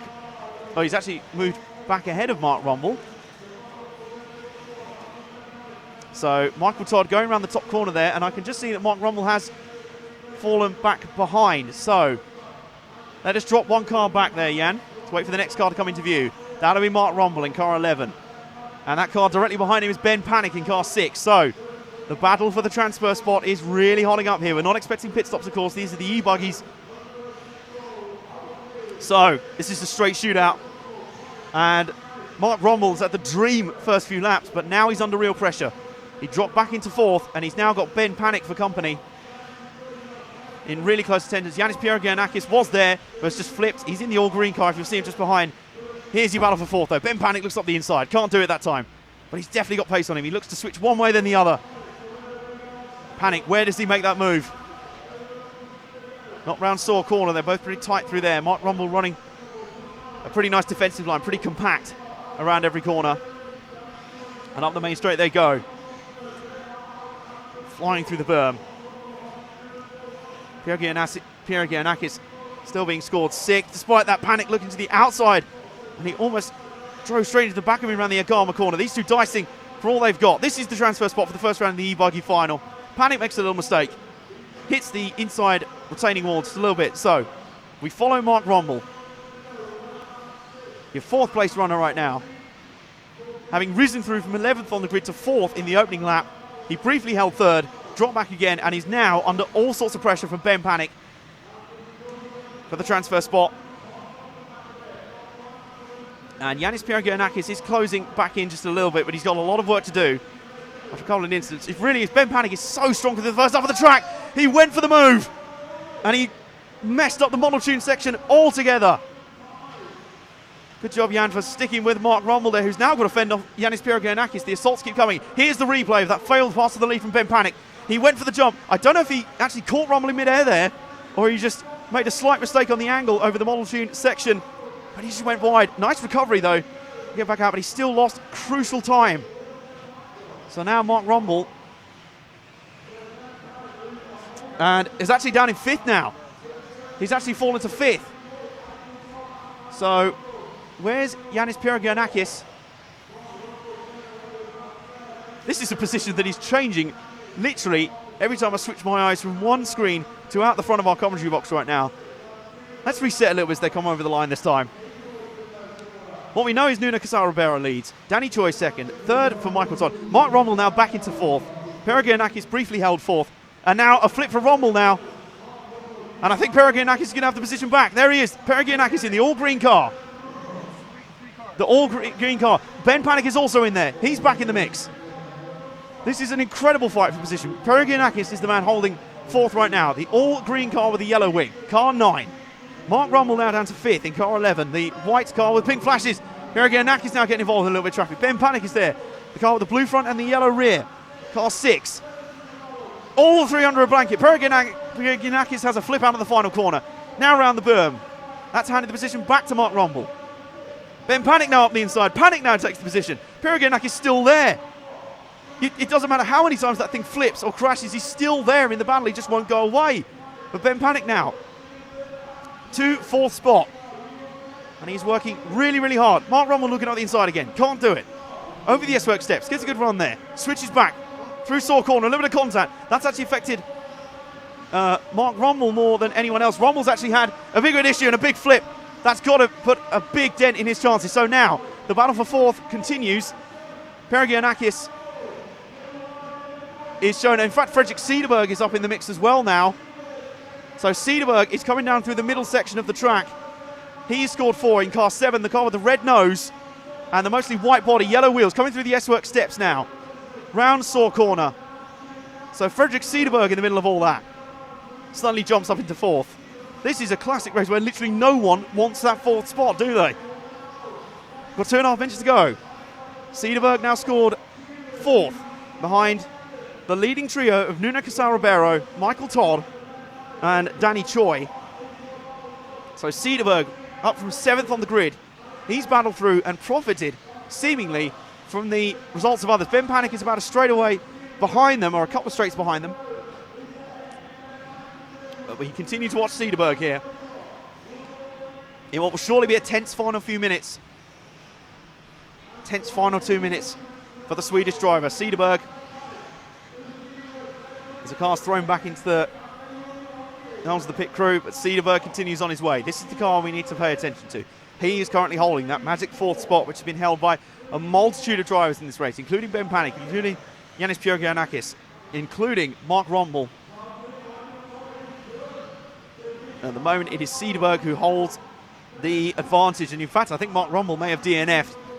He's dropped right down to the bottom of the timesheets, but Cederberg continues up through the berm, over the 10-metre quad.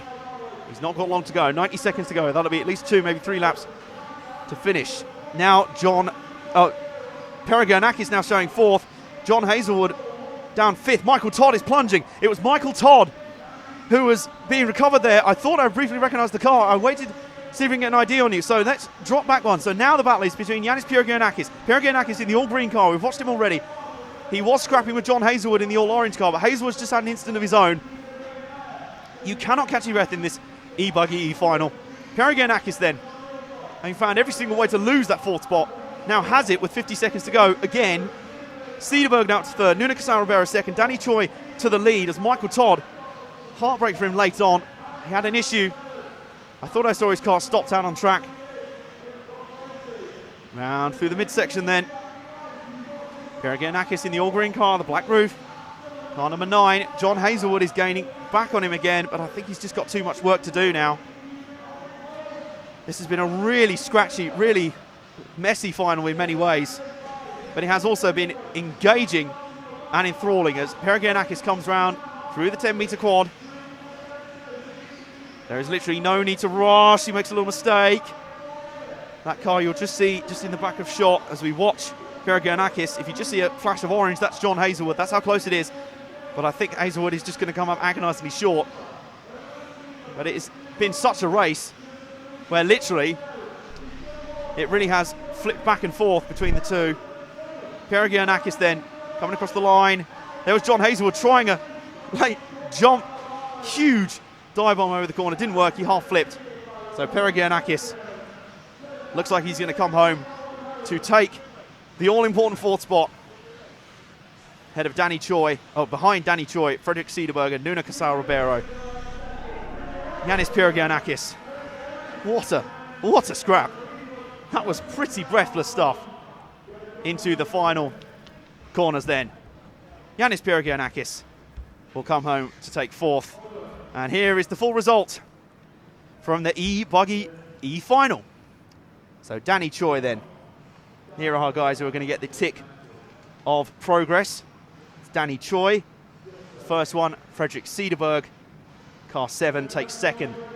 3rd will be car 4 of Nuno Casal-Ribeiro. And 4th will be car 9, Yanis Peregianakis. It did not look likely at certain points in that race, but he was able to come through and take the victory. John Hazelwood tried to fight back late, just wasn't able to do enough.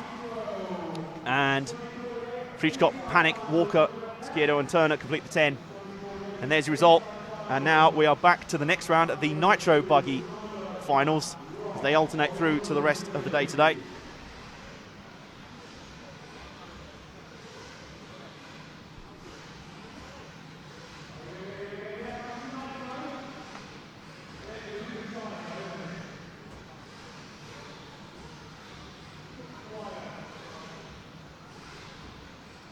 So then, these will feature the cars that we just saw before this E-Buggy final, who have successfully moved up.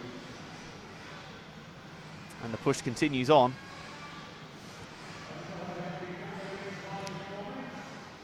And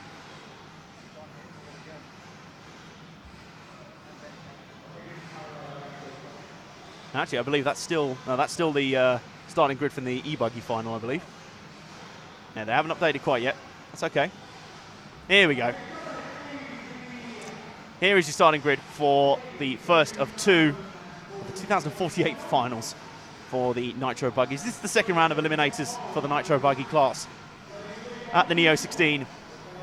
And it'll be led off by Andrew Ash, and of David Lee, Mikhail Bertlin, Winston Barnett, Chris Long, Stuart Smith, Jockey Jogadal, Fema Alwarini, Scott Pauly, and Wayne Davis.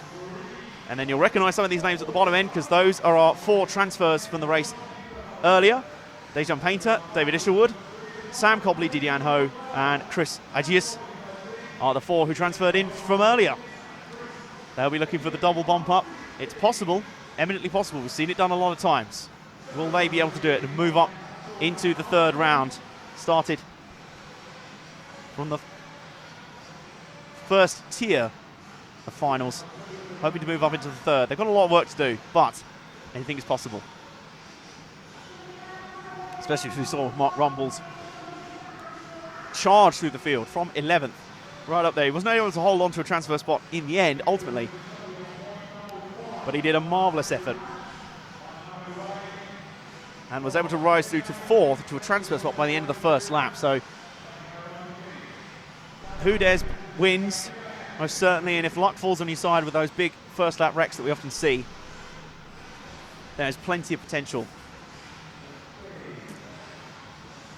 As the cars are waiting in pit lane, ready to roll out for the next round, the first of the 2 Nitro Buggy races for the second round of eliminators. This is the 2048 final, the second round of eliminators. And it's still breezy outside, I can tell you, with a little bit of sunshine coming through. But The weather outside has not been much of a factor all the time, and it will not be now.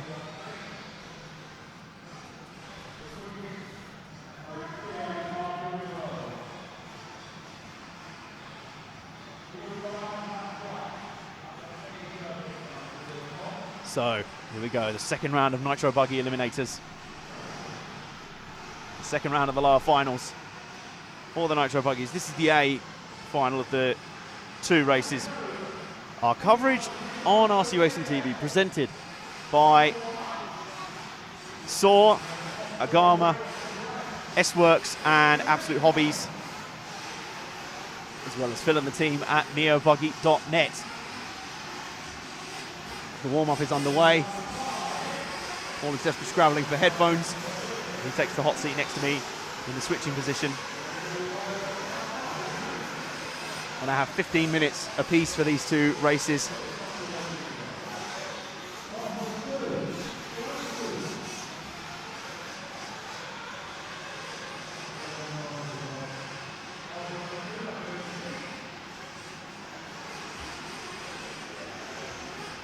So, we are about ready to get underway for the second round of the Nitro Buggy Eliminators. The warm-up is very, very close to completion. And any minute now they will set down and ready to be under status orders. Pretty much anyone has got a chance in this one with the way that the first lap wrecks play out, but a lot of times already the pole sitters have gone on to make it through and transfer, so plenty of advantage starting pole. As I say that, one of the pole sitters in the previous round, Ali Altarara, did not actually make it through. So plenty of advantage to be had starting pole, but you've got to close it out.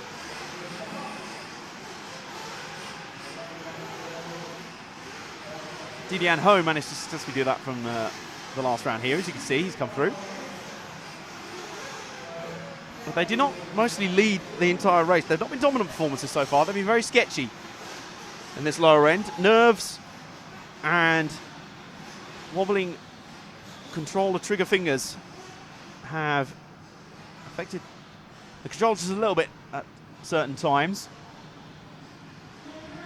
As the teams and the crews get ready, put their cars out on the track.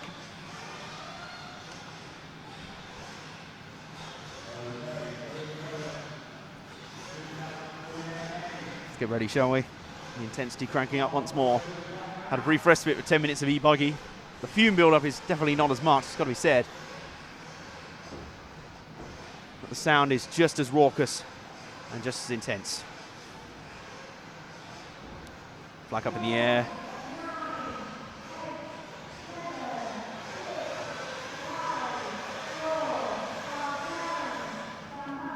Let's go down, let's get ready, and away they go.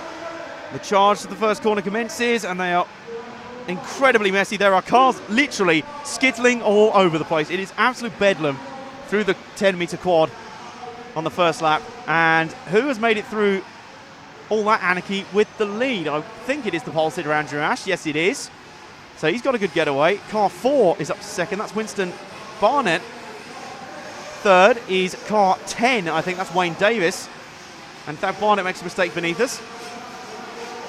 So as the action continues on, the leader makes a little mistake coming around for the first lap. But after lap 1, it is Ash, Barnett, Wayne Davis and Chris Long in 4th. Long is in the all-green car, so let's drop back a couple of cars. A little bit of an instant there as they come through.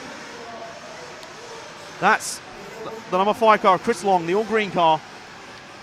And they are scrapping for all they've got up in front between the top 4. But the 5th place car is still in close attendance. And he runs a little bit wide there, and in fact, it's going to give a chance to Scott Pawley to have an early shot at the transfer spot. Looks to get tight. Oh, Pawley, if he'd been able to keep it on the apex, he would have had it there, and he had a little bit of contact instead. A little bit frustrated, but Chris Long survives that initial assault and comes through with the transfer spot. Scott Pawley continues in 5th. And right now, there's a fairly even spread of cars and a flip for Chris Long. And that is definitely going to give the transfer spot. He's actually been saved by another car there. Well, let's bring it forward a car then to the all-white car. Or the mostly white car with some black flashes on it. Coming over the rise now. There he is, car 9. That is now your 4th place car. Scott Pawley And he's risen up from position 9. We've actually got 2 cars in the transfer spots right now that did not start in the top 5.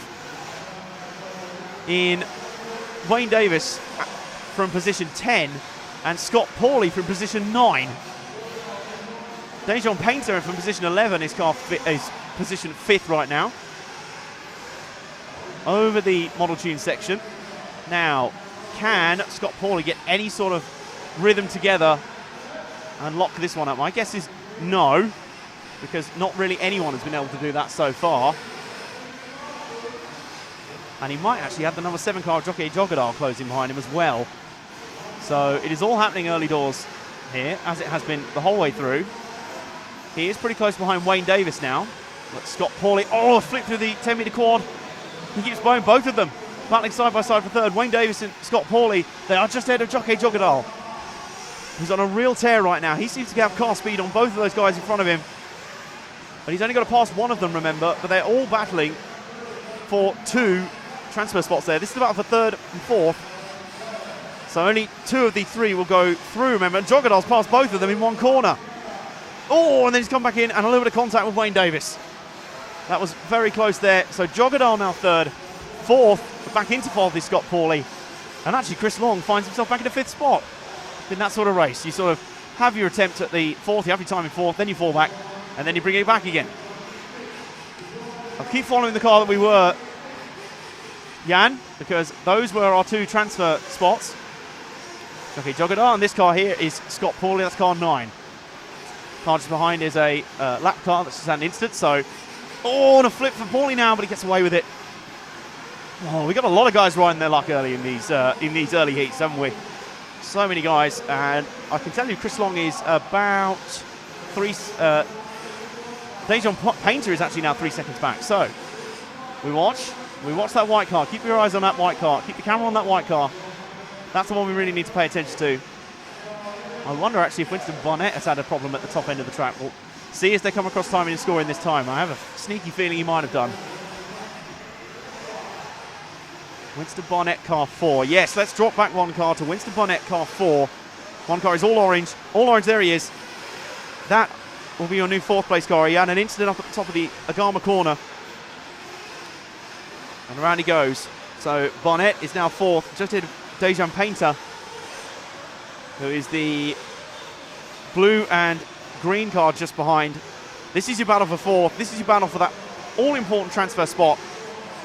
And I think now Scott Pawley has gone off in front, so now Pawley back into 4th.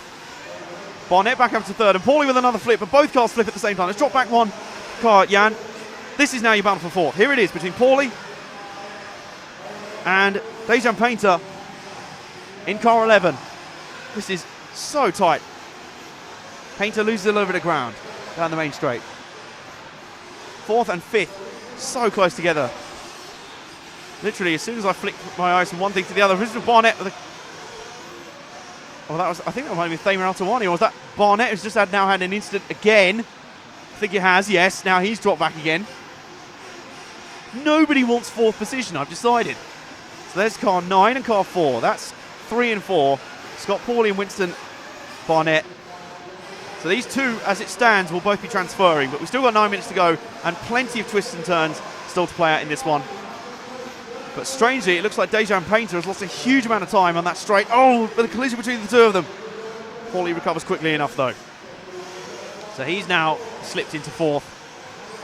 But Dejan Painter lost a big amount of time, and in fact, he is now battling, I can tell you, with Thamer Alwarini. So I wonder if those 2 are going to end up slowing each other up and causing issues. But they both look like they have some car speed on them. Let's continue to follow Scott Pawley in car 9. He's racing hard, he's driving, but he's run wide. Is he able to recover before Painter? Just about. Painter's back in front, but now he loses the position to Alwarini. Alwarini now becomes the latest to try and have a crack at 4th spot.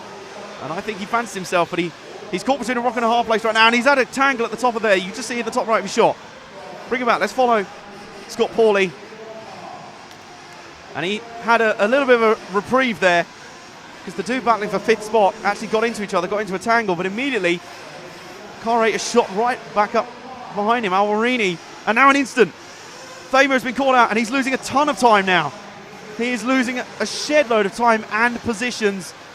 And now with the flip, surely it's got to be over now. He might have blown it there. So now, Thamer Alvarini is third. And because I think we've had an issue with Jockey Jogadal as well. This is all sorts of bedlam. Let's find our third place runner, number 11, Dejan Painter. So difficult to keep track. Jockey Jogadal now in the orange front end, silver rear end. He's coming through those corners now. He's got the orange wheels. He's just ahead of Thamer Alvarini. He's just gone underneath you now, Jan. Onto the main straight. There he goes. And in fact, Jogadal has just pitted. That adds a complexity to it. That's the car we're watching now. The all maroon car has just flipped. That's Thamer Alvarini. So he continues on. That's Dejan Painter in the blue car. And there's the orange wheeled car of, pretty sure that's Jogadal as well. There is so much to keep track in this one. So much to pay attention to. Andrew Ash, we can tell you, is leading, and leading very comfortably by about 10 seconds or so. And that car coming through is actually car 5 of, no, that's not car 5 of Chris Long at all. It's around the bottom corner. We'll just give it, as it comes across the timing screen now, let's have a reset. Dejan Painter is your fourth place car as they run. The blue and yellow car, car 11. Let's look out for him as he comes around the track. I will find him for you, Jan, if he's not flipping or having an instant. Right, he's coming through the middle section of the track now, down the middle dip. The green front on his car, the very light green, blue rear end. He's coming through the S-Works steps now. There he is. Through Saw Corner. That was the car that last time around was scored as fourth spot. Who on earth knows where he's going to be scored this time around? I think he's still fourth. He goes through, he's now up to third. Thamer Alvarini's dropped back behind again. This has been a very, very messy final for this second round. So let's attempt to drop back not one but two cars. So we leave that one, that's the third place car, not that one. The next car in shot will be your fourth place car. There he is, Thamer Alvarini. He's now your fourth place car and he runs wide. Up behind him, he's got the number 13 of Sam Cobley arriving very quickly on the scene. So this battle for fourth is still not over yet. We've still got a good 5 minutes or so to go. Thamer Alvarini comes through. Jockey Jogadal is now leading the thing. Head of Winston Barnett. Dejan Painter third. And the man we're watching right now, Thamer Alvarini, is fourth. And he's actually trying to catch up to Dejan Painter. And I don't blame him at all. They'll give him an extra car gap. And I think actually Winston Barnett is in there now as well. That's car 4. Winston Barnett, who was second, he's now down to third. And in fact, the top 4 have all compressed together. Dejan Painter is now had an issue. And so is Thamer Alvarini. He's flipped to the top. And the marshal's distracted. He's going to lose him time now. Sam Cobley's crashing at the scene of the crime. Who on earth wants fourth place? No one. It's up for grabs here. Come on, guys. This is absolute bedlam. Here's a replay. Now, there's Thamer Alvarini's car flipped. Now, a marshal was already busy retrieving another car off to the right. So I think it was Dejan Painter's car. And Sam Cobley's car tried to make the pass. Couldn't get it done. He then fell off as well. And the net result of all that is that Thamer Alvarini has just stayed fourth, just ahead of Sam Cobley in fifth, who's just behind him right now. This is such a scrappy battle, you've got to say. It's a very scrappy battle, but it's one that's constantly engaging. It's one that's constantly full of action. Dejan Painter has now had another incident just there. There's Painter in the yellow and blue car. Oh, Alvarini going for the pass at the Agama corner through the Model Tune section. Alvarini then continues in fourth. Sam Cobley fifth. He's on the outside looking in as he stands, and that is not going to help. He ran a little bit wide there. Around the bottom end of the track, round underneath our camera position. Alvarini continues on his way. Will he be able to hold on and progress? He's had a shunt there. Has he recovered? I'm just trying to see if he's actually stayed ahead of Sam Cobley. I think he has Only just. Alwarini, you are living very dangerously right now. Copley's right there. There was the moment. He got the launch into the quad all wrong and clipped the left-hand side guardrail that flipped him over.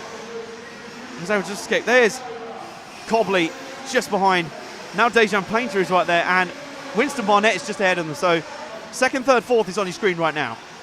Any of these guys could have an instant and drop down. Barnett suddenly lost 2 positions in almost as many laps. Alwarini now has an instant. Copley is desperate for that position. He's just waiting for someone to trip up, and they are, but it's Copley who's now tripped up himself, and he nearly took out Alwarini the way he crashed there. So Alwarini's going to have a little bit of respite now, a little bit of respite, not much. Barnett just ahead is trying to battle back past Dejan Painter for second. Oh, Alwarini with a big flip. He now has to get it pointing in the right direction, and he drove right in front of Copley there. The battle is back on for fourth. Not that it was ever off, really. Copley now, very short through the quad. He suffers there, has a little flip himself. I am absolutely convinced at this point that no one actually wants to finish fourth. As soon as someone is in fourth, they just completely blow it. It is ridiculous. I don't think I've quite seen a race like this in a very long time. Alwarini, you've got 2 minutes to go, man. You are in fourth. You just need to hold it together, which is very much easier said than done. Oh, but he hits the walls on the outside of Saw Corner. That's not holding it together, man. He's now up the main straight again, and I believe Paul's going to give us a replay. He's held on to fourth. Here was the instant. Oh, he went way too far there. He clipped the outside walls right up high on the banners, on the Saw banners. Great bit of imagery for one of our sponsors for this event, but not great for Alwarini. Somehow not damaged his car, but Copley has yet another chance at fourth now. And it's that car directly behind Copley, or alongside, I should say, car 10. It's Wayne Davis. Yes, he's back into contention. Davis now takes fifth.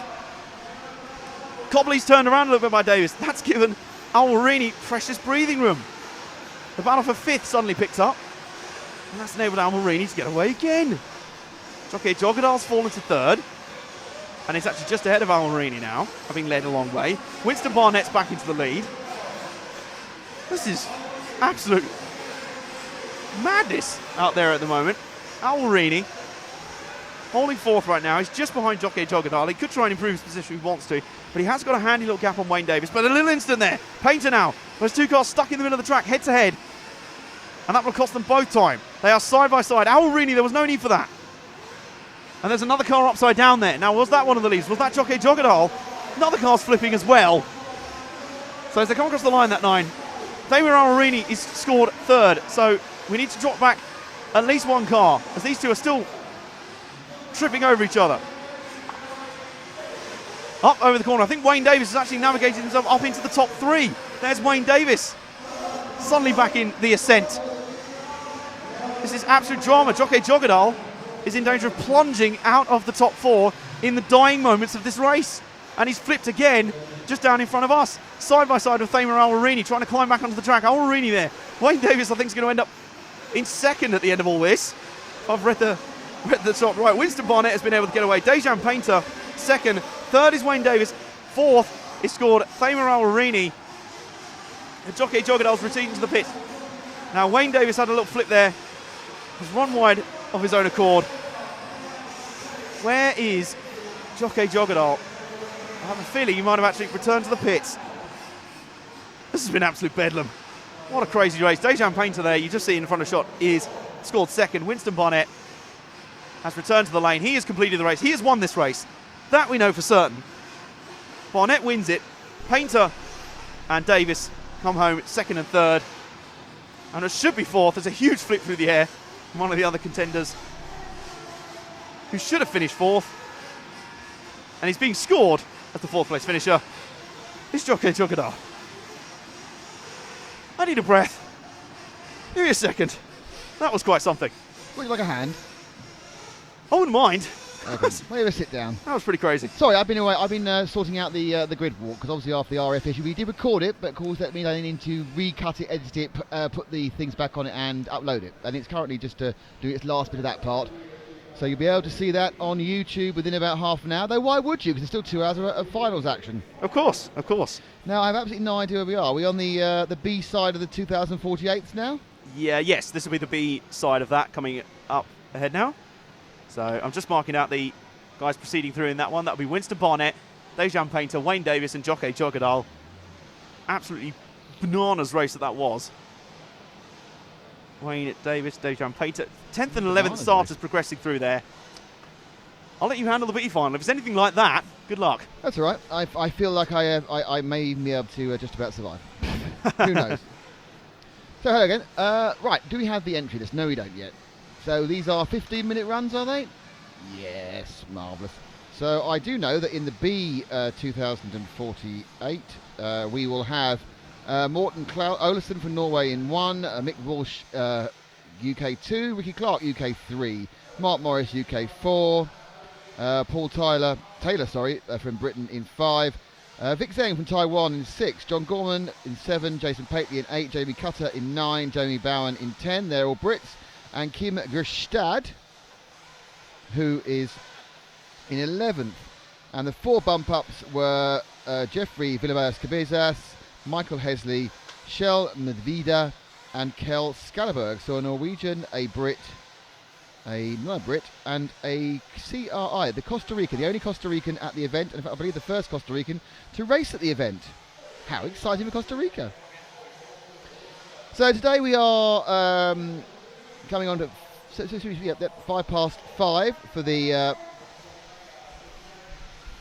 got another 2.5 hours of action for you, by the way. We have a little break. We have this race, then we have the D for the E-buggy, 2 1024s, the C for the E-buggy, a couple of 512s, finishing off with the E-buggy B at about 20 to 8 to keep you entertained for many hours more. You right? He's tired. Have a sit down. You can sit down anywhere, by the way. Eat your egg, have a seat. Not something I say very regularly, I must be honest.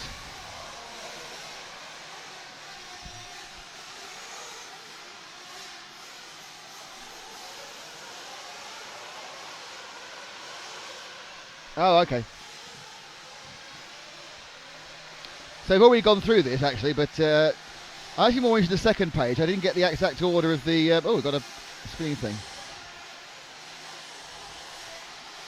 And... because this is the order I didn't know, and it's actually... the bump-ups are Shell Mavida in 12th, Michael Hazley is 13th, Jeffrey Cabezas Villabayas is in 14th, and Ken Skalleberg is the one after that.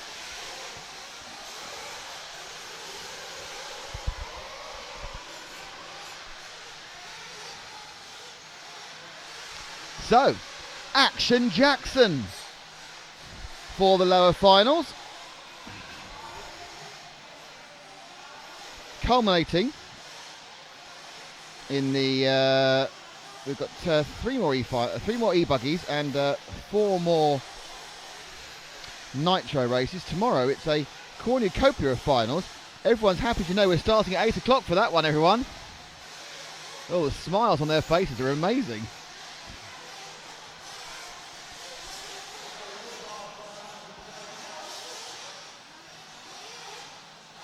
So top 4 will bump up from this one into the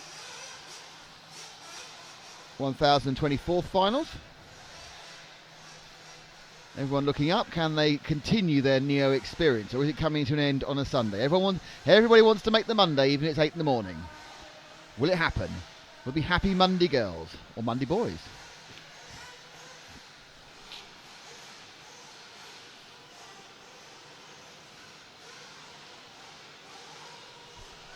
Chance for people to be a hero.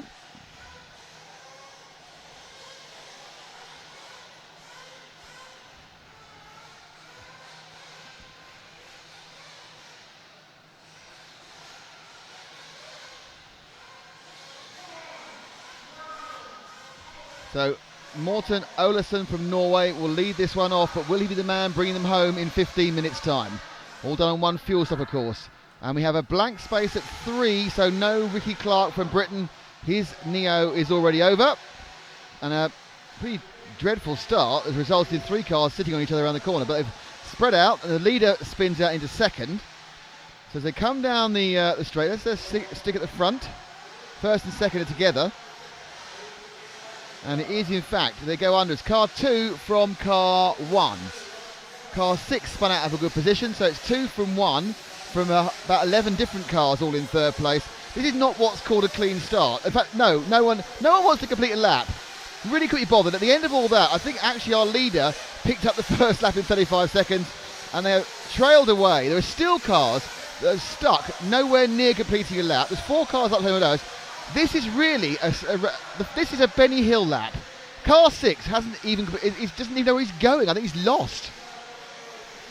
Not the greatest start for Vic Zeng there, who got very confused, but nicely in front now is Martin Olsen. In second place, let's drop down to second now, and then let's drop to third and fourth, which is just going on the steps now. It's the orange and blue car and the all-orange machines. I think that's 11 and 7. It's a massive guess, that, by the way, at the moment.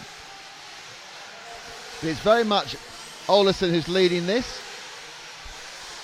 It's Kastad in 11, it was in second. Now Mick Walsh is third, Jamie Cutter's fourth, Paul Taylor's fifth. But because no one can stay on their wheels for more than about a minute and a half, or a minute and a half, 13 seconds, it's very hard to work out who's where, apart from our leader, who is divinely away. We're with second and third. 2 bites of the cherry for our second place man, number 9. This is Jamie Cutter, who's come through very well in this heat. And then it's 11, which is Kim Gestad. That's second and third. They're both, of course, they said they're quite happy. First 4 bump up. But now third, fourth, fifth and sixth are running together. So that's where we need to be. And those 4 cars ferreting up the main straight. Oh, that's impressive. That is the worst jump we've seen, and we need to see it again. It is that bad. What happened there? So they go round. They're both going round the berm, absolutely fine. And then the orange car... No, they went wrong. So I was looking at the wrong cars. Can we see that again? Because I was looking at the front cars. You're not missing anything, well, apart from more carnage. Let's run that replay again, because I was actually looking at the wrong cars. I thought it was the back 2 had the problem, the front 2 did. Let's see that again, Paul. That's not it. Oh, it's down there, isn't the replay? Be in that pile of replay somewhere. Never mind. Okay. We'll say that for later. It's exciting. So Morton Osley, Mick Walsh second, Cutter is third. Everyone crosses the line together.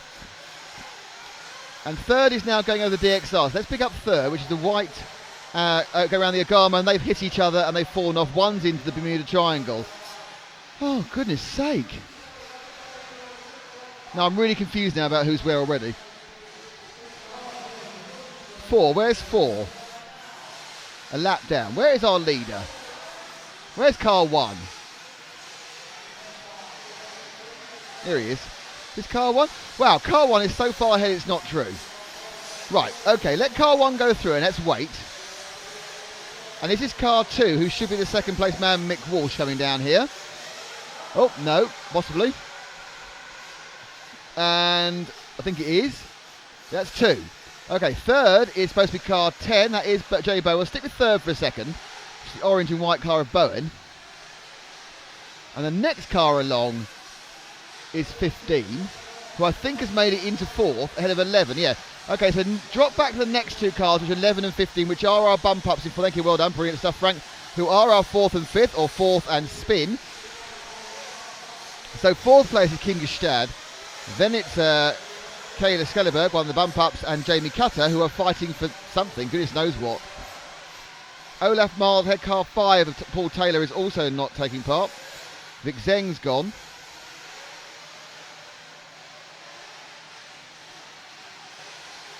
And let's see that was a couple laps ago. Here we go. They go round. There's what's the front 2 cars? Oh, brilliant. That is fantastic stuff. That would make any highlights. Luckily, nothing was coming down the straight at the time, because that would have been carnage. So back to the live action of 4 cars who could be anywhere in the position. There they go. All doing 7 laps. So Olesen has a lead of 12 seconds. And has already completed another lap. And this gaggle of strangeness, with second place Walsh, she's back a bit further.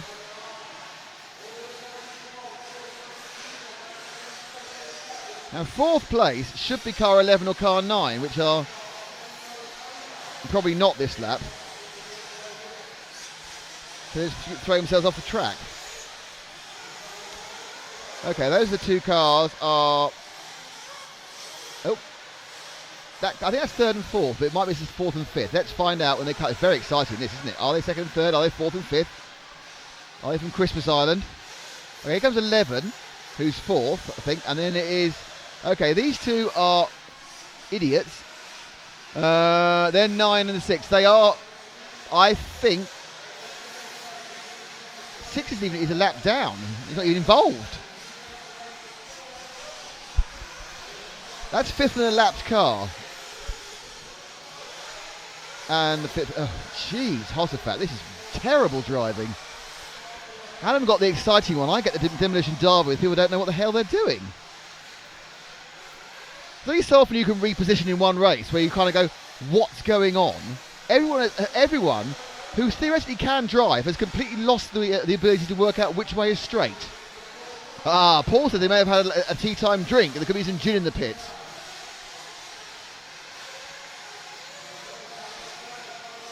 So, these two cars could be battling for something. This is the battle for third, which is just not a battle anymore because one of them's broken down.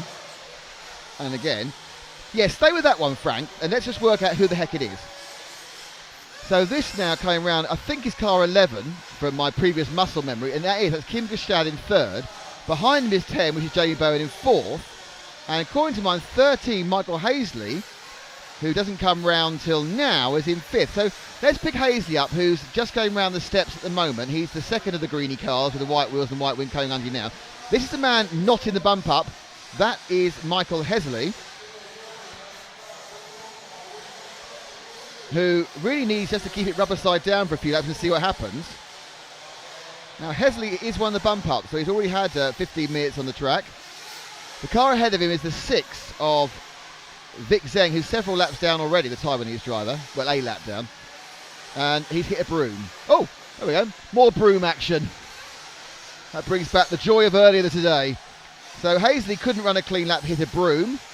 The man chasing in car 9 couldn't run a clean lap and hit the floor. And the net effect is that, first pit stop, how exciting. And in goes, we've got pit stops.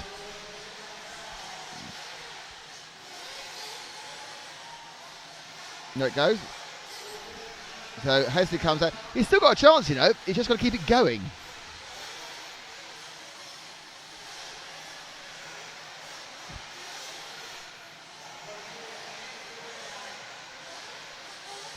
So he will drop down as he waits for the others to take their stop. So it's 15 minutes is really easy. No one can do 15 minutes in one go, so you can just even. So that was actually Vic Tangler with at the moment.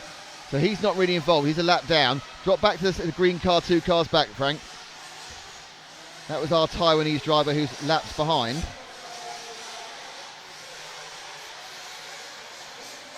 And that's Hazley, who has dropped to 6th, but has taken fuel. In fact, he's 5th. So with Bowen only 5 ahead, there's an outside chance he can get forward. Marvellous run, though, by Olesen, who's 19 ahead. Now, who is that he's overtaking? Is that a lapped car? Oh, that's a bit bashy, smashy, crashy, isn't it? Now, he's just overtaken car number 12, who's also a lap down, which is Shiel Movida. So this is not a battle for position. So I don't think Shiel realises that. Now, Olofsson has dropped out of the lead. Olofsson is dropping back. Where is Olofsson? Car 1. Our leader has disappeared from the timing screens. What has happened to him? Is he broken down? He's had a long pit stop. I think he may have had a long pit stop. Is that car 1 joining now? The white car looks like Olofsson's got a problem. He's just going around he's fallen down the hole there. That is Olofsson upside down, I believe. And what was a comfortable lead, he's had a problem. I don't know if he missed a lap in some way, but that's our leader who I think must have flamed out during his pit stop. So what was a comfortable win, and as you can see, as he attacks another broom, has all gone to pot. And with 5 minutes to go, the cat, which wasn't among the pigeons, is now running amok with claws out. Oh, that's not going to help yourself. Right, now where has he come out this one? Olofsson's come out apparently a lap down. So he must have had a big flame on his petrol stop, nitro stop, and he's now no longer interesting as he's out a lap. So the leader is car number 9, Jamie Cutter, who is underneath you now, Frank, with the yellow car with the checkered flag. That's our leader. He has a lead of about 3 seconds on car number 10, Jamie Bowen. Apparently.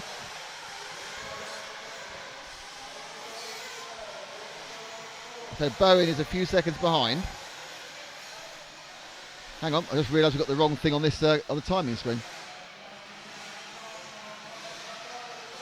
No, we haven't. Just realised I'm wrong. Okay. So Bowen is 3 seconds back. And now Kim Gestadt's in the lead. That surprised me. Obviously, Cutter hadn't stopped for fuel. I'm not overly sure we're getting the laps counted properly here, because how has he dropped down to 4th place?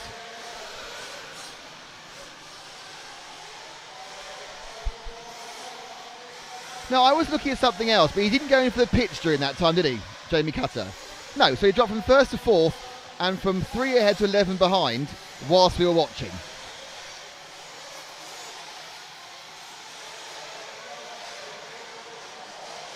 Anyway, these things happen when you're looking at other stuff. 3 minutes to go. So this is actually our 4th place man, Jamie Cutter, in the bump up position. I'm not sure, he's 9 seconds off the lead. How far ahead of he is 5th? That's our early lead having problems. 5th is 7 seconds back, so we're not really looking at an exciting situation here. Cutter just needs to get the car round to the... Oh, no, that's not very good. Round to the end, and he will bump up to the 5:12 final. Oh no, 1024 final, sorry. This is the 2048.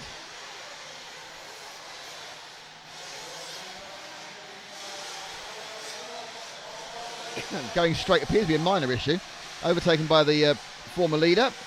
So Cutter's now 12 seconds behind. He's only a second behind Bowen in 3rd. And that may have been him hitting him. And there's a lot of very strange cars leaping out of the way here. It's 10 seconds to Ken Scalable. Paul's shaking his head. He can't work out what the hell's going either.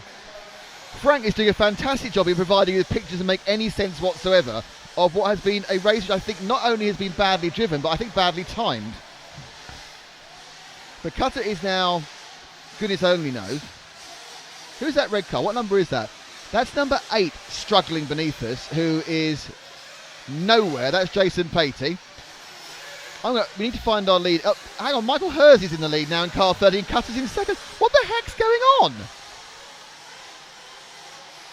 I mean, I don't know what's going on. I just don't know what's going on. I can't. I have never been so confused. I've done hundreds of these finals now. I am so confused on what's going on. Someone's gone down the Bermuda Triangle. Right, we've got a minute and a half to work out what goes on before the end of this final. Currently, it's Kim Gestad in 4th, who is car number 11. Let's find 11 somehow. Somehow find 11. Anywhere. Where is 11? There's no progress meter on this issue. 11 is just started the new lap, 11 apparently. There he is on camera. So this is Gestad, who's now 6th, even though he was 4th at half a second ago. So he has had problems. So he's blown that. So 4th now is Walsh, and 5th is Scalaberg. A minute to go. Ignore him, he's completely blown it, Frank. Scalaberg is in 5th, and he should be underneath any minute now. Scalaberg in the 15. Ken Scalaberg in the 15. Here he is now, Frank, with the green wheels underneath you. He's our bump up, not bumping up man. He needs to get forward in, but who knows, he might get 4 positions either way on the timing screen in the next couple of seconds. I've no idea. Adam, you have missed the world's most confusing race. Genuinely, Paul has no idea what's going on either. There's been a combination of terrible driving and timing glitches. Timing glitching as well. People have gone from 1st to 4th to 6th back to 4th again for no discernible reason. Just because, why not? Let's randomise. But we found the 5th place man, and we don't think he can catch the 4th place man, so we're staying with him to watch him not go up. Not do the double jump up. This is one of the guys who transferred from the earlier round.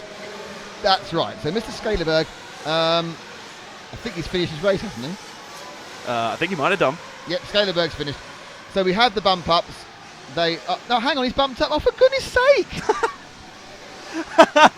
Where did that happen? I have no. You were the one. What? I just have no idea. Oh, Kim Gestad did a 53-second last lap. This is just ridiculous. Genuinely. What? Have I just seen your mind blow? At no point did this... Quick, show Adam that replay. You'll love this one. Okay. Watch this replay from earlier. I've never seen this before. Watch the front two cars. Okay. Oh my...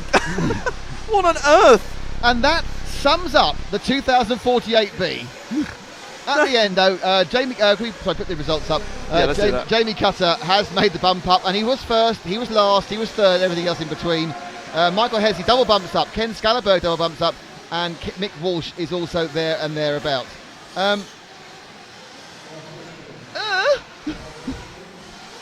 Ladies and gentlemen, if you're in the arena and you happen to see a small mushroom cloud appearing above the commentary box here, that's Nick's brain.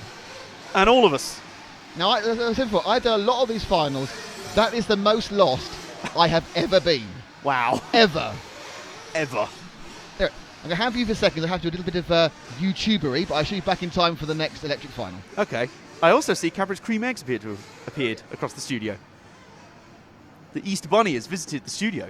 It's good to see.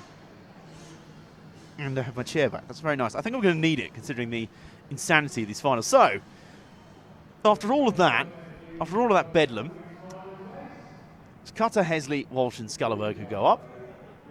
And there's your final few. Gestad, who appeared to be in contention right until something happened, right near the very end. And I believe that's our 2 second round Nitro Buggy finals done. So I think we're back to the E-Buggies for their second round, their D final.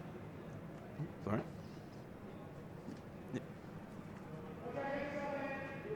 Yes, their E-Buggy D final coming up now.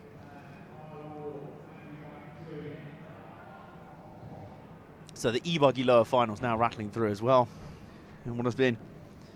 I'll tell you what, since the final started, this day has really picked up at a pace.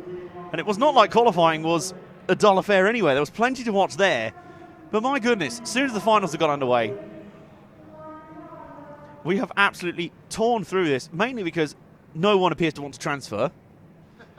That's one common theme. Pretty much everyone in any given race has been in the transfer spots at one point or another.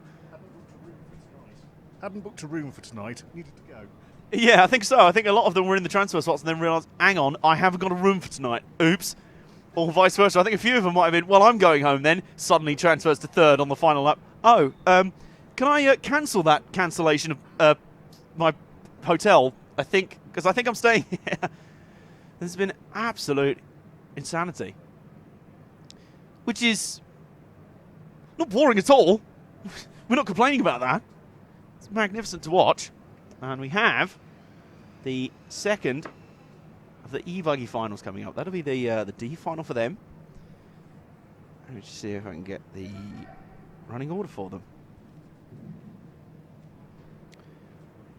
So we have ream upon ream of paperwork here. You don't believe me, seriously.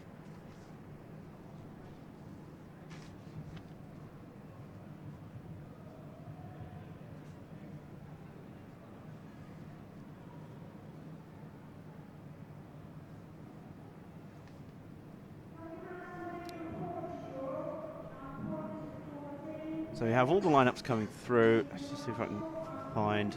Up on the screen any minute now will be the lineup for this E-Buggy D final.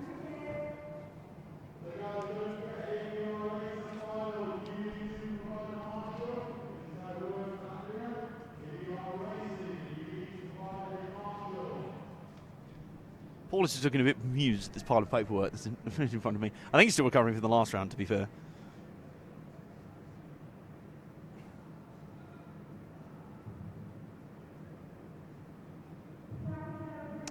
Ah, here we go. Finally, took long enough. Right. Here we go. We have our lineup for the E-Buggy D final coming up. You'll see it on screen right now. So here it is. Here's your lineup for the E-Buggy D final. Jan's actually standing in front of the light in the studio, so I can't read anything. There we go. That's better. Burak Kilic starts on the pole for this one, ahead of Cole Ogden, Lewis Beach, Birkan Kilic. Both of the Kilics in this race. Lewis Jones, Zach Ryan, the man with a fairly famous fan, Stefano Cantoni, Ollie Curry. Tony Truman, Max Hess, and Hannes Kaufler are your 11 qualifiers for this one. And then we take into account the 4 that bumped up from the E final earlier. That will be Danny Choi, Frederick Cederberg, Nuno Casarabero, and Yanis Pyrogiannakis. And a common theme of these races so far is that no one appears to want to actually transfer. Everyone's been in the transfer spot and then suddenly realised that they're in the transfer spot and crashed. So that's been pretty much a recurring theme. There's been all sorts of action so far. So will it continue in this heat? We are about to find out. As the field are rolling out. And we are ready. And I believe Nick's ready as well. I am ready. I've just done my... those of you who enjoyed the parts of the grid walk can now see the whole of the pit walk on YouTube, because we recorded it and we added the bits at the end that you didn't see, and it's without the bits where I go... minute. So, Rank, how do you... Yeah, that's one. Including my brilliant non-identification of JQ, which you missed. I know, it was literally a case of... So, JQ... You rest... Yeah, you get the idea with that. It's all there now, though. All there, thanks to the wonderful recording. Excellent. Right, here we go. Spare us any more insanity or bring us a bit more? It's time to find out. I have high hopes for this. Away we go then. And that's about as clean as you're going to get through the first few corners. Yeah, I'll give it a 6. 6 out of 10. About as clean as we've seen today, let's be fair, as the leader flies off down through the first few corners. I believe that is number 2 of Cole Ogden, who's taking the early lead. What's he doing in this final? Good question. It's because it's the E-buggies. I think in the Nitro buggies higher up. Right, okay. But anyways, they come round with cars flying all over the place, scattering everywhere. They've remembered they were in a lower final. And as they came across the line the first time, it's Cole Ogden leading Burak Kilic, Lewis Jones and Birkan Kilic are your top 4.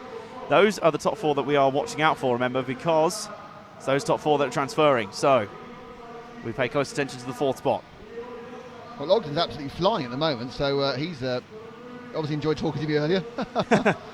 So, yeah, need to drop back, and Frank's exactly the right place there. That's the Gaggle 2, 3, 4, 5. Let's look at 4 and 5, which is the red and orange and white buggy of number... that'll be Birkan Kilic. And he's bounced out the lead, so he drops to 5th.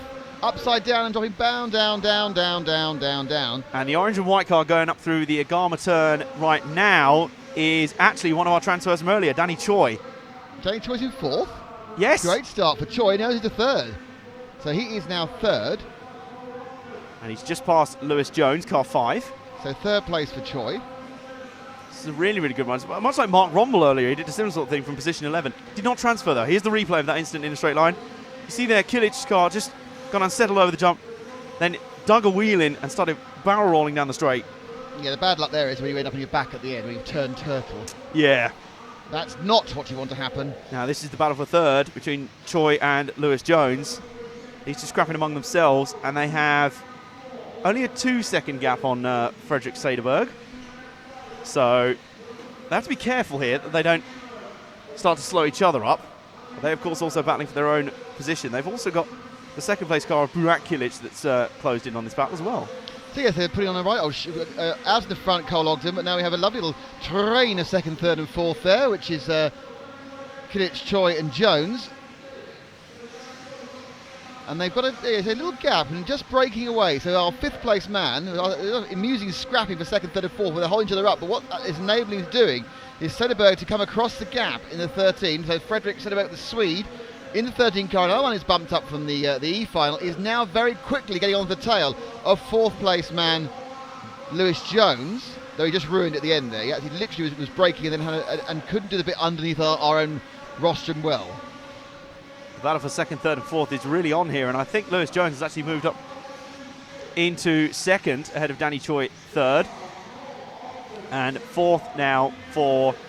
I know, that's Lewis Jones still in fourth in car 5. We've got 2 blue cars, and he won't be in fourth for much longer. And they've gone round, so the battle now is this 4th, 5th and 6th battle, led by Soderberg. Behind him is the 9 buggy of Tony Truman, and then it's Lewis Jones. So, a bit of a free pass for drivers there, but they're all fighting amongst themselves.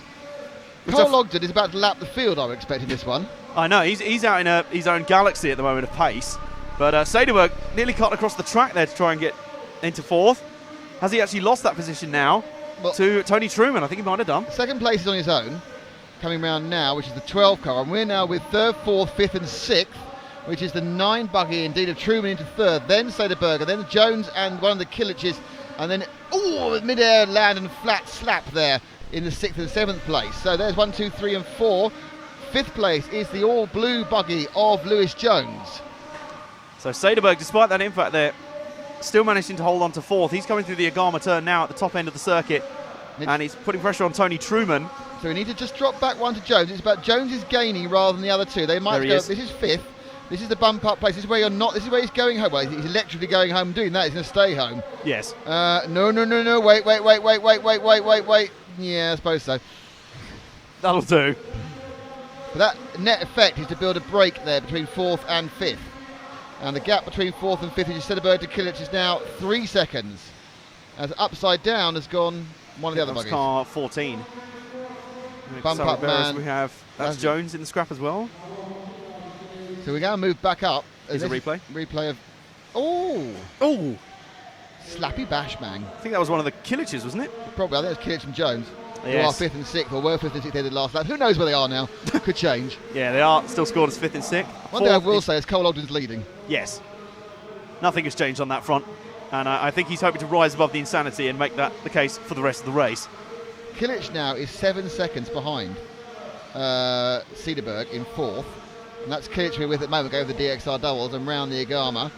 He has got 7 seconds to make up if he's going to try and get there, or more likely he's got to hope that Soderberg makes 7 seconds mistakes.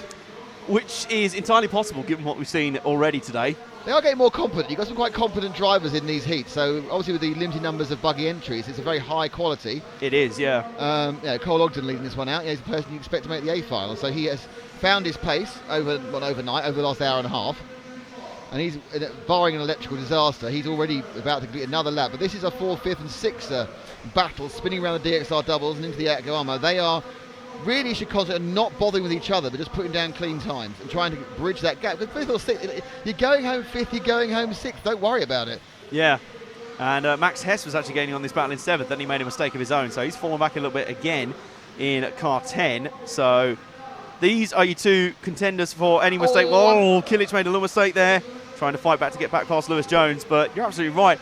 I'm just looking off to one corner. We're watching the 5th and 6th battle, and 4th is just pulling away lap by lap. I just don't think these guys have got the pace. They're 8 seconds behind. Looks like Jones has got a little bit more pace than Kilic at the moment. He comes streaking down for breaking hard. Kilic, they're trying to get the inside of him. This isn't helping him. But, sometimes you could egg each other on. Here, I think just slowing each other up. But the problem with Soderberg, he had a roll but didn't lose enough time. He lost a couple of second and a half ahead there. I think he actually gained a position on Tony Truman there in amongst all that as well. So it's Truman now in 4th, but I don't think he is. I think he rolled out of 4th. I'm not quite sure because I saw him rolling. Whether Truman had a bigger mistake and stayed behind him. Yeah, I think that's what's happened in the end. It's been this has been the sort of race where somebody makes a mistake and someone else immediately makes another one, and it returns to status quo, and then maybe doesn't. Yeah, so is Truman still ahead of Soderberg? 14. Is he in the mix or is he a lap down? No, he's a lap down. Next Sarabero. So the 2 blue cars. There's Jones making quite a significant break now from Kilic. Lewis Beach is closing up behind Kilic as well to take 6th, but it's not going to count for much unless he can somehow produce the next 2 minutes 50 of his life. And you can see on the who's upside down? That was the lap car, I think. Oh, that's below. So it's 5.5 seconds that Soderberg has over Jones, and he has to find that in the next, 2.5 minutes. Could happen. It's only a mistake and a half. That is true. Soderberg being slightly underside by car 12. Oh no, Danny Choi's dropped down, so now Truman's in 2nd, Choi's in 3rd, and Soderberg's in 4th. So there is a little bit of breakage going on there. Lewis Beach a long way ahead of Burke and Kilic at the moment. But still, 4.3 seconds, gained 2 seconds at that time. He's catching up. He's giving it a go, Lewis. He really is. This is not quite a done deal yet. And of course, now Soderberg Truman and Choi are scrapping among themselves. Sederberg's just made a big and mistake. There's Jones taking fourth. And Jones flies into fourth on your camera there. Sederberg nibbles at the Oh, they got right into it there. Straight out, but that car 3, is he lapped down or involved? No, it's Lewis Beach involved. It's the 4th and 5th back now, which are the two Lewises, Beach and Jones. So Sederberg there, I think, tried to get the immediate hit back on Jones and was basically ramming as they went over the S-Works steps, and it ended up backfiring. He got the wheel there. So Beach got back up the inside of Jones there. The red car of Beach, the blue car of Jones, the red car and the blue car had a race for you Milky Way fans, and Truman made a mistake. So now we have 3, 4 and 5 together. In fact, 2, 3, 4 and 5 together. A bit of a nudge there from Beach on Jones. He's still really scrapping away. This is Sederberg, 5 and 4, really won't is go. Trying to catch, so it's 6 to 4. Cole Ogden, may I say, is going to get close to lapping the entire field here. As they move down with 1 minute and 13, it's 2 from 4 here. And those 4 are Choi, Truman, Jones and Beach. And at the moment, the unlucky ones, and Sederberg, sorry, are Beach and Sederberg. Sederberg is being dropped slightly from the 4 cars. They fly over the model tune jump. This is an incredible battle. Any one of these. Oh, Truman's dropped back. Truman has suddenly dropped out of the top 4. So it's Choi, Beach, Lewis, Jones, Beach, and then Truman. He's dropped out. So Truman's in 5th. Out of the bumper, though. Truman now, and Sederberg's made a mistake, so we now can concentrate just back on these 4 cars. 3 of them spin round. They go around. Truman has to try and catch over the DXR double, and a failed jump there, and another. And suddenly Truman's gone from 5th to 3rd to 2nd to 3rd. Yes, he's 3rd. So it's Beach from Truman. Jones is now in the 5th place. 4th place is Troy, but Jones has got a problem. I think he's got an electrical problem. And Jones, I think Jones, that is, who's had a thermal. His car's thermal, so he's out of the running. No, I think car 5 is actually still in the contention. I think Jones is okay. That was Beach, sorry, Beach the red car who's going. So Beach is thermaled. This is absolutely incredible stuff. I don't know who's where now. Jones Choi's is second, Truman's third. Yeah, Choi's in 4th, and suddenly it's a huge gap. They've broken 2, 3, 4, broken away again with a minute to go.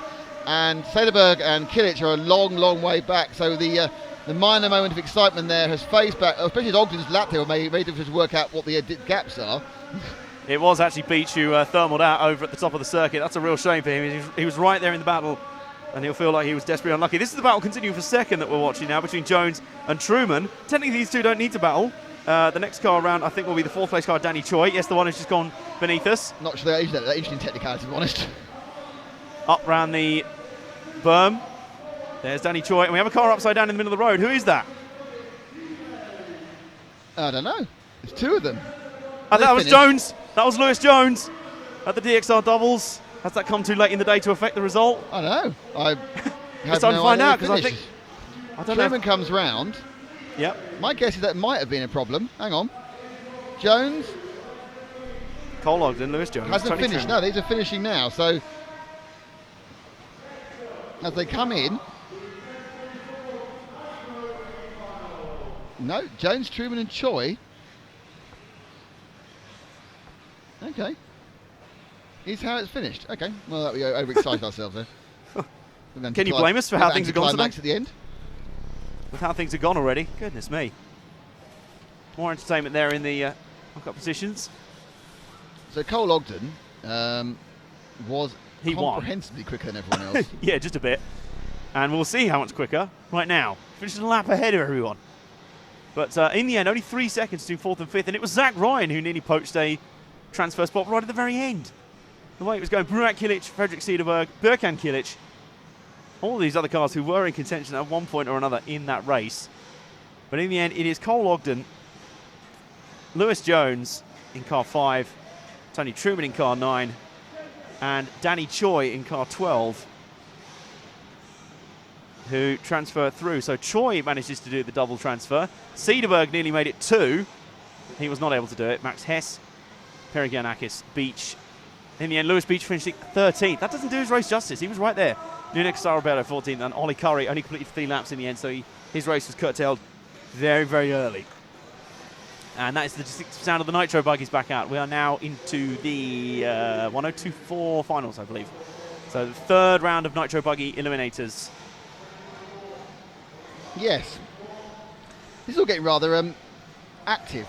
I know, as soon as the races have started, as soon as the qualifying's finished, things are starting to move along at a right old pace. Right old pace, and I'm mostly confused. I believe I'm suffering from old age. I mean, more so than normal. Yes. More wandery than normal.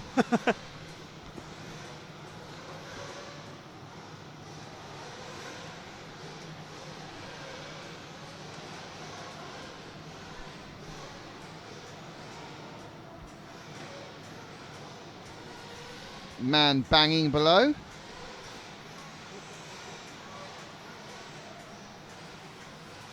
Here we go. I was going to say, it suddenly showed us the grid for the next round of e-buggy. I was going to say that's not quite right.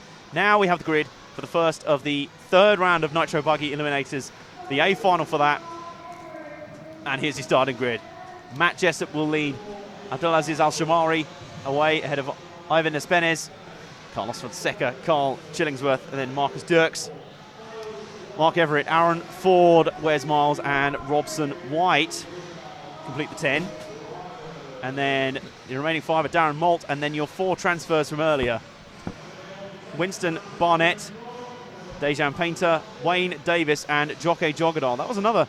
They've all been pretty fraught exchanges so far for the transfer spots. No one's really. Yeah, I think it's a combination of excitement and less stellar talent. Yes, I think that's come together. It's been entertaining, certainly. Oh yes, can't argue that point. So here's your grid lining up now. They're about to be cut loose onto the track for.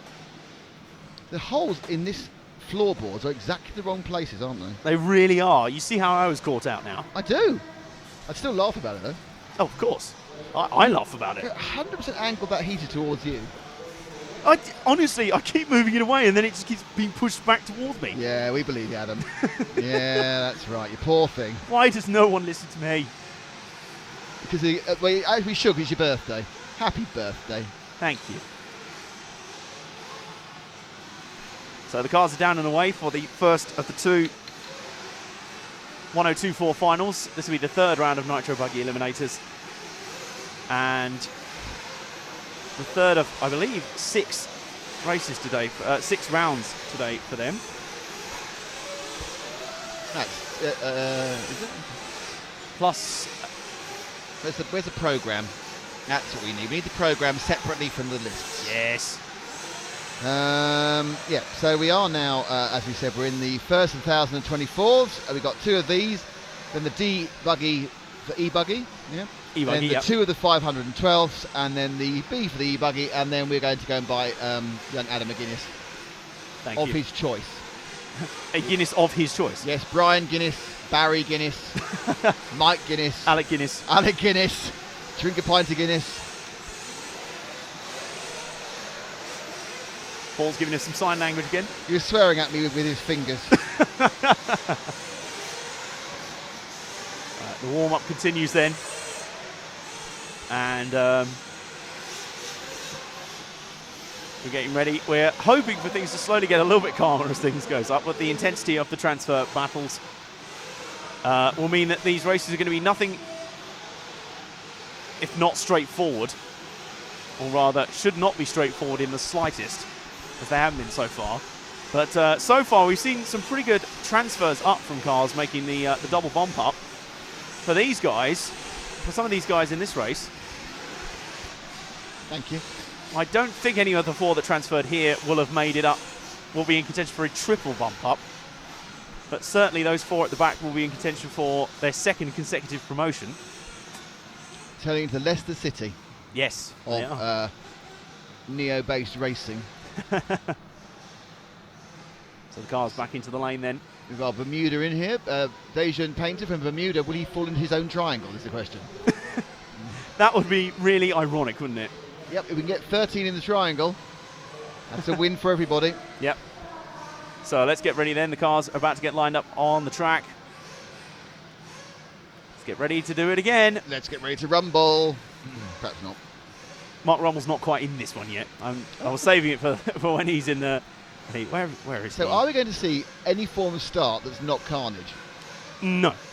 Oh, got a problem for the 11 car. It's flamed out on the grid. That's the bump. That's not the bump. That's the last of the straight through qualifiers. Darren Malt. There's another car that's also gone back into the lane. I think that's the number 8 of Aaron Ford. Aaron Ford's going to be all right, but he's going to start for the pit lane. Both cars have restarted, 8 and 11.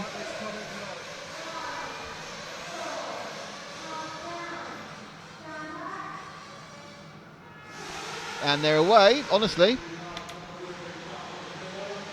The race goes on. Here we go, and that's they nearly got through it okay, but in the end, kind of didn't. There's a big mess of cars going on there. And once all the carnage has sorted itself out just about, we will have, going around in front of us for the first time, number 10, Robson White leading things ahead of number 1, Matt Jessup, and number 4, Carlos Fonseca. And I think Winston Barnett is also up in there as well. Go Winston all the way back from 12. This is extraordinary. The 10th place guy is going to be leading. No, Matt Jessup's back into the lead. So Jessup leads Fonseca, Robson White, and Winston Barnett from 12th on the grid. Back up into 4th already. Wes Miles is in 5th, and there's a little bit of a gap for him as well. But let's watch those top 4 as they make it through the top corner down through the Model 2 section. It's Jessup from Fonseca, Winston Barnett from 12th right up to 3rd in the opening exchanges. And I believe 4th has actually moved. Wes Miles. Car, yeah. Wes Miles has moved up there. So one of the members of the DXR team. So one of the builders is building his progress through.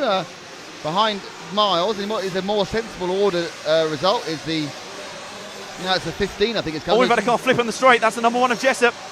And he's stranded on his roof for an agonising long time. He's flamed out. So that's probably the end of Jessup's run. It's all over, unless he can get that car refired and fueled, but I don't know. I think he hasn't lost much time if you get it going. But and we have a flip now from one of the other front runners as well. And a car, oh my goodness, the Marshall getting You're all right. multiple times. This is absolute carnage for the Marshalls out there. Okay, is he okay? Let's find out. We'll give it a moment. That was multiple cars that whacked him. He's dusted himself down. He's got down. Have we got that? Can we see that again? He's up and about. Okay, we can now see that again. Let's see what happened with Marshall. Let's have a look here, because that was absolutely brutal. He went to clear one car off the track. One stacked into him at his ankle. And this is another one of those races where no one really wants to win, isn't it? Yeah. No one really wants to transfer, do they?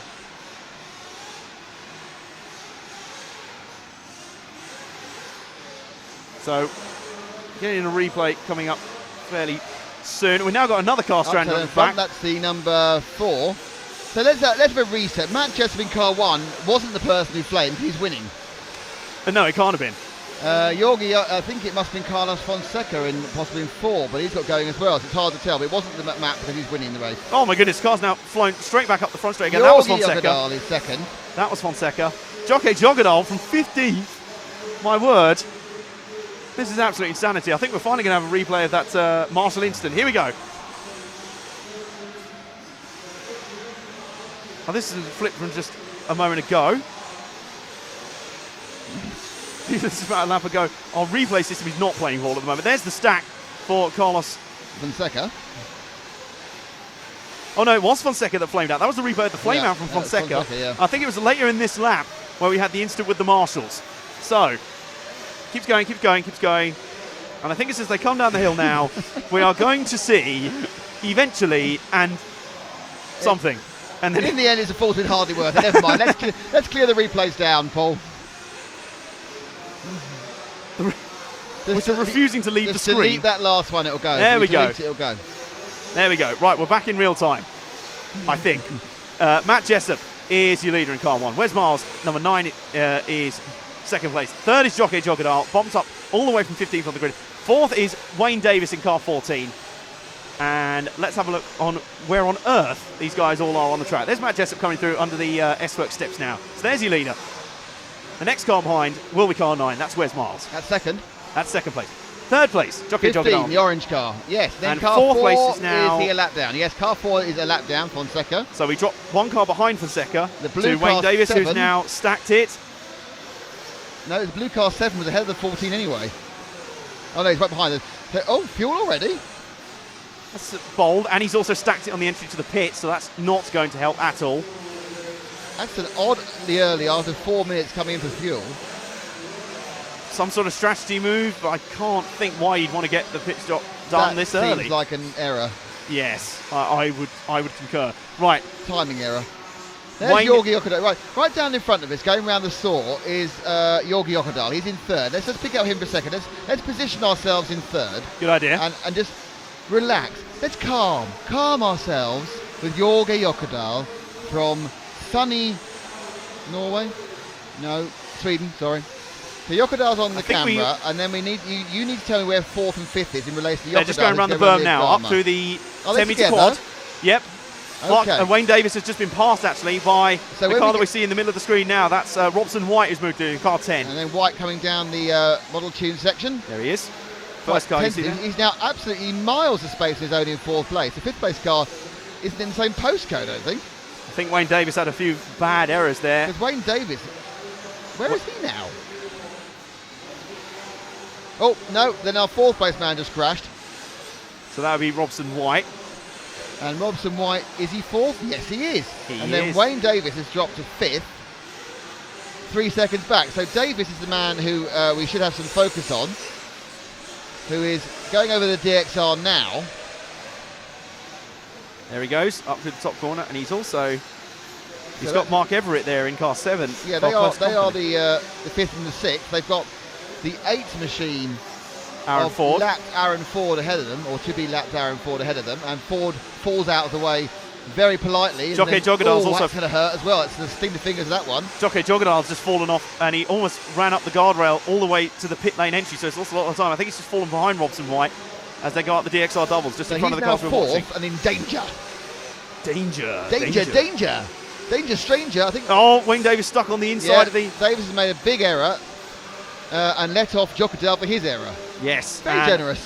I think that's put Mark Everett up into 5th spot now. That's So the closest challenger. Definitely Robson White is ahead of Jorgi Jockadale. Jorgi Jockadale is definitely now in 4th. We still have the lapped car 8 in the way and confusing, but then we have the all blue car 7 of Mark Everett, which is on camera now in 5th. I find if I speak very definitely and slowly, this whole thing seems to work a lot better. Mostly, yes. Right. Well, Matt Jessup's coming down in front of us right now, and he's kind of in a world of his own right now.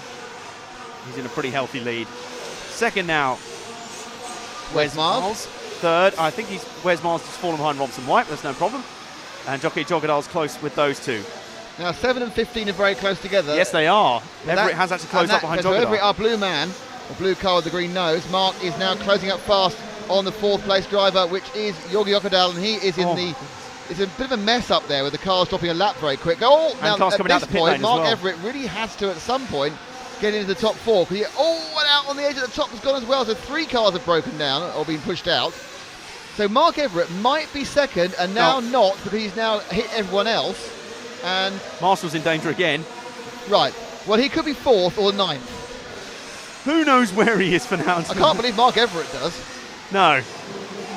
Well, if we don't, I don't think he's got much of a chance We're of now knowing. with the red car Of Matt Jessup, of Matt Jessup. who Now- scored 3rd and no, flipped. and now we're with the blue car again.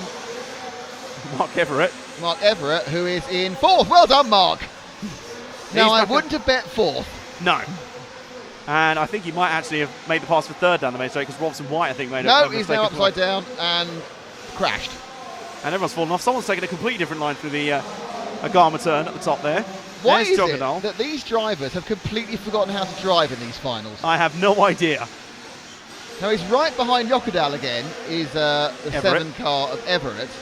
But I don't actually know where Jockadale is because he might have gone for a pit stop. He's now ahead of it. Oh, he's now ahead of him. No, he's behind him. He was heading for a second there. The scoring tells us that Joggadale's 3rd, Everett's 4th, and Matt Jessup has fallen to 5th by That's a quite long some way distance. away. He may have stopped for fuel and the others haven't. He's absolutely in another postcode right now. Stick with these two because they may come in for fuel. At least one of them might. And we already see it's misty at that end of the track because we've had a few minutes of nitro fumes. Oh, I'm sorry, that was Robson White with a little bit more And contact. the sun's out after the storm. I know. And do you know what? I think Robson White's now fallen out of the lead. Everett's upside down and didn't get knocked over. That's a very brave Marshall. Oh dear. Everett probably isn't in 4th anymore. Because No. 4 cars have gone past him. Everett still is in 4th. How is that possible? I think Wes Miles fell off him. I don't know. How can you be overtaken by about I'd 5 love to pretend cars I did. and Jockey stay 4th? Joggadale's leading now. Oh right, that goes it. I Robson think White's Joggadale has to second. take some fuel, in my guess. Robson White's 2nd. Wes Miles is was 3rd. No, I think Everett's now 3rd. Wes Miles in car 9 was 4th, but I think Jessup is going to come around for 4th this time. Robson White is in top of Jockey Joggadale for 2nd. Well, that's,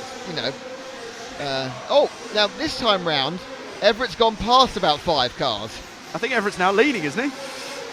He is. There they are, you see. Jockey Joggadale now The 2nd. crazy world of Mark Everett. He's been in every position he could be in the last 2 laps. And he's now punted off. No, he's not.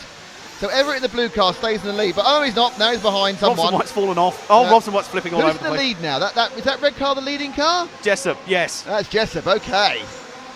Fantastic work there from. We've got Jessup. They're tangled together. Crocodile's hit as well. And it goes upside down. Therefore, he's in third.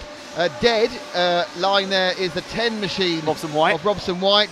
Me. And then Oh my God, now, no, I thought Everett was coming for fuel then, but he's gone down the straight. Because Everett came in early, wasn't it?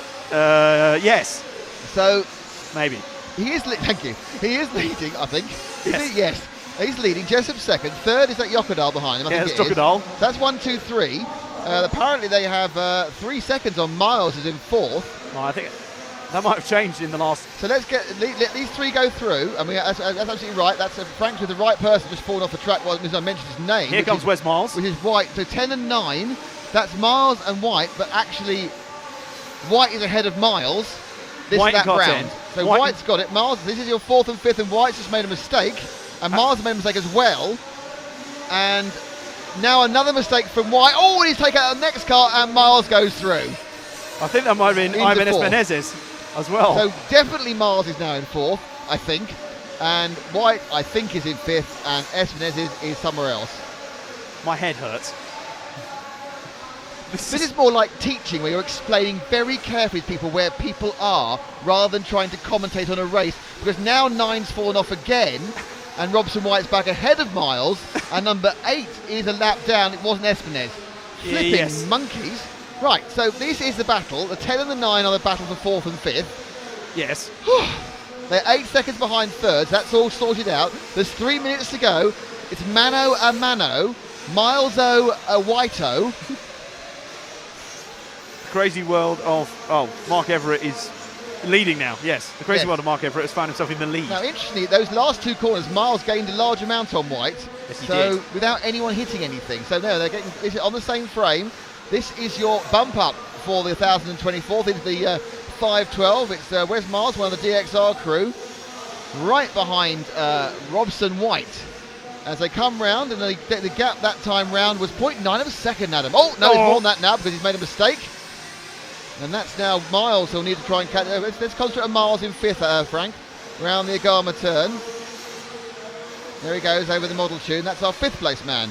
And oh, come on, make it exciting 2 minutes to go. Come on. Well, anything can still happen. Robson White could probably crash himself at this point, so nothing is settled. I refuse to believe that.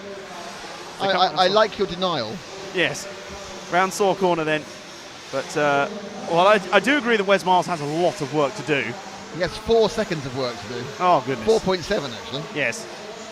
But knowing the way this race has gone, one of the top 3 could absolutely fall off. And yes, it's all on again. And Jockey Jorgadal's done exactly that down in front of us. But I don't think he'll lose a second time. or so.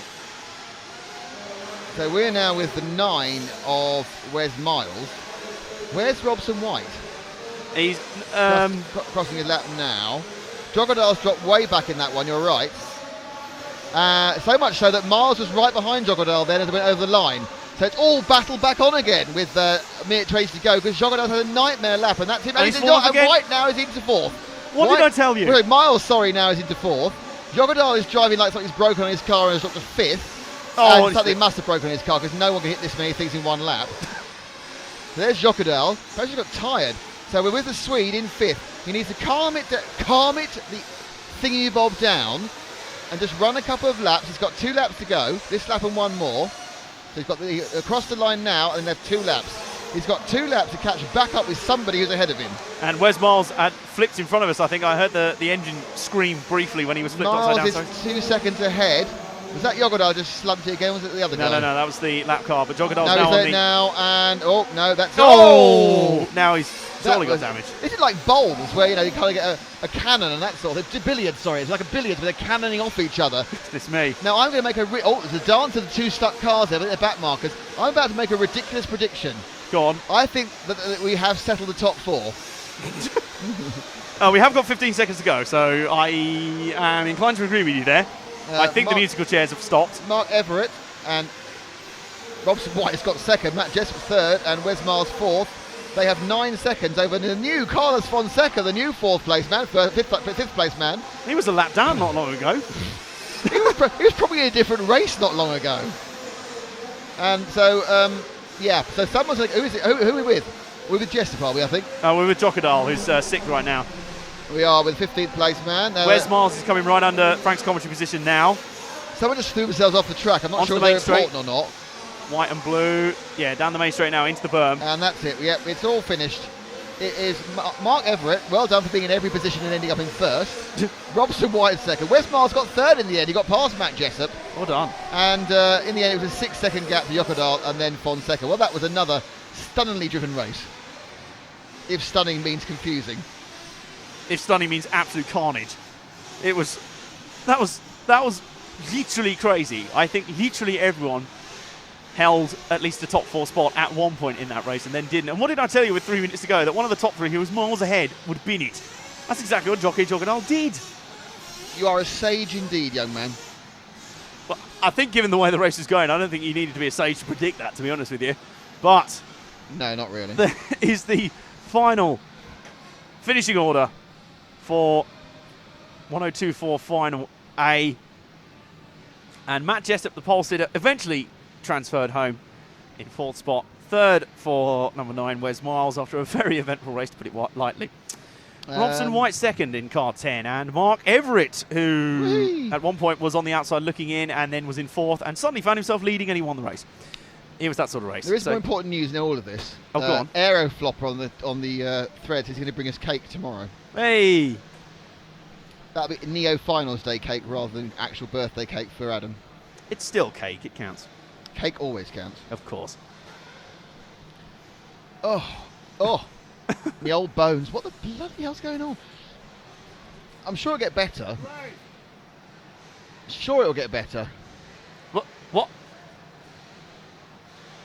Oh, here's the Marshall replay at last. Oh! Here we go. I think, did he get caught in the unnecessaries? I don't know. That's.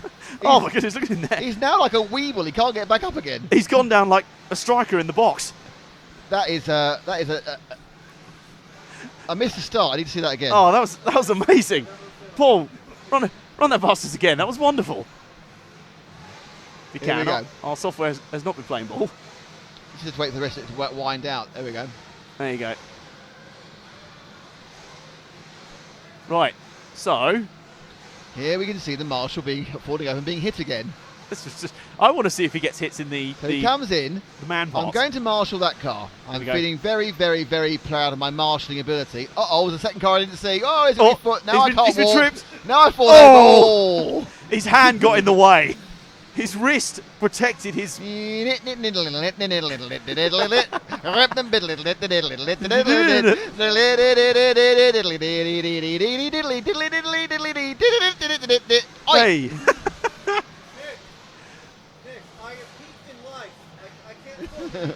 That's it. Frank's off. Frank's career. He's reached his nadir. That's the one. Yeah, we don't really care about the rest of the results. Yeah, who are they anyway? Oh, new thing. New second half. Another mad grid to come. And have you consumed your cream egg? No, it's in my pocket. Oh, okay. They're very, very, very sweet. I can't really eat a whole one at one go. I'm having it in 2 sections. That's true. Anyway, here's the 1024th B final. We've got the A final that was absolute insanity. And I have no doubt that the B will follow very similarly. James Tatlow will lead this one away, ahead of Wayne Wilson, Adrian Eaton and Chris Eli. Chris Sharp, Sinkiss, Simon White, Neil Daunting, Robert Cockcroft are your top 8. Stefano Kalamakis and Mesala Nawasa complete the 10. And then the final 5, Gil Harush and our 4 transfers from earlier. Jamie Cutter, Michael Hesley, Mick Walsh and Ken Scullerberg. Hesley and Scullerberg have already double jumped. So they are going for a triple straight jump. Absolutely head-crushing madness so far. Not that I really have it any other way. It's been great fun. Oddly, that replay was quite popular on the stream. I wonder why. I wonder why. He got mullered. Ouch. I'm dying when I'm watching that one. Like the Billy Hill show. And that's where we played it again. Hey, I've got to say, this is almost as popular as Paul's rain clip from yesterday. Probably more so, I'd say. Sambo Karambis, I feel really sorry for the RC car the big guy landed on. Oh, yeah, I was going to say. His aero is probably a bit messed up after that one. Can't have a feeling that we'll have to try and scrub off the graphics this one and stick up the highlights reel for Efra and just pretend it was happening at one of their events. Yes. Not really, Willie. We wouldn't do that. Anyway, we are now coming up to the second half of the 1024s. The 1024B, I've heard Adam told me he was more fond of the B side. I don't know why. He said, oh yeah, those B drivers on the B side, I like them more. Why did you say that, Adam? No comment. I think so far it's been a quest between the A and B drivers to outdo each other in terms of insanity. Yes. Because I did the A in the last round, thought that was pretty crazy, left you to the B, and your head literally exploded. I had no idea what was going on. Exactly. I do think there was a timing glitch as well, which wasn't helping, because I'm quite good at following these things normally, and I went, what? No? If you watch a car going round, nothing happens, he drops 4 places, you're going, okay. That all seems rather strange. That makes sense. Actually, no, it doesn't. Down to the final 5 races of the day. They are quite long. Be with you still for another hour and a half, hour and 40 minutes. I have to say, though, since these finals have started, the time has absolutely whizzed by. I've just looked at the clock and I'm like... by. I'll ask you that when you get up tomorrow morning at 8 o'clock to do 10 finals. They're 20-minute finals tomorrow, and we do 8 back-to-back. Excellent. Bring Before it on. We get about a 9-minute break. Right then, this lot lining up to kick this one off. Oh, James Tatlow, has he turned his lights on? I'd feel he has to, surely. This is a special occasion. This is a very British heat, this one. 1, 2, 3, 4, 5, 6, 7... Well, there's a Saudi Arabian, an Israeli, a Norwegian and a Greek. So 11 Brits and 4 non-Brits.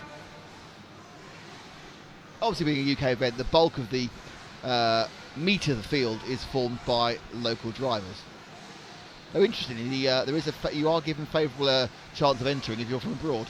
Uh-huh. Good to know. Because it's not obviously there's 270 entries in Bucket. It's oversubscribed, so a lot of people are disappointed.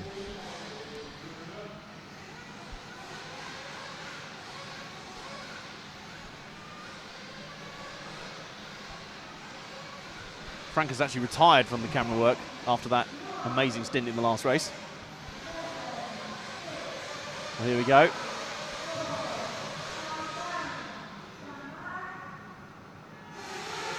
And away they go. They cut loose up through the top berm and over the 10-metre. Oh, 3 cars didn't actually make the quad there. They kind of went off the side.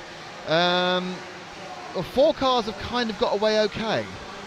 Kind of got away okay. Which 4 cars they are, but they'll come underneath us and I will read out the numbers and you'll read out the names. So it is car 2. Wayne Wilson. From 5. Chris from Sharp-Simkis. 3. From 1. Adrian from Eaton and James 9. Tatlow. From 6. Stefanos Kalamakis and Simon White. Now Tatlow with the red wheels is battling for 4th already. I think he's just dropped to 5th actually. A lot happened underneath us then, by the way. Tatlow's completely disappeared from the field whilst being underneath us. So let's watch this car here. This is the battle for 2nd, 3rd, 4th and 5th on screen in front of us.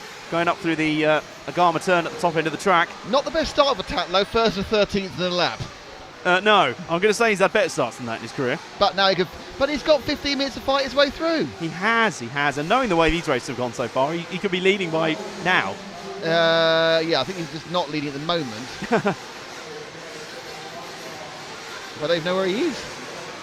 Well, the scrap continues regardless. Our top 4 as it stands are Chris Sharp-Simkis, Wayne Wilson, Gil Harouche and Stefanos Kalamakis, who have both risen through the field. And we have a car going wide at the top corner again. I think that was Gil Harouche. Tatlow up to 10th, by the way, on the Tatlow watch. Car 5 is trying to be in front of us. Yes, this is the battle coming on us right now. That's 3rd and 4th. 4th is the orange car, 9 of Stefanos Kalamakis, and the car immediately behind him is the white and green car 13 of Michael Hesley, looking for the triple bump up. And he's not far away. The 2 car has slammed it, so Wayne Wilson's blown that entirely. Who's that upside down also blown that might entirely? Be Harouche. No, that was car 9 of Stefanos Kalamakis.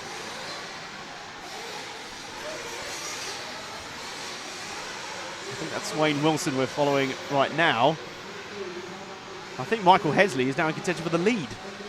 Actually leading is 11, which is Gil Harouche. You're absolutely right. Then it is Hesley in the green and white 13 car. 3rd is number 5, Chris Sharp-Simkis. Number 8 is on our camera. Is that 8 or is that 6? That is 8. 8 of Robin Cockcroft, who's currently our 6th place man. He's I think our he's now camera 4th, car. isn't he? Oh, I don't know. It's a good point. He was 6th. Now he comes across and he is 4th. 4th. Well done, Frank. He has the 4th place man on there. Long way back to 5th. 4 seconds. Back to Wayne Wilson. Wayne Wilson. So it really isn't Wayne's Oh. world at the moment. No, not at all, but he's one of the guys in front has just had a slight We've half spin. lost the car. We've lost the 10 of Meshil Al-Swar from Saudi Arabia. That's not good marshalling, throwing into the track. And then number 2's having even more of a nightmare this time round. This car's settling down to average levels of carnage. Just medium levels. Gil Harush, the Israeli, looks like he's a shoe-in for a bump up. Oh, 2 cars upside. Are they anywhere to do with us? It's 4 and 7. No, they were battling for 10. Down the back. Tatlow watches back down to 13th again, by the way. Good to know. First car retiring there off the rostrum. So, who's actually leading at the moment? Gil Harush, car 11. We're with car 5, which is the 4th place of Chris Sharp-Simkis. Yep. As he navigates the Saw corner. And he's ahead of the number 2 of Wayne Wilson by about 3 seconds. I think he might have actually made the pass on Robert Cockcroft there for 3rd, and they've now spun at the berm. Not helping either of them, because that's brought... Oh! Well, it did bring Wayne Wilson into contention for a second. Then he had an incident of his own. Well, that's what you do, isn't it, really? You have an incident, you have an incident, everyone has an No, incident. I want to have it. It's your turn for the incident. No, it's my turn. Stop it. It's my go. So there are 2 cars down here. Walsh also is no longer running. James Tatlow is a long way behind everybody. Tatlow watch. 13th. Car 2, Wayne Wilson still trying to track along. Let's go on to the main straight. That's the 3rd and 4th runners of Cockcroft and Sharp-Simkis. And the berm again. Sharp-Simkis runs wide. Can he recover? He does, but he brings Wayne Wilson back into play a little bit. But Wayne Wilson can't get a clean lap in the books right now, which is slightly a problem, I've got to say. Well, it is if you're trying to get yourself bumped up. Exactly. So we're still looking at Chris Sharp-Simkis. Wayne Wilson is now catching back up again after dropping a long way behind. So number 2 car is in 5th, and that's on camera now. No, it's not. That's Simkis. Drop back 1 to the 2 car, Frank. That's our catcher. That's our chaser. Perhaps now he's on camera, have a reverse curse and begin to. He's getting close to Chris Sharp-Simkis already. Already he's easing back round the Agama. Oh no! Oh well. What can you do? Hit the tyre of doom. Probably shouldn't have said that. I've got to say, car 1 as well. Yeah, you're right. James Tatlow has been lapped. Yeah. This has not been the greatest 5 minutes of his racing career. No. In fact, now Wayne Wilson has just, I think, been passed by Simon White in the pink and blue and yellow car. And it looks like the biblical after the flood now, with the shafts of light coming into the track. Yeah, I see that. That's a bit Lion King over on the far side. The circle of life. Actually, this is about the time the final's on tomorrow, isn't it? It is. The final will, yes, be on at the moment. It'll be 10 minutes from the end. Nice. They're on time. So we get the same sort of weather. Havoc for the cameras. But Hooray. pretty for us. Anyways, we continue watch. This is Simon White now in 5th spot. He's moved up, but he just can't seem to close the gap on the 4th place Chris Sharp-Simkis, who's now starting a new lap and is about the length of the front straight away from Simon White at the moment. In physical terms, that works out about 3.2 seconds. But there's been an incident in front, I think. Yes, Robert Cockcroft has fallen back now. It's almost instant that Marsh, his trousers almost fell down. Goodness me. He's running them so low. It's all very well wearing your low kind of trendy jeans, as Nick sounding like an old age pensioner, but they're not good to marshal in. Simon White appears to have moved past Cockcroft, and Wilson. Cockcroft's actually falling back into the clutches of Wayne Wilson. So Simon White, I believe, is now in our transfer spot because Cockcroft's dropped from 3rd to 5th spot. Or is in 4th spot, actually. So Frank's gone back with Chris Simkis, is that who he's with there, isn't it? Yes. Who scored 3rd. Simon White's 4th. Chris Sharp-Simkis.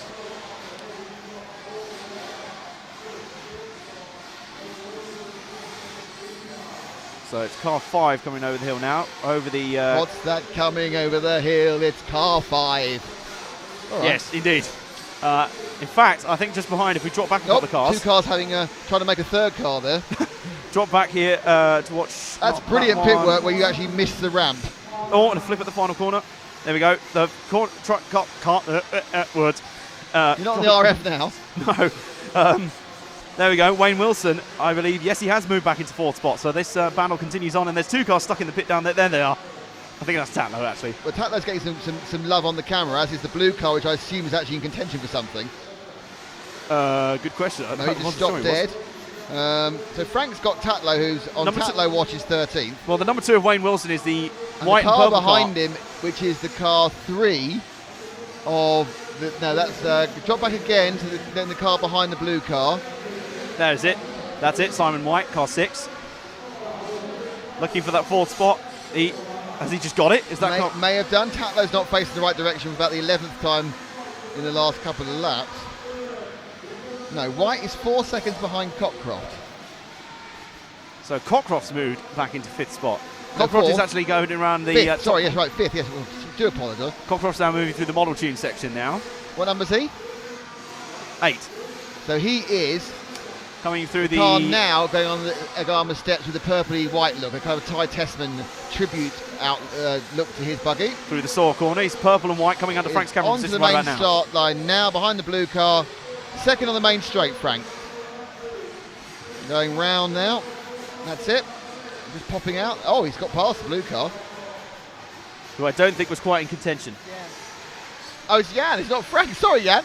Didn't know you were on the camera. Apologies to Jan there. I didn't realise it wasn't Frank. Frank was just sat at the back like, why are you shouting at me again? But Frank's so quiet. I didn't realise that Frank, after his crowning moment of Marshall Benny Hill moment, he's just given up. He's retired. More importantly, why on earth is Frank at 20 past 6 standing at the back and not getting our tea? Forage Forage, for young food. Frank. Meanwhile, Forage, Frank. I'd like to bring your attention back to stuff on the track because Robert Cockcroft has just pitted for fuel. And he's back out again. So, what do we all want for? Sorry, no, let's get the race again. Yes, let's get the race done, shall we? There's plenty to watch in it. And I don't think any of the cars we're following right now are involved. Although, oh no, one of them is car 5, Chris Sharp Simkis, who's 3rd. That's Nearly 2/3 down of this. Should I call it a race or a combination of errors? A asylum, I think. The way things have been going. And Sharp Simkis over the top, and I think he's battling with Michael Hesley there, but they are battling for 2nd and 3rd, so this is not the transfer spot. Cockcroft is in the contention for 4th, so we've dropped one car back behind these two. That's Cockcroft there. Really? 4th. Are you sure? Yes. You sound terribly confident. It's not, is it? It's no. It was car 2 of Wayne Wilson. Car 2 of Wayne Wilson's now We're moved back through. with Wayne Wilson now on the camera. Going And he's round moved past the, Sharp Simkis. So does that put him into the... Where is he now? Is he 3rd or 4th? Good question. Upside down is car 10. Is he involved in this? Yes, Michael Hesley. So Wayne Wilson, I think, is now leading this thing. Right. Hesley is, I think, 2nd. Gilher Rush is doing nicely on his own for 5 seconds ahead. Holding up yes. the Israeli end at the top. Gil Hirsch is leading. Right, Wayne Wilson's up to 2nd. Wobbling all over the place over the model machine section. 3rd then is Michael Hesley. 4th, just behind them, is... 2nd place, Wayne Wilson. They're 2nd, 3rd and 4th together. That's 2nd, 3rd and 4th together now, going round. So where's 5th? Is that number 7? No, it's car 8. Over the S-Works steps there now. He so is. it's So quite car distant. 8 of... Robert Cockcroft. Robert Cockcroft is a long way behind, 2, 3 and 4. Very long way. But something will happen in a minute. You wait, and they'll be there, be behind them. Yep. Literally. Yeah, and the battle pack, 2nd, 3rd and 4th are going around the Garma turn now. The top 3. I think he got distracted by his food order.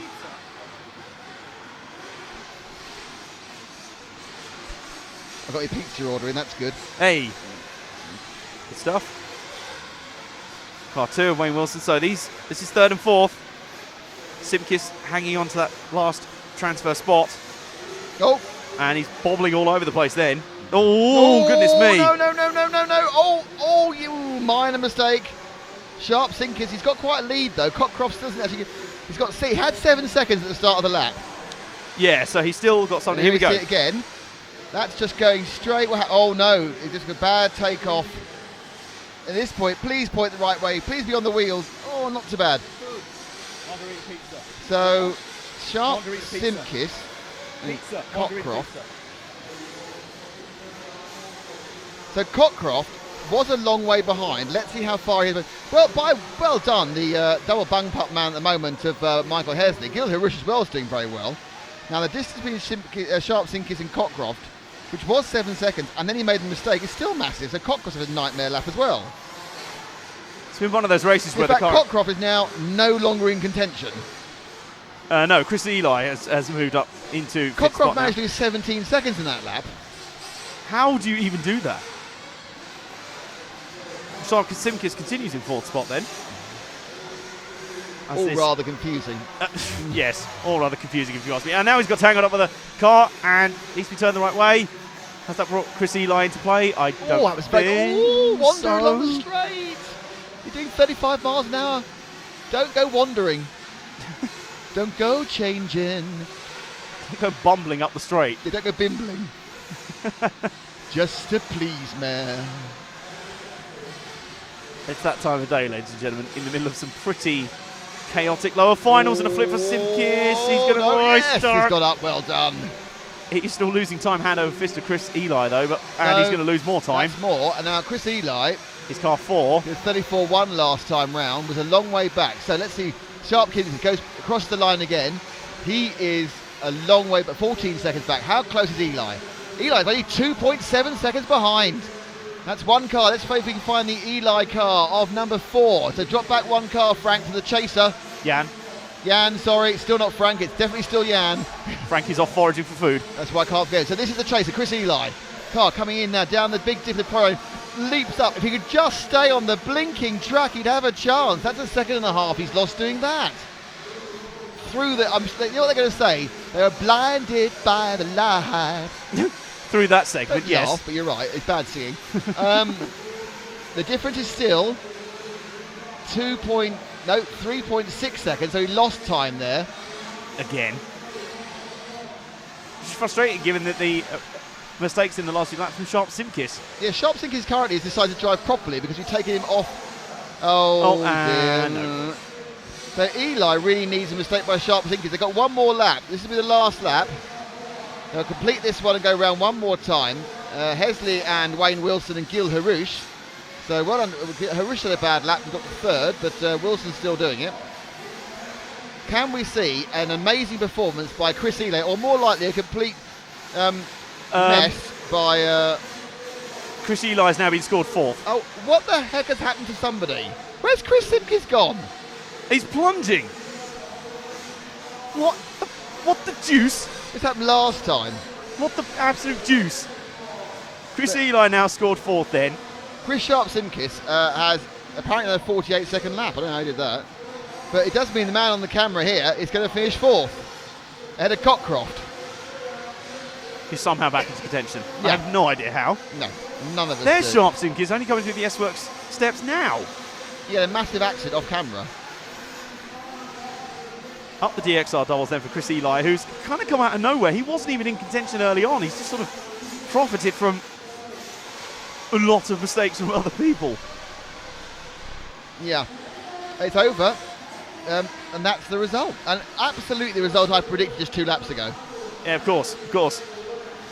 Hey-ho. Throw our arms wide, we have no idea. Oh, and Eli's crashed on the slowdown. It doesn't matter because he's actually... who knows? Who the... Flippity-blippity-bippity knows. I don't even know. Let's clear that off and let's show what we think of the final results. Yes, this is fairly certain, right? Michael Hesley then does the triple bump up, wins that heat. Absolutely mega. Wayne Wilson 2nd. Gil Harush 3rd, 4th for Chris Eli, 5th for Robert Cockcroft, 6th for Simon White, 7th for Chris Sharp Simkis, who was 4th until pretty much 30 seconds to go. Jamie Cutter 8th, Stefanos Kalamakis 9th, and Neil Daunt. Complete the 10. Adrian Eaton, James Tatlow, Ken Scullerberg, Nick Walsh, and Michelle Anawasa complete that lineup. So that's the 1024th finals done. They haven't got any more sane, I can tell you that. There were several occasions during that where I think it sounded like Nick needed to lie down. I think that's what he's doing now, isn't he? That's exactly what he's doing. I think we all did. I might need to break up my cream egg here as an emergency. Emergency energy deposit. As we wait for the They do not have pizza. Disgraceful.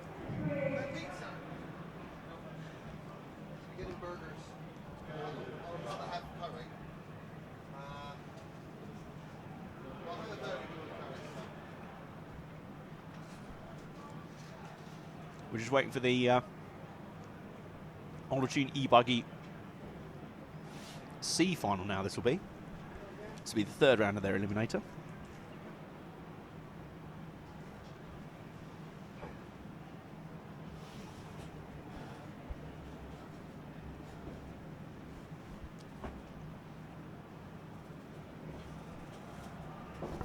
People are already ISOing the Marshall. That's just not nice. No. We might have to download that and upload it to Facebook at some point later. Make it a GIF. I'm not sure we can. I'm not sure I can break copyright and get the Benny Hill music. That's probably worth £250, you know. It wasn't the fact that I don't think UB Frame runs anymore, does it? Well, I think it does.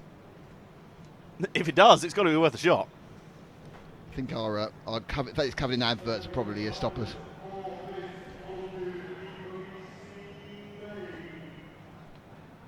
So this is the C final of the e-buggy championship at the Neo 16.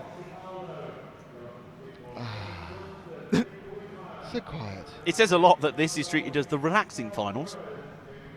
Well, I think we're a little bit higher up the skill level here as well. Very true. It's an interesting thing. Frank obviously found we couldn't get pizza, so he decided to substitute with burgers. Now, is that the obvious substitute for a pizza? It's probably the most direct one there. No, I don't know. See, because I've been eating curry the whole time and I haven't really eaten burgers, so I think it's more the personal service I'm missing. Also, No, where's the cake? Which I should have provided. If there are burgers going spare, I will make sure one doesn't go to waste at the very least. Oh, they won't go to waste. No, of course not. Just how much bread I can have. That'd be foolish. Oh, I might get a gluten allergy. Joao Figueiredo then will lead this one off ahead of Zacharias Villalba-Nielsen, Oscar Baldo, Jonathan Skidmore and Kevin Bronston.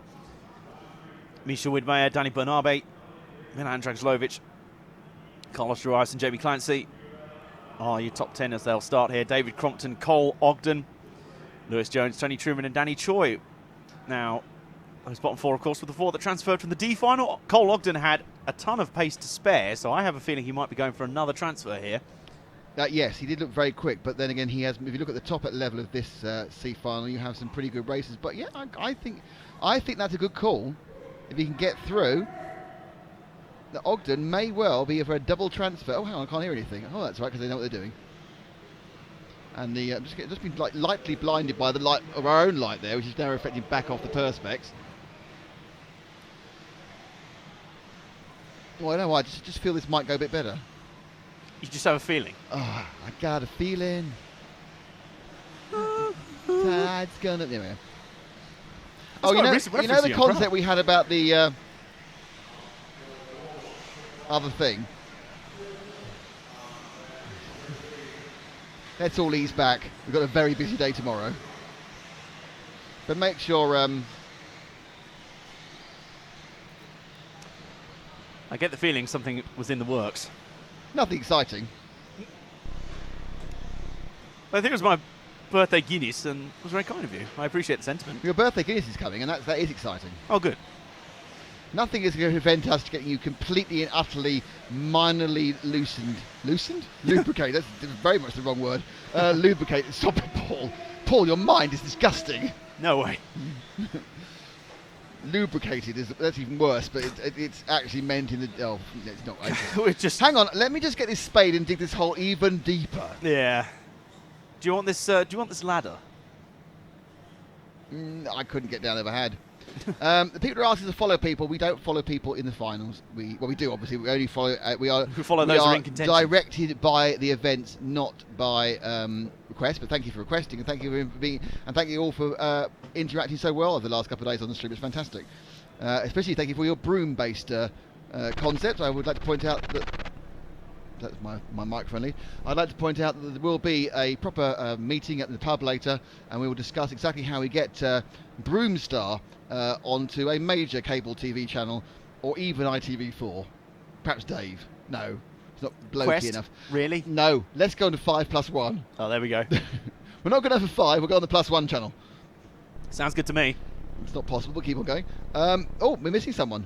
I think we're missing car 11, David Crompton. Crompton. Oh no, here he comes. Ah, there he is. Fashionably late. That was a relatively poor throw onto the grid as That's well. a sort of Like, get off me.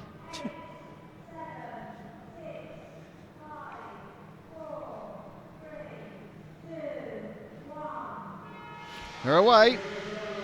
Very poor start out of second place, but it was a very good start for Joao Figueiredo, who has got away as everyone's crashing behind, quite literally. Top two having a lovely time now. They got a nice little breakaway. And I think that is Figueiredo and Valaba Nielsen. It's 1 and 2. Now it's 3 and 1. So it's the 3 who's leading. Oscar Baldo.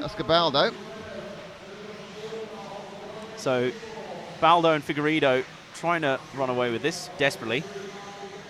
And the real question is, there are pizzas. What the? We're pizzas after all. What is this? What is this madness? Or is the burger in a pizza box? Burger's in a pizza box. Thank you. Yes, I see.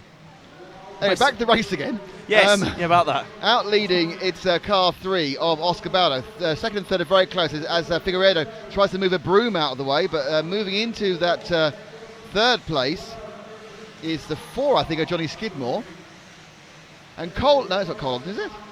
No, it is Cole Ogden up to 4th place already. I told you you'd be quick in this one. Double bump up, Cole Ogden in 4th.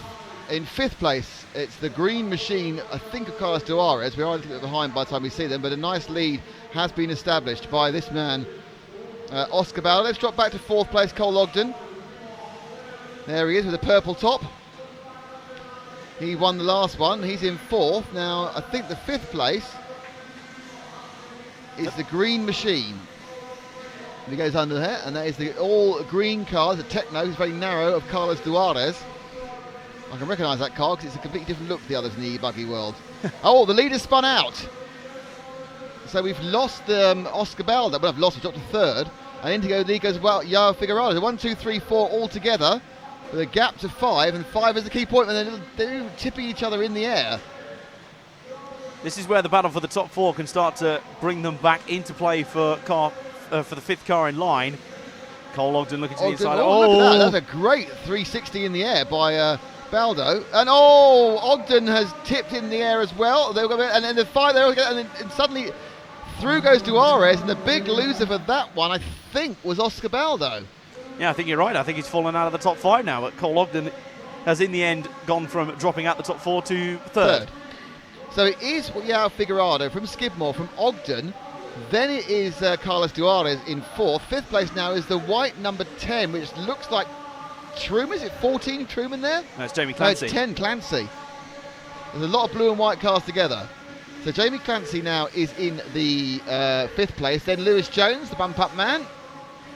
Baldo's dropped down to... oh, my goodness. That was a big flip. Nearly wiped out one of the marshals up there. Who was that? Falling off at the top of the Agama. That might have been Darius. Let's run with the green car. So this is... that's Duarez. Is he still in 4th? He jumps through the sunbeams. Jumping through the sunbeams. That's the one with Jamie Clancy behind. This is the 4th and 5th. This is the bump-up battle. And, of course, no fuel stops in e-buggy. I think that might have been Oscar Baldo, actually, who had the instance. Oh, they do the turn. That's a bit... big Duarez there. Massive loss there because he had to go the wrong way down the hill. And Clancy now claims a very solid 4th position. His now immediate chaser is the blue and white machine of car number 13, which is Lewis Jones. So Lewis Jones now, who has Duarez behind him, battling for 5th. Drop back one car, please, Jan. And that is the battle behind him for the 5th place. Sorry, it's Duarez. Was Jones in 4th now? No, it's Jones and Duarez there. They hit each other, obviously. Yup. And now Duarez has fallen down the order and the hole. Yes, both of those things. So 1, 2, and 3 are being reasonably sensible. Figueiredo leading very nicely. 2nd place, Johnny Skidmore is holding his own very nicely against Ogden, who's made 3rd and now seems to be settled into it. 4th place is a long way back, or not right behind them, Baldo. So Baldo has now got Oscar back into 4th place. I think this is Lewis Jones we're following right now for 5th. And then there's a gap to 5th, and Jones has to try and make that one up. So Baldo in the 3 is now in 4th place. And it is Lewis Jones who we're with who's in 5th, but I don't think he's gaining on the top 4 at the moment, who are all looking very sensible as we come up to about halfway gone in this race. And that's not a word we've been able to use very often today so far in these lower Or finals. at all. Or at all, yes, indeed. Up around the top berm, Lewis Jones goes through. There was a car stuck in the pit after the quad, but I don't think that was anyone to do with the top order. I don't think it was a Skidmore or an Oscar Baldo. We'll see when they come round, though. Lewis Jones, car 13, comes beneath us. If that was car 3, and then it was Oscar Baldo. So Baldo is now out of the top 4. Lewis Jones has taken his place. They come Ogden's moved into 2nd place, you're right. So Baldo had a bad drop, and I think he's now fighting his way back up again. He's just a second behind Johnny Skidmore. And I think we're with them at the top of the track. I'm not quite sure for certain. So which car number should we be with? With Skidmore, what number is Skidmore? We're with Lewis Jones right now, car 13. And then 3, which is Baldo, and that is 4th and 5th. So that is the right place to be. Baldo needs to get back past Skidmore. All blue and white, one's dark blue, one's light blue. They come under, will Baldo do it at the end? Oh, and he's tipped it, he's going to have to wait, or the referee, wait. Ooh, now that is interesting. The referee really should have called him there. Yep. I'm not sure the referee was watching at that point. No, the referee's saying something. Something boomy, something tannoy. Yeah. The car 3 really should have waited after that. Yeah, I agree. And it's such a pivotal part of the race as well. That could be 3 minutes to go, and it's a bit late for Patetti, I think now. He's carried on going, Oscar Baldo. It's left to Johnny Skidmore now to try and, Lewis Jones to try and pick up the pieces, but he's rolled over, and he has picked up pieces, he's dropped that down again. So as they go round, Lewis Jones picks it up, and the whiter car, who is that? Is that Truman, who's now behind them? No, I think it is. There's an orange in that car. And in fact, it's Jones from the 14. Yeah, that's Tony Truman. Tony Truman, slightly different body shell there. So Truman, and then at the inside goes Baldo. And then behind him is Duarez. These were all battling. There's an all-white car in there as well, which must be Danny Choi from 15. Jones gets a bit of a lead on them. Truman chasing down hard for another bump up. And they are going hard. Lewis Jones has the 4th place. Truman wants it. He's also being nudged by the green machine of Carlos Duarez as they go around the Agama corner. Jones getting a little bit of space, easing out there. It's a bit of a scrap and a battle between Duarez and Truman. No quarter arsons, not much given. Up in comes Baldo. Baldo's going to get the inside of the Portuguese. So Spain v Portugal be the UK, but that is only for 5th place. And most importantly, Lewis Jones will be enjoying seeing these guys battle behind him. And no, he down, won't. He's gone in. And also Duarez, which leaves it between Baldo and Truman as they go up the straight. Top 3 are away. Remind you, Figueroa, Cole Ogden and Johnny Skidmore are saying there's another accident. And I think Baldo is... No, it's Truman. Truman's upside down.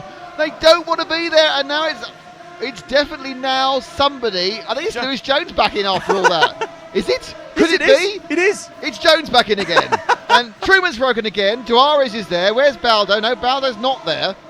Blooming and then the number 7's turned up. It's Danny Burnaby, not even mentioned before. This is just absolute bedlam, isn't it? But we are with Lewis Jones. Lewis Jones is back in 4th place again. In 5th place is Carlos Duarez, the green car. That we know for certain. He makes a mistake. And then behind him is Oscar Baldo. So, anyway, Lewis Jones is on camera. The cars you see behind him are the cars chasing him down for that final transition point. There's a minute and 34. Duarez, in clean air, is very quick, but he keeps dirtying his own air up. And having a battle with Danny Burnaby, they obviously...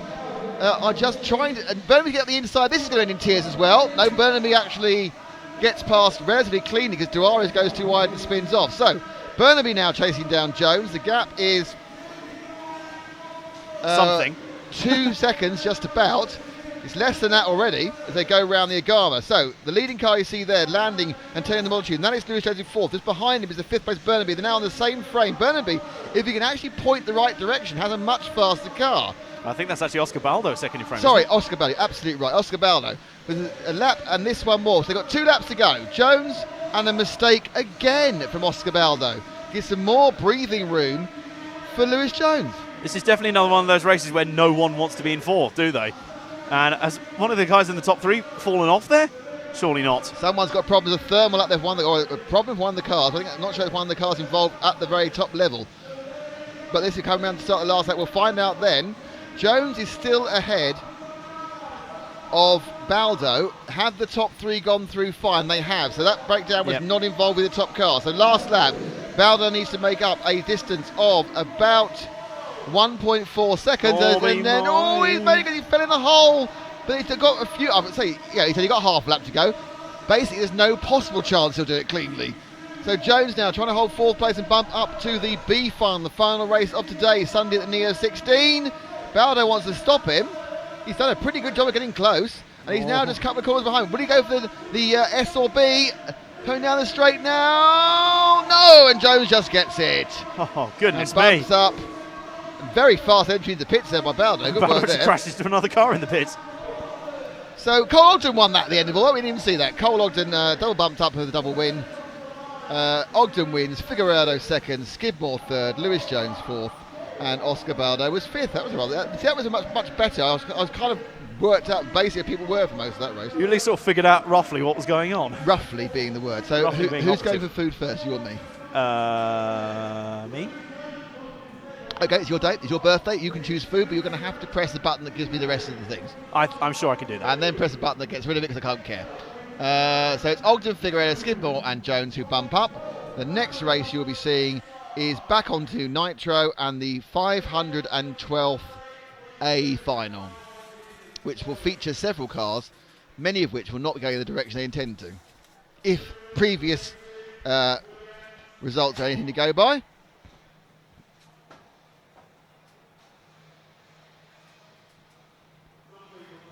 Well, it's not conventional entertainment of the quality side, but it's certainly entertaining.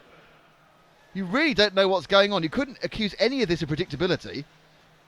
It's only predictable in its unpredictability. Yeah, you knew I was going to say that. Slightly worried that Frank hasn't had any food. Did you scoff yours already? Oh, thank goodness for that.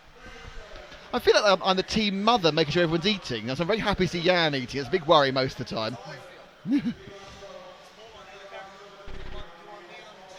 No, we're not doing that.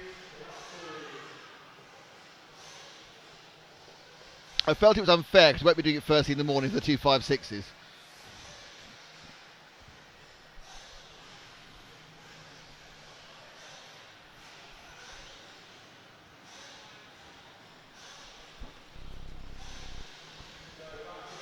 Okay, I've been left alone to do this one, which is worrying.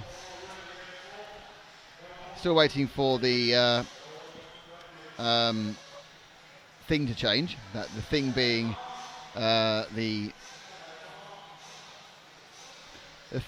the time is scoring. Oh, could you ping it up for me, please, for the grid? Thank you very much, Frank. And that is Frank. And there's Jan there, which means that with Adam there, it's Paul on the camera. God.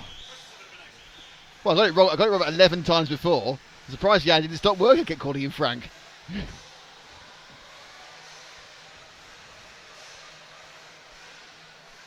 So, just as the air has been cleared, it's about to get cloudy again.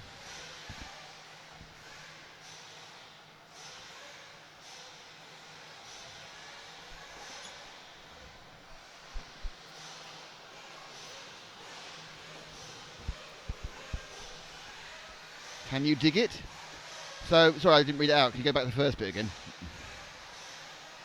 So, it's going. Oh, we've got the e-buggy. We need to get the lower finals for electric up, for IC up.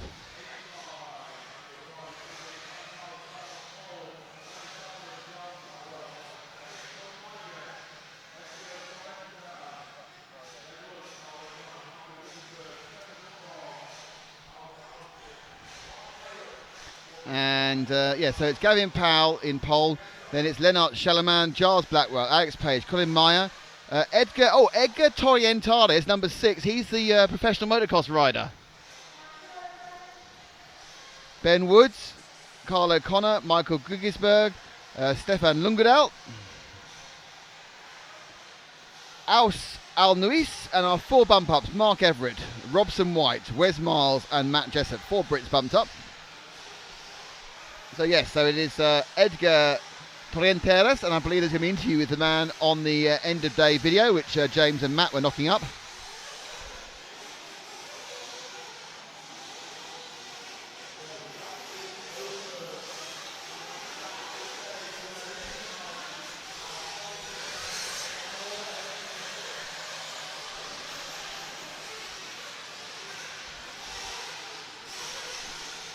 And Frank has something to say. I turn him on to say it. Go on, Frank. Oh no, I'm just prepping. I'm going to let you handle. What, you're all of prepping, the... saying something, like breathing in. How much prep is there to actually saying something? Not a lot. I must say something. Not in this commentary. I keep There's forgetting no Adam cannot hear. Adam is literally 4 feet from me, but so we because can of the talk about background Adam noise, constantly. he can't hear a thing. And he's now going, "What are you This talking guy about?" right here. All he hears is Adam. And I say, I've never seen a man look so confused. I've knocked a chip out of it. Oh, no, right, so this next final will get underway in a minute, which is going to involve the important thing, which is Jan. No, Jan can carry on eating actually, because you've got one camera at the moment, so that's fine. Who was going to win? My guess is not the person you expect. And definitely not the people at 1, 2, 3, 4 in the first lap. I'm going to put my money on some Kuwaiti glory here, judging from past races. Go on. Well, just the guy in 11th. I'm just going to go for him. Okay. I think actually normally one of the bump ups has got through every time. It's all very exciting. The track by the loop right below us is looking very rough indeed. They're going to do some patching work on that overnight. Yeah, they did some last night as well. They slapped a spade on it. Out they'll come. We're going to get a whole quotient of 15 cars actually taking the start.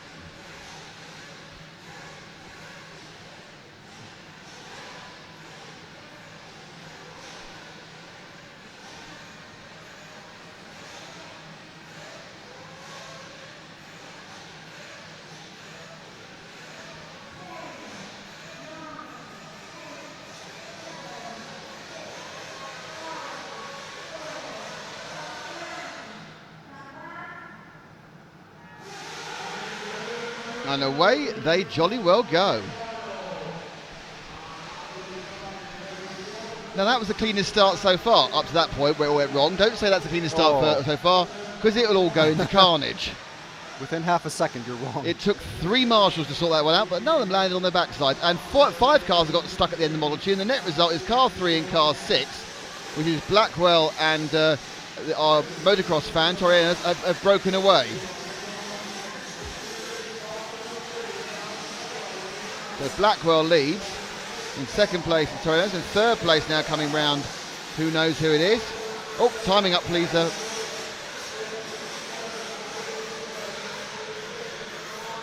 It's Powell. So Gavin Powell, then Ben Woods, Michael Guggisberg and Stefan Lungerdal. And as they come round, it is those two who've broken away. Torrenteras and Blackwell, and then it's a third, and then this is the battle for fourth and fifth, which just got to this one, which is the one. I think. Oh no, he flipped over. It was the 112, and the one's got the one on the 10. That's not happening now. So as they go over, it's the 1 and the 2. It's Sam and Gavin Powell are fighting over fifth, but there's actually 11 cars in the air at the same time. And a fabulous opening salvo by Giles Backwell, taken away very comfortably and backed up by Edgar Torrientas, but now going round the Agamo. Quite interesting reinterpretation of the track there. Yeah, but that blue car right in front of the referee as well. Third place is I think 7. Yep, he Ben had to Woods. wait. 4th, 5th and 6th, 7th, 8th, 9th, 10th are all together and flowing around, and I will tell you their order when they go through start finish. They will be different by the time I finish talking. Indeed it is, because car 7 had to make a mistake. Drops down 1. It's Blackwell, Torrientas, Woods, Ginsberg, Salmon and Powell and Miles. But at the moment we're still able to settle down because there's no real way they're all actually rolling together. Oh dear. Now I'm wondering if this is just because it's the lower finals, or is this going to be a really, really difficult track to race on even for the top drivers? Is that it's so much so difficult to keep in any space. Torrientes still in second, and now we've got the third, fourth, fifth and sixth battle, which is one. I think it's got Ben Woods in there, but watching the numbers come across. In third at the moment. No, car 5's nipped through. Car 1 made a mistake underneath us. So it's now Gigasbird in 9 in third. Then the car 5 of Colin Meyer. Wes Miles is 14, is now into 5th place. No, I don't see car 9 there anymore. Still being led by 3 and 6. Yep, 9's broken away, Gisberg. So this is 4th. This is this blue car now, which is the 5. And then the 14 and the 9. I think that was the 9. It's a 14 of Wes Miles, certainly. It might be the 2. Are battling hard. Though he's disappeared now. It was the 2, but he's way back. So Miles now has a bit of a break on. 3 seconds. The mistake's made by Meyer, and that takes out Miles as well, which lets it. Oh my God! Do you know what? Make it up for yourself, everybody, because they're not staying on the ground long enough. Apart from the top 2 are doing a really good job. No one else is actually staying on the ground. And someone's gone off in the wind, you know. I might give them another 5 minutes to sort themselves out. 4 minutes, 3.5 minutes down. So let's try this again. Third place is Michael Gugeberg, who had a slightly dodgy lap, I think, in the 9. Just behind him now is Mark Everett, who's bumped up from the 12 spot. And going round there is the 5th place man. So Paul's got the 5th place guy, who I think is Robson White, who's bumping up. And then there's a plethora of cars who don't seem to know their backsides from the corner of their arms.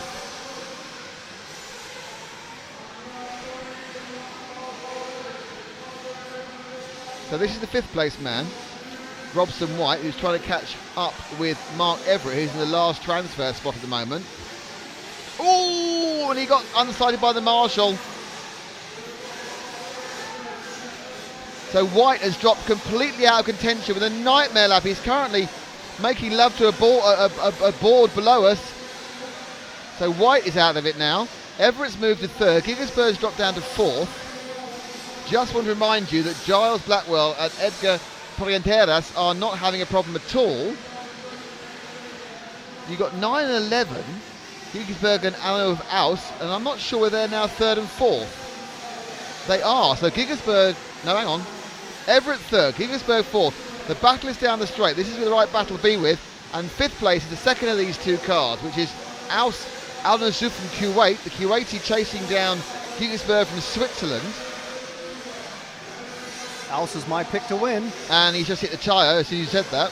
But he's got away with hitting the tyre of doom. And now he slides on. So he's dropping back a little bit at the moment. But he is the 5th man and chasing. He's chasing Gigasberg, who's made certainly enough mistakes to make you think there's a good chance he'll make another one. Aus was dead last coming across the loop the first time. Not always the worst place to be, oddly. Now he's gaining definitely. This time round, the difference is just 0.8 of a second. He's got it up the inside, so he picks it up as and then the Gigasberg goes again. Oh, Gigasberg now. So we now need to pick out Gigasberg to see if he can actually gain on Anauf. But Anauf was looking very, very good. As you said, Al-Nuis, was looking very, very good. And as you said, it already gained a huge amount of time before Gigasberg threw it off the track again. So 9 minutes to go, 6 minutes down. Managed to get some sanity into this with it, but actually car 3 of Blackwell has dropped down. Might be he's already made his fuel stop. Edgar Torrienteras is leading. Mark Everett. Then it's Aus Al-Nusuf, who's got 5 seconds on Gugerson. We are on Michael Gigasberg here in 5th. Over the Model 2. Dropped way down with the backside pro line, the big hole. Keep hearing things. There's a couple of cars He's not limping. really attacking these jumps. He's not going to be able to catch up to 4th place like this. I think when he tries to attack, he falls off. It's one of those things. You get to the point where the car isn't handling very well. What are you going to do? Just try and get it round as best you can. He's in 5th, just going as best you can. There's many a slip that can be made by any of the guys up ahead.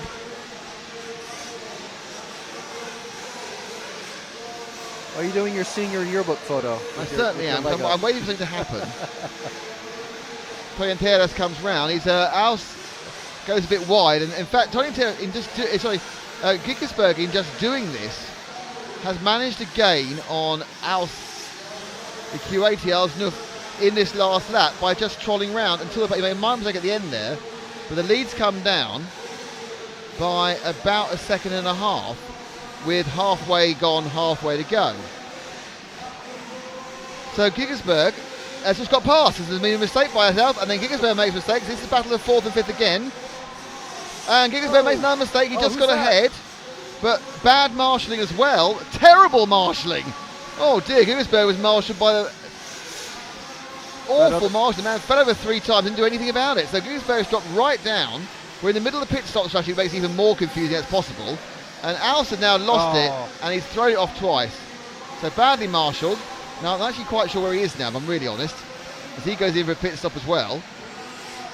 We're going to have to give a couple of laps now, because I was slightly confused for it before they went in. Yeah, the pit stops always throw me. Well, it's fine when they actually know what they're doing. So Edgar Torrientas is still leading. Mark Everett is second. Giles Blackwell is third. Now, scored as fourth was Alvanus, but I don't think that happened after the next lap, because he definitely had a problem. Very slow stop for that blue car. There's been a flame out for one of the lower order machines. That's Wilson. That's Mark Robson. That's Robson White going in for fuel. It looks like a lot of people before they went into fuel got confused by life. And there's Giggersberg going in fuel. Go back on the fuel stuff. Go back on the pit. Let's take Giggersberg. That's it. Take the car now. It's leaving now. He was in 5th. After some terrible marshalling. It was his fault he crashed, but terrible marshalling after that. So Giggersberg was in 5th prior to the round of pit stops. I think he's one of the last to go. There's only just under 6 minutes left. Over the model tune section, turn right, Giggersberg. Where will he be after his next stop? Well, after this lap. So I think he may well have dropped down to 6th or 7th. Already, Torrientas, Blackwell and Everett have got a pos. White is off his 4th. With that yellow. The yellow car is now off the track, upside down and dead. And Al-Snouf has actually picked up the lead in front of him. Now, that wasn't the yellow car. So it's White now. Robson White, who's picked up 4th. Now, theoretically, slightly ahead of here should be the 11 car. And he is. So we need to move forward 2 cars, Paul, to the 11 car coming underneath you now, with the purple back end to it. Thank you, fantastic stuff. This is our 5th place man, Al-Snouf of Kuwait. Now the Q80 has a very simple program, and that's to try and catch up the distances behind, which is not how you do it by landing in a hole as soon as you're on camera. Way too much throttle in that jump. So 4th and 5th, he managed to rather aggressively put Google off, but I'm afraid that now they're together again. It's a good bit of driving that Torrientas is getting onto another lap almost before they're doing their next one. So White hasn't completed his lap. So White is not over yet in 4th place. I think he just went underneath him now. Now where's White gone? He's 35 seconds back. They're all a lap down. So what's happened is that Torrientas has lapped up to about position 4. So Al-Snouf apparently, according to this, is only about a second and a half behind White. But I can't see a car that's near him. And there's White in the 13. So yes, it's not very far. The car just going around. We need to be on Al-Snouf as we were before. That's the car we need to be on, Paul. No, 1 car forward. He is in 5th. White is at the end of the straight as he goes round. So it's about the 10 metre quad there and a double jump. So it's not much in it. And it's really about keeping it on the iron. There's been a good couple of laps for White. He's not made a mistake for a while, which is rare. And he's just hit someone, but not someone important. Al-Snouf again lands badly from the hop up, but he is still in 5th. 3 minutes to go. That's probably 5 more laps after this, possibly 6, probably 5 at this pace. Who's that upside down in front of them? That was a very close car call. 2. That's the long lost Leonard Sharman. Now Al-Snouf is 2 seconds behind White. White's last lap, Robson White did a 33.5. He did a 34.2, so he lost 0.7 of a second that time round. This seems like a better lap for the Q80. But Robson White has been clean this lap as well. Mark Everett goes through 14 seconds behind there, and the lap reset. And the distance is 2 seconds between White and Al Snoof. Robson White did a 33.7 and a 33.8 for Alsworth. So basically in ground speed, Robson White is fine. But it's really down to if he makes a mistake. At the moment he's trying to get a lap on 6. Oh, but it's Al Snoof who makes a mistake, gets away with it, only about a second there. 2 minutes 12 to go. White's not done White's had a bit of a bad lap as well, actually. He's been jiggled about by some other cars. He's offline slightly. There he goes over the loop now. Al Snoof goes now with heavy brakes to turn the corner. And that leads to the come down, and it's come down to, stay where it was. They both had bad laps. Both did a 38 for Robson White and a 36.7 for Al Snoof. He picked up about 10th there.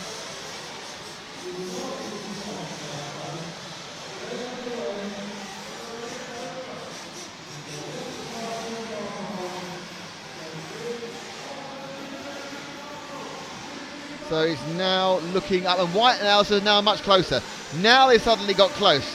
White is below me in the white and pink car, 30, and Alsworth's right behind him for the bump up point. So Robson White needs to keep it going. It's 13-11. Both of them start toward the back of the track, and they're now really close, and they're right together. And Alsworth gets a nasty bad man. He's going to lose some time as he enters the Agama. You can see that orangey white car.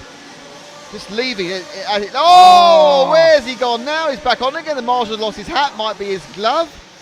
I think he probably heard the rather overexcited Tannoy man shouting his name, and suddenly it all went wrong for him. Oh, that can throw you off so badly. So Robson White, unseen by us, has actually done nothing wrong, and managed to get through, but now is he going to drop out? Oh, who's that coming past him? 45 seconds left. And the gap Two more laps. About 3 seconds.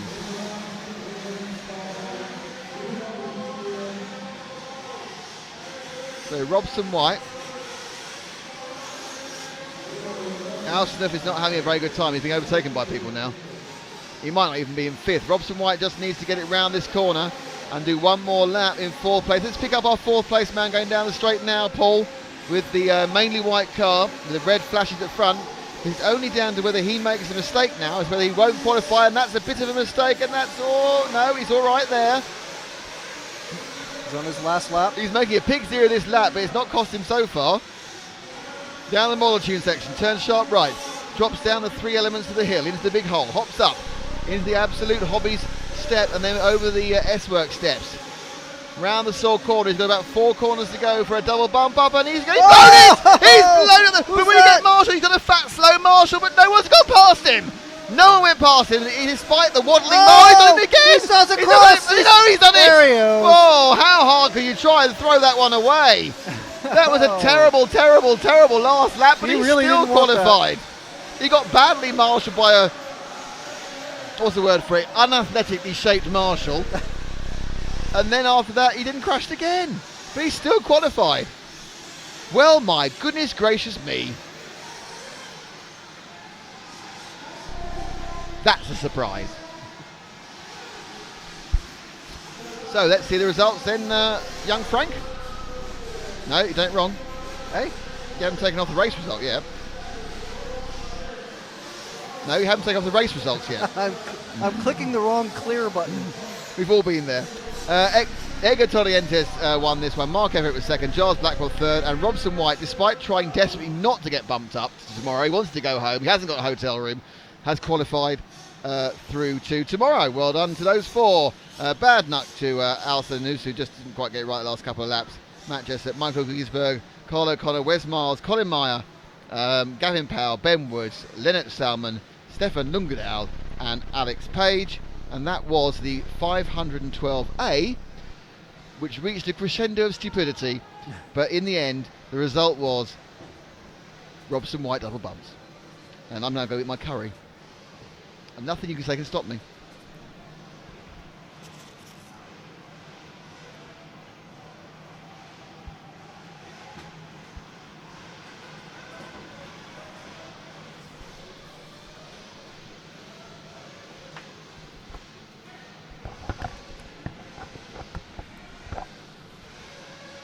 So as Nick is now off to enjoy his dinner. He definitely earned that. After the heat that we just had. An absolute barnstormer.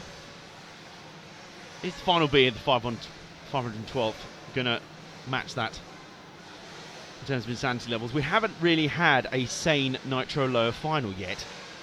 And I don't think that streak is going to be broken with this one, quite frankly. Just waiting for the grid to update for this heat, for the lower final. This will be the final lower final you see today for the Nitro buggies. After this will be one more lower final for the e-buggies. I don't know. While I was shaking my wrist frantically to look at the time, I was actually looking at the time. So I don't even know what I was doing there. Glad it's not just me. It's got to that point in the day. So yes, we have the 512th B. Yep. Which is a 15-minute race, and then after that we have the e-buggy B final. We do. And we have the starting grid for the B final coming up now. Yep. So a 15-minute race followed by a silent 10-minute race. Well, relatively silent. Relatively quiet in comparison. So let's see the starting grid for this race. It'll be Philip Gross leading them away, ahead of Guido Erler, Steve Guppy, and Noah Al-Abdul Razak, Matt Slaney, Mark Jock Beatty, Billy Smith, Clive Maland, Mishari Al-Saleh, and Miguel Izquierdo Rodriguez. Gary Gregory, Michael Hesley, who has done the triple promotion already. Can he go for a fourth consecutive? We'll have to find out. Wayne Wilson, Gil Harush, and Chris Eli were the others who bumped up from that last round. As we warm up now. What kind of fish do you reckon Steve Guppy keeps in his home aquarium? Oh, very good. I'm going to go for piranha because they're really, really cool. I don't know. I think catfish, maybe? On the off chance? They're easy to feed. Yeah, they are. They are. They're not fussy at all. Just chuck anything in the water. And oh, so tasty. Indeed. So the warm-up laps now for this 15-minute race underway, and everyone's getting their big crashes out the way in the warm-up. Jeez. I wonder if this is a new strategy. Have all the massive pile-ups in the warm-up, and then you'll be clean for the race. Let's see if it worked. Or will work. And there's our flag man directing everybody to go into the pits.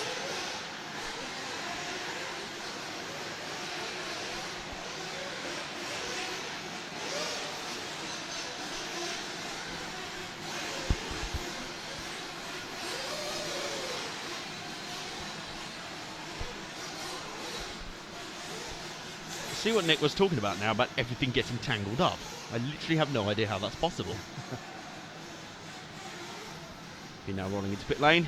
Any second now, they will head out across the track to the starting grid. And we'll get ready to roll. For our ears, effectively get the rest of the night off after this one. The electric buggies almost don't count at this point. They make a decent noise, just nothing compared to these lot.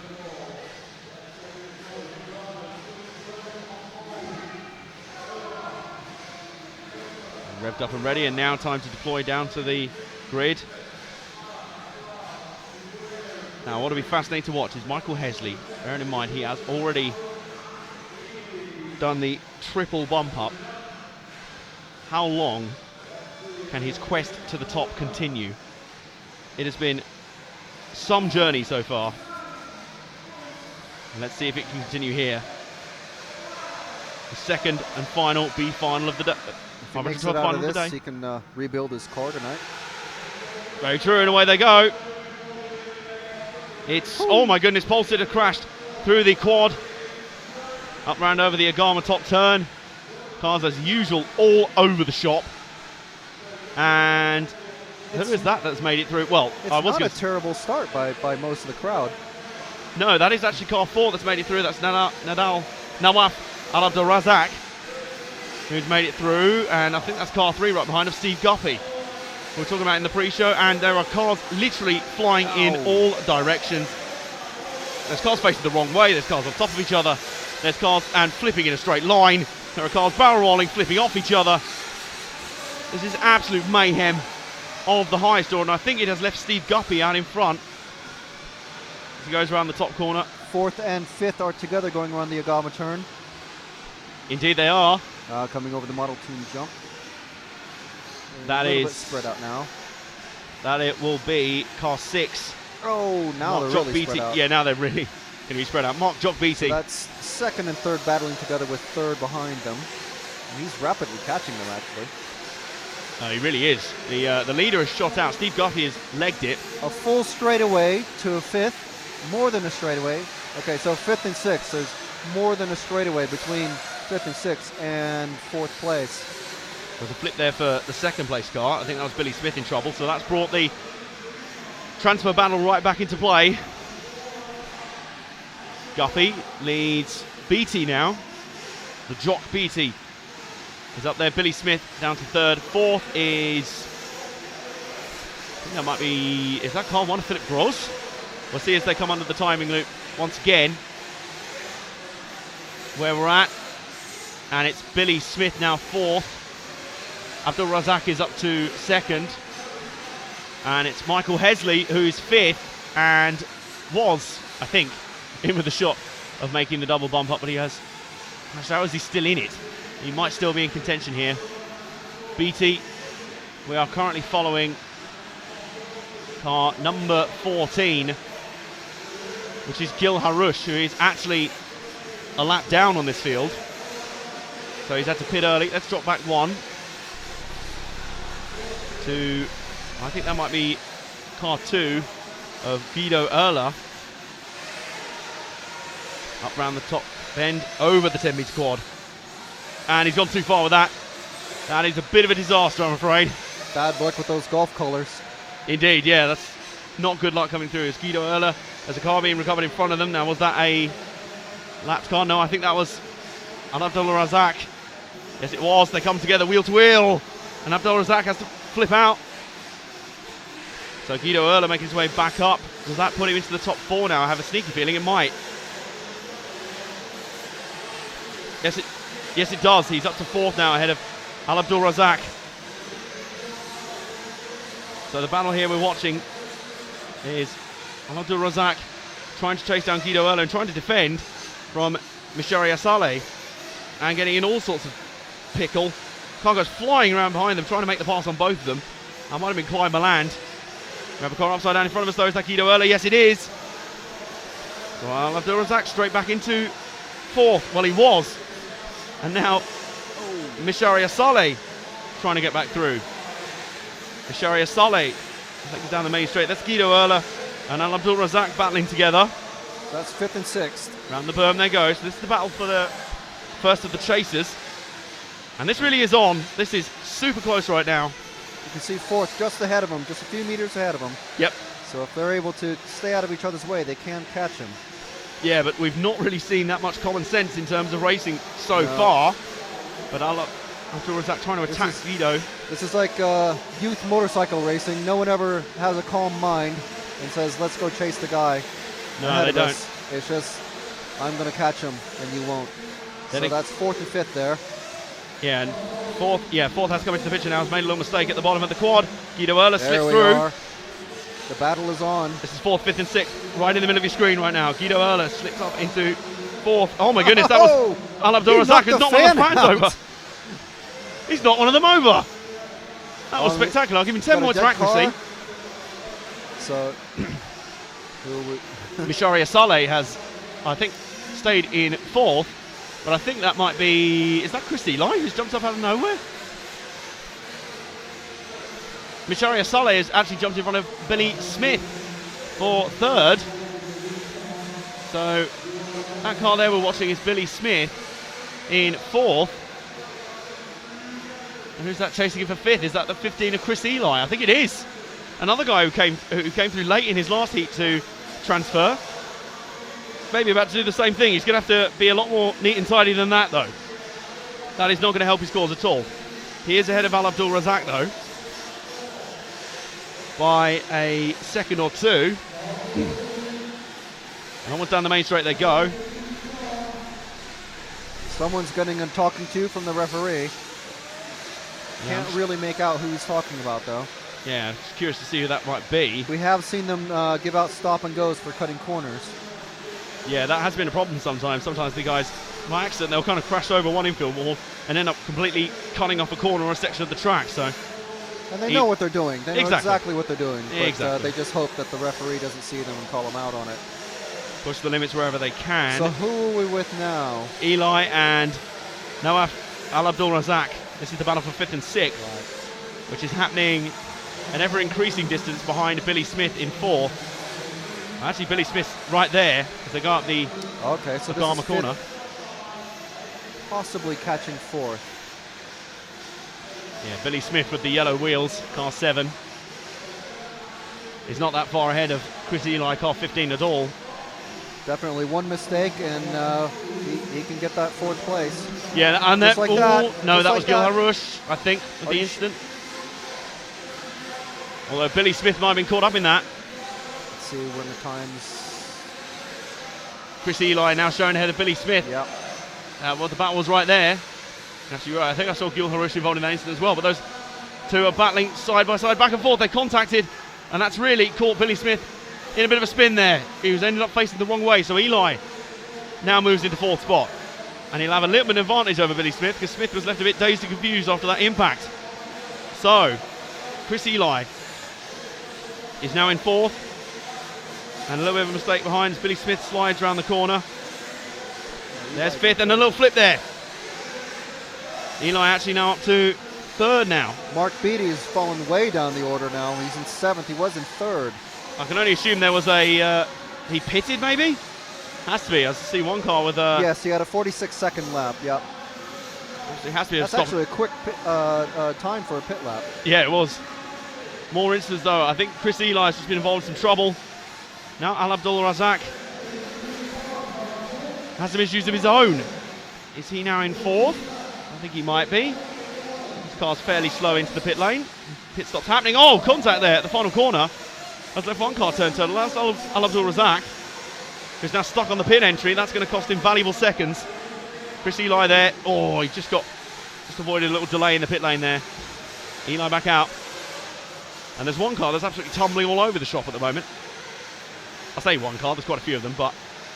Gotta wait a couple of laps to see how this all shakes out with the people going into the pits at the halfway mark of the race. Yep. 6.5 minutes left. That's the 14 of Gil Harouche, who's been a lap down for most of this race. Or at the back end of this field, at the very least, for most of this race. So it's Chris Eli, the first of the 2 cars in the picture that we're concentrating on here. So Mark Beattie's back into the 3rd spot with a 35.4 second lap. That's one of the quickest laps that people have been putting in just lately. Yeah, absolutely. But Eli is back up to 4th. And believe it or not, 4 seconds back, the next guy to challenge will be Michael Hesley. Looking for the quintuple bump up now, I think. Eli's just done his pit lap as well. So is Steve Guppy way in the lead with a very slow pit lap as well. 50 seconds. They actually lost 4 seconds to, for example, Mark Beattie. Yeah, that was a pretty slow lap, but he does still have 5.6 seconds on Mishari Asale in second. But obviously those two not really focused on that too much. They're concentrating on locking down their promotion, their bump up position for the next round. And a flip there for Chris Eli. Once you get stuck on that pipe, sometimes it's just impossible to come off. Yep, and there's Michael Hesley just behind. Hesley is very, very close now. There's Hesley 5th on the screen. In the white and green car, looking for yet another promotion in what will have been a very, very productive Easter Sunday afternoon for him. Down the main straight they go again. 5 minutes to go in this race. It is currently Chris Eli holding the 4th spot, the final transfer spot. Michael Hesley on his... Oh, that was amazing avoidance from Hesley. Oh my God, that was proper deer in the headlights from the turn marshal. Goodness me, he had no idea where to go. And in the end, Hesley had to react quickly and went straight through his legs. Amazing. And that wasn't less so from Hesley, but goodness me, that was absolutely spectacular. around the bottom corner. Steve Guppy continues to lead over Mashari Al-Saleh, and more so Hesley. Good reaction. Must be wondering what the Marshals have got against him at the moment. That's quick reactions time and time again, and he is still in the chase for Chris Eli. There's Eli at the top of the Agama corner now.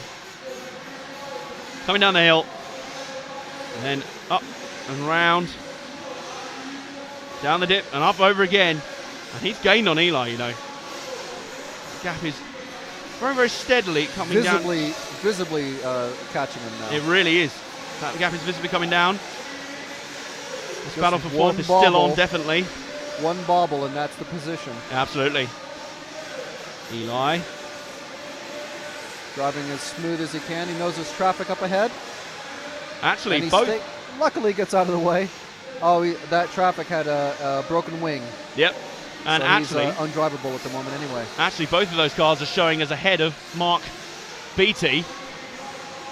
That's car 5 that had the broken wing, but car 6 has now fallen back. So this is the battle for position. Hesley will not appreciate that. That is car 5 of Matt Slaney, who's in all sorts of problems. But Michael Hesley then is fourth, sorry. And Mark Beattie. Is that Eli that's just gone through? He just crashed. He just crashed out the green car. Crashed. Hesley is still running, but Mark Beattie is now back up through. Mark Beattie in the orange and blue car now. Yeah, he crashed in coming over the 10-meter quad. So how does this affect the order? I think now this puts Beattie back into the top 4. He runs wide there. Hesley. Yeah, something happened to him. He lost 2 spots. Yeah, he lost a lot of time all of a sudden. And now he comes back. Hesley has taken his own line through the penultimate corner, and I think it's cost him a lot back into third. Hesley, oh my goodness, he's all over the place down the main straight. I think we need to ahead of Eli. Yeah, we need to drop back one car, Paul. Or a couple, actually. There's all sorts of bedlam going on in the quad. Hesley, there's Hesley, Is right. that them two there? Yep, that's Hesley and Chris Eli. No, that's not Eli, actually. Is Eli ahead of them then? Yeah. No, Eli's in the red and blue car. Ooh, the big dive bomb there. Drop back one, Paul. We'll ID this car as he comes through. That's car 13. That's Wayne Wilson. He's not in this battle. He's a lap down. We don't worry about him. That's why he's got to one The side. referee's telling him to pull aside, and he is. Very, very sensible. Hesley then has flipped. Has absolutely flipped. Is that it all over for him? It's got to be. Oh, that was absolutely pivotal. That's 2 minutes left. And confusingly, he's come out behind another similarly coloured car. I think that's the car of Gil Harusto, who's a lap down. I think Hesley then. laps down. Oh, rolls it. Yeah, multiple laps down now. And now Hesley has flown off. He's stuck back on the reverse bit of the track. This has gone horribly wrong for Hesley. There will not be a fairy tale. I think that's his fight over. Yeah, Eli is in the car 15. He's the red and blue car coming through Saw corner now. Right beneath our camera position. Yeah, he's got now, several seconds of space. Yeah, he's got plenty of time now. He's going onto the main straight now. There he is. Unless something drastically goes wrong with him, Chris Eli is going to be bumping up along with Mark Beattie and Steve Guppy and Mashari Al-Saleh. Yeah, Chris Eli is currently 8 seconds up on Billy Smith in 5th, who's come back into contention. That's Wayne Wilson. He's not in contention here.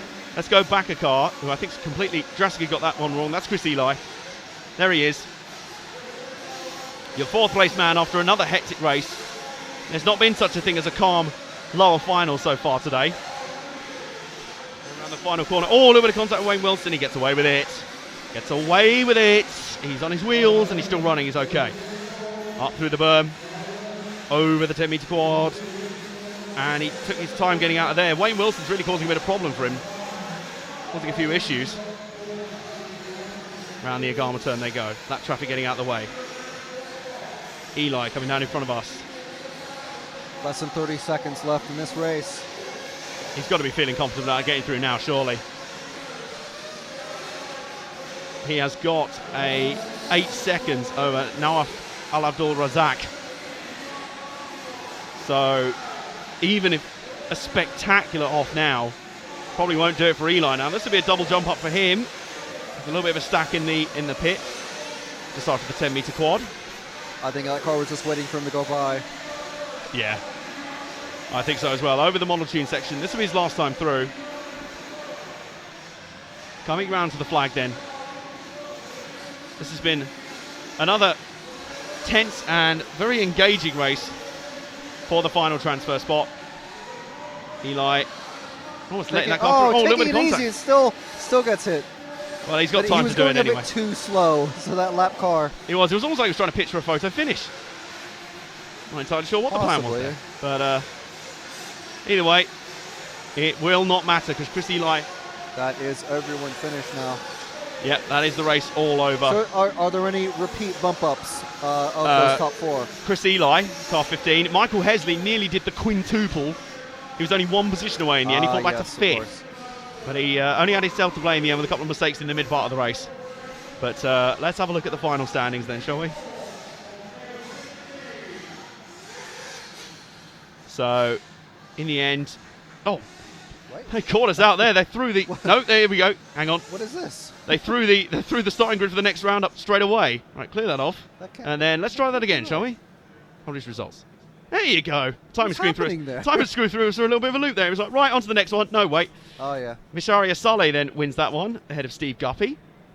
Mark Beattie, 3rd. 4th for Chris Eli, who does the double transfer. Michael Hesley comes very, very close to a quintuple. But his event ends here.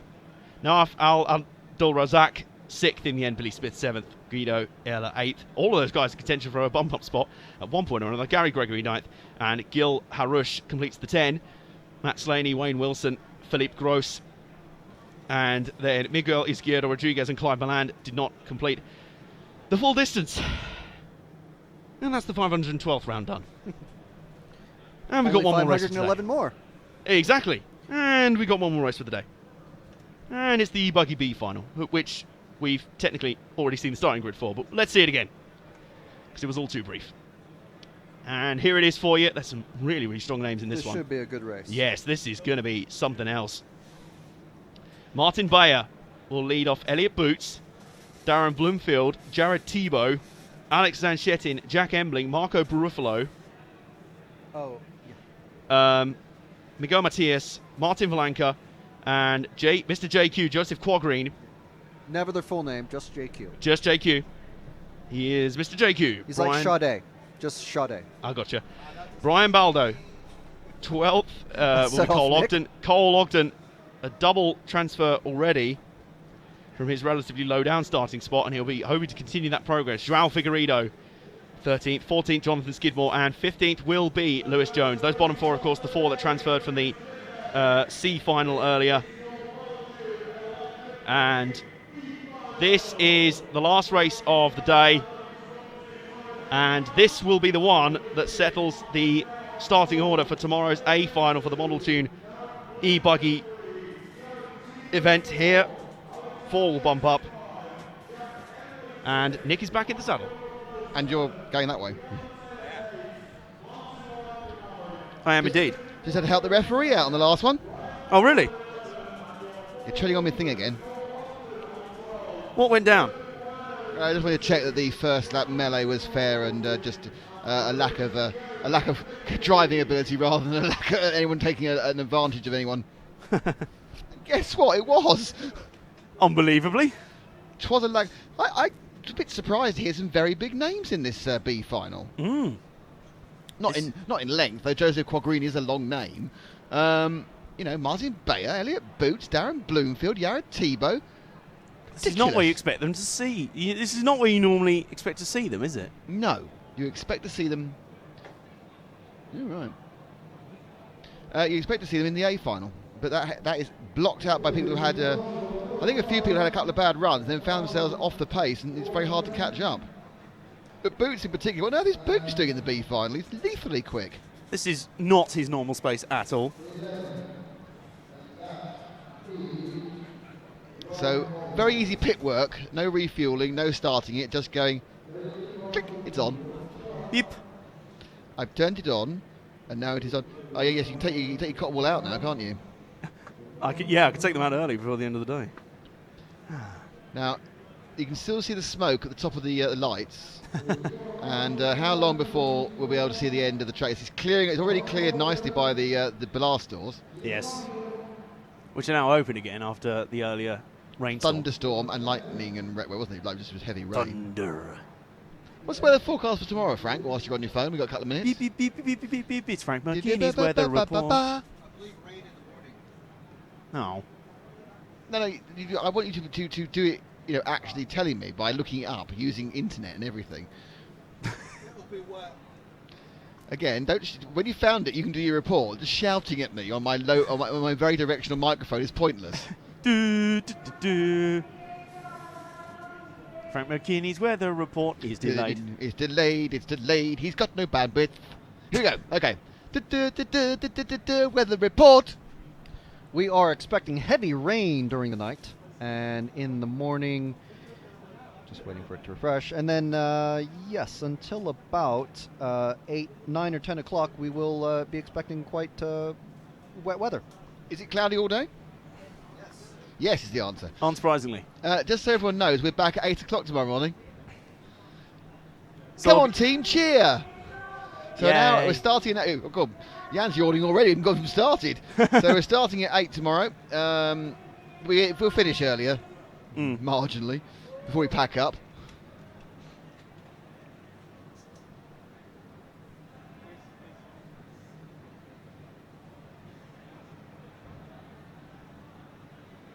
Oh, I'm cold. Got a shiver down. Is that on? Yes, it is. And it's pointing in your direction. Only because you just kicked it my way. No, it's been pointing that way before. I think I'm not that silly. I can see you kicking it. Dad, he's kicking me under the table. It's not nice. Only person who needs the light is Jan, really. It's reflecting badly in the screen in my eye. It reflects badly on you. Many things do. Okay, so as Adam has previously announced, this is the final race of the day, the B final for electric. Top 4 drivers will bump up in the A final, which takes place about lunchtime tomorrow, 11:45 tomorrow UK time. So yeah, so tomorrow we are on at 8 o'clock UK time with 8 finals back to back from the 256 to 32. Then we have the Model Tune E Buggy A Main at 11:45 UK. Then we have the 16th and the 8th with no break. Then the semi-final practice, which we can actually have 20 minutes off. Then the quarterfinals, then the semi-finals. So the semi-finals start at 25 past 3 and 5 to 4. The last chance saloon, yes, there's another race, is at 25 past 4. Then driver intro, and there is a big gap then. Oh, good. And then the driver intros are at 5:35. Steady on. And the race should start at 5:40 and therefore be finished at about 6:25. Yep. About half 6 or so? Yeah. 6:30, and then we'll do some Volderolls. We'll say goodbye, and we'll all go home and try and recover. And I have a whole 2 days off before I fly to Slovakia for the next event, whereas Adam has months off. Not till mid-June. Well, before I'm working for RCTV again. There is no other work.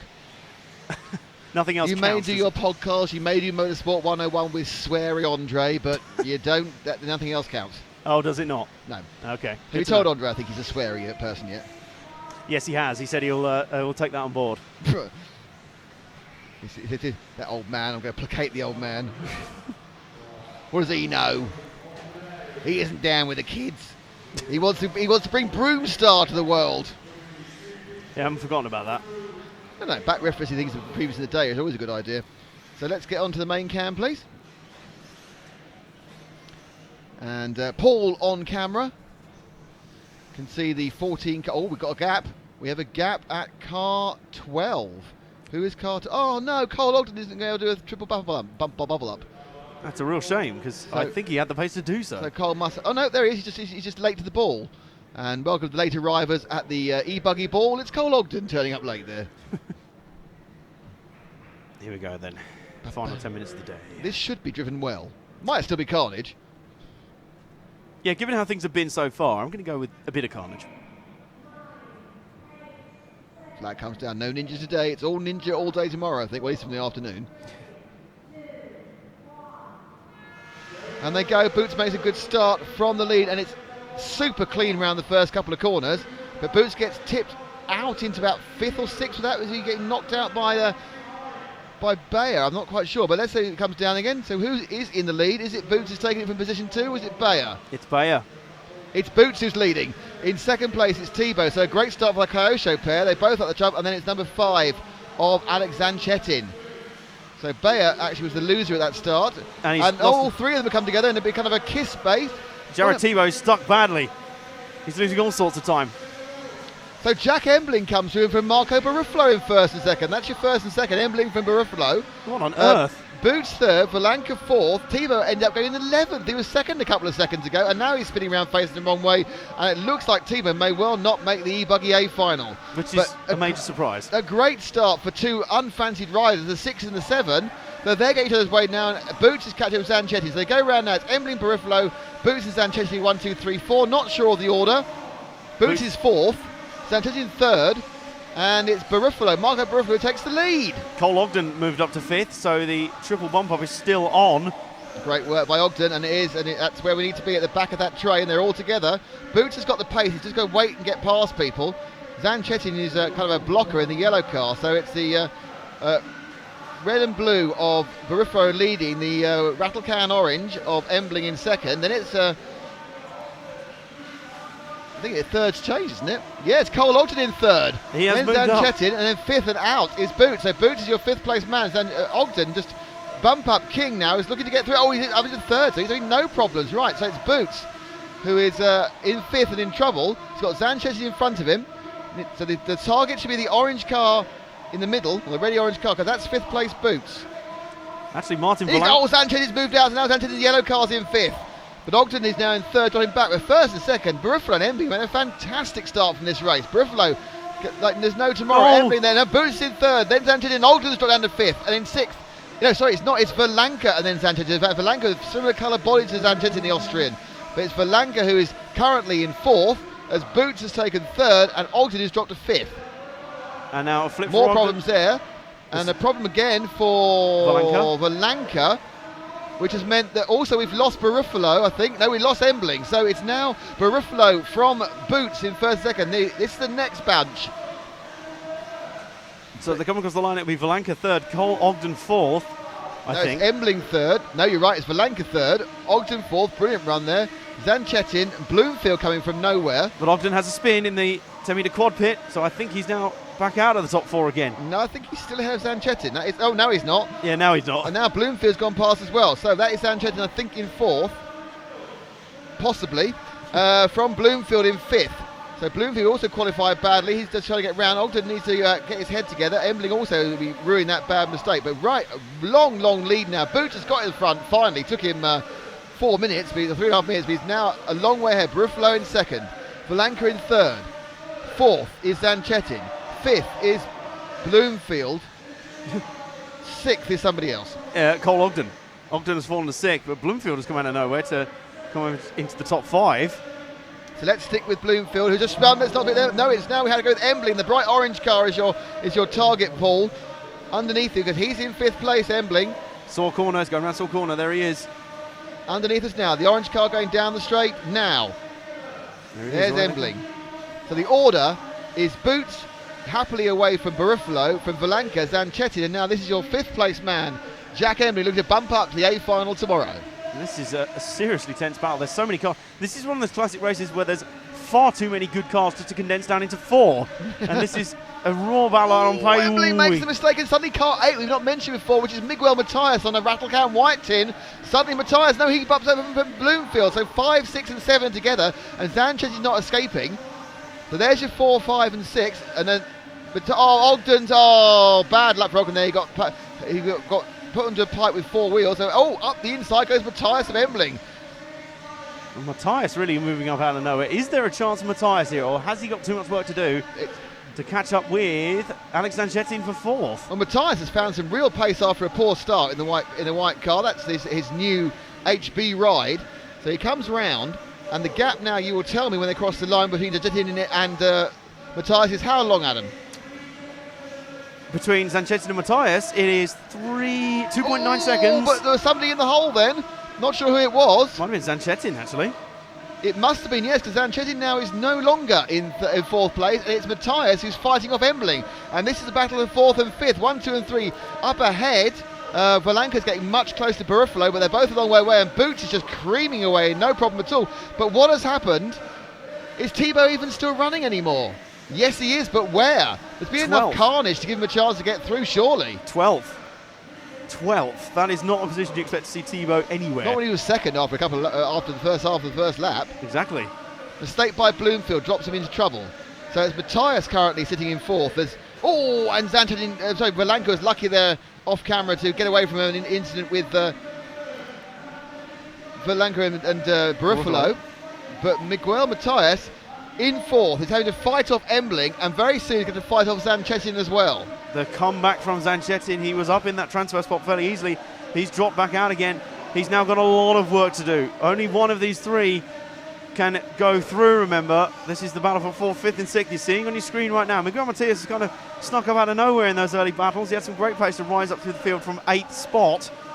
But Jack Embling sticking with him. And Zanchetin, I think, actually might be the fastest of all 3. So this is still got a lot to play for here. Embling trying to look up the inside. Miguel Matias trying... Oh, and yes, underneath there was a scream, and Zanchetin's engine is broken. He's got a problem. Zanchetin's out. He's either thermal or got a drivetrain issue, which means it's just anyone. Embling was the contact. With Embling and Matthias a jump past there. We're down to 3.5 minutes. Embling, who hasn't shown anything all week. Oh, and he's shown something. Can he get back on? And he has.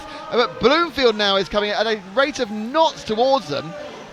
And somehow, despite all this sniggery between each other, at no point has Jared Tebow got anywhere near the bump-up places in this race. No, I have a feeling his race was pretty much done after that first lap. There was just, I don't know if he actually got some damage on the car after that first lap. That may have been a possibility, but Emling's still in the battle here. But I think Miguel Matias just has a little bit too much for him. But Bloomfield now, surely Bloomfield's not got time to make the late charge here.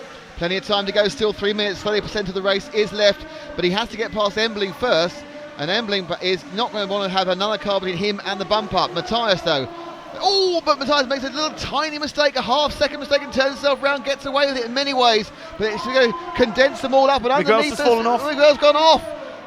And into 4th place goes Embling, and he's now got Darren Bloomfield back right behind him. Embling falls down the hole, and Bloomfield moves into 4th place. This is just switching lap by lap almost. Bloomfield, he is going to come out of nowhere. The crowd are going wild beneath us, I have to say. Well, one of the crowd's going wild. One of the crowd, yes, making the noise of about 20.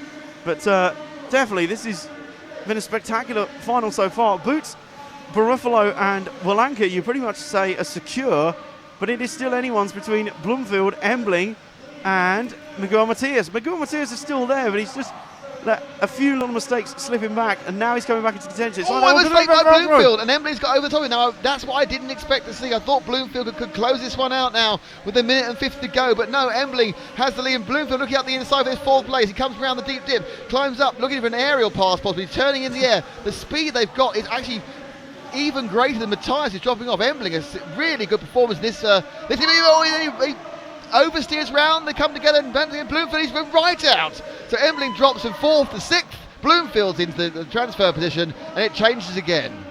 Bloomfield now up into the transfer spot. He's got to feel confident about it now. He's under 90 seconds to go, and he's got to feel good about this because Miguel Matias is trying to chase him back down. But Bloomfield, as long as he can keep it clean, which, you know, is a big ask in these lower finals already, but if Bloomfield can keep it locked together and keep it on the road, I think he's just about got this out of Miguel Matias, but Matias is going to throw everything, including the kitchen sink, at him. Yeah, nipping right now down to being queued to get a sink is Miguel Matias.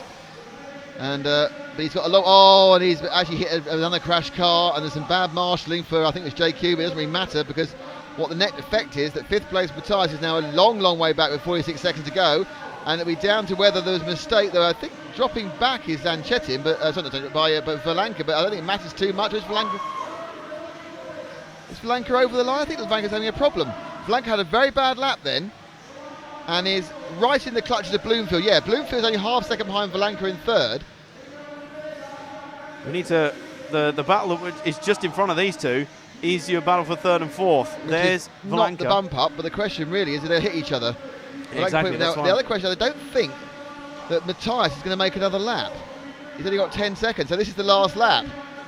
So Matthias is now fighting off Embling. Unless someone rolls in this last corner, this is all over, and it's going to be Bloomfield through, and it's going to be Valanka through, and it's going to be Miguel Matias, I think, got it and flipped across the line in front of Jack Embling. Yeah, Barufalo and Boots have not finished. Valanka, Bloomfield and Embling have. So it will be Elliot Boots, Marco Barufalo, Martin Valanka and Darren Bloomfield who move on to the e-buggy main final tomorrow. Well done to them. That was a hard-fought race, so definitely well done to them. Big surprise there was Yara Tebow just not really showing at all. Ended up in 10th. JQ down in 12th as well. That was always going to claim some big casualties in that race, wasn't it? Yeah, I mean, I think the bump ups, a bit surprised about Marco, but did well, and Jack Embley will be kicking himself because he was certainly in with a chance there of making the Model Tune A final. So let's recap today. That is the end of the action for today, Sunday at the Near. Tomorrow morning we are back on air at 8 o'clock. If you want to see the RF free grid walk, we recorded it and it's now on YouTube. You can either see it at RC Racing on the Facebook group or on the RC Racing YouTube page. I'm sure it'll be on neobuggy.net quite soon. That's the grid walk we've cleaned up. My name is Nick Dale. I'm being ably assisted by Adam Johnson. Thank you very much. Frank McKinney, or Weatherman Frank. Good day. Yeah. Jan Egan. Hey. With the monkeys. And Paul Bateman. Good evening. Marvellous bit of class there. We're back at 8 o'clock tomorrow morning. We'll publish some times when things are happening. So anyway, thank you all very much indeed. Now don't say the sound's gone off because I'm just turning it down. So I will see you all tomorrow. Thank you very much indeed.